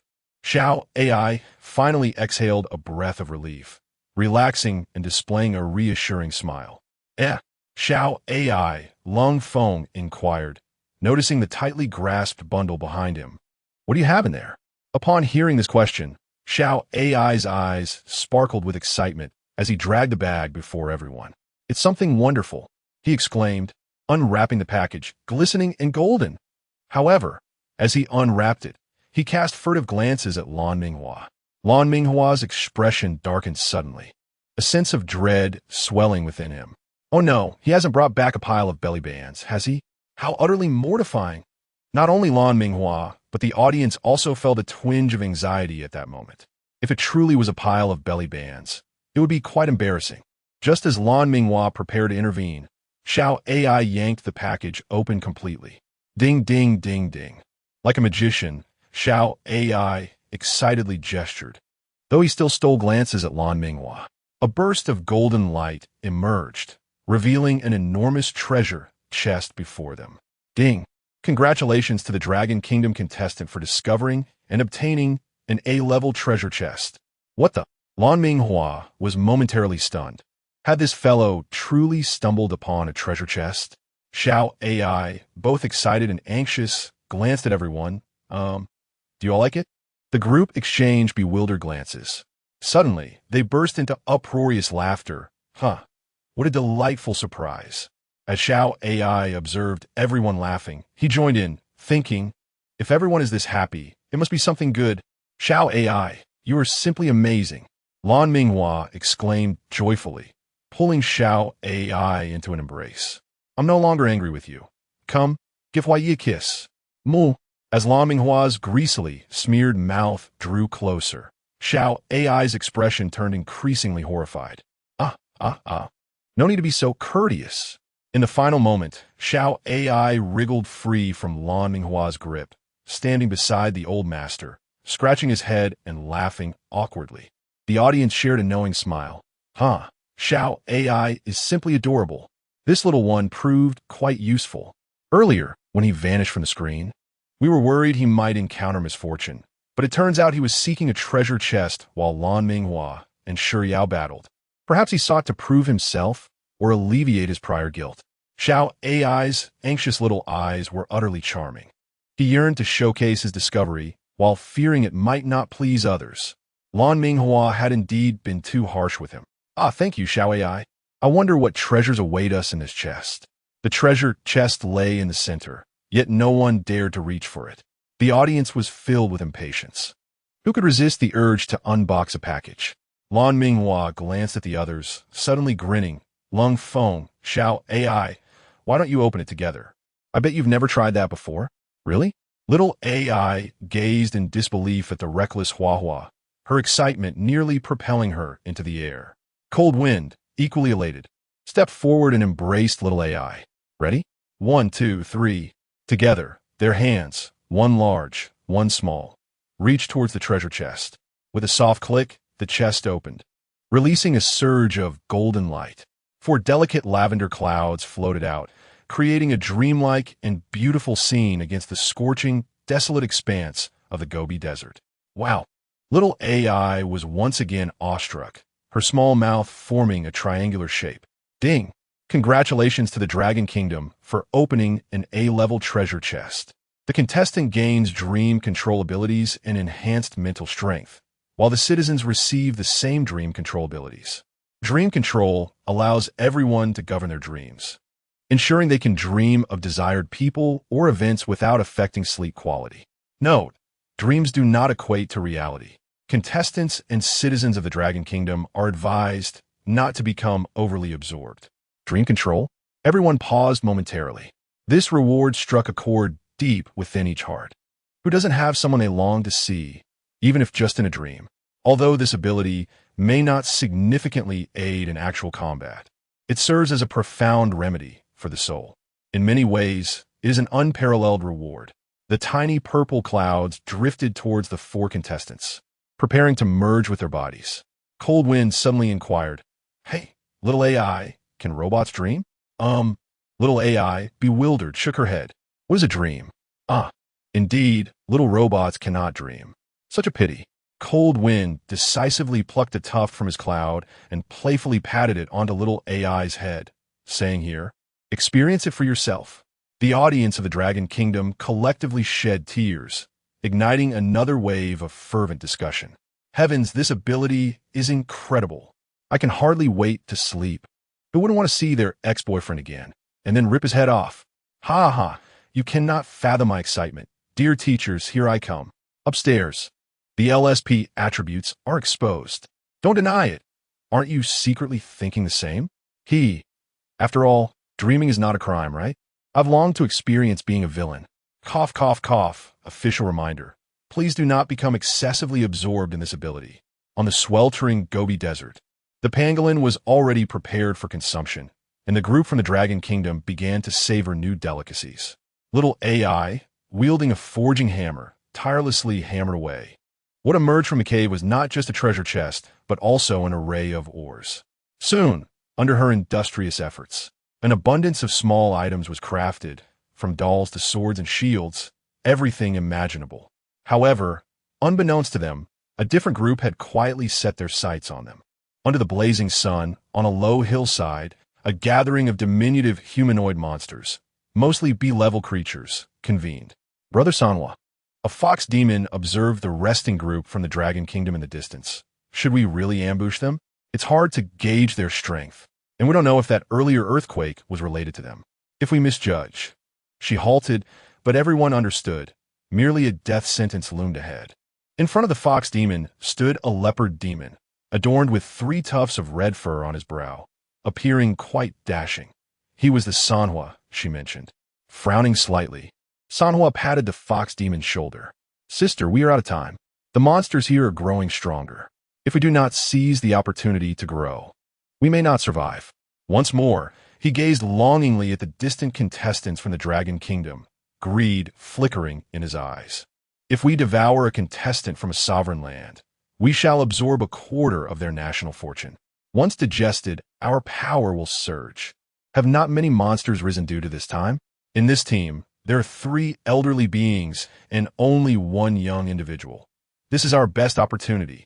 If we eliminate them, we will survive until the end, gradually growing stronger and achieving greatness." The little demons hesitated, their expressions grave as they looked towards the distant contestants from the Dragon Kingdom, unease settling in their hearts. "Brother Xuanwu, we are merely B-level monsters. Can we truly succeed? They must possess considerable strength to have made it this far. What if the earlier earthquake was caused by them? Perhaps we should find a powerful demon and become a mere fish under their command. The little demons retreated, and Xuanwu felt a surge of anger rising within him. Yet, rather than erupting, he was filled with a newfound audacity and declared emphatically, "A true man born of this earth cannot remain beneath others for long. What joy is there in not roaming freely and living life to the fullest? What is the point of being a demon if one cannot revel in it?" The winds howled and the heat surged. Standing atop the hillside, Xuanwu clenched his fists and gazed into the distance. "Regardless of whether you follow me or not, I shall advance. Should I succeed, I will share the world with you all. Should I fall, I ask only that you bury my bones." His voice was both tragic and resolute, infused with a touch of gallantry. The gathered demons said nothing further, their eyes filled with admiration for the audacious Xuanwu. Not far away, the group from the Dragon Kingdom had rested and prepared, now making their way in their direction. Chapter 59. The demons submit. The thunder god descends. Little AI, let's go. Cold wind called out ahead. Little AI looked up to see the group had already moved far away. Cold wind, burdened with a heap of luggage, waved at her. However, little AI pointed to the array of weapons on the ground, reluctant to leave. "Don't you truly want these?" While the others were dining, little AI had crafted a series of weapons, yet ultimately, only one person took a staff. "Little AI, hurry! If you find good materials, help me forge an alchemy furnace. Then I shall be pleased." The elderly master's voice rang out from ahead. "All right." Upon hearing the elder's words, little AI felt a sense of purpose as a useful robot, her spirits lifting. "Then let us depart." Cold wind exchanged a knowing glance with little AI. Before leaving, little AI cast a lingering glance at the beautiful shell of the pangolin, then struck it with her hammer. Bang! The pangolin's outer shell suddenly shimmered brilliantly before quickly dimming. "Alas, this is a fine item, but the old men have no need for it." With a sigh, watching as the elders moved far ahead, little AI's feet ignited with flames as she swiftly pursued them. About 10 minutes later, the group arrived at the base of the hillside, where the ambushing demons lay in wait. The sun hung high, casting a glare that struck the eyes of the Dragon Kingdom's members, nearly blinding them. A wave of scorching wind carried with it a hint of murderous intent.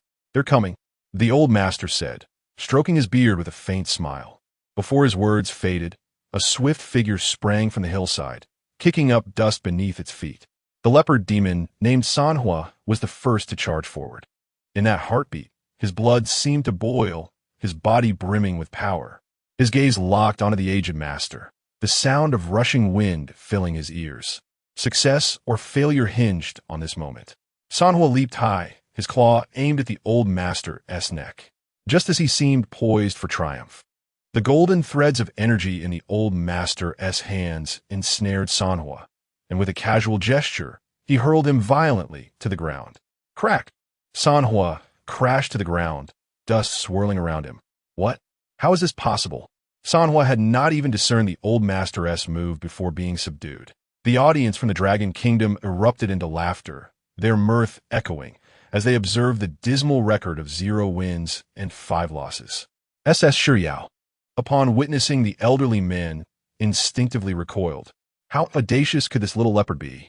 Their cultivation was far too inferior to perceive the true power of the old men. Indeed, ignorance breeds fearlessness. Such commendable courage.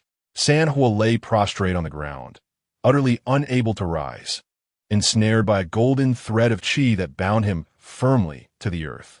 "Ah, little monster, you have fortuitous timing," remarked Lan Minghua, glancing at the leopard demon below. "We've already dined, and only then did you choose to reveal yourself. Nay, if it weren't for old Zhang forbidding us from eating, I reckon I could still manage a bit more." Feng chimed in, licking his lips. They had long sensed the lurking demons upon entering this place. Yet the old master had previously declared their utility while forbidding their demise. Atop the hillside, a dozen demons emerged successively. Foxes, wolves, hyenas, each bearing their fangs, poised to strike. Yet, Upon witnessing Sanhua subdued with a single blow, they hesitated, fear gripping them. "Oh, do you still wish to fight?" the old master inquired, surveying the surrounding beasts. Sanhua, now resigned, urged, "Flee. It is my fault. Do not concern yourselves with me. Their strength is overwhelming. If we do not depart soon, it will be too late." He could feel the insurmountable chasm between him and these formidable beings. Thus he shouted to the other demons. "Huh!" Chen Feng observed the leopard demon with newfound admiration. "In the face of peril, you still prioritize your companion's safety. Quite commendable for a mere demon." Despite witnessing Sanhua's defeat, the other demons did not retreat immediately. A fox demon boldly stepped forward, rallying, "Let us all charge. Even if we cannot slay them, we must at least rescue our elder brother. If we fail, we shall perish together." The demons exchanged glances, nodding in agreement, and launched their assault. A cacophony of howls erupted as they leaped towards the Dragon Kingdom's party, shadows of demons engulfing the sky. However, in the next instant, with a resounding crash, they obediently knelt. They formed two neat rows, bowing in submission. What has happened? Why are we kneeling?" The demons were incredulous, utterly bewildered by the sudden turn of events. A chill ran through them. This was not the script they had anticipated. After fervently rallying, they were subdued in an instant. "Why did you all shout so loudly, only to fall so swiftly?" Someone could not help but scoff. "Aren't you the same? Are we doomed? I'm so frightened." Another demon lamented. "But if you were scared, why did you not flee earlier?" Everyone charged, so I joined in. The demons murmured among themselves, while the members of the Dragon Kingdom exchanged glances and burst into laughter. These naive, endearing demons were simply delightful. Though weak, their loyalty was admirable. "These creatures have a certain charm," Lan Minghua chuckled, stroking his chin. "Could they indeed prove useful in the future?" "Ha ha," the old master smiled, nodding at the others. "They will indeed be of use." With a sigh, Chen Feng conceded, "Since old Zhang is so certain, perhaps we should let them go." They had little doubt regarding the old master's decision. While it was somewhat regrettable, eliminating these demons would yield no substantial benefit, as they were all merely B-level creatures. Killing them would not grant new rewards, and given their low levels, Chen Feng found them unworthy of consumption in his current state. "Then I shall release them," he declared. With their consent, the old master loosened the chi threads, restoring the demons' freedom. Instantly, they felt rejuvenated, their eyes wide with disbelief. They had expected to meet their end, but were instead spared. "Thank you, esteemed elders of the Dragon Kingdom, for your mercy. It was the folly of this little demon," Sanhua expressed, rising in gratitude. "Should you require anything in the future, do not hesitate to command us." The other demons echoed. "Our heartfelt thanks to the elders of the Dragon Kingdom for your immense kindness." As the demons prepared to disperse, Lan Minghua interjected, "Wait." The demons turned back. Confusion etched on their faces. "Dance for us before you leave," he demanded. The demons' expressions darkened. "Esteemed elder, we have only trained in combat, not in dance." A wolf demon protested. Regardless, Lan Minghua scratched his nose, adopting a roguish demeanor. "If you assaulted us and were allowed to leave without a single task, would that not imply we are easy prey?" The demons hesitated, wrestling with their inner conflict for a brief moment, pondering the absurdity of the situation. Suddenly, a tremendous bolt of lightning erupted nearby, accompanied by a deafening roar. The blinding light rendered them unable to open their eyes, and the resounding crash stirred their hearts. The force seemed even more potent than the old master's thunder, and several smaller demons were left reeling from the impact, blood staining the ground. A formidable and divine pressure descended from above. As the light dissipated, a figure emerged on the hillside, discernibly a contestant from the great Grain Kingdom. However, the overwhelming aura and the warhammer in his grasp signified that he was no longer human. "I am Thor, the god of thunder. Who is Zhang Jiwei?" he bellowed, gripping his warhammer tightly. A tremendous force radiated from him, sending the small demons fleeing in terror. The old master and his companions were taken aback. Had they encountered a reincarnated deity so swiftly? "I am he." The old master stepped forward, chest out, his body shimmering with golden light, prepared for battle. Chapter 60. Confronting Thor. Thor stood atop the hill, gazing disdainfully down at the old master. A sneer crept upon his lips. A mere human elder? You seem rather unimpressive. Oh, the old master remained unfazed, merely smiling faintly. Is it humanity you disdain, or the elderly? With that, he raised his right hand, summoning the radiance of thunder, a fitting retort to Thor's looming presence. In that instant, the old master's aura surged dramatically. Thor, what is your intention? Speak plainly, Feng demanded, as each member behind the old master braced themselves for the imminent conflict, sensing Thor's blatant hostility. Thor pointed to his own head.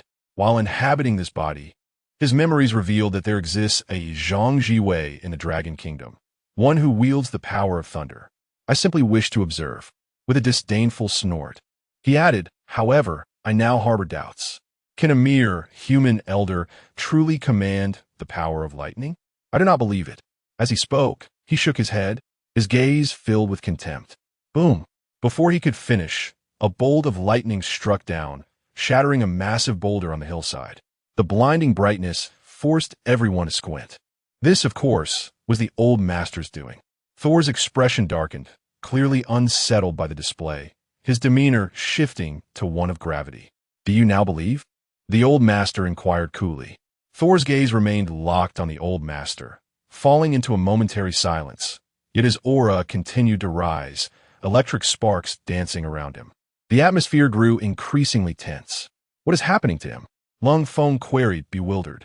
It was evident that the thunderbolt had spurred Thor's fighting spirit. Ah, Lan Ming was nird derisivity. Seeing another wield lightning has provoked the god of thunder's pride. Indeed, Thor is both combative and arrogant. It seems today's confrontation is unavoidable, Feng added. The old master furrowed his brow, feeling a twinge of anxiety. As Thor has seized the body of the contestant, it is impossible to discern the panel of his monstrous data, based solely on the information gathered upon his arrival. It is known that Thor is the god of war in Norse mythology. His bravery and combat prowess are renowned among both gods and giants. Thor possesses immense strength, capable of challenging hordes of giants single-handedly. In addition to his own formidable power, Mjolnir, the hammer of the thunder god, renders him invincible. This divine artifact bestows blessings of marriage, childbirth, resurrection, and the appeasement of the restless dead. At one point in Norse mythology, his status even surpassed that of Odin. Even at the lowest estimates, his strength is no less than SSS, and it may even approach SSSS. However, regardless of the might of a local power, the Dragon Kingdom cannot afford to retreat without a fight. To falter would mean a series of defeats. To flee would only lead to further weakness. The brilliance of lightning surged around Thor, his eyes radiating a white light. It is astonishing that humans can indeed wield lightning. Yet he clenched his fists, believing that one who can command thunder is sufficient. Casting aside his hammer, the thunder god descended with great speed, delivering a colossal fist directly towards the old celestial master. Be careful, master, Cold Wind exclaimed in alarm. All witnesses to this clash held their breath. It was a battle between man and deity. Even those who had previously fled, like the leopard demon Sanhua, were drawn back to witness the might of Thor. The members of the Dragon Kingdom were eager to engage, but the old celestial master suddenly commanded, no need for assistance. Allow me to face him first. Everyone had no choice but to hold back. With a decisive step, the old celestial master met Thor's punch with an open palm. At the moment their forces collided, golden energy and white lightning intertwined. Boom! A violent sound erupted, sending stones and dust flying in all directions, creating a circular force field around them. The first exchange was merely a test of strength, but the old celestial master suddenly felt a twinge of numbness in his palm. It was clear that Thor, as a god, far surpassed him in power. Realizing he could not withstand the clash, the old celestial master pivoted and retreated, redirecting Thor's force elsewhere with a gentle yet effective maneuver. Thor's center of gravity shifted, and just as he was about to tumble to the ground, he twisted his body and steadied himself with his foot. Thor, why do you not wield Mjolnir? Do you look down upon me? The old celestial master inquired. Of course. I do not believe a mere mortal can contend with a divine body. Thor replied, flexing his fists. In terms of strength, you are at a considerable disadvantage. Divine body? The old celestial master smiled faintly. You must have only recently inhabited this form. From what I see, you are merely a demigod. Thor frowned and launched another punch. What being a demigod? It is sufficient to defeat you. To some, it seemed Thor only relied on his hammer and lightning.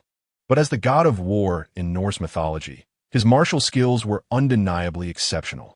Even a fool, having fought all his life, would possess extraordinary combat experience, let alone the exceptionally gifted Thor. Nonetheless, the old celestial master remained agile in his defenses. As long as he did not engage in a direct clash of strength, he would not suffer defeat. Boom! Another punch imbued with the power of thunder from Thor. The old celestial master twisted his wrist, employing the principles of Tai Chi to counter with softness against hardness. Seizing the opportunity amid Thor's assault, he struck with a finger aimed at Thor's abdomen. Although Thor did not comprehend the intricacies of this maneuver, he sensed the imminent threat and hastily dodged. The two figures danced across the battlefield in a flurry of strikes and counters, exchanging blows in a whirlwind of combat. In mere moments, they had exchanged hundreds of blows. Thor's attacks were fierce and overwhelming, while the old celestial master displayed utmost finesse. Both fighters moved with such speed that the audience could only perceive fleeting shadows, afraid to blink lest the tide of battle shift in an instant. White and golden lights intertwined continuously, and the intensity of their struggle only heightened. The terrain surrounding them lay in ruins, pockmarked and clouded with dust. As their conflict intensified, the onlookers retreated several meters, fearful of being swept into the fray. Wan Minghua and Chen Feng wore solemn expressions, recognizing that the old celestial master was at a disadvantage. Were it not for his clever techniques, he would have surely lost by now. However, Cold Wind and Sanhua, along with the other minor demons, could only gape in astonishment. Their minds consumed with a single thought. Incredible! Bang! Another thunderous collision echoed as the two fighters momentarily distanced themselves. Ha ha ha! Thor laughed heartily, panting with exhilaration. It has been ages since I have encountered someone who could last this long in battle. Pausing, he gazed at the old celestial master with a complex expression. Old man, your body must surely exceed the limits of a normal human. The old celestial master, now glistening with sweat and trembling slightly, gasped for breath, appearing quite fatigued. The golden light around him dimming significantly. Old Zhang! Chen Feng exclaimed in alarm, fearing for the old master's well-being. Shall I take over? Wan Minghua urged again. The onlookers wore expressions of tension. Yet, in their eyes, the old celestial master's performance was already remarkable. It's fine. The old celestial master waved his hand towards Chen Feng and the others, then turned to Thor with a calm smile. You're correct, Thor. My body can no longer be considered mortal. The teachings of the Tianshi of Longhu Mountain are not mere folklore. Through generations, the power of the Tianshi has been passed down, combined with the enduring will of the ancestral Tianshi. I, too, can be regarded as a demigod. Suddenly, a surge of golden light erupted from the old celestial master. The surrounding spiritual energy flowed towards him, creating a low-pressure zone where he stood, as the winds converged into a vortex. What? Old Zhang has reached such a realm? Wan Minghua gasped in astonishment. Chen Feng could hardly believe it. The ability to directly absorb surrounding spiritual energy was indeed extraordinary. It seems that when facing the myriad demons within the oasis, the old celestial master did not unleash his full power. Wan Minghua continued. The spectators were left in disbelief, and even Thor was momentarily stunned. The garments of the Dragon Kingdom's members fluttered wildly in the wind, while the surrounding stones and dust were drawn into motion by this newfound force. Even the wispy clouds above seemed to be attracted to this spectacle. The old celestial master's condition was gradually restoring. I am not boasting. I have never been defeated. From my youth until now, I have not known loss, and today shall be no different. His voice resonated with strength, a stark contrast to the weakness he had previously exhibited. as the winds dissipated and the surrounding energy stabilized. The sand beneath his feet formed the shape of a Tai Chi fish. The old celestial master declared, "I am invincible below the immortals, a trade with those above." His aura surged dramatically, surpassing even his state before the battle commenced. Alas, Thor sighed, furrowing his brow. It appears that if this fight relies solely on martial prowess, it may never conclude. Old man, unleash whatever divine abilities you possess. I shall take this seriously. Thor extended his right hand, and M.J. Lennert soared from the hilltop into his grasp. With the hammer's power augmenting him, Thor exuded an even more intense pressure upon the battlefield. Lightning coursed through his body, and the hammer radiated brilliance. The sky darkened ominously, as if it were about to collapse from above. Thunder rumbled ominously, heralding the gathering storm. The power accumulated around Thor, creating an unmistakable aura of divinity. The demons, observing from a distance, felt an uncontrollable urge to kneel in reverence. Even though the distance was considerable, the overwhelming pressure rendered them unable to lift their heads. It wasn't just them. Even the viewers watching the live stream felt the oppressive force penetrating through the screen. Suddenly, memories of Baize's words flooded Feng and his companions' minds. Casually strike at SS level, but if you encounter SSS, escape is imperative. Although they couldn't see Thor's panel, it was evident that his power was no less than SSS. Should they flee? If they genuinely wished to escape with the recently acquired Earth escape technique, they could easily do so. However, the individuals present seemed resolute in their decision. They exchanged glances, and Lan Minghua spoke first. If the situation turns dire, regardless of old Zhang's consent, we must take action. The others nodded in agreement. Xia Ai, quietly standing behind, also nodded and tightened her grip on the forging hammer. Thor began to swing his hammer. With each rotation, his momentum intensified. The hammer spun faster and faster, becoming a mere blur. It was accelerating. The blur began to glow, revealing arcs of lightning. Thor concentrated all his strength into the hammer. This strike, can you withstand it? Boom! As the hammer was hurled, it attracted lightning from the heavens, amplifying the power of the thunder god's hammer. The devastating blow surged forward towards the old master. The entire space trembled, and the air was thick with the scent of burning. The old master stepped back, gathering all his strength to unleash a beam of golden white energy. This radiance not only encapsulated the pure essence of the golden light spell, but also contained formidable thunderous magic, summoning relentless thunder from above. With each lightning strike, the might of the thunder god's hammer diminished. Boom, boom, boom. Amid the flashes and roars, the thunder god's hammer collided with the old master's golden light. The thunder above surged again, blurring the lines between which lightning was summoned by Thor and which by the old master. The desert once more became a tempest of thunder. The booming sounds incessant. The small demons watching from a distance suddenly bristled with fear, resembling prickly hedgehogs. Run! Sanhua was the first to sense the impending danger, quickly gathering the demons to retreat. Just as they jumped back, a lightning bolt struck right in front of them. Meanwhile, the smaller demons in their lairs trembled in fear. The thunder god's hammer and the golden light momentarily stalemated before swiftly advancing towards the old master. Now, Lan Minghua Baolao. A surge of red light erupting from his hands to join forces with the golden light against the thunder god's hammer. Kamehameha, Cold Wind shouted, unleashing a white wave of energy into the fray. Feng immediately activated his elegant consumption technique, drawing strength from the thunder god's hammer to weaken its assault. Although this maneuver risked backlash from the thunder god's power, there was no time for hesitation.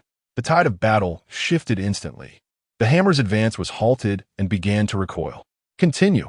Thor felt a new surge of power coursing through him. Thrusting his hands forward as potent lightning once again surged into the thunder god's hammer. The hammer stood firmly in the center of the battlefield. Both sides locked in a stalemate, their strengths evenly matched. The Dragon Kingdom side was already struggling, yet Thor was no better off. In the ongoing struggle, his skin began to burn, clearly indicating that his body could not bear such immense power. Oh no! Xia AI suddenly erupted with flames at her feet. Leaping high with the forging hammer, her aura formidable, she aimed to strike the Thunder God's hammer. No! The Dragon Kingdom's members exclaimed in alarm. It was too late. Xia AI had already swung.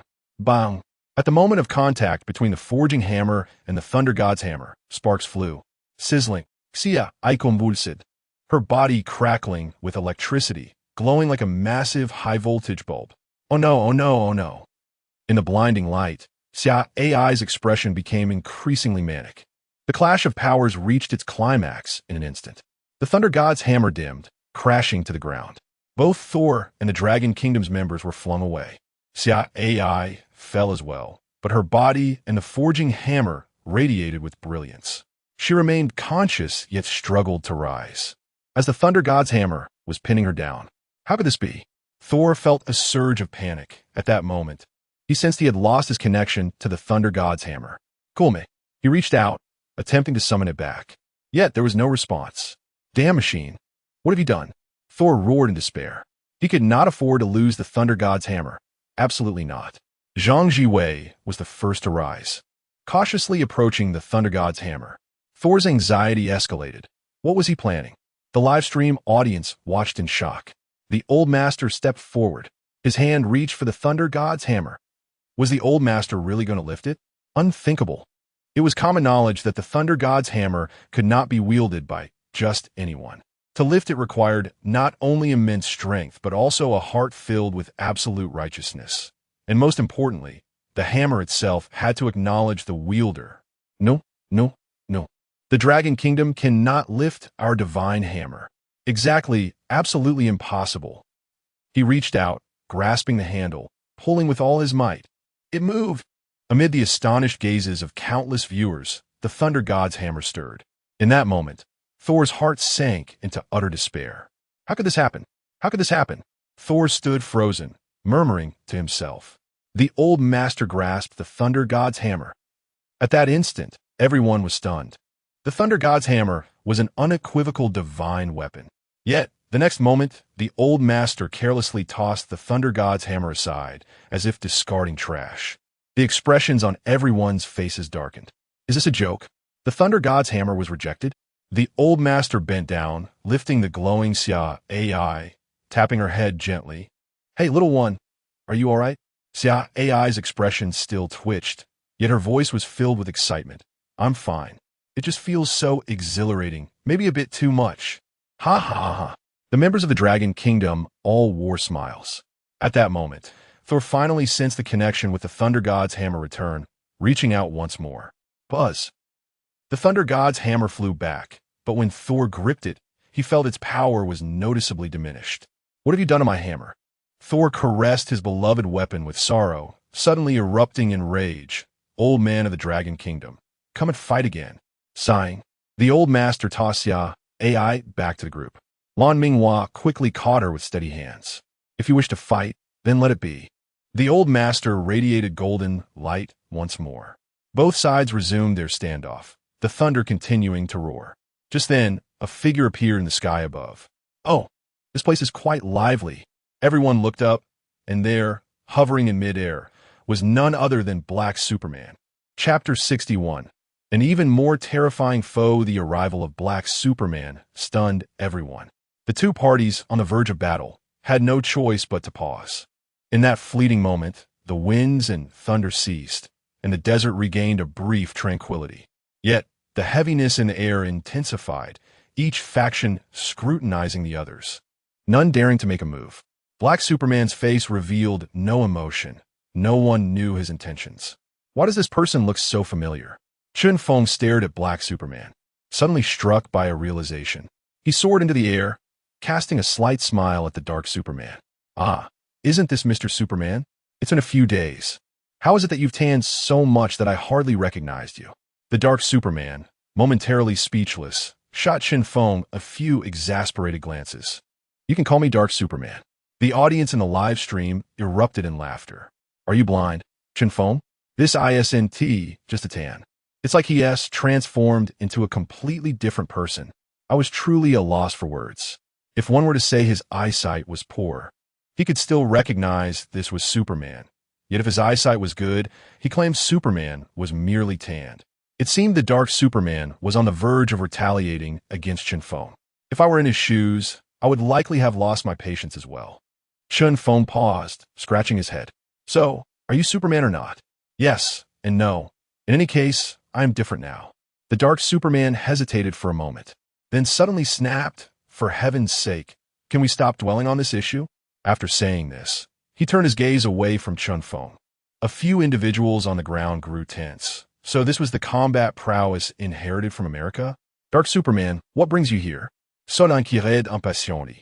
What do you want? The dark Superman spread his hands. Of course, I'm here to reap the benefits. Once you two factions have exhausted each other, wouldn't it be the best time for me to eliminate you both? His casual tone ignited fury among everyone present. Oomph. Sparks of electricity flickered in Soulless' eyes as he gripped his hammer tightly, glaring at the dark Superman. Aren't you afraid I'll kill you first? The dark Superman appeared unfazed by Soul's anger. You can certainly try. With another surge of lightning erupting from Soul, his intimidating presence suggested he was ready to strike. However, glancing between the dark Superman and the Dragon Kingdom side, he fell into hesitation and struggle. Ultimately, he refrained from attacking. Regardless of which side he chose to battle alongside, the third party would undoubtedly benefit. Until the true intentions of the dark Superman were clarified, any action taken would be inappropriate. Mr. Dark Superman, stop with the jokes. If you truly wish to reap the benefits, you wouldn't have shown up at this moment, the old master remarked, looking up. What is it you truly want to say? Speak plainly. The dark Superman regarded the old master for a few seconds, and the atmosphere grew tense. Suddenly, he broke into a relieved smile. Ah, finally, someone who is awake. Indeed, I have come to mediate. Mediate? The others were taken aback, finding this assertion hard to believe. Yet, as the old master pointed out, if Superman truly intended to benefit from the chaos, he would have hidden away until both sides were exhausted before appearing. Oh, are you genuinely this benevolent? Chen Feng asked in disbelief. Don't believe him. Let us not forget the ambush from America before. Old Chen, you still have American blood on your hands, Luamiho warned in a low voice. Red light reappeared in his hand, signaling he was prepared for battle. However, facing one Thunder God was already arduous enough. Confronting an SSS-level Dark Superman would be dire indeed. Superman scoffed, frowning as he cast a complex look towards the Dragon Kingdom's side, seemingly lost in some troubling memories. Taking a deep breath, he continued, Indeed, I still harbor resentment towards you. However, the dark Superman glanced at his hands. I, too, bear the blood of my comrades. What? Everyone present gasped. He boldly admitted to having killed his teammates. Such a person was undoubtedly extraordinary. To commit such heinous acts, yet acknowledge them so freely. He was either exceedingly wicked or remarkably brave. Either way, he was undeniably a figure of significance. The dark Superman pressed on. I am not here to settle scores. I wish to inform you that we are not necessarily enemies. At least at this juncture, we should acknowledge our common adversary. Oh, the crowd perked up, looking towards the dark Superman. Who do you consider our common enemy? Soul asked in a low voice. Lucifer, the dark Superman stated with a sudden seriousness. Or rather, Satan. A tremor coursed through everyone present, as that name was undeniably notorious. The dark Superman elaborated on Lucifer's origins, and all present listened intently. Lucifer was originally the most perfect creation of God, the highest-ranking archangel in heaven, adorned with 6 wings, boundless power, and a plethora of titles, such as the creation angel and king of the heavenly hosts. Refusing to submit to the Son of Christ, he led a rebellion with 1/3 of heaven's angels against God, ultimately falling from grace. In the ensuing celestial war, Lucifer was defeated by the archangel Michael and cast into hell, thereafter becoming its ruler, acquiring the new title of the sin of pride, Satan. Satan does not refer solely to Lucifer, but encompasses 7 demons representing the 7 deadly sins. However, it is undeniable that the most formidable among them is Lucifer himself. The crowd collectively inhaled sharply. To be capable of leading 1/3 of the angels against God, his strength was undeniably terrifying. The old master's expression turned solemn as he began to calculate. Are you saying Lucifer has awakened? Sol asked gravely. Although they had never fought each other, they could sense that the Satan mentioned by the Dark Superman posed a tremendous threat. He has awakened, but no one has yet acquired his inheritance. The Dark Superman paused. He seems to be selecting a suitable vessel. This process will not exceed 1 week. What is his strength? Sol inquired further. Once he successfully possesses a body, he will start at 4S and will continue to grow stronger through slaughter. The Dark Superman's brow furrowed, his expression darkening. If he truly descends upon the Forbidden Zone, even with all of you present, along with myself, we will stand no chance. The atmosphere among the attendees turned grim.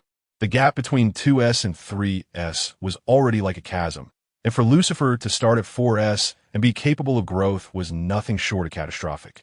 How is one to contend with this? All viewers of the live stream felt a chill in their hearts. If Lucifer truly descended upon the Forbidden Zone, it will be a terrifying disaster, a threat 1,000 times more horrific than any he bomb. Suddenly, the old master, who had been calculating, spat out a mouthful of blood, his complexion pallid. Luan Mahoa and Lung Feng rushed forward to support him. Old master, are you all right? Lung Feng asked with concern. The old master weakly waved his hand, unable to speak. The two helped him sit down, and Lan Mahoa, filled with worry, patted his back gently. Old Zhang, it's unnecessary to calculate further. Divining too much of the heavenly secrets is detrimental to you. As the saying goes, when soldiers come, the water will cover the earth. There will always be a way. The old master took a deep breath and began to rest with his eyes closed. Feng noticed the old master's actions. Though the old master said nothing, his reaction suggested that the matter was indeed serious. Turning back to the Dark Superman, Feng asked, So, you wish for US to join forces against the impending arrival of Lucifer? The Dark Superman shook his head. Not quite. I understand the difficulties of uniting, as we represent different interests. I merely wish for you to comprehend the formidable nature of evil forces and cease self-destructive consumption. Pausing, the Dark Superman suddenly smiled at a few individuals. If a fight is unavoidable, I would prefer to engage with you all atop the mountain. With this, everyone fell into contemplation. Sol's anger dissipated as he looked down at his still incompletely fused demigod form and his damaged hammer, feeling a deep sigh within. Suddenly, he raised his head to look at the old master and declared, Old man of the Dragon Kingdom, since you have gained the recognition of Mjolnir, you must not be a villain. Today, we shall consider it a draw. We shall engage again another day. Once I fully integrate with this body, that entity, known as Lucifer, will inevitably fall before me. As he spoke, Thor swung his mighty hammer and ascended into the heavens, quickly vanishing from sight. The ominous clouds dissipated, and sunlight graced the earth once more. The Black Superman glanced at the old heavenly master and others below, casting a complex look at Feng. With a sigh, he remarked, A battle between us is inevitable, but there is no need for it at this moment. What do you think? Feng, concerned, looked down and nodded in agreement. I concur. Then farewell, Superman retorted, swiftly flying away, while Feng descended to the ground. He sighed and addressed his companions. We must hasten to enhance our strength. The group nodded slightly. Although, at present, the Dragon Kingdom stands among the stronger nations, the perils within the Forbidden Lands remain numerous, and the adversaries we will face in the future will grow increasingly formidable. We must not let our guard down. Chapter 62. The old heavenly master temporarily loses his strength. Pudong mistakes a thief for a brother old Zhang. How do you feel? Observing the old heavenly master's frail state, Feng could not help but worry. The old heavenly master had already exerted himself greatly during the battle against Thor and was now attempting to decipher the heavenly secrets, likely suffering from the backlash of the celestial order. It is well known that the smaller the matters one attempts to divine, the lesser the cost incurred. Conversely, the larger the matter, the greater the price and danger one must face. It was unexpected that the divination concerning Lucifer had rendered the old heavenly master so weakened. Slowly, the old heavenly master opened his eyes, noting that Thor and the Black Superman had departed, and finally exhaled. With a wry smile, he lamented, Alas, I am truly fatigued this time. I have gleaned nothing, and I suspect I will be unable to engage in such intense combat for several days to come. The others were momentarily taken aback, realizing the extent of his exhaustion. But rest assured, my divination concerning the Dragon Kingdom shall not falter, the old heavenly master reassured them. Hope remains for the Dragon Kingdom. Feng patted the old heavenly master on the shoulder. We have always believed in this. Please rest well. We shall manage ourselves. Do not attempt any further divinations. We cannot concern ourselves with the affairs of those super deities at this time. Focus on strengthening yourselves, Lan Ming hastily advised. Very well, replied the old heavenly master, nodding. Indeed, if one were to divine every matter and seek auspicious outcomes for every endeavor, life would become excessively burdensome. I once advised others against this folly, yet today I find myself committing the same error. To follow one's heart and embrace the natural course of things is the true attitude of a Taoist. Regardless of the monsters or deities encountered, we shall confront them as they arise. Then let us expedite our self-improvement and set forth to seek the inheritance of the old heavenly master, Feng urged. Agreed. The old heavenly master withdrew a map provided by Bai Zhe and handed it to Lan Minghua, gesturing at it. Next, we shall proceed southeast. There lies a wild forest domain containing an artifact of the old heavenly master that we must acquire. Understood, Lan Minghua replied, taking the map. Old Zhang, you rest well. I shall temporarily take the lead. The old heavenly master nodded and closed his eyes once more. At this moment, Xiao Ai had also recovered, the glow around her gradually fading. With wide, eager eyes, she gazed at the old heavenly master, concern etched upon her face. Little one, what do you see? How do you fare? Lan Minghua inquired. Xiao Ai excitedly raised her still glimmering hammer. I feel as though my hammer has absorbed some divine power. It seems stronger now. Oh, the others turned to look, and indeed, they could see the forging hammer shimmering with an unusual light, its patterns having grown more intricate. I shall use this hammer to forge even more formidable artifacts for you all. Xiao Ai exclaimed joyfully. The group was momentarily taken aback. They had initially assumed that the items obtained from the A-grade treasure chest would be unimpressive. Yet now, having siphoned the divine power from Thor's hammer, the forging hammer had evidently undergone an evolution. Should she truly be able to create high-quality artifacts in the future, Xiao Ai would become a veritable treasure trove. While such items may not hold great significance for a martial artist like Lan Minghua, they were undoubtedly valuable to others. Thus, the group felt a renewed sense of hope. Feng hoisted the old heavenly master onto his back. Invigorated, let us continue. As dusk approached, the light waned. Just as the Dragon Kingdom's group departed the area, several furtive figures emerged, crouching low, advancing stealthily in the dim light. They avoided the open paths, seeking refuge behind stones. After a series of careful maneuvers, they arrived at the location where the old heavenly masters had previously rested. Search carefully. I spotted something through my binoculars earlier. Seems the Dragon Kingdom's little robots left something behind here. This is our last hope. Pu Dong instructed his teammates, squinting keenly. Understood, Captain. His three companions responded in unison. Merely a week had passed, yet the members from the Pickled Cabbage Nation appeared utterly destitute, haggard and filthy, utterly devoid of the vibrant spirit they once possessed, singing and dancing with abandon. Though they had survived thus far, each day was filled with trepidation. Damn it, it's all the fault of our officials. They haven't sent us any decent support. Otherwise, we wouldn't be scavenging through the Dragon Kingdom's refuse. And yet, it was you who flaunted the most when support arrived. Me, who was at that daydreamed about girl group photos every day. Is that daydreaming? The officials promised me a girl group wife if I make it back. You might want to survive first before making such claims. Otherwise, that's just wishful thinking. Listening to his teammates' incessant chatter, Pu Dong grew increasingly irate. Lowering his voice, he turned and shouted, "What are you all squawking about? Hurry up and find something useful. We need to leave before the monsters in this area catch us." The teammates fell silent immediately. Meanwhile, a collection of gleaming objects beneath the moonlight captured Pu Dong's attention entirely. Crouching down, he approached, and upon realizing the nature of the items before him, his pupils dilated. These artifacts appeared extraordinary. Quick, quick, come take a look. He beckoned his teammates. He picked up a sharp dagger from the ground, examining it closely. Suddenly, a sharp pain surged through his hand. He had inadvertently cut himself on the blade. Quickly, Pudong placed his finger in his mouth, sucking on it. The crimson blood dripped onto the dagger, which suddenly emitted a red glow, revealing a panel beside it. Beep. B-grade dagger. Red snow activated successfully. Weapon ownership confirmed. Owner, Pudong. Weapon effects. Sharp, armor-piercing, bloodthirsty growth.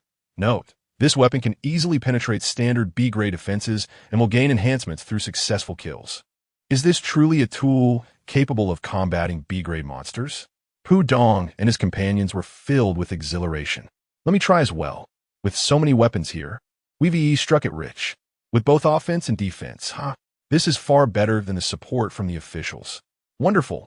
With these tools, I shall surely make it back alive. This time, Pudong refrained from chastising his teammates, fully understanding their sentiments. However, another remarkable treasure captured his gaze entirely. A set of pangolin leather armor, which appeared to boast superior quality compared to the other artifacts. Let us see what you are made of. Pudong approached, once more squeezing a drop of blood from his hand and letting it fall onto the armor. Another dazzling red light burst forth, and the panel appeared once more. Beep. The activation of the A-class armor-mounted shield was successful. The armor has successfully recognized its master, Park Budong. Item effects include advanced camouflage, defense, and counterattack. Remark. This item can conceal the data panel, disguising the wearer as an ordinary monster, imperceptible to beings below the SSS level. Upon receiving damage, it can automatically generate an Earth-type shield, inflicting a degree of counterattack on the enemy. Park Budong couldn't help but chuckle as he gazed at the system panel. This armor, which seamlessly integrates camouflage and defense, is truly a divine artifact for survival. Noticing Park Budong's silly grin, his teammates turned to him, asking, "Captain, have you discovered something remarkable?" "Yes." Park Budong nodded eagerly. "Let me put on the mountain shield so you can see its effects." With that, he donned the armor, which fit him perfectly. The moment he finished putting it on, a transformation occurred instantly.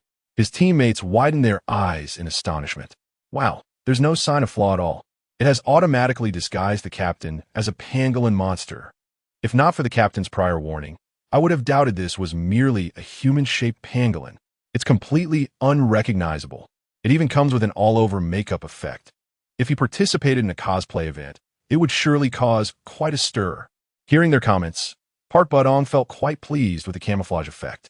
However, he still needed to test its defensive capabilities. "Come on, my good brothers, strike me," he exclaimed excitedly. A few teammates hesitated. "Captain, are you sure? These weapons we've collected can break through the defenses of level 2 monsters." "No time for talk, just do it," Park Budong urged. After exchanging glances, his teammates ultimately chose to comply. Mimicking a scene from a movie, they shouted, "Monster, meet your doom," and charged at him with a newly acquired large knife. Bang! Just as the knife was about to make contact with Park Budong, a yellowish shield emerged, enveloping him and deflecting his teammate's blade. Park Budong's face lit up with excitement. "Haha again!" Seeing that the armor indeed possessed formidable defense, all three teammates felt relieved and rushed at him with their weapons. "Kill!" they whispered fiercely, advancing under the moonlight.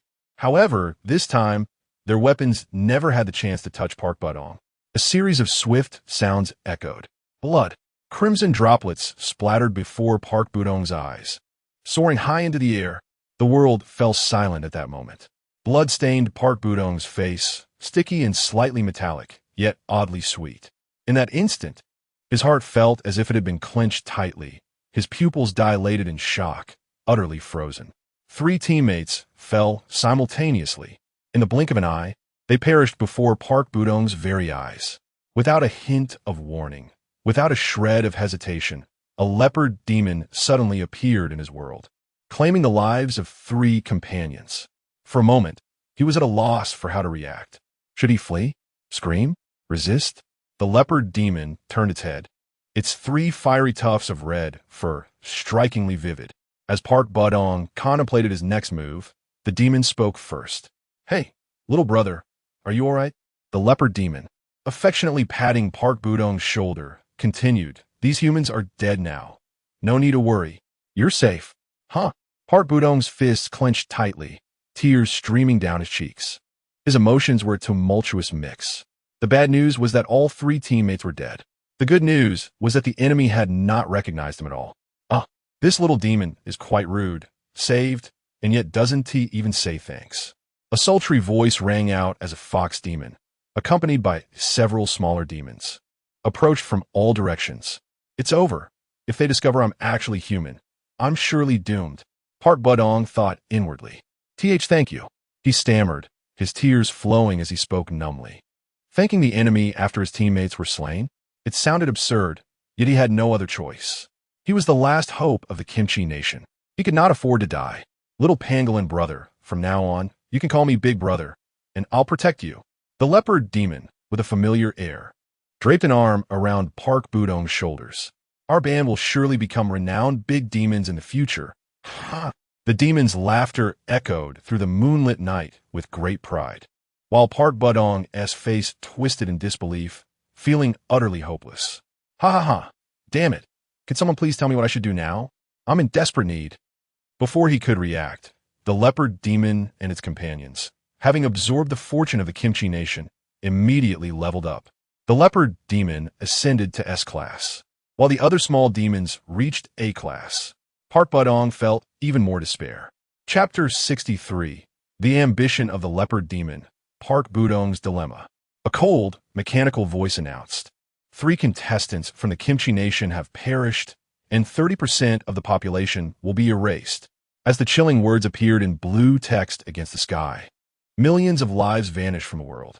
Park Budong stared blankly at the fading script above, his heart turning to ash. The night deepened, the stars sparkling brilliantly. The Milky Way resembled a vast eye in the night sky, silently observing all beneath it. Cold and detached, it revealed no joy or sorrow. The demons gathered around a fire, sleeping in the sheltered area.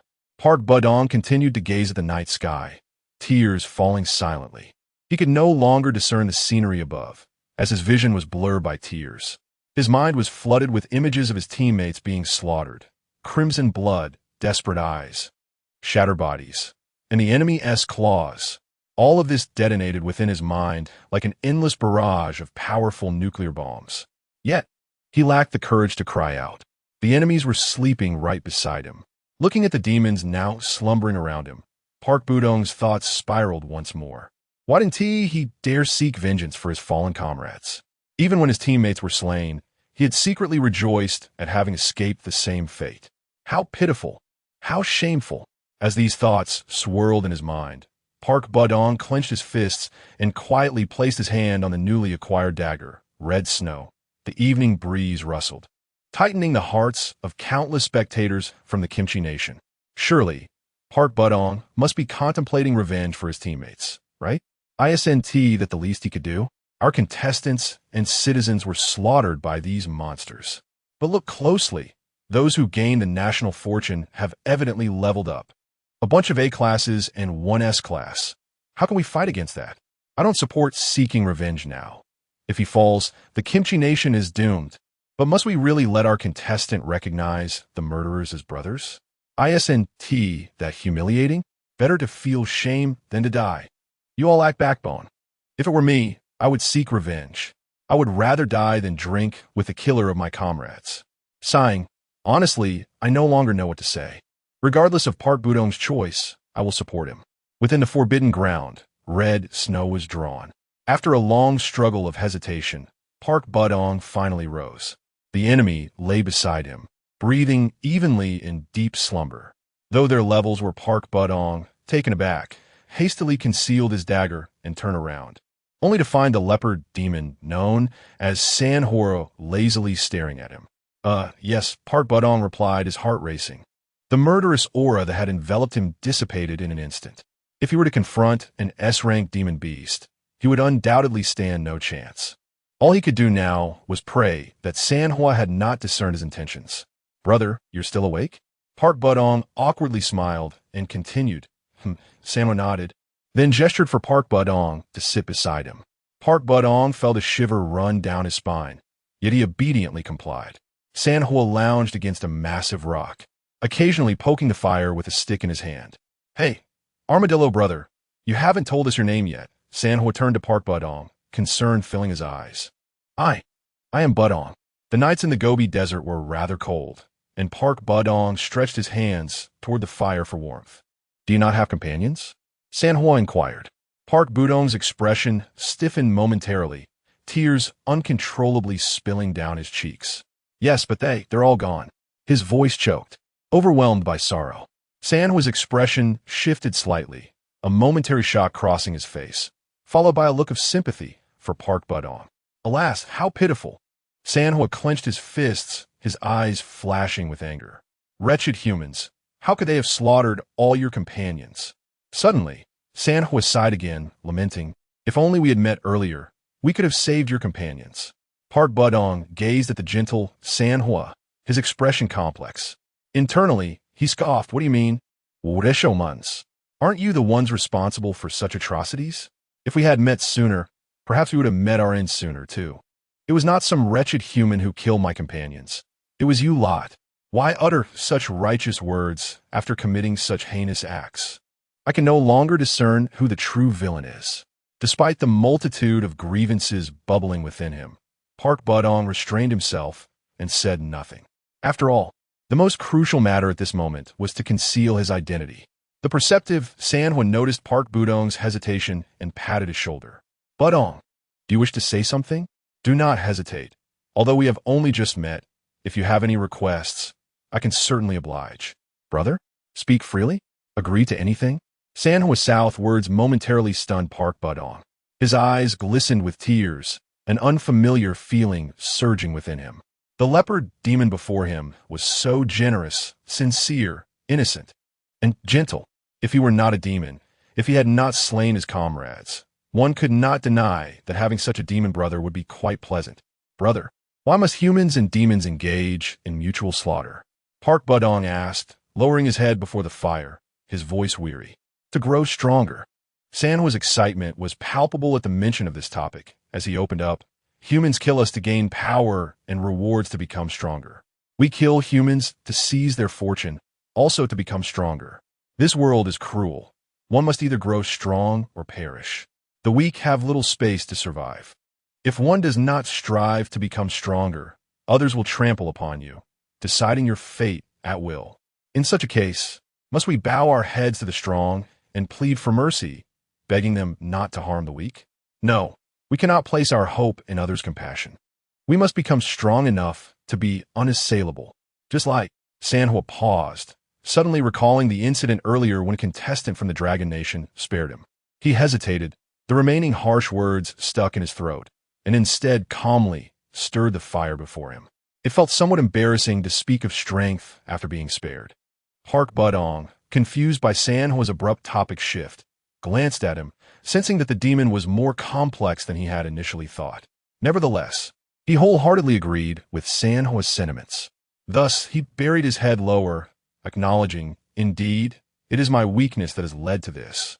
"Ha ha ha," Sanhua exclaimed, casting an encouraging smile at Park Budong. "You need not be disheartened. Have faith.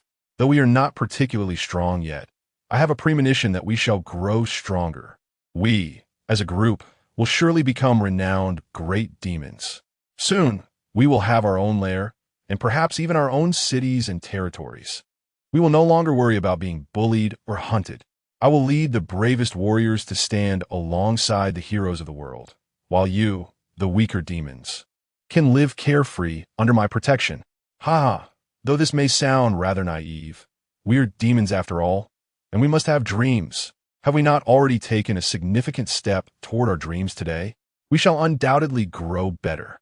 One day, when I become the Demon King, you shall all be my formidable generals." As Sanhua spoke, his smile deepened, and his voice grew louder, clearly intoxicated by his ambitious dreams. Suddenly, a stone flew through the air, striking Sanhua squarely on the forehead, causing a large bump to swell instantly. "Quiet. Do you not allow demons to sleep?" Turning, they found the fox demon, who lay glaring at the two of them, clearly displeased. "All right, I admit my fault," Sanhua whined, clutching his head and gazing at the fox demon. Little sister, please go to sleep. I will be quiet. Oomph. The fox demon flipped over, satisfied, and finally settled down to rest. Xuanwu then lowered his voice and patted Park Budong's shoulder. Brother, your level is too low right now. Tomorrow, I shall teach you how to grow stronger. With that, Xuanwu yawned, extinguished the fire, and closed his eyes atop a high vantage point. His chosen position allowed him to oversee everything, ensuring he would react swiftly to any disturbances. It was evident from the group's level of camaraderie that Xuanwu had always taken on the role of sentinel. Park Budong scanned the surrounding environment once more, and as Xuanwu finally closed his eyes, his heart felt a slight sense of relief. He quietly placed his hand back on the dagger. Yet, he found himself unable to summon any inner bloodlust. Was it fear or something else? He could not tell. Should he escape? Gazing into the vast, desolate Gobi, Park Budong came to a realization. Escaping was indeed an option. If he declared his intent to leave, Xuanwu would likely not hinder him. However, what if he encountered other formidable demon beasts on his way? In comparison, it seems safer to continue masquerading as a demon within this group. Grow stronger? Do I truly possess the means to grow stronger? Park Budong repeated this thought internally, glancing at Xuanwu before succumbing to a deep slumber. Grow stronger. Grow stronger. This notion echoed relentlessly in his mind, and even in his sleep, Park Budong clenched his fists, yet barely falling asleep. The horrific scene of his teammate's demise resurfaced in his mind. Chapter 64. The competition for the spiritual spring blood-splattered, flesh torn apart. The entire world was drenched in crimson, the anguished cries of his teammates reverberating in the air. Captain, why did you not save me? Why did you not save me? I met a most tragic fate. Park Budong, have you betrayed us? Sweat streamed down Park Budong's forehead, his complexion pale, yearning to scream, yet unable to utter a sound. He wished to flee, but escape eluded him. He felt as though he had plunged into an endless vortex, struggling fruitlessly. Forgive me, I couldn't save you, I'm truly sorry. Tears flowed down Park Budong's cheeks as he continued to retreat, but the terrifying shadows lingered, refusing to dissipate. Hey, brother, are you all right? Suddenly, someone nudged Park Budong. In that instant, all the cries faded away. As he opened his eyes, dawn had broken, and the vast desert was awash with sunshine. A charming wolf demon was gazing at Park Budong with concern. Upon recognizing the wolf demon, an involuntary shiver ran down Park Budong's spine, and he instinctively took a few steps back, adopting a defensive stance. The other demons were now awake, looking at Park Budong with peculiar expressions. Brother, what are you doing? Xuanwu inquired. The morning breeze was somewhat cool, brushing against Park Budong's tear-streaked face. As his gaze gradually steadied, awakening from the numbness of sleep, yesterday's memories surged back into his mind, and he swiftly grasped his current situation. All right, I should be their companion now. There is no reason to be afraid. With this thought, Park Budong awkwardly sheathed his dagger and wiped his tears away. Budong, do not fear. We are not your enemies. The wolf demon pointed to Xuanwu behind him and continued. Xuanwu has informed us that you have lost your companions. Correct? From now on, we shall be comrades. Park Budong paused for a moment. Comrades? How absurd. Budong brother, I am Howling Moon, the wolf demon. Seeing Park Budong lower his guard, extended his hand toward him. After a brief hesitation, Park Budong extended his hand in return. I am Huame. They all call me Little Sister. I am Chasing Wind. I am Coward. The demons introduced themselves one after another, each beaming with smiles. Park Budong glanced at Xuanwu above the rocks, realizing he must have said something to prompt such warmth from everyone. Noticing Park Budong's gaze, Xuanwu nodded back with a smile. Looking at the gathered demons, Park Budong suddenly bowed with a grin. Hello everyone, I am Budong, and I hope to learn much from you in the future. The demons were momentarily taken aback, and the air fell silent for a few seconds. Then, a burst of laughter erupted among the demons. Haha, Budong brother is so amusing. His manners resemble those of humans.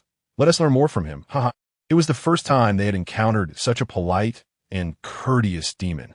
Though not particularly handsome, he certainly was a refined demon. Park Budong scratched his head, feeling somewhat embarrassed. He never expected that some basic human habits would almost reveal his identity. All right, everyone stop laughing. Sanhua stepped forward, placing a hand on Park Budong's shoulder. Brother, didn't I tell you yesterday that we could make you stronger? Prepare for action. Stronger? At the mention of this, Park Budong immediately perked up, though a hint of worry lingered. When you say stronger, do you mean we have to hunt other national fortune contestants? Park Budong asked. Of course becoming stronger is good, but if it means hunting other contestants, then count me out. It wasn't that he couldn't bring himself to harm his kind, but he knew that such actions would not lead to any personal growth. Despite wearing the guise of a demon, he was aware he remained human at heart. And while he could forget, the rules of the Forbidden Lands would always remain etched in his memory. No, Sanhua shook his head. There are many ways to enhance one's strength. Hunting national fortune contestants is merely one of them. He pointed southward in the desolate expanse. The Forbidden Lands will reveal a spiritual spring at a specific time and place, and drinking from this spring can also enhance your power. Furthermore, if one were to slay a national fortune contestant in that area, the rewards would be doubled. A spiritual spring? Park Budong could easily envision what that would entail. Once the spring appeared, it would undoubtedly attract countless demons seeking to partake of its waters. This phenomenon was known as a beast tide. During their last communication with the outside world, they had learned of certain contestants being swallowed by such tides. He never expected the cause of the beast tide to be this. He wondered if the beneficial spring would also be of use to him. Brother, do you mean the spiritual spring has appeared? Park Budong asked excitedly. Yes. Sanhua nodded, a faint smile gracing his lips. Within 3 hours, the spring in the south will be activated. We had planned to compete for it before, but our strength was insufficient. This time, we cannot miss this opportunity. Sanhua clenched his fist, brimming with ambition. The demons, too, were eager, their eyes sparkling with desire for the spiritual spring. Then let us set off. Huame raised her fist and commanded. Hooray! Let us go. The demons echoed, embarking on their journey as the sun began to rise. Park Budong couldn't help but smile wryly, following suit. Although it felt strange for a human to partake in the actions of demons, he found himself unexpectedly exhilarated. Once the sun made its appearance, it progressed rapidly. After 2 hours of traveling south, the air began to grow warm. The desolate landscape revealed varying scenery. Park Budong, possessing the weakest stamina among the demons, naturally lagged behind the group, panting heavily and drenched in sweat. Finally, the demons halted their march upon reaching a hillside. Have you arrived? Park Budong inquired excitedly, quickening his pace.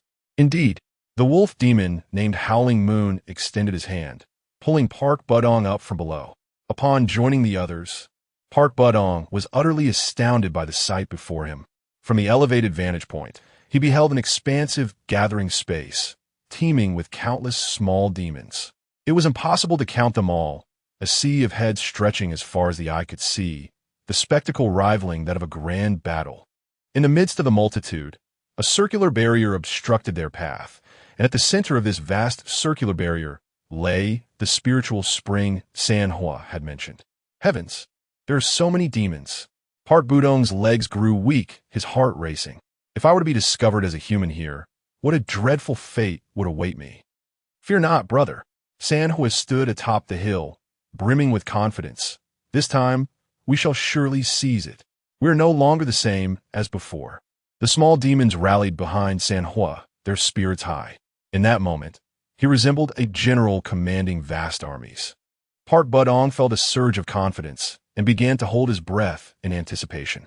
Once the time came for the spiritual spring to activate, the barrier would open, and the multitude of beasts would rush forward to claim the spring. The ensuing competition would be fierce, and the thought alone sent shivers down his spine. Look, the spring has appeared. The spiritual spring is here. Howling Moon shouted, pointing below. The demons gasped in surprise, looking up to see, indeed, a small spring had materialized in the open space. Water bubbled forth, growing larger and more abundant. The parched ground formed channels, the clear and spiritually infused water capturing everyone's gaze. The spiritual spring flowed from the center, coursing through the channels and pooling into 3 depressions, forming 3 basins brimming with water.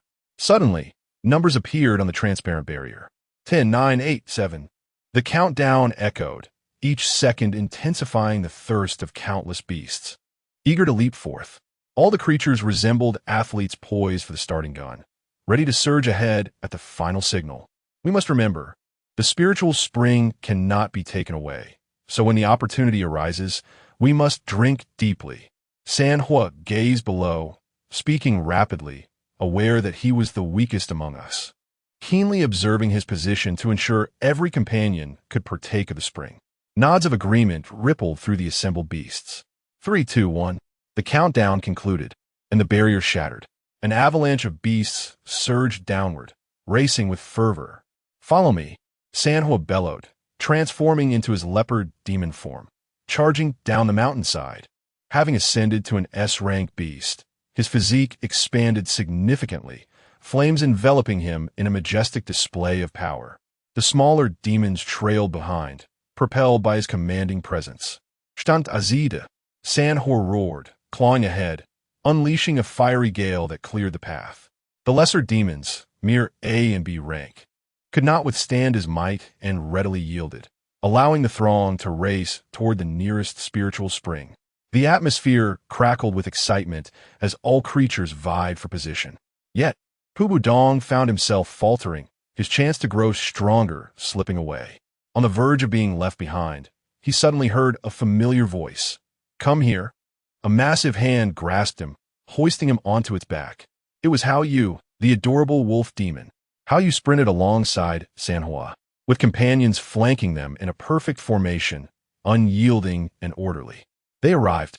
The beasts dove headlong into the spring, drinking with abandon. Quickly, drink as much as you can, Sanhua urged, gulping, as Pubu Dong witnessed his companions reveling in the sweet nectar of the spring. He hastily leaped from Hao Yu's back to join in. The spring was exceptionally sweet, chilling and delightful. It banished all heat the moment it touched his tongue. A refreshing sensation coursed through him, invigorating his entire being. Look! A startled exclamation drew Pubu Dong's attention. Sanhua was undergoing another transformation, his fur shimmering with a golden glow. The aura of the mighty beast was taking shape. Not only Sanhua, but all beasts that drank from the spring radiated a unique luster, many achieving new ranks on the spot. Did it work? Pubu Dong marveled at his companion's transformations, eagerly assessing his own body for signs of power. Would he also evolve? How strong could he become? However, the anticipation morphed into confusion, then gradually shifted to disappointment. The cooling sensation faded, and he remained unchanged. Initially, a flicker of strength lingered, but now even that had vanished. The air was tense, while Pubu Dong's heart grew cold. Let us go.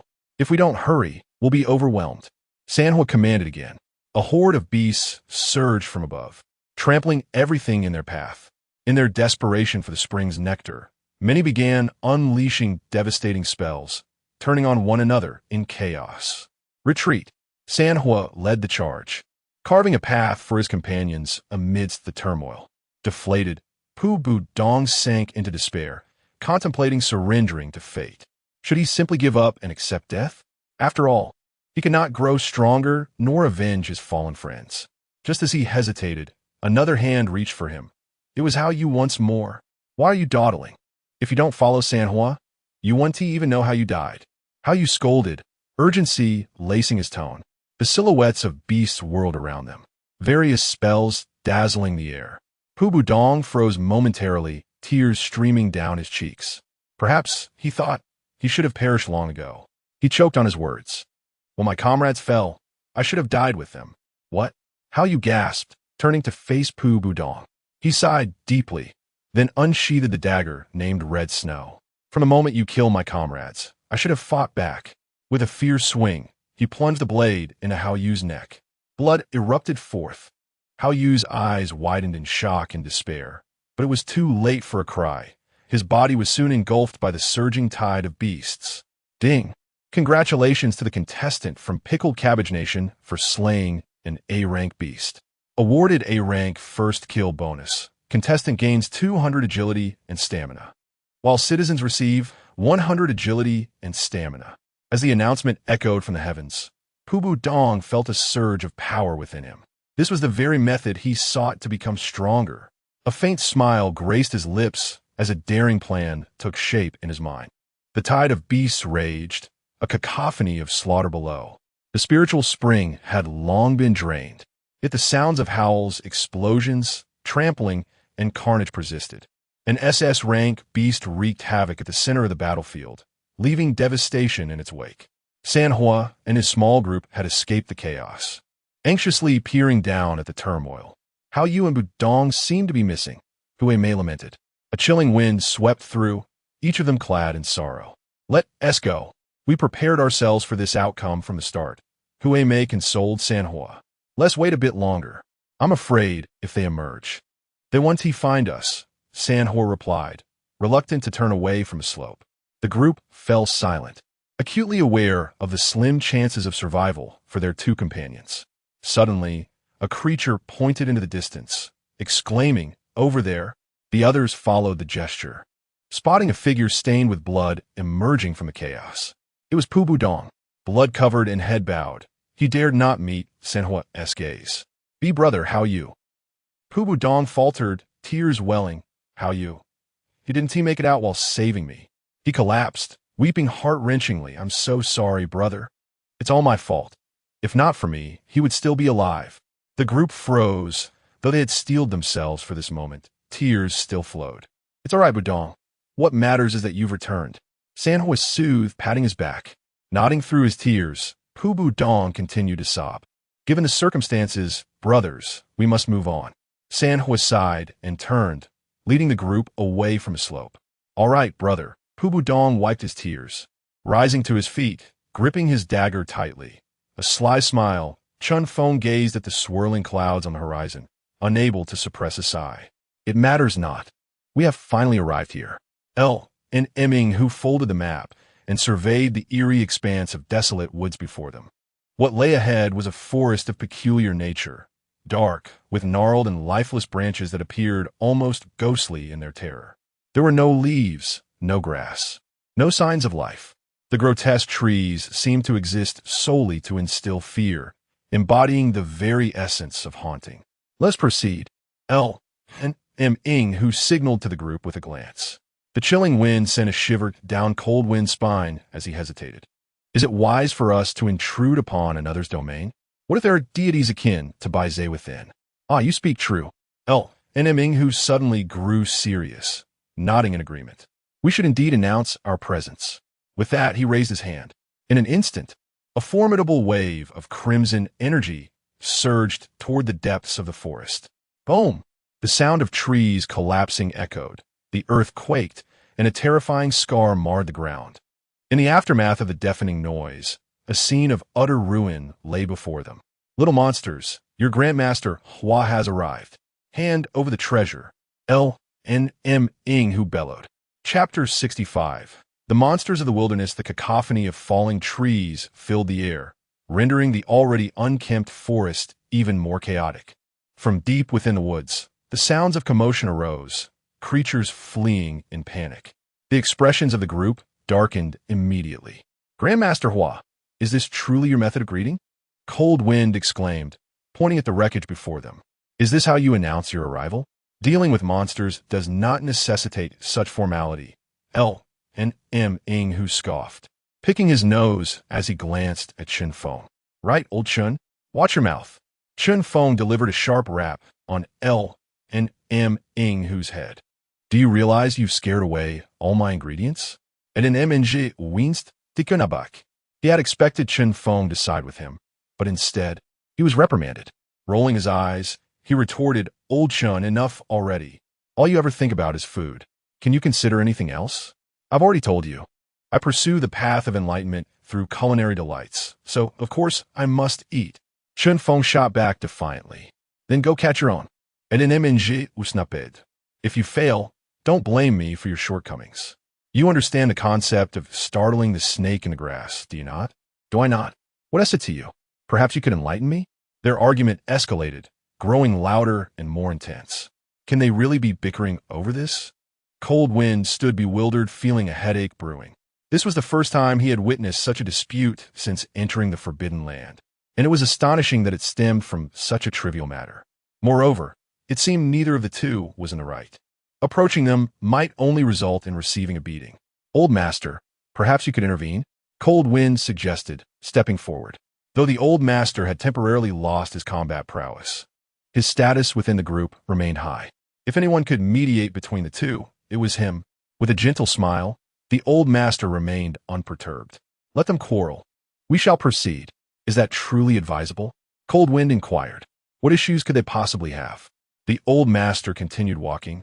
"We should focus on locating the treasures left by the Ancestor Master. That is of utmost importance." Cold Wind glanced back at the two, still embroiled in their argument, while the robot, Xiao AI, appeared to revel in the discord, cheering them on like a cheerleader. As the Old Master ventured deeper into the woods, on the verge of vanishing from sight, Cold Wind quickly followed. Indeed, given the strength of Feng and Ming, their primary concern should be the monsters lurking about. In contrast, the temporarily incapacitated Old Master required more attention. "Xiao AI, stop loitering and come along," Cold Wind called out. "Oh, coming." Xiao AI waved goodbye to Feng and Ming. "You two old men, keep it up." Cold Wind could no longer contain himself. "What are you cheering for? This is hardly a matter worth encouraging." Xiao AI, propelled by jets of flame, soon caught up with the Old Master and Cold Wind. "But this is my first time witnessing an argument, and I find it exhilarating," she exclaimed, her eyes sparkling with excitement. "Exhilarating?" Cold Wind shot her a scornful look. "I've long suspected you were no ordinary robot. Now you resemble a gossiping villager." "Ha!" The Old Master chuckled at their exchange. "Cold Wind," he suddenly turned to him, "why do you think they are arguing?" "Because Grandmaster Hua startled the snake?" Cold Wind replied. No. The Old Master shook his head. "That is merely an excuse." As he walked, he elaborated, "They have been harboring frustration for quite some time. Ever since they failed to defeat Thor, the tension has been building. The god of thunder, Black Superman, just among the foes we are aware of. There are already two exceeding SSS combat capability." The Old Master sighed, continuing, "Furthermore, an SSS level Lucifer is set to descend upon the Forbidden Land soon. The pressure is indeed overwhelming. Pressure is a universal burden. No one is immune. Rather than allowing it to fester in silence, it is far better for them to engage in a spirited argument to vent their frustrations. Authentic disputes can foster a more cohesive group dynamic than a fade of harmony. After all, prolonged repression often leads to dire consequences. It is better to release than to stifle." Cold Wind paused, absorbing the Old Master's words. Indeed, since their encounter with the god of thunder and Black Superman, the atmosphere within the team had grown increasingly tense. Although they all feigned nonchalance, the underlying pressure persisted unrelentingly. "Alas, it is all because I am so weak," Cold Wind lamented, feeling despondent. He inwardly felt that if anyone deserved to bear the brunt of their ire, it should be him, as he was the one most affecting the team's strength. Yet, Feng and Ming, who preferred to berate one another rather than direct their frustrations at him. This sense of being coddled only deepened his discomfort, reinforcing his feelings of inadequacy. Noticing Cold Wind's changing demeanor, Xiao AI fluttered up, circling him with curiosity. "Cold Wind," the Old Master interjected. "What truly concerns me is you." Cold Wind was taken aback, lowering his head in silence, his heart heavy with sorrow. The Old Master suddenly pointed at Cold Wind's back, and a refreshing energy surged into him, revitalizing his spirit. "Do not belittle your worth, Cold Wind," he said with a gentle gaze. "You are doing remarkably well. Truth be told, as an ordinary person with no training, reaching your current level is already quite impressive. Your future accomplishments may well be extraordinary. I can well imagine the pressure we old fellows feel when confronting so-called deities. How much heavier must your burden be, having been an ordinary person until now?" Looking at the Old Master's compassionate face, Cold Wind managed a strained smile. "Indeed, I am rather anxious," he admitted with a sigh. "Feeling this weak, I truly feel ashamed before the citizens of Dragon Country. I do not fear death, but the thought of the millions of citizens behind me weighs heavily on my heart." Cold wind fell silent, exhaling a long breath. Everyone wishes to grow stronger. Yet the path to becoming powerful is fraught with challenges. Once the foremost special forces operative, was that not strength enough?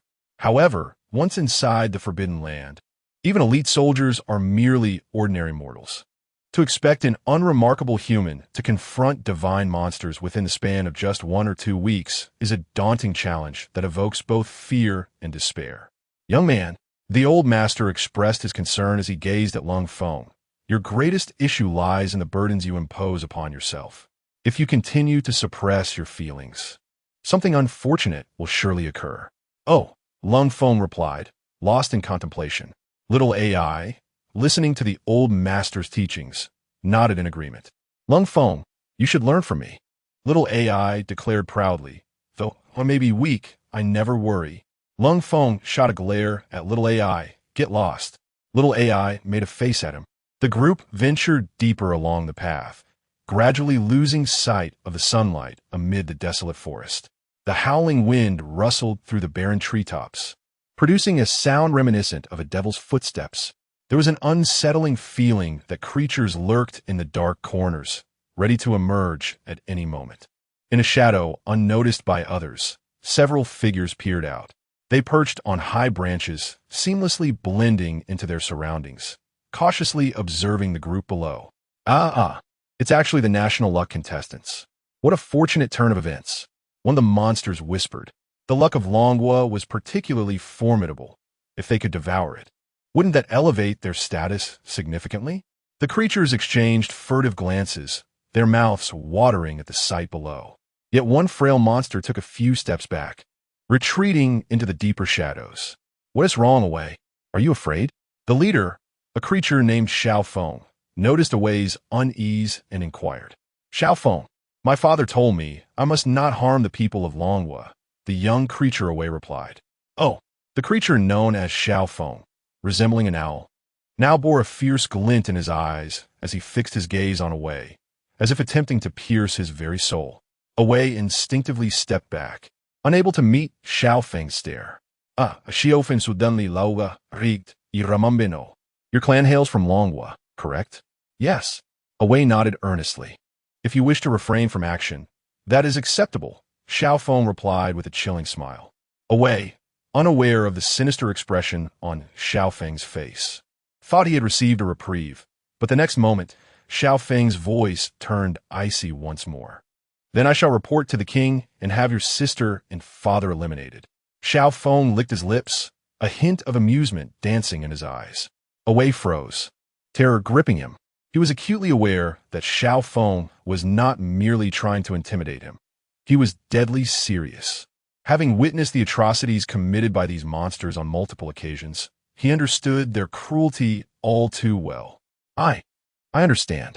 I will do my utmost. Tears streamed down Away's face as he clenched his fists. Nothing mattered more than family. Regardless of the demands placed upon him, he had no choice but to acquiesce. Now that's more like it, Xiao Feng remarked, directing his attention toward the distance where Chen Feng and Lan Minghua had begun to explore separately after a brief quarrel. Let us capture the one who is alone, Xiao Feng commanded. With that, he surged forward with several monsters in the direction of Lan Minghua. The narrow path was enveloped in darkness. Lan Minghua maintained his nonchalant demeanor, scratching himself as he ambled along. That wretched old Chen. Once I find a few lavish treasure chests, you'll have to apologize to me. Lan Minghua pouted, glancing around. The surroundings were pitch black, devoid of any glow that might indicate the presence of treasure chests. The old man appeared to be the most downcast, likely the weakest among humans. Xiao Feng wore a cunning smile. Away, this is a splendid opportunity for you to make a name for yourself. Away cast a nervous glance at the other monsters nearby, but remained stationary. How convenient it is to speak of opportunities. What they truly desire is for one of us to test the strength of the opponents, he thought, recalling the ruckus they had caused upon arrival. He certainly did not believe these individuals were as feeble as they appeared. What? Are you abandoning your father and sister's fate? Xiao Feng threatened again. A resigned sigh escaped Away as he leapt toward Lan Minghua. With a swift motion, he landed on the path, wielding a dark iron rod. exuding an impressive aura. He appeared as a striking young man. "Old man, I'm sorry. I have come to kill you." Lan Minghua was startled by Awei's declaration while searching for signs of treasure in the woods. "What the hell? Where did this giant rat come from?" he exclaimed, glancing up to reveal Awei's monster profile. Monster name, Awei. Danger level. Skills, agility, staff technique, resilience. First kill reward. Contestants' agility and stamina increase by 200. Citizens gain agility and stamina increase by 100. Note: Awei is a local wood spirit, born of the area's luck, with extraordinary combat prowess. "Old man, have you ever seen a rat this large?" Awei spat, gripping the iron rod tighter, yet refraining from attacking. "Oh, I haven't tea." Lan Minghua began assessing the creature before him, increasingly captivated. The monster possessed an unparalleled skeletal structure and physique.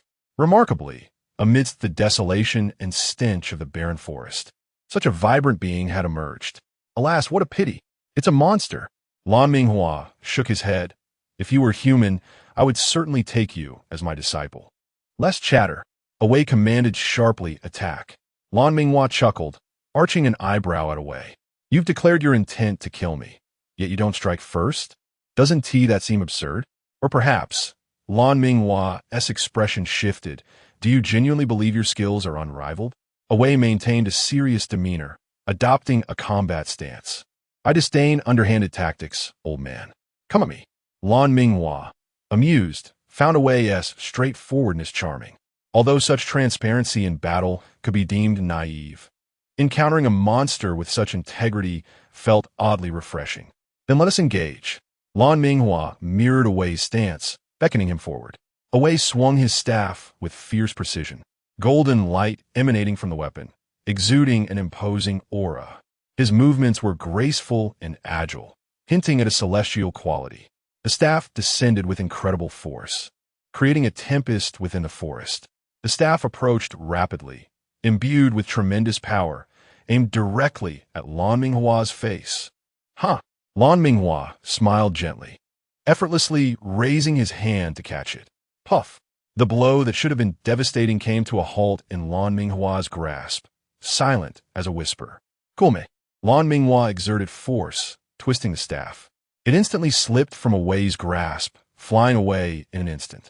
In mere moments, Lan Minghua not only caught Awei's powerful strike but also disarmed him. "What the heck?" Awei stared incredulously at Lan Minghua, his eyes wide. He could not fathom how he had faced formidable opponents before, but found himself defeated in a single exchange by this old man. Such an outcome was simply unacceptable. "Young man, you are still far from it." Lan Minghua chuckled. "How about this? Guide me to the treasure chest within this domain, and I shall graciously spare your life." Awei remained in a state of shock, unable to recover, but beside him, Feng could no longer wait. "You useless fool, Awei. I knew you would go easy on the contestants from the Dragon Nation. I must take matters into my own hands." With that, he transformed into his true form and surged towards the back of Lan Minghua. His figure vanished from sight, leaving no trace of his flight. "Oh, is that so?" Lan Minghua, hearing Feng's shout, casually raised his hand without even turning to look behind him, simply swinging the iron rod he held. A sharp crack echoed, and suddenly, a burst of blood mist filled the air. Ding!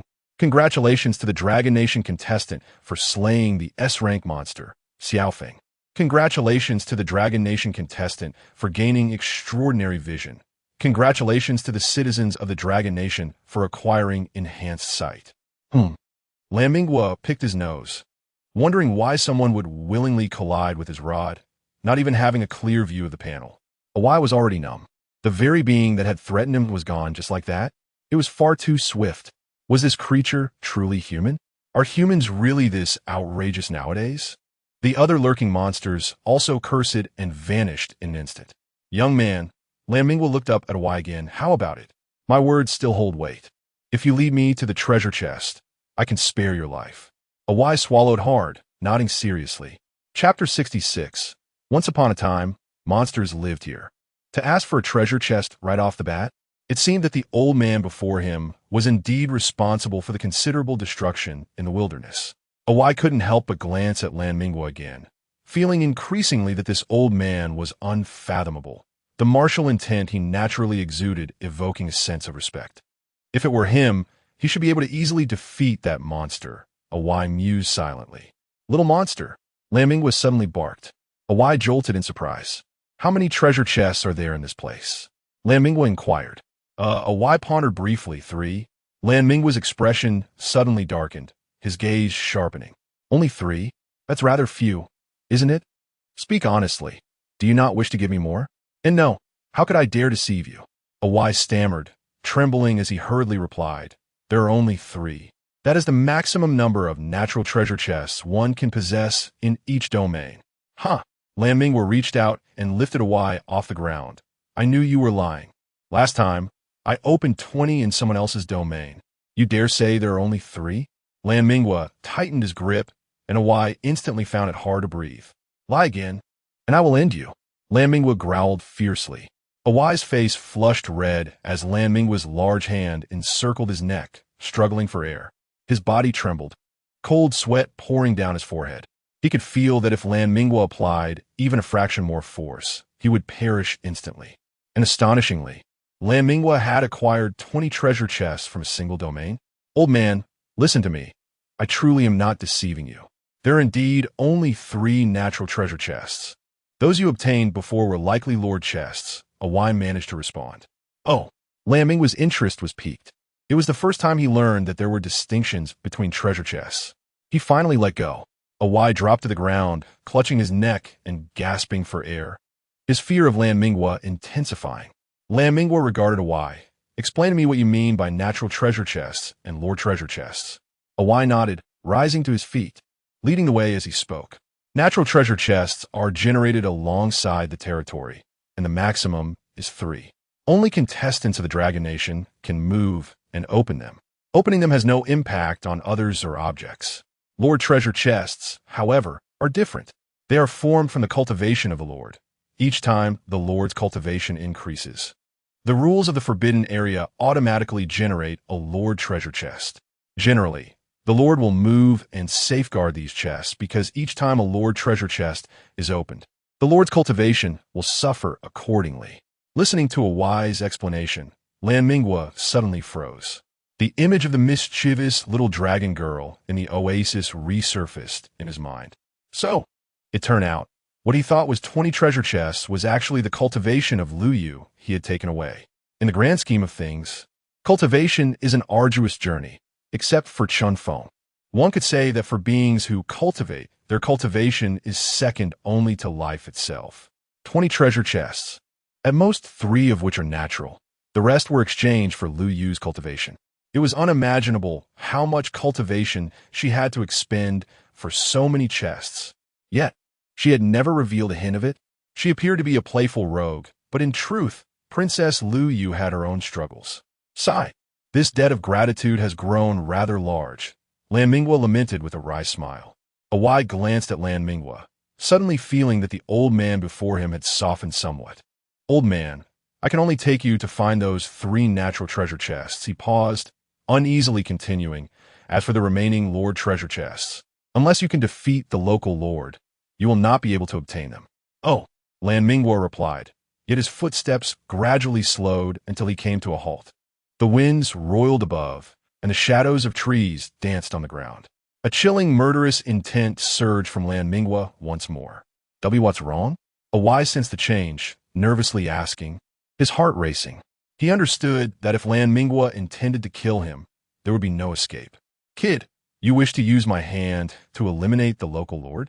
Lamingwa scoffed, of course. Even if you hadn't suggested it, I would have done so anyway. But your guidance and scheming have left me quite displeased. Awai's face turned pale, his expression becoming grave, cold sweat beading on his forehead once more. Lamingwa's reaction was exceedingly sharp. Do you deny it? Lamingwa queried, a flicker of red light manifesting between his fingers. The atmosphere grew tense, silence enveloping them. Awai trembled, biting his lip, yet he remained silent. Had it not been for your initially favorable impression, you would already be dead. Lamingwa's tone was frigid, his fists clenched. I detest such schemes. Tell me, do you intend for me to eliminate the local lord and then seize his place?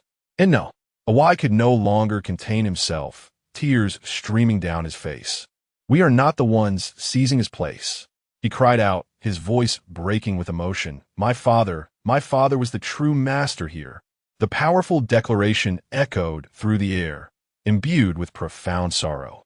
Awai now sat helplessly on the ground, struggling to maintain his composure, but tears continued to flow. Lan Minghua was momentarily stunned.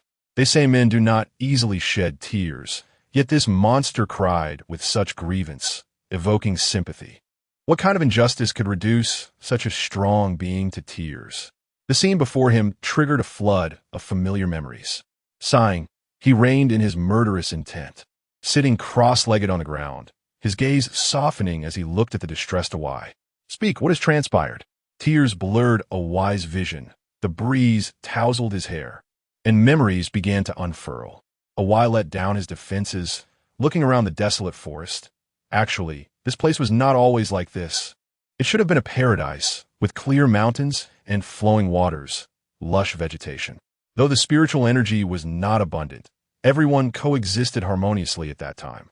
Lan Minghua also gazed at the withered trees, struggling to envision what it must have looked like back then. However, it has become clear why such a harsh environment could give rise to a creature as spirited as Awai. It seems that significant changes indeed occurred here. And then, typically, this is where the narrative takes a turn. Awai nodded, sighed, and continued. "We were chosen by the Forbidden Land, and the entire forest was transported here by a mysterious force." "Wait, what?" Lan Minghua exclaimed, suddenly realizing an astonishing piece of information. "Are you saying that you originally did not belong to this space? You were also chosen by the Forbidden Land? How long have you been here?" "Let me explain one by one." Awai's breathing had steadied, and he began to calm down. "We were not originally from here. This civilization trial Forbidden Land has only been established for about 10 years. By the way, before coming here, we were actually creatures of the Dragon Kingdom." Cautiously glancing at Lan Minghua, Awai quickly added, "I mention this not to curry favor with you, but because it is indeed the truth." Lan Minghua Chuko, nodding, "It's fine. Continue." Seeing that Lan Minghua was not angry, Awai proceeded, "My family is composed of wood spirits born from the fortune of this place. When we were first chosen by the Forbidden Land, we were bewildered, thinking it was merely a change of residence. However, we soon realized that many things were different. The spiritual energy here is much denser, and once one binds to the local fortune and becomes its lord, they receive greater assistance for cultivation, leading to rapid growth in strength. Yet there are certain drawbacks. For instance, once bound as a lord, one cannot leave this area, at least not until the second stage of the civilization trial arrives." The second stage? This term suddenly reminded Lan Minghua of Baizai's earlier words. Once 60% of the Forbidden Land's resources are discovered, or if the national fortune competitors suffer more than half of their deaths, the second stage will commence. At that point, new rules will emerge, and countries will compete for national fortunes while defending their own. Given the current rate of casualties, it seems the second condition might soon be met. Scratching his chin, Lan Minghua looked at Awai. "Haven't you bound yourself as a lord? Otherwise, your level shouldn't only be A class." "Indeed," Awai nodded. "Only one lord can be bound to a place. The initial bound lord was my father, whose level is significantly higher than mine. According to the Forbidden Land's regulations, his strength quickly rose to SS level. However, Awai revealed a wistful smile. My family has never harbored great ambitions. Rather than seeking to enhance our strength, my father yearns to dissolve the binding so that we can freely travel within the Forbidden Land together. My father is a rather carefree creature, dreaming of exploring the entire Forbidden Land with us, befriending the divine creatures of various places and nations, and sharing tales." Lan Minghua discerned a crucial element within this narrative. "You mean, as long as your father can dissolve the binding, you will be free to enter and exit this domain?" "Yes," Awai affirmed. "Only the Lord cannot leave the realm freely. All other creatures can come and go as they please." Sensing Lan Minghua's confusion, Awai elaborated. "The reason some creatures do not wish to leave the realm is simply that they seek a place of refuge. Some lords are more amiable, attracting many small creatures to their side, while others are less welcoming, resulting in fewer followers. My father has always been quite righteous and enjoys making friends, which is why many small creatures once thrived here, living harmoniously together. Suddenly, Away's expression darkened, and he let out a bitter laugh. Yet, it was precisely because of this that we faced subsequent calamities. He looked up at the sky, tears streaming uncontrollably down his cheeks. Lan Minghua quickly grasped his meaning, smiling faintly. I presume it was a case of unwise friendships? While there is a saying that having many friends makes the journey easier, those who have experienced it know that the more friends one has, the more complex human nature becomes. In this world, where there is light, there must also be shadow, and they transform into one another. Loyalty and betrayal are inseparable, much like joy and sorrow. If one becomes overly fixated on believing in one side, it becomes difficult to accept the other. If Away's father was indeed too loyal, betrayal and harm from friends were inevitable. Has such a thing not occurred frequently in human society? Away nodded in pain. Yes, unwise friendships.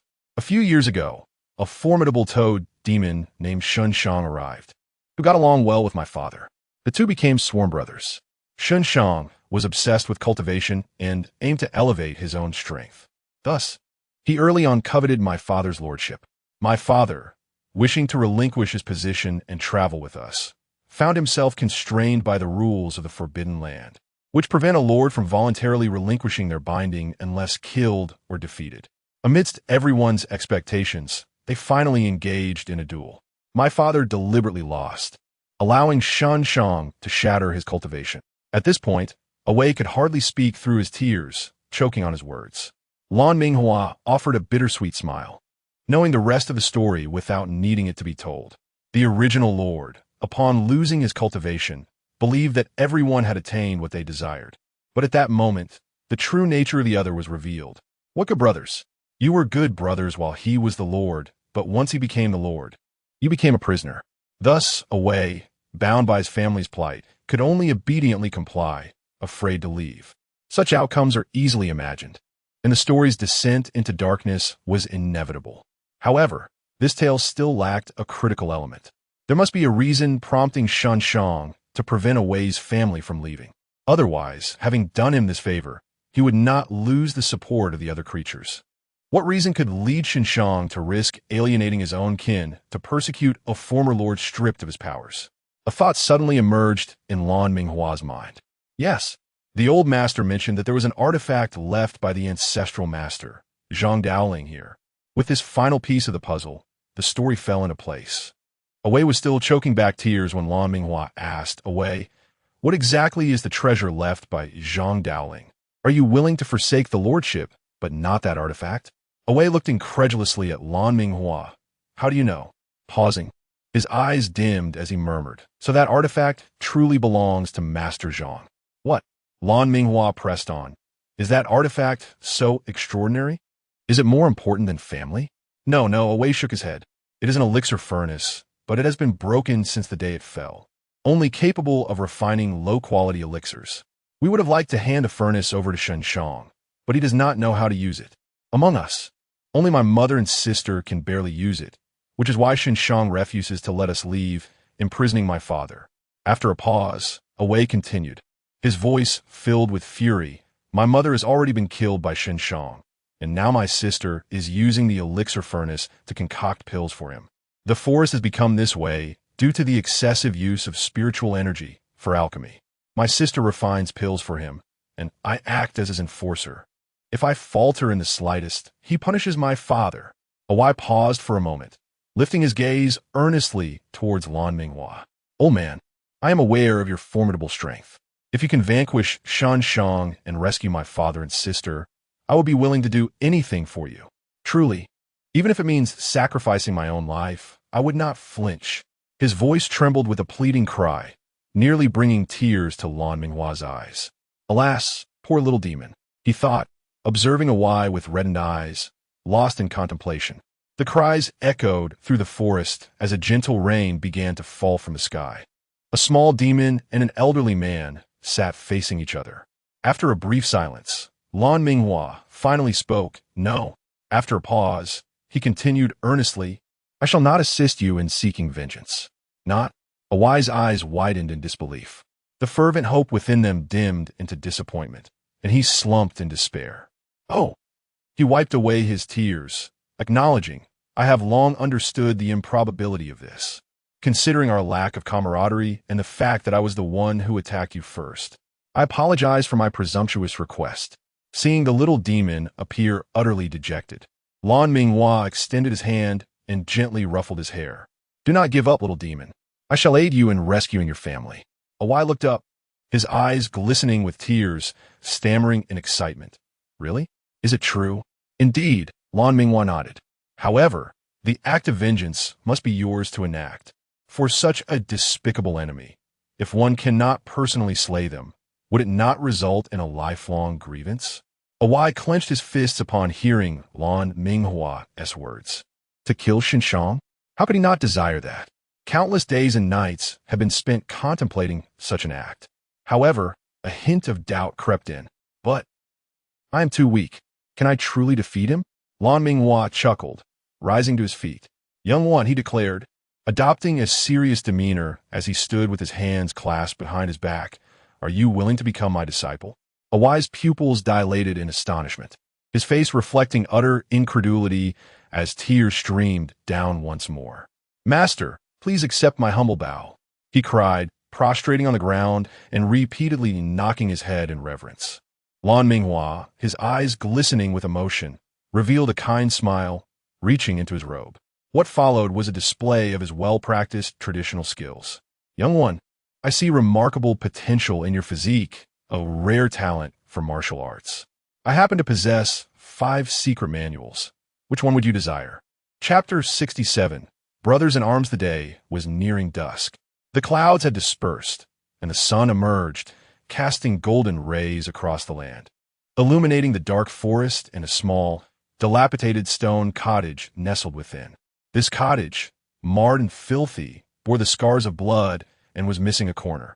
Despite its leaks and drafts, it stood remarkably sturdy, sufficient to confine an aging and dying soul. Inside the dim stone abode, a sliver of light broke through a hole, illuminating a decrepit old demon whose cracked lips and filthy exterior struggled to inch towards the sunlight. Even if this movement caused the chains binding him to rattle painfully, he persevered, inching forward step by step. This precious beam of sunlight, filtering through the breach, was a rare treasure. With the clanking of chains echoing, the old demon finally stood beneath the sunlight. He raised his head, squinting, and opened his arms wide. Bathed in the golden glow, he resembled one submerged in a river of light. A smile crept upon his lips, stirring emotions within him. How splendid it was! The brilliance before him mirrored the life he once led. In that fleeting moment, he felt transported back in time. The gentle breeze and rising sun, grass flourishing and birds chirping, children frolicking on the green, and his wife resting on his arm as they gazed at the vast azure sky, sharing sweet, foolish dreams. Petals from trees cascaded down upon them, adorning their heads, faces, and arms, while the air carried a faint fragrance of fruit, imbued with the unique blush of spring. His beloved wife was breathtakingly beautiful. Daddy, Daddy, brother stole my kite. P.S. bullying me. Just as they were about to kiss, their daughter approached with a pout, her eyes glistening with tears. No, no, little Qing, you're mistaken. I didn't bully you, the son quickly retorted. Lost in these memories, tears began to flow unbidden from his once dry eyes. His wife was gone, and he hadn't seen his children in ages. What had once been a mundane existence now appeared as exquisite and unattainable. The old demon choked back a sob, murmuring hoarsely, Awai, Qing, are you both well? Suddenly, a shadow loomed before him, blocking the precious sliver of sunlight. The cherished memories dissipated. An abhorrent voice echoed from outside. Ah, my dear big brother, are you reminiscing about the past? The toad-like creature loomed over the old demon with a mocking gaze. The old demon managed a faint smile, wiping his tears with composure. Indeed, the past was beautiful and worthy of remembrance, was it not? Xinshang? Xinshang sighed, nodding in agreement. It was indeed beautiful. He lifted his gaze towards the setting sun and added, so beautiful that it renders one weak. And thus you have destroyed it? The old demon's sorrowful gaze bore into Shang, far outweighing his anger. What do you mean by destroyed it? The toad-like creature chuckled, patting his belly. I have merely allowed them to realize their true value. Since inheriting the title of Lord, I have refined the surrounding spiritual energy, and now I stand at the pinnacle of SS. I can feel it just a little more, just a fraction, and I shall ascend to SSS, the legendary realm belonging to the divine. Shang beamed with self-satisfaction, then turned his attention back to the old demon. Oh, and I must thank my lovely niece. Her alchemy is even superior to my sister-in-law's. The old demon clenched his fists, struggling to suppress his rising fury. The spiritual energy in this realm has been nearly depleted due to your refining. Our family holds no further value to you. Might you spare us? Oh. Shang regarded the old demon with a smirk. Brother, are you begging me? Suddenly, he yawned, dismissively gazing elsewhere. Brother, the attitude of a supplicant should not be so lackadaisical. Attitude? The old demon was taken aback, rage flickering in his eyes. He stood frozen, resembling a broken statue. At last, he slowly knelt, causing the chains to rattle. He knelt in the filth, bowing his head toward Shang, his voice trembling. Brother, I implore you, spare my children. You may kill me, but please spare my children. Ha! Shang finally turned to face the pitiful figure, laughing heartily. Ha ha ha! His laughter grew louder, as if he had heard the most ludicrous joke. He doubled over, tears streaming down his face from mirth. Oh, my dear big brother, how proud you once were. You were handsome, kind-hearted, and possessed profound magical prowess, excelling in martial skills. Everything about you outshone me. Yet I, Shang, toiled ceaselessly but could never measure up to you. All the demons mocked my appearance, ridiculed my weakness. Your very existence made my shortcomings glaringly apparent. At this point, Shang was gritting his teeth in frustration, all because of you. Suddenly, he broke into a mocking laugh. But who would have thought? Today, you would come to me in such a humble manner? Ha ha ha! Seeing you in such agony brings me immense joy. Shang glared at the old demon, his expression gradually becoming twisted. Let me tell you, no matter how you plead, I will not spare your family. I intend to torment your 2 children to death, just as I have tormented you. The old demon was momentarily taken aback, deep in thought. Oh, so this is how you perceive it? He replied with a bitter smile. Shang, he sighed, you have been mistaken all along. None of us look down upon you. It is you who despises yourself. If I truly thought you unworthy, why would I have considered handing over the lordship to you? If everyone truly disdained you, why would they agree to make you the new lord?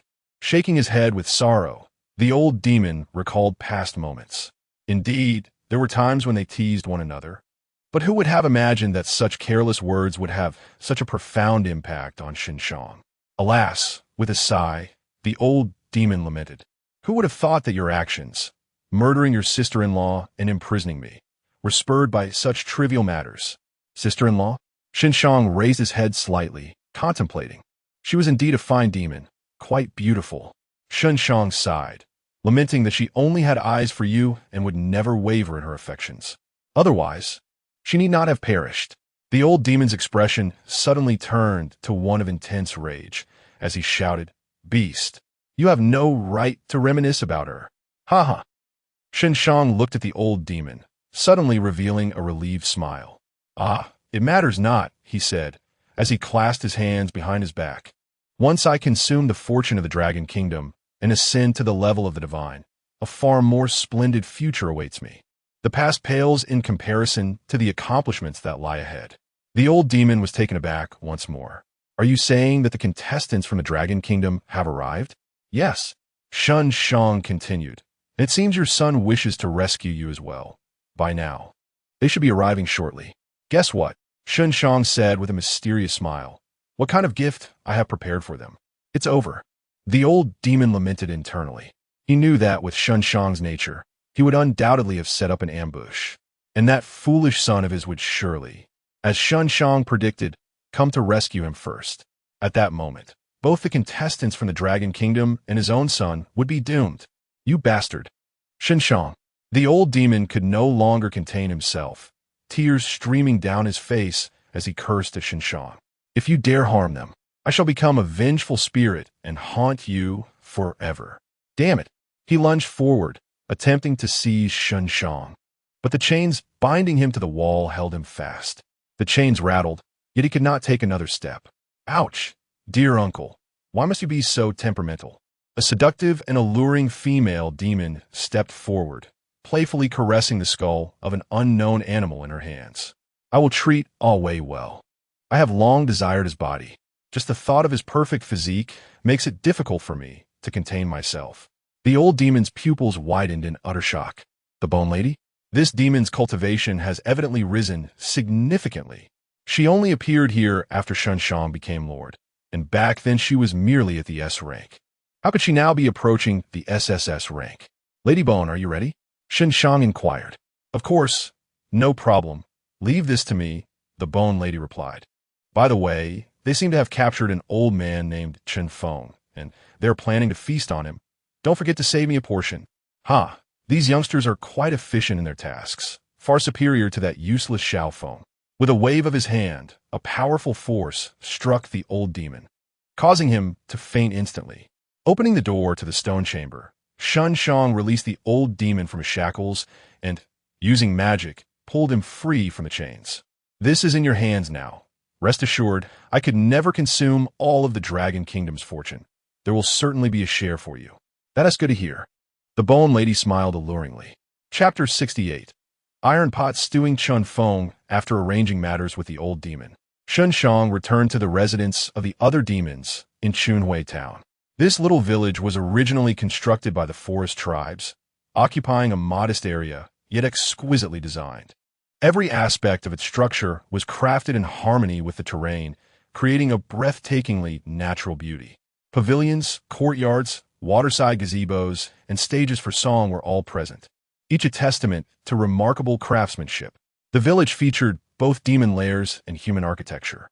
While they appeared vastly different, they surprisingly coexisted in a state of mutual harmony. In times past, numerous demon clans thrived here, creating a bustling environment. However, in recent years, as the forest's spiritual energy dwindled, the place had grown increasingly eerie. Upon arriving at the gathering hall, Shang found the demons already assembled, a cacophony of voices filling the air. Hey, you demons, what is going on? Add more firewood. This water has been boiling for ages and is still not hot enough. What is the matter? An elderly voice bellowed from the courtyard. Enough, enough. We're working on it. Have you ever seen someone so eager to die? One demon retorted. What the hell? Is there really someone here just to add soy sauce at this time? Can you even cook? Shut your mouth. Do you think you're a chef? Telling me how to do my job?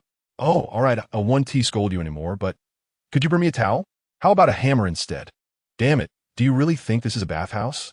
The demons whispered and laughed, leaving Shang utterly perplexed. What's going on? He approached the crowd and inquired. Upon seeing Shang, the demons were instantly on edge, bowing deeply as they reported, Great King. We are preparing to cook the old man from the Dragon Kingdom, whom we just captured. Oh, Shang parted the crowd and stepped into the courtyard, where a large iron pot was set up, filled with water, and a robust old man was taking a bath. The fire beneath was roaring, crackling loudly.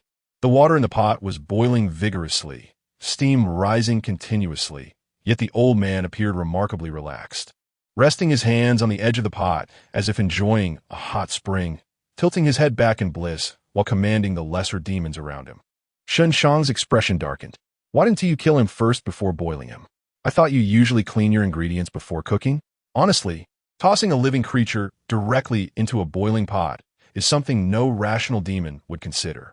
Yet, this old man's calm demeanor amidst the boiling water was indeed remarkable, indicating he possessed considerable strength.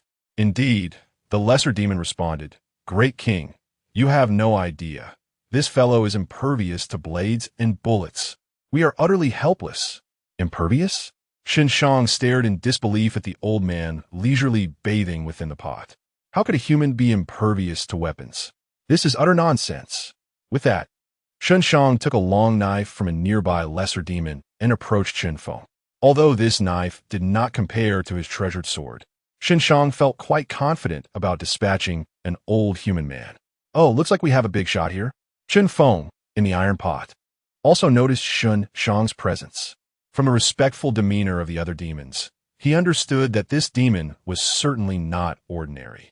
Upon checking his status panel, Shang's data appeared prominently before his eyes. Monster name, Shang, race, toad monster, danger level, SS, skills, poison, cicada shedding, masterful swordsmanship. Slime, first kill reward.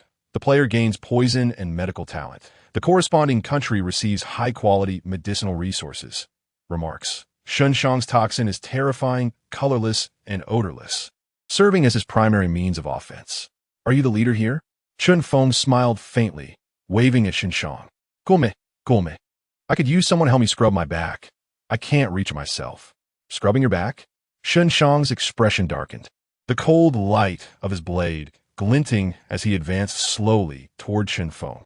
The surrounding small demons swallowed hard, astonished. They were acutely aware of Shang's formidable power. He was unrivaled in this forest. Except for the former Peak Lord, no creature could withstand Shang's might. He was a master swordsman, capable of cleaving half a mountain with a single strike. Such strength was beyond the capability of ordinary demons to endure. Even the most defensively adept creatures in the forest dared not confront Shang's blade head-on. That old man is finally going to die. No more of his incessant chatter. The small demons rejoiced. Meanwhile, the audience from Longhu watching the live broadcast felt a mix of anxiety and speculation. Isn't old Chen being reckless? Shouldn't he be preparing to face the enemy? Indeed, it seemed he was underestimating the threat. After all, his opponent was an SS-level monster. How could old Chen remain so calm, leisurely scrubbing away in the presence of so many demons? After a thorough assessment, it was clear that old Chen possessed an impenetrable defense. Shang's massive blade could not inflict harm upon him. No.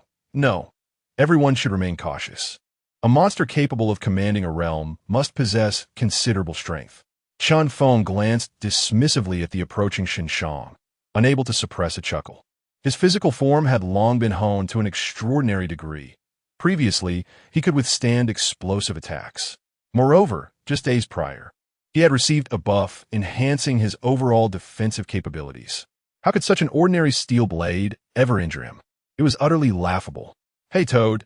Feng stretched lazily, suddenly irritated. Could you hurry up? Your bathhouse service is rather sluggish. Heh, Shang sneered coldly. If you're seeking death, I shall oblige. I want to see just how strong this old human truly is. With that, Shang's aura surged dramatically as he leaped high into the air. Taking a deep breath, he twisted his waist, raised his arms, and brought his massive blade down with great force. The blade shimmered with magical light, slicing through the air with a chilling whistle. The sheer power was akin to a mountain collapsing, utterly terrifying. The strike was aimed directly at Feng's neck. Yet, Feng remained unfazed, barely lifting a hand in response. Boom! Crash! The moment the heavy steel blade made contact with Feng's hand, it shattered with a thunderous sound. The magical light dissipated, and the steel blade broke apart into several pieces. The fragments flew out, causing the surrounding small demons to scatter in fright. Heavens! The demons were once again astounded. Feng's physical strength was beyond their imagination. Shang's earth-shattering blow had done nothing to him. Such a massive blade had simply shattered. The intensity of this encounter felt surreal. How could this be? Shang grasped the broken blade, his hands trembling. How could he be this powerful? Shang's heart was filled with terror. He realized that if his defense was already this formidable, the old man, named Feng, must possess unfathomable strength. If Feng chose to attack, he would undoubtedly be overwhelmed. At such a close distance, Shang's first strike had been completely ineffective. If Feng were to strike now, he would suffer a devastating blow. However, Feng did not attack. Instead, he retrieved fragments of the broken blade from the pot and tossed them aside. Toad, he said, continuing to survey the area with a languid air. Is this all the monsters in your domain? This is not what I expected. Feng felt somewhat disappointed. He had anticipated that upon arriving at the stronghold, he could elegantly annihilate them all at once. Yet, the number of demons present was so sparse that he had little interest in engaging them. Seeing Chen Feng's in action, Shen Shang, filled with dread, quickly leaped back to create distance. "Old man, what do you mean by that?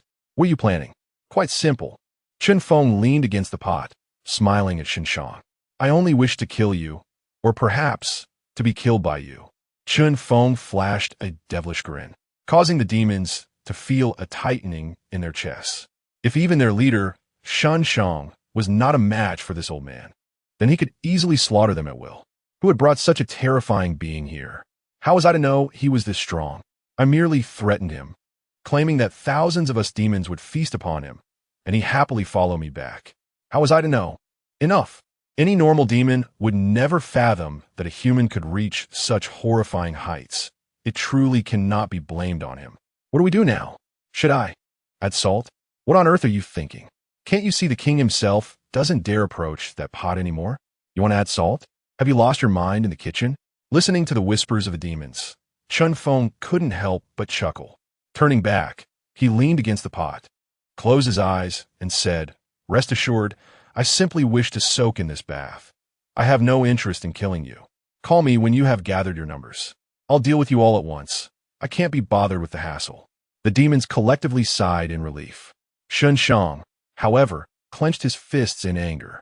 Chen Feng was undeniably arrogant. He showed no respect for his position as leader.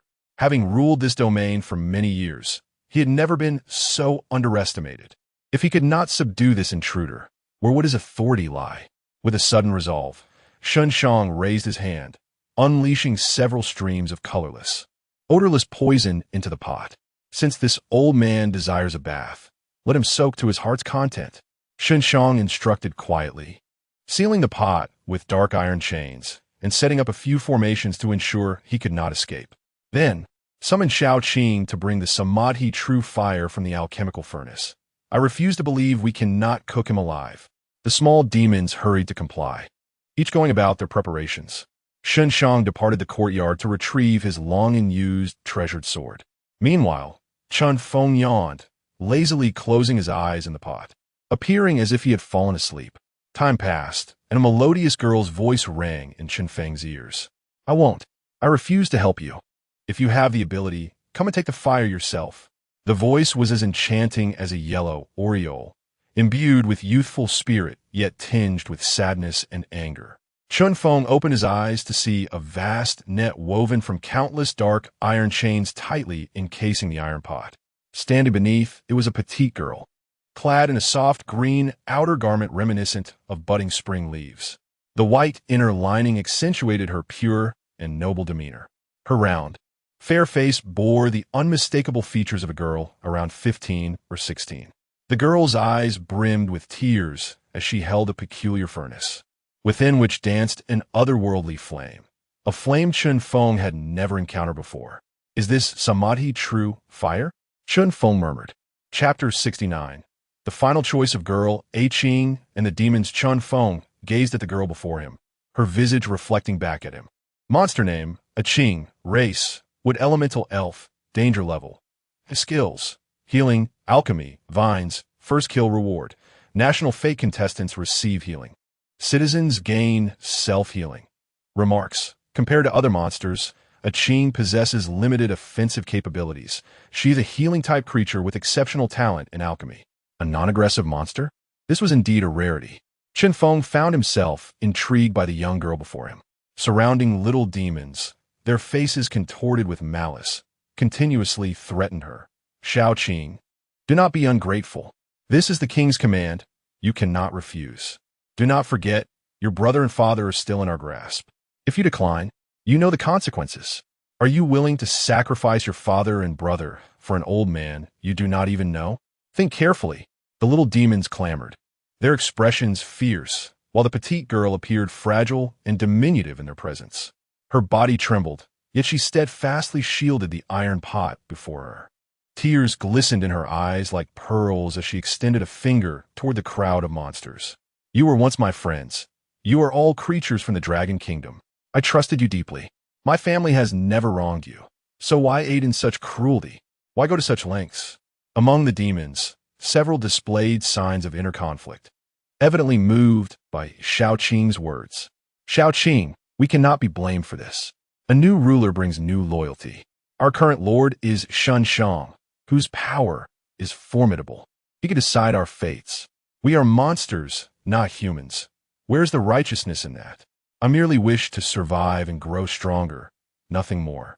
Shaoqing, do not make this difficult for us. Use the Samadhi true fire and eliminate this old man from the Dragon Kingdom. Out of our past friendship, we will share a portion of the spoils with you.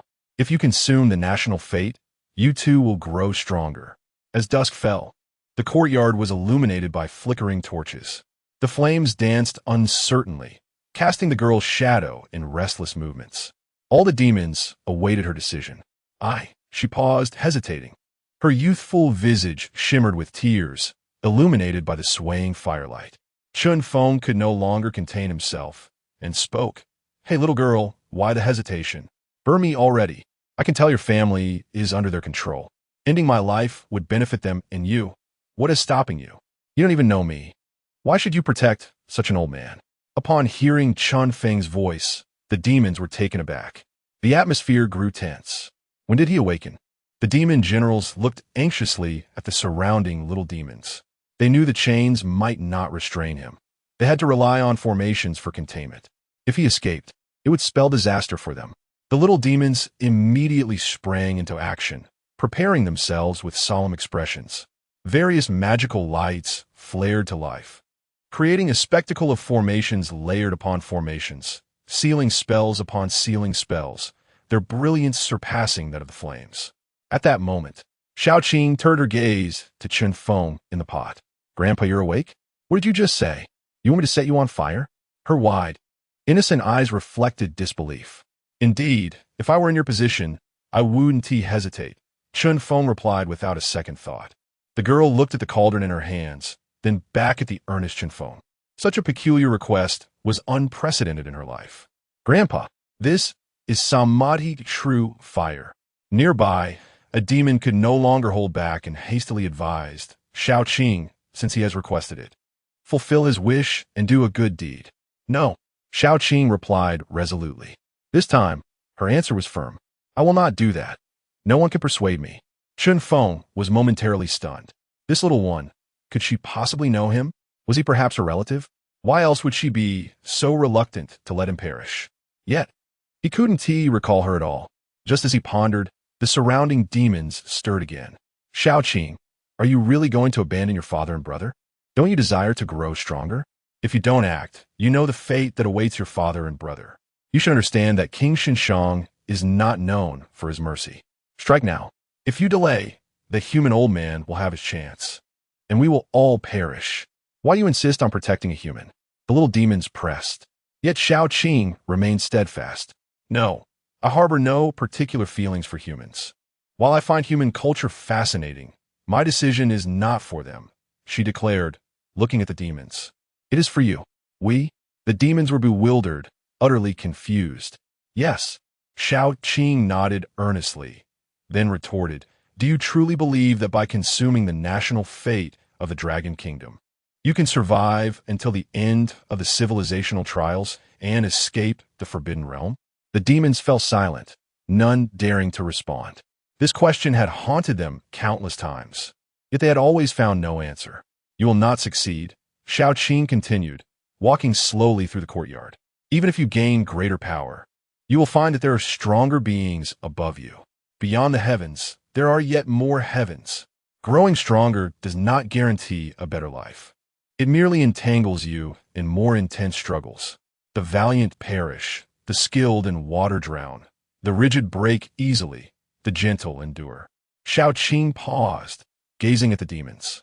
I sincerely wish for everyone to survive, to endure until the very end, until we leave this forbidden realm. Feng was taken aback. Shaoqing's words echoed the teachings of the Tao Te Ching. Had she been instructed by the venerable Laozi? Shaoqing, what nonsense are you speaking? The demons responded with anger. Do you think that remaining passive and weak will allow us to survive until the end? We do not believe in the efficacy of avoidance. We only trust in battle. You must have been foolishly influenced by that book. Everyone, Xiaoqing's voice rang out again, silencing the crowd. I do not advocate avoidance or inaction. I know all too well that once we were chosen for the Forbidden Realm, conflict became inevitable. The demons grew anxious. Then what do you mean by the rigid break easily, the gentle endure? Are you not contradicting yourself? Xiaoqing shook her head. What I mean is, we can ally ourselves with the Dragon Kingdom. In the civilizational trials, the national fate contestants may appear weak, mere mortals, but according to the rules, the ultimate victors will undoubtedly be the national fate contestants from each faction. We cannot survive to the end alone. We must choose a faction. Many of us originate from the Dragon Kingdom. I believe it is our only viable choice. Observing the demons beginning to waver, Xiaoqing pressed on.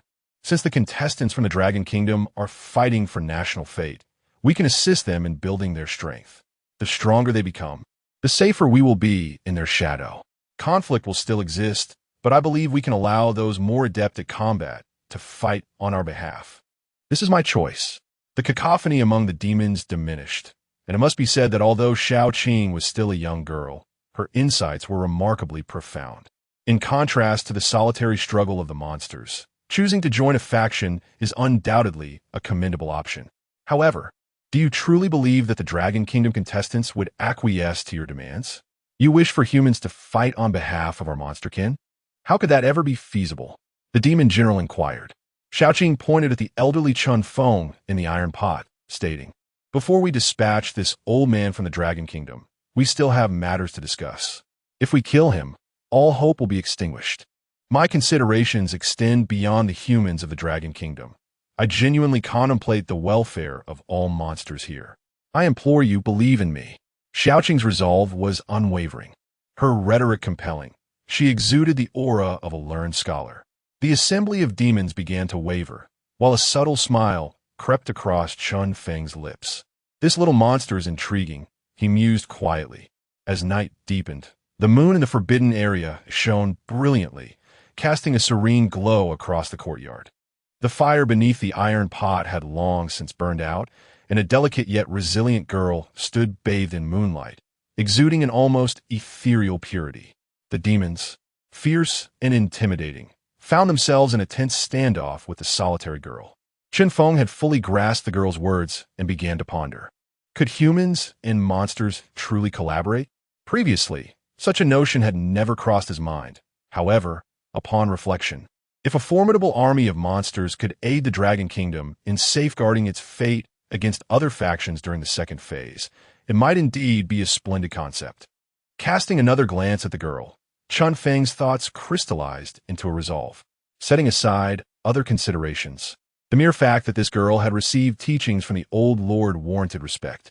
Monsters, render your final decision, Feng proclaimed loudly.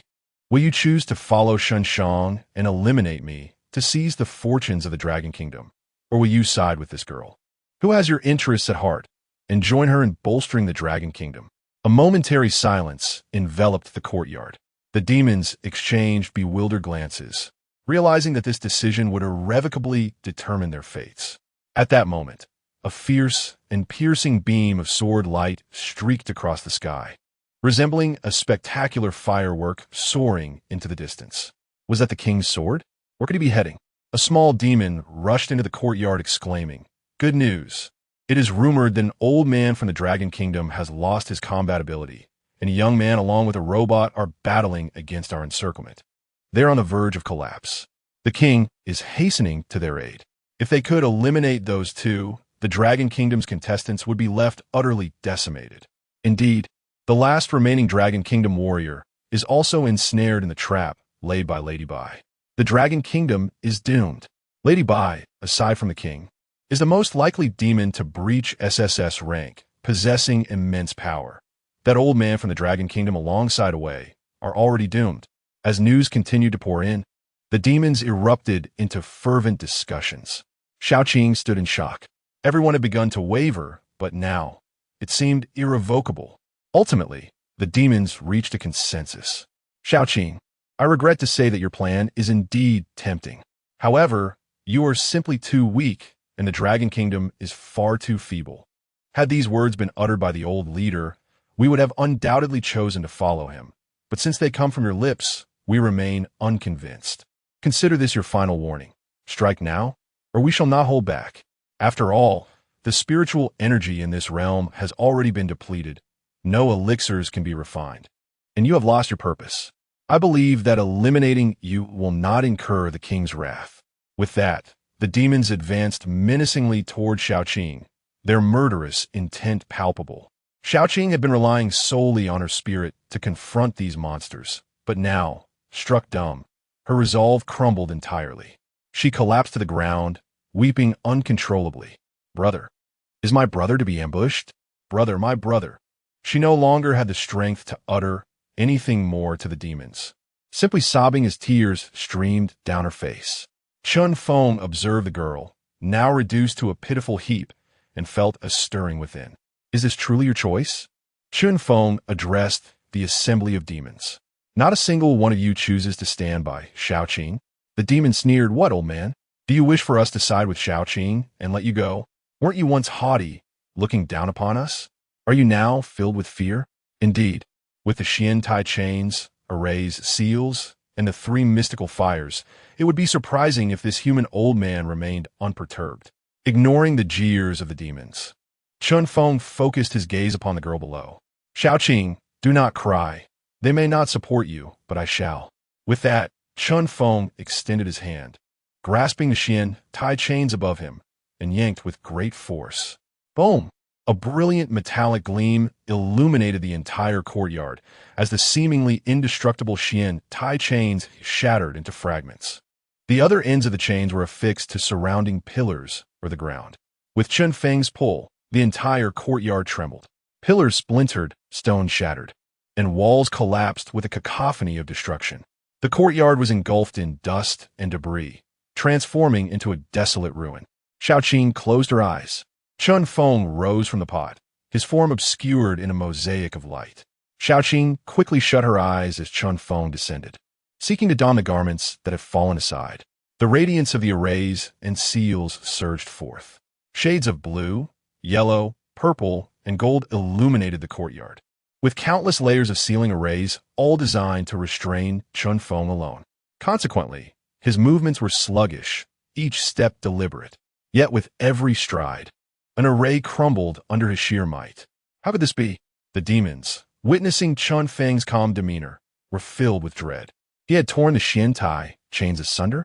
Even amidst hundreds of arrays and seals, he was still able to act with such composure. Just how formidable was he? This was inconceivable. Quickly, while the arrays still bind him, let's strike together and ensure his demise. As the demons prepared for action, a sudden wave of fatigue washed over them, as if their very souls were draining away. What on earth? Why did I suddenly feel so weak? The demons were incredulous. In truth, had a powerful being been present, they would have discerned the reality.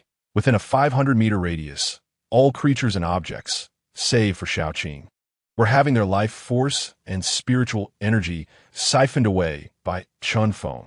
The existence of elegant devouring enabled Feng to absorb all surrounding power directly. Calmly traversing the terrain, Feng's gaze was as cold as that of the Grim Reaper. He wielded death invisibly while simultaneously exuding an irresistible dominion, a manifestation of absolute strength's elegance. Crash! Bang! The arrays continued to shatter, seals forcefully undone, as various magical lights dissipated into the ether. The demons finally realized that their life force was being drained by Feng. I feel as if I am being hollowed out. No, I do not wish to perish. I was wrong, old man of the Dragon Kingdom. I was wrong. Spare me. Xiaoqing, please implore him for mercy. They cried. It hurts. I feel my soul fading. Please spare me. Spare me. Hundreds of demons collapsed, their life force waning, becoming frail and emaciated, their forms mere shadows of their former selves. Some demons, filled with terror, attempted to flee from Feng, yet it was far too late. Deprived of their strength, they could neither fly nor leap, only crawl feebly. Gradually, even that became impossible. Within a 500-meter radius, only the stench of death lingered, an echo of a hellish realm. Xiaoqing shut her eyes, covering her ears, daring not to see or hear anything. Tears streamed ceaselessly from Chen Feng's eyes. He had already donned his attire and, raising his gaze to the surroundings, found no living soul except for Xiaoqing. Rising, he approached her and enveloped her in his embrace. Xiaoqing, do not open your eyes. Do not be afraid, he murmured soothingly as he carried her forth. All those who did not stand by you, I have eliminated. Do not grieve, for they are unworthy of redemption. Xiaoqing clung to Chen Feng's neck, her tears flowing profusely. Grandfather, why has this happened? Why must it be like this? Chen Feng gently patted her back, offering comfort. Child, you have granted them a choice. This is the consequence of that choice. Shall we now set forth to rescue your father?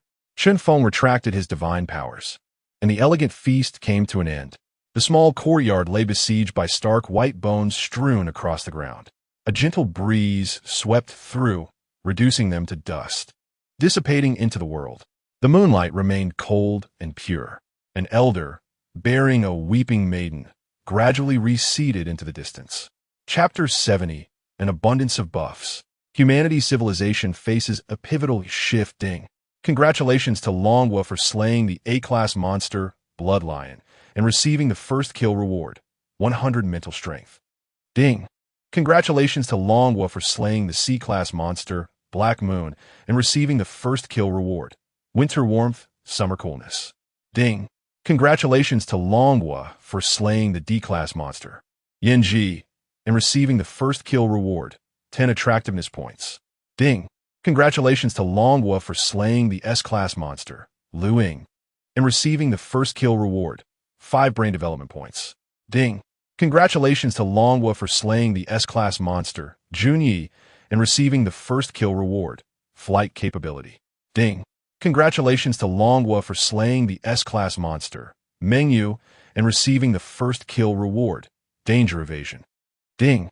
Congratulations to Longhu for slaying. With hundreds of monsters vanquished in a single sweep, Longhu secured 30 rewards at once. Thus, all rewards below S-class were claimed. While S-class reward amounted to a staggering 27, the echoes of the civilization trial reverberated for several minutes, leaving the world in astonishment. Goodness, Longhu. Have they all been granted extraordinary powers? Absurd. This is utterly ludicrous. Ha ha ha. Ever since I learned about the mechanism of stacking buffs through monster slaying, I anticipated this day, and it has finally arrived. I cannot help but think of the fortunate Mei, Pu Lu, and the Spider Child, both of whom were buff monsters. Who would have thought we would share such a fate? Old Chen is remarkable, although I am puzzled as to how he managed to slay so many monsters. The multitude of buffs we possess is overwhelming. I can scarcely comprehend my own abilities now. What difficulty lies therein? In due time, statistics will be provided. Ha ha! I recall a rather humorous ability. Each time one faces social death, one earns 10 gold coins. At this rate, I suspect our officials will soon need to establish regulations for the use of superpowers.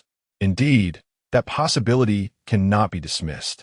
Until then, I shall make the most of it. Alas, Longhu is already lamenting the burden of too many abilities. When will our nation experience such a phenomenon? Look, the Black Superman has also begun slaying monsters. An entire legion has fallen. On this day, excitement surged throughout the globe. An unending stream of information flowed, intertwining and disseminating, as all engaged in fervent discussions about the advent of the superpower era. The phenomenon of divine possession began manifesting among competitors from numerous nations. In an instant, the entire ecological landscape of human civilization underwent transformation. A new metric for gauging national strength quietly emerged: the quantity and quality of acquired superpowers. A new epoch for humanity has dawned. Countless individuals rejoiced, yet an equal number wept inconsolably. The loudest lamentations belonged to those without nationality and to nations that had suffered total annihilation. Laughter and sorrow echoed through the realms, resonating from the ground to the heavens and beyond, reaching ethereal and unfathomable heights. Mysterious voices arose in response. So, are you satisfied with this outcome? I have long foreseen that such a mechanism would inevitably encounter issues. Some nations have already acquired dozens of buffs. In due course, will they not amass thousands? What do you mean by some nations? To say it plainly, Longhu holds the record for most acquired abilities. Are you suggesting that the mechanism for gaining buffs from slaying S-class monsters should be halted? Halted? That sounds appealing, but wouldn't it merely benefit Longhu? They have already reaped the rewards and deny other nations the chance to gain abilities? Ha ha! I believe there is no need for such concern. While the current pace may seem swift, it remains manageable. Indeed, as long as it does not contravene the fundamental laws of existence. An abundance of buffs remains within controllable limits. It is merely an evolution from ordinary humans to superhumans. As long as we are present, chaos shall not ensue. Should it truly spiral out of control, we could simply eradicate it and reset the universe. To bring about its demise, one must first drive it to madness.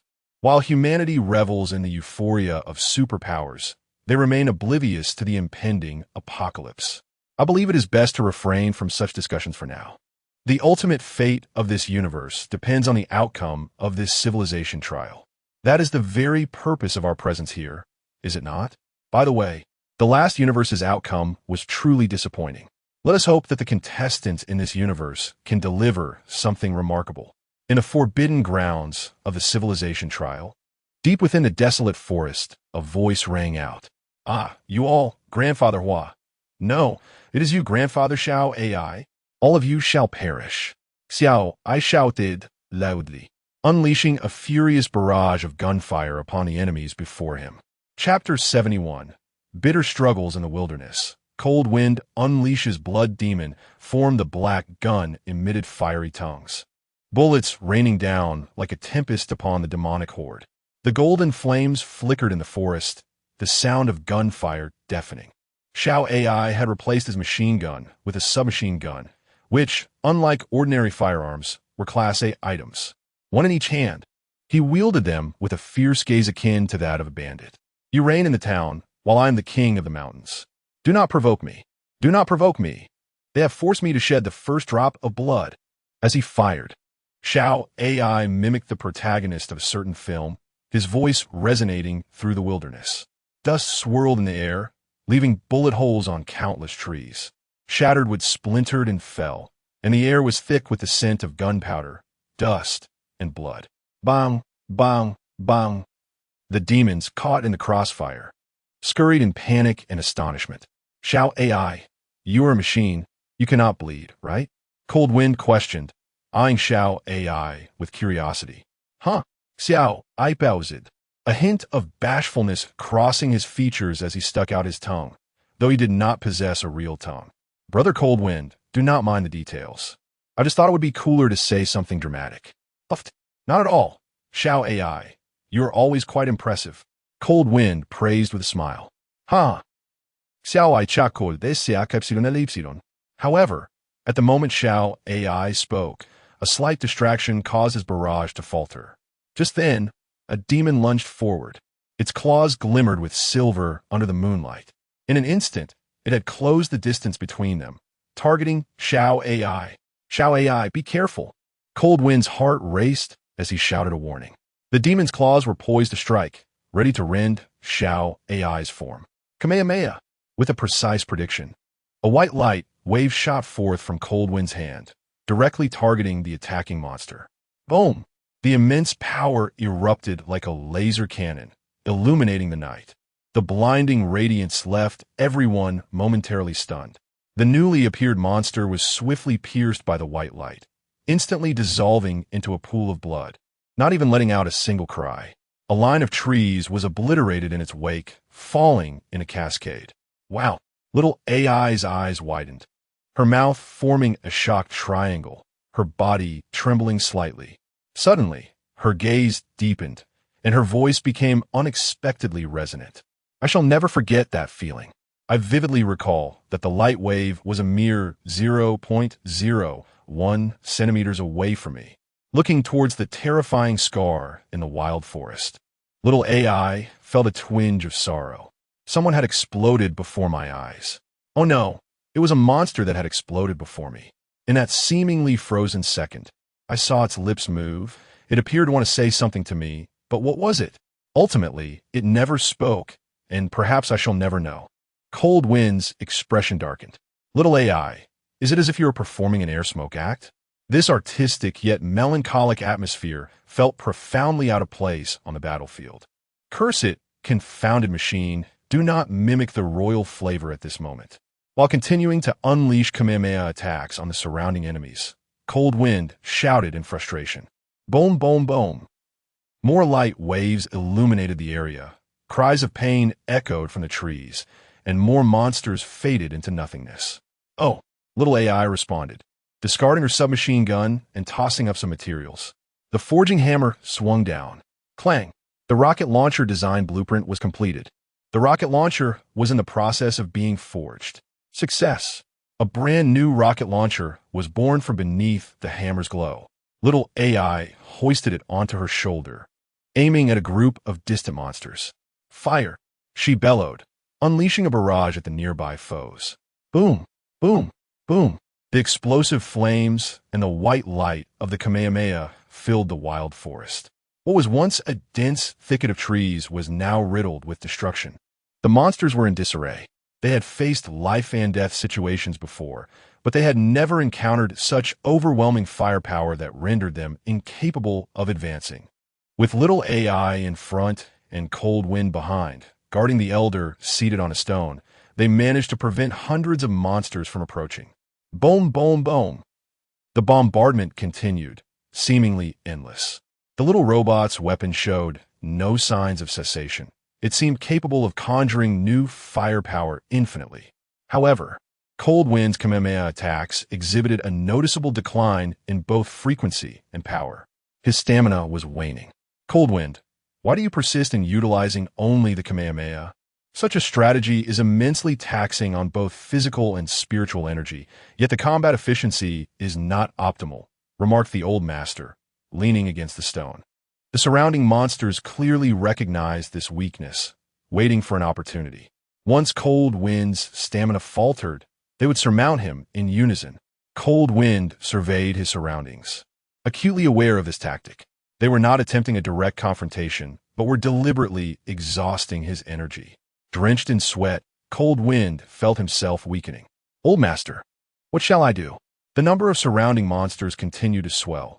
Although the higher-level ones were few, sheer numbers posed a significant threat. The old master smiled faintly. Let me calculate. Closing his eyes, he began to gesture with his fingers. All right, old master, please inform me as soon as you determine the outcome. The small monsters remained restless, while Cold Wind and little AI desperately held their ground. Whoosh, whoosh, whoosh. Among the monsters were many capable of ranged attacks, flying stones, hidden weapons, spells. As they sought to suppress the enemy's firepower, Cold Wind and little AI also had to remain vigilant against distant magical assaults. If it were just the two of them, they might manage, but to shield the calculating old master from harm, they occasionally had to absorb the damage with their own bodies. Fortunately, bolstered by numerous buffs, their defenses had reached a formidable level. However, as the monsters grew increasingly cunning, targeting the old master, Cold Wind found himself bearing the brunt of escalating injuries. Old Master, how goes the calculation? Cold Wind inquired, glancing at him. The old master, leaning against the stone, eyes closed, appeared relaxed, and a faint snore could be heard. No way. Old Master, have you fallen asleep? Cold Wind's mouth dropped open in alarm. The old master did not respond, continuing to snore evenly. At that moment, an unknown purple energy orb sped towards Cold Wind. It was swift and carried immense force. Cold Wind, be careful, little AI warned. It was too late. In a critical moment, little AI leaped forward, shielding Cold Wind. Boom! The tremendous impact struck little AI's body. Alas, the already damaged machine exploded into countless fragments. Cold Wind turned in haste, feeling the violent shock that knocked him to the ground.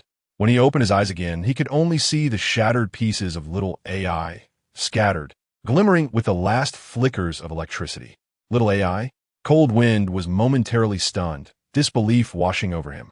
The once mischievous and endearing little robot had been reduced to mere debris. This robot, who constantly sought ways to endear itself to others, had been obliterated into a heap of scrap. Though he had witnessed the sacrifices of comrades countless times, the sight of little AI's destruction was unbearable. A tremor coursed through him, and he felt a metallic taste in his throat as blood surged to his heart. Cold Wind was engulfed in both sorrow and rage. Meanwhile, the monstrous horde continued their relentless advance. The old master had succumbed to slumber, little AI had been shattered, and Cold Wind was on the brink of exhaustion. Dragon Country stood perilously at the edge of doom. The hundreds of monsters besieging the trio erupted in jubilance. Each one surged forward, eager to claim glory for themselves, their faces contorted with savagery. Under the bright moonlight, the monstrous silhouettes thickened, instilling a sense of dread. All the monsters converged towards a singular direction. The figures of the three from Dragon Country appeared so small, so weary, while the monstrous ranks only multiplied. Cold Wind hung his head in despair, yet his fists clenched tightly. Humans, your ability to withstand this much is commendable, but now, let it all come to an end. The fangs bared, claws sharp. The winds began to stir. A powerful gust emanated from Cold Wind, dispersing outward, and Cold Wind suddenly lifted his head, his eyes turning blood red, a terrifying pressure erupting from him. The battle has only just begun. Cold Wind sneered, his grin menacing under the cold moonlight. His teeth had sharpened to points, blood red in hue. His hair transformed into a deep crimson. His muscles tightened, becoming more robust, and his nails elongated. At that moment, Cold Wind resembled a red specter. What the hell is this? Retreat! A wave of icy dread swept through the hearts of the monsters. But Cold Wind would not grant them the chance to escape.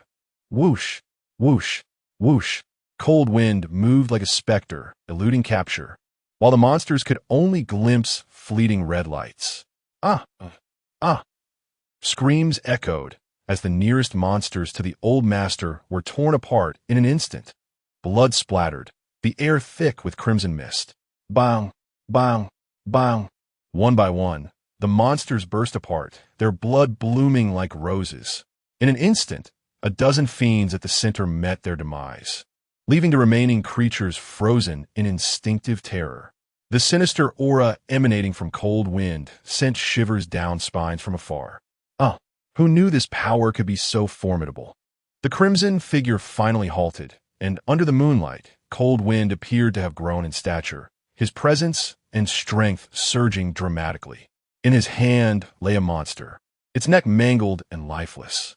Blood dripped incessantly from Cold Wind's mouth, painting a horrifying picture.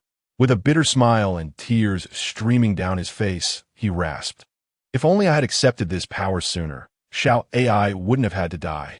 Wiping away his tears, Cold Wind continued, "I shall never allow you to harm the old master again." His expression hardened, eyes filled with unwavering determination. A terrifying killing intent erupted from him. "Even if it means descending into darkness, I will not permit you to harm the old master." With that declaration, a red glow enveloped Cold Wind, intermingled with a hint of white light, making him resemble a crimson version of a super scion. What is happening? The monsters swallowed hard, instinctively wanting to retreat. But Cold Wind had already launched into action. The red light flickered across the battlefield. His transcendent speed rendered escape impossible, forcing them into a defensive stance. Various spells and abilities were unleashed, plunging the desolate forest back into a fierce struggle. Meanwhile, Xiao AI's fragments were gradually coalescing. 1 piece, 2 pieces, 10 pieces, 100 pieces. As Cold Wind descended into a frenzy of slaughter, Xiao AI's fragments had fully reassembled. A brilliant flash restored her to her former self. She gazed at the battlefield, stealthily crawling towards the old master. "Old man, how was my performance?" Xiao Ai giggled. Quite good indeed." I nearly shed a tear. The old master slowly opened his eyes. Asleep? Lacking combat capability? Throughout it all, only Cold Wind remained blissfully unaware. Sighing deeply, the old master pondered whether this was perhaps a bit cruel to the child. Though intended to awaken his innermost power, witnessing the child's tears felt somewhat unjust. "Don't worry about it," Xiao AI placed her head on the old master's, observing the bloodshed on the battlefield. Cold Wind will understand. He has suppressed himself for far too long. Look at him now, consumed by slaughter. How exhilarated he is. On the battlefield, Cold Wind's momentum grew stronger. In that moment, he bore no resemblance to the righteous, kind-hearted soul he once was. As he absorbed more blood, his aura and power intensified. Initially, the monsters could barely withstand his assault, but now Cold Wind was nearly annihilating them single-handedly. Ahua's blood demon art is indeed rife with malice, the old master remarked with a furrowed brow. He had always disdained such frenzied techniques, yet desperate times called for desperate measures, and this method proved more effective than the orthodox practices. Old man, will Cold Wind truly succumb to darkness? Xiao AI, having recently gained much knowledge, expressed her concerns. What is darkness? The old master stroked his beard, gazing at the battlefield. Or rather, what constitutes justice and what defines evil? There is no universally accepted standard for such concepts. Martial arts and weapons are inherently neutral. What ultimately shapes Cold Wind's path will not be the technique itself, but rather his true heart. If you are asking whether he may lose control, the old master smiled gently at Xiao AI. Do you think we three old men would be unable to rein him in? Ding. The Dragon Kingdom has slain the S-rank monster, Shua, gaining the first kill reward of self-healing. Ding. The Dragon Kingdom has slain the S-rank monster. The sounds of the civilization trial echoed continuously. At that moment, a monster finally appeared on the battlefield. Brandishing an unparalleled sword, it stood atop a tree, bathed in moonlight. Its murderous intent was as chilling and formidable as the moonlight itself. Chapter 72. Cold Wind succumbs to darkness. Reveling in the ecstasy of slaughter on the battlefield, Cold Wind continued to unleash his formidable power. This was no longer a contest between two sides, but rather a one-sided massacre led by Cold Wind. Under the cold moonlight, amidst the scarred wilderness, a scarlet figure darted through the battlefield. With each appearance, a monster's body erupted in a mist of blood. Flee, flee now! Monsters screamed in a cacophony of pain, despair, and astonishment that resonated throughout the desolate woods. This is certainly not human. This is a monster. The monsters in the rear, witnessing the horrific scene ahead, lost all will to fight. Terror-stricken, their legs trembled uncontrollably. Stop dawdling. Run.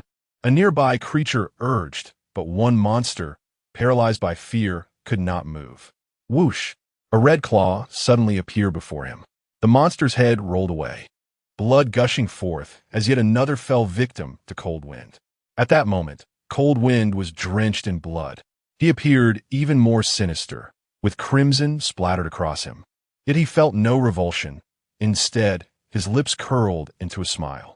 He had begun to relish the sensation of slaughter. Ha ha! Cold Wind cackled maniacally as he pursued the upon inspection. It became evident that the ambusher was an SS-level monster, and at this moment, Feng was utterly incapable of withstanding the full force of such a formidable beast. Hearing Xiao AI's exclamation, Feng instinctively turned around. The cold blade, imbued with a lethal aura, was already upon him, expanding infinitely within his pupils. To make matters worse, he found himself paralyzed by the overwhelming murderous intent. Just as the blade was about to pierce his body, Xuanwu suddenly felt an innate fear rising from the depths of his heart, a chilling, deathly presence. Although he sensed no apparent anomaly, the sudden surge of intense unease startled him momentarily. There was no mistaking it. In that final moment, Xuanwu chose to trust his instincts. Boom! In an instant, a tremendous bolt of lightning descended, illuminating the night sky as if it were day. The air trembled, and the eardrums of the surrounding monsters were painfully shocked. As the light faded, the desolate forest was once again shrouded in darkness. The bright moon still hung overhead. Yet both the sword and Xuanwu's figure had vanished from sight. Though the lightning did not strike Feng directly, he was still caught in its proximity, resulting in his hair standing on end, exhaling black smoke with hollow eyes. Before him lay only a cicada's shell. The old master furrowed his brow slightly. This monster was remarkably quick to react. In the moment Lung Feng was stunned by this turn of events, the other monsters had already fled, disappearing without a trace. Xiao AI, are you alright? Lung Feng, regaining a semblance of his senses, looked toward the old master and Xiao AI, displaying a joyful smile. However, in the next moment, his eyes glowed red once more. Lung Feng's expression twisted in agony, his gaze fixated greedily on the old master's neck. Practitioners of the blood demon great method possess an insatiable craving for the blood of the powerful. The mightier the opponent, the more irresistible the temptation. Old master, you must flee. Lung Feng struggled to suppress the turmoil within, attempting to divert his gaze from the old master. Yet, saliva could not be contained, and uncontrollable thoughts surged in his mind. How powerful would he become if he consumed the old master's blood? What could it possibly taste like? At that moment, the old master's image morphed in Lung Feng's eyes. No longer did he appear as an elderly man, but rather as a delectable cake, a mouth-watering chicken leg, braised pork and mapo tofu. Though Lung Feng still clung to a semblance of human rationality, the sinister thoughts continued to flood incessantly, overwhelming him. Old master, Xiao AI, you must leave. I fear I am succumbing to madness. Gripping his head, he crouched on the ground, clutching the earth beneath him, terrified of harming them. His veins bulged, temples throbbing, cold sweat pouring down. Lung Feng appeared to be in great torment. Lung Feng, the old master, smiled gently, beckoning him forward. Come here. Encouraged by the old master's words, Lung Feng could no longer restrain himself and lunged towards him. His blood-red fangs appeared terrifying under the moonlight. Yet, the old master remained unfazed, reciting with clarity, heaven and earth, the profound sect, the root of all energy. Cultivate extensively through calamity and prove my divine powers. Within the three realms and beyond, only the Tao reigns supreme. My body radiates golden light, enveloping me. Golden light erupted, and the old master was no longer the weary figure he once was. He was now imbued with divine radiance, appearing majestic and awe-inspiring. Slap! As Lung Feng lunged toward the old master's neck, he met with the old master's palm. With a sharp crack, Lung Feng fell face-first to the ground. The crimson glow dissipated, his monstrous form reverted to its original state. His nails shrank, fangs vanished, and he returned to his usual self. Xiao AI looked at the fallen Lung Feng and couldn't help but cover her mouth in laughter. Poor Lung Feng. Ouch! What the heck? Lung Feng finally regained his senses, scratching his head as he rose from the ground. Old master, didn't you say you had temporarily lost your combat capability? The old master shot him a glance. I merely stated that I cannot currently contend with a creature of SSS level, like air. The backlash from the heavenly laws is indeed present. But for me to completely lose my strength? Impossible. Oh, Lung Feng, having laid down the tension of battle, suddenly felt fatigued, leaning against a stone while gasping for breath. That's a relief. He pulled Xiao AI into an embrace, continuously ruffling her hair. Xiao AI is fine. That is truly wonderful. However, in a distant, shadowy corner, Chen was bewildered. He had witnessed the old master, suffused with golden light, easily subduing Lung Feng with a single slap, causing him to tremble in fear. The Dragon Kingdom. He swallowed hard. Are all its competitors this monstrous? At that moment, he appeared noticeably smaller than before. Although the golden cicada shell had spared his life, it had significantly diminished his cultivation. Each use of the golden cicada shell could avert a fatal crisis. Yet each activation demanded immense cultivation. This was the price of the technique. Sighing, Chen realized he stood no chance against the old master and Lung Feng, opting to retreat. I wonder how things are faring with Madame Bai, he murmured. Suddenly, he felt that familiar, tingling sensation on his scalp. The old master turned his gaze in his direction. Absurd. This is outrageous. Chen immediately retreated, vanishing into the boundless darkness. A bolt of lightning struck, precisely hitting the spot where Chen had just concealed himself. Chapter 73. Away. Your father is truly white. Boom! Boom! Distant thunder echoed, causing a stir in the desolate forest. Lan Minghua looked up at the distance, a knowing smile gracing his lips. It seems this evening is quite lively, he remarked. However, Awei appeared far more anxious, his face etched with worry. Master, are you not concerned for your companions? Awei inquired, knowing Xinshang had many minions.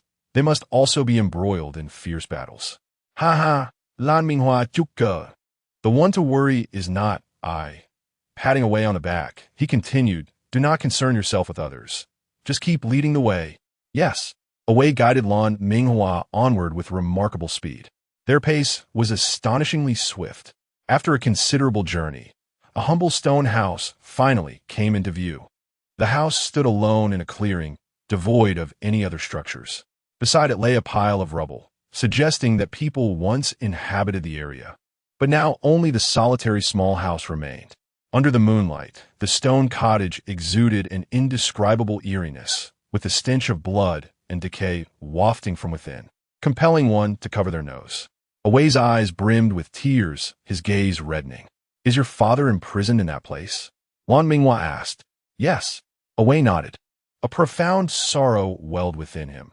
He had always known his father was confined here, but had never visited once. It was not that he did not care for his father, but rather that he was afraid to discover that his father was suffering while he could do nothing to help. The monster who had yearned for freedom and the open sky all his life had been imprisoned here for so many years. The one who cherished freedom had tragically lost it. Awei could only imagine the torment his father endured during his years of captivity. Xinshang had never allowed them to visit. If they were discovered even once, the torment of their father would only intensify. Whenever he thought of this, Awei felt a surge of anguish. After being compelled to serve under Xinshang for many years, I finally find myself with a chance to possibly save my father today. How could this not bring joy? However, Awei's steps come to an abrupt halt. What's wrong? Lan Minghua looks at Awei in confusion. Shouldn't you be in a hurry to rescue your father? Of course I want to, but Awei wipes away the tears streaming down his face, striving to control his emotions. Yet, it seems that this place has been tampered with. There may be an ambush. We ought to proceed with caution. Lan Minghua glances at Awei again, finding his admiration for him growing. His father is so close, yet he manages to remain clear-headed, allowing no emotions to cloud his judgment. Awei is indeed a remarkable talent.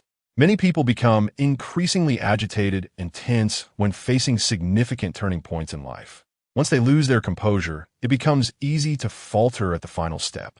Countless individuals have found success merely a step away, only to stumble at the last moment and squander their efforts.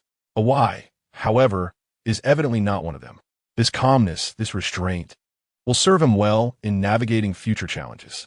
Lan Minghua pats Awei on the shoulder, saying, in that case, you should remain on the periphery as a lookout while I investigate further. With that, he strides ahead.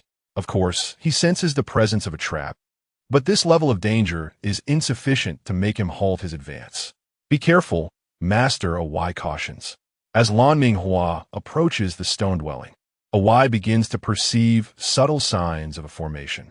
The moonlight is bright, and Lan Minghua ambles toward the small house with an air of nonchalance.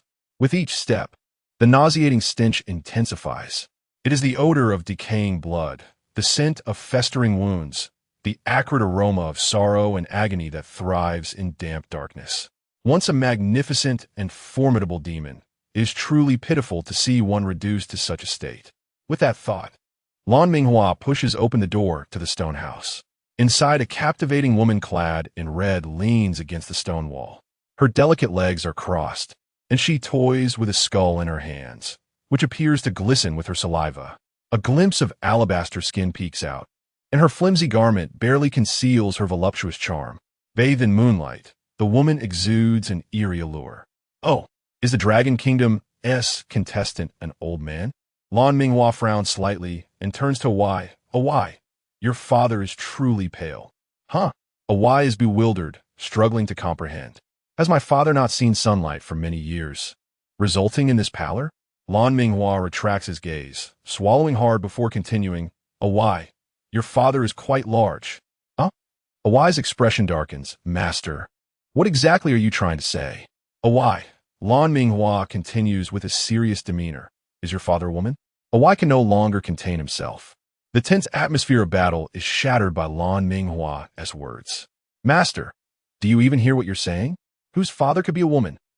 Oh, Lan Minghua steps back. Then this individual before us is likely not your father.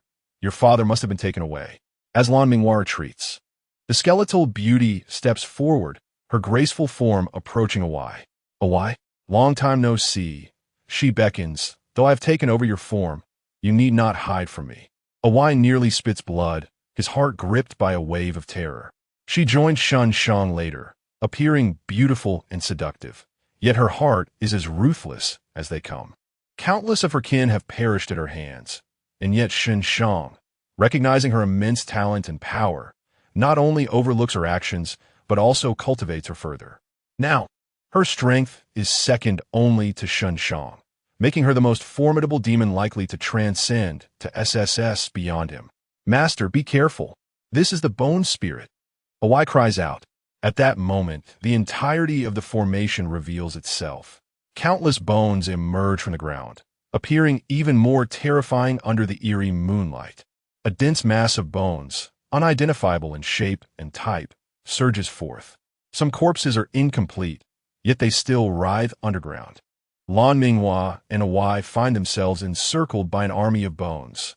Chapter 74. The initial encounter with the bone spirit. Monster name, bone spirit. Monster type, ghost of condensed Yin energy, danger level, SS, skills, puppet technique, shadow, shifting, yang absorption. 19 bone claws, artifact refining, disguise, first kill reward. Contestant gains top-tier artifact refining talent. The associated nation acquires technological knowledge of artifact refining. Note, the bone spirit excels in puppet techniques, existing as a mass of sinister energy without a physical form, capable of attaching to any dead puppet, making it exceedingly difficult to defeat. Lan Minghua studies the monster's profile, his brow furrowing. Based on the description, it seems yet another demon adept at hiding. He feels vexed. First it was Shiryao, now the bone spirit. Why do all female demons cross his path? And none are the types suitable for a straightforward battle. Frustrating. The bone spirit observes Lan Minghua's frown, misinterpreting it as fear and revealing a sinister smile. Oh dear, do not be afraid. We shall treat you well. She extends her hand, eyes glinting with frenzied greed, continuing, I will collect your bones meticulously. It will be splendid. What appears to be a simple gesture conceals a deadly intent. A chilling aura coalesces at her fingertips, sending a shiver down Lan Minghua's spine as it threatens his throat. Not evading? The bone spirit feels a flicker of doubt. Has the old man from the Dragon Kingdom truly been frightened? According to intelligence, he could slay Xiao Feng in an instant. He should not be an insignificant adversary. Regardless, she decides to seize him. Lan Minghua smiles slightly, and suddenly his skin transforms to a golden hue. In an instant, sizzle. As the bone spirit's claws make contact with Lan Minghua's neck, they spark with golden flashes, producing a sound akin to scraping metal. Pain reverberates through her hand as if she had thrust her fingers into a solid wall. The bone spirit's pupils constrict in shock, staring at the man before her. Seemingly forged of gold, her claw can shatter boulders and metal, yet cannot harm this old man in the slightest. Has he perfected the indestructible Vajra technique to its pinnacle? Fear grips her heart. Is this what SS level entails? How unimpressive. Lan Minghua murmurs, then reaches out, grasping the bone spirit's hand. He applies slight pressure, feeling her hand quickly wither. That once delicate and soft hand morphs into chilling white bones. Yet these bones are as hard as iron, far exceeding the typical corpse's durability. With renewed force, cracks begin to form upon the bones. The bone spirit cries out in agony, attempting to withdraw her hand, but finds it utterly impossible. Reveal your true form. With his other hand, Lan Minghua strikes toward the bone spirit's enchanting face. Boom! His palm, imbued with the might of the dragon elephant, collides with her skull. The once alluring visage instantly reveals a skeletal structure, and soon, that skeleton is reduced to dust. The immense power of his strike remains undiminished. Crashing into the stone house behind her. Bang! Crash! Crash! The stone dwelling shatters under the force, becoming open to in the distance. Wei couldn't help but feel perplexed. This seemed rather too simplistic. It was indeed terrifying. The voice of the bone spirit echoed from elsewhere, revealing that it was, unexpectedly, a formidable martial artist. This presented quite a dilemma. Turning toward the source of the voice, flesh suddenly sprouted upon a skeleton. It was the bone spirit. In the moment just before being crushed by a tremendous force, the bone spirit had already detached its soul and attached it to another skeleton. Oof. The reckless warrior disdainfully discarded the skeleton he held, muttering about the supposed beauty of the bone spirit, which turned out to be grotesque. The bone spirit, unperturbed by the insult, waved its hands, causing countless bones to surge forth, frantically charging toward the reckless warrior. In an instant, beneath the moonlight, the area was filled with a terrifying array of skeletal forms. Anyone with a fear of densely packed entities would undoubtedly feel an overwhelming sense of dread and disgust. The hollow frames and skulls surged like a tide, creating a bizarrely spectacular sight. As the bones enveloped the reckless warrior, the bone spirit remarked, "You old man truly lack an appreciation for art. You must understand that humanity's so-called beauty will inevitably decay into ugliness one day." The bone spirit wiped away the flesh from its skull, declaring, "A skeleton like mine is, in fact, a timeless work of art." At that moment, a golden light flickered around the reckless warrior, who swiftly swept away the encroaching wave of bones, advancing once more toward the bone spirit. "Timeless?" scoffed the reckless warrior. "What you mean to say is that it will stink for eternity, right?" With a palm extended, a golden dragon surged forth, racing toward the bone spirit. Boom! The bone spirit shattered once more, but immediately reappeared atop another skeleton. "What in the world?" the bone spirit exclaimed, astonished. "Just how many supreme martial arts have you mastered?" In a matter of mere moments, the reckless warrior unleashed the indestructible golden body technique, the mighty dragon elephant technique, and the 18 dragon-subduing palms, 3 supreme martial arts. In any ordinary martial world, mastering even one of these would allow a person to walk boldly among mortals. Yet he had mastered all 3? How could one not be astonished? With the agility of a spirit monkey, the reckless warrior skillfully evaded the relentless skeletal assaults, once again charging toward the bone spirit. "Is this truly enough to astonish you? I have a grand treasure to show you." The bone spirit vanished once more, leaving the reckless warrior grasping at empty air. While the skeletal army surged forward, layer upon layer of bones surrounded the reckless warrior, incessantly biting at him. "Master!" Wei cried out in alarm upon witnessing the reckless warrior being engulfed by the bones. He had moved to a tree, desperately fending off the relentless skeletal onslaught while observing the battlefield. From his elevated position, few bones could reach him at that moment. "Why you still care about him?" The sultry voice of the bone spirit suddenly called from his side. "Wei, let me lavish my affection upon you." "What?" Wei turned, startled to find the bone spirit had appeared beside him without him noticing. The ghastly, emaciated claws were but an inch away. His scalp prickled with fear. Instantly, Wei leaped away, but it was too late. The elongated, powerful fingers gripped his thigh, tearing away a chunk of flesh. The excruciating pain radiated from his leg, blood gushing from the wound. The nerves in his right leg were already becoming numb from the pain. Cold sweat beading on his forehead, his movements losing their agility. The bone spirit devoured the torn flesh, blood trickling from her mouth.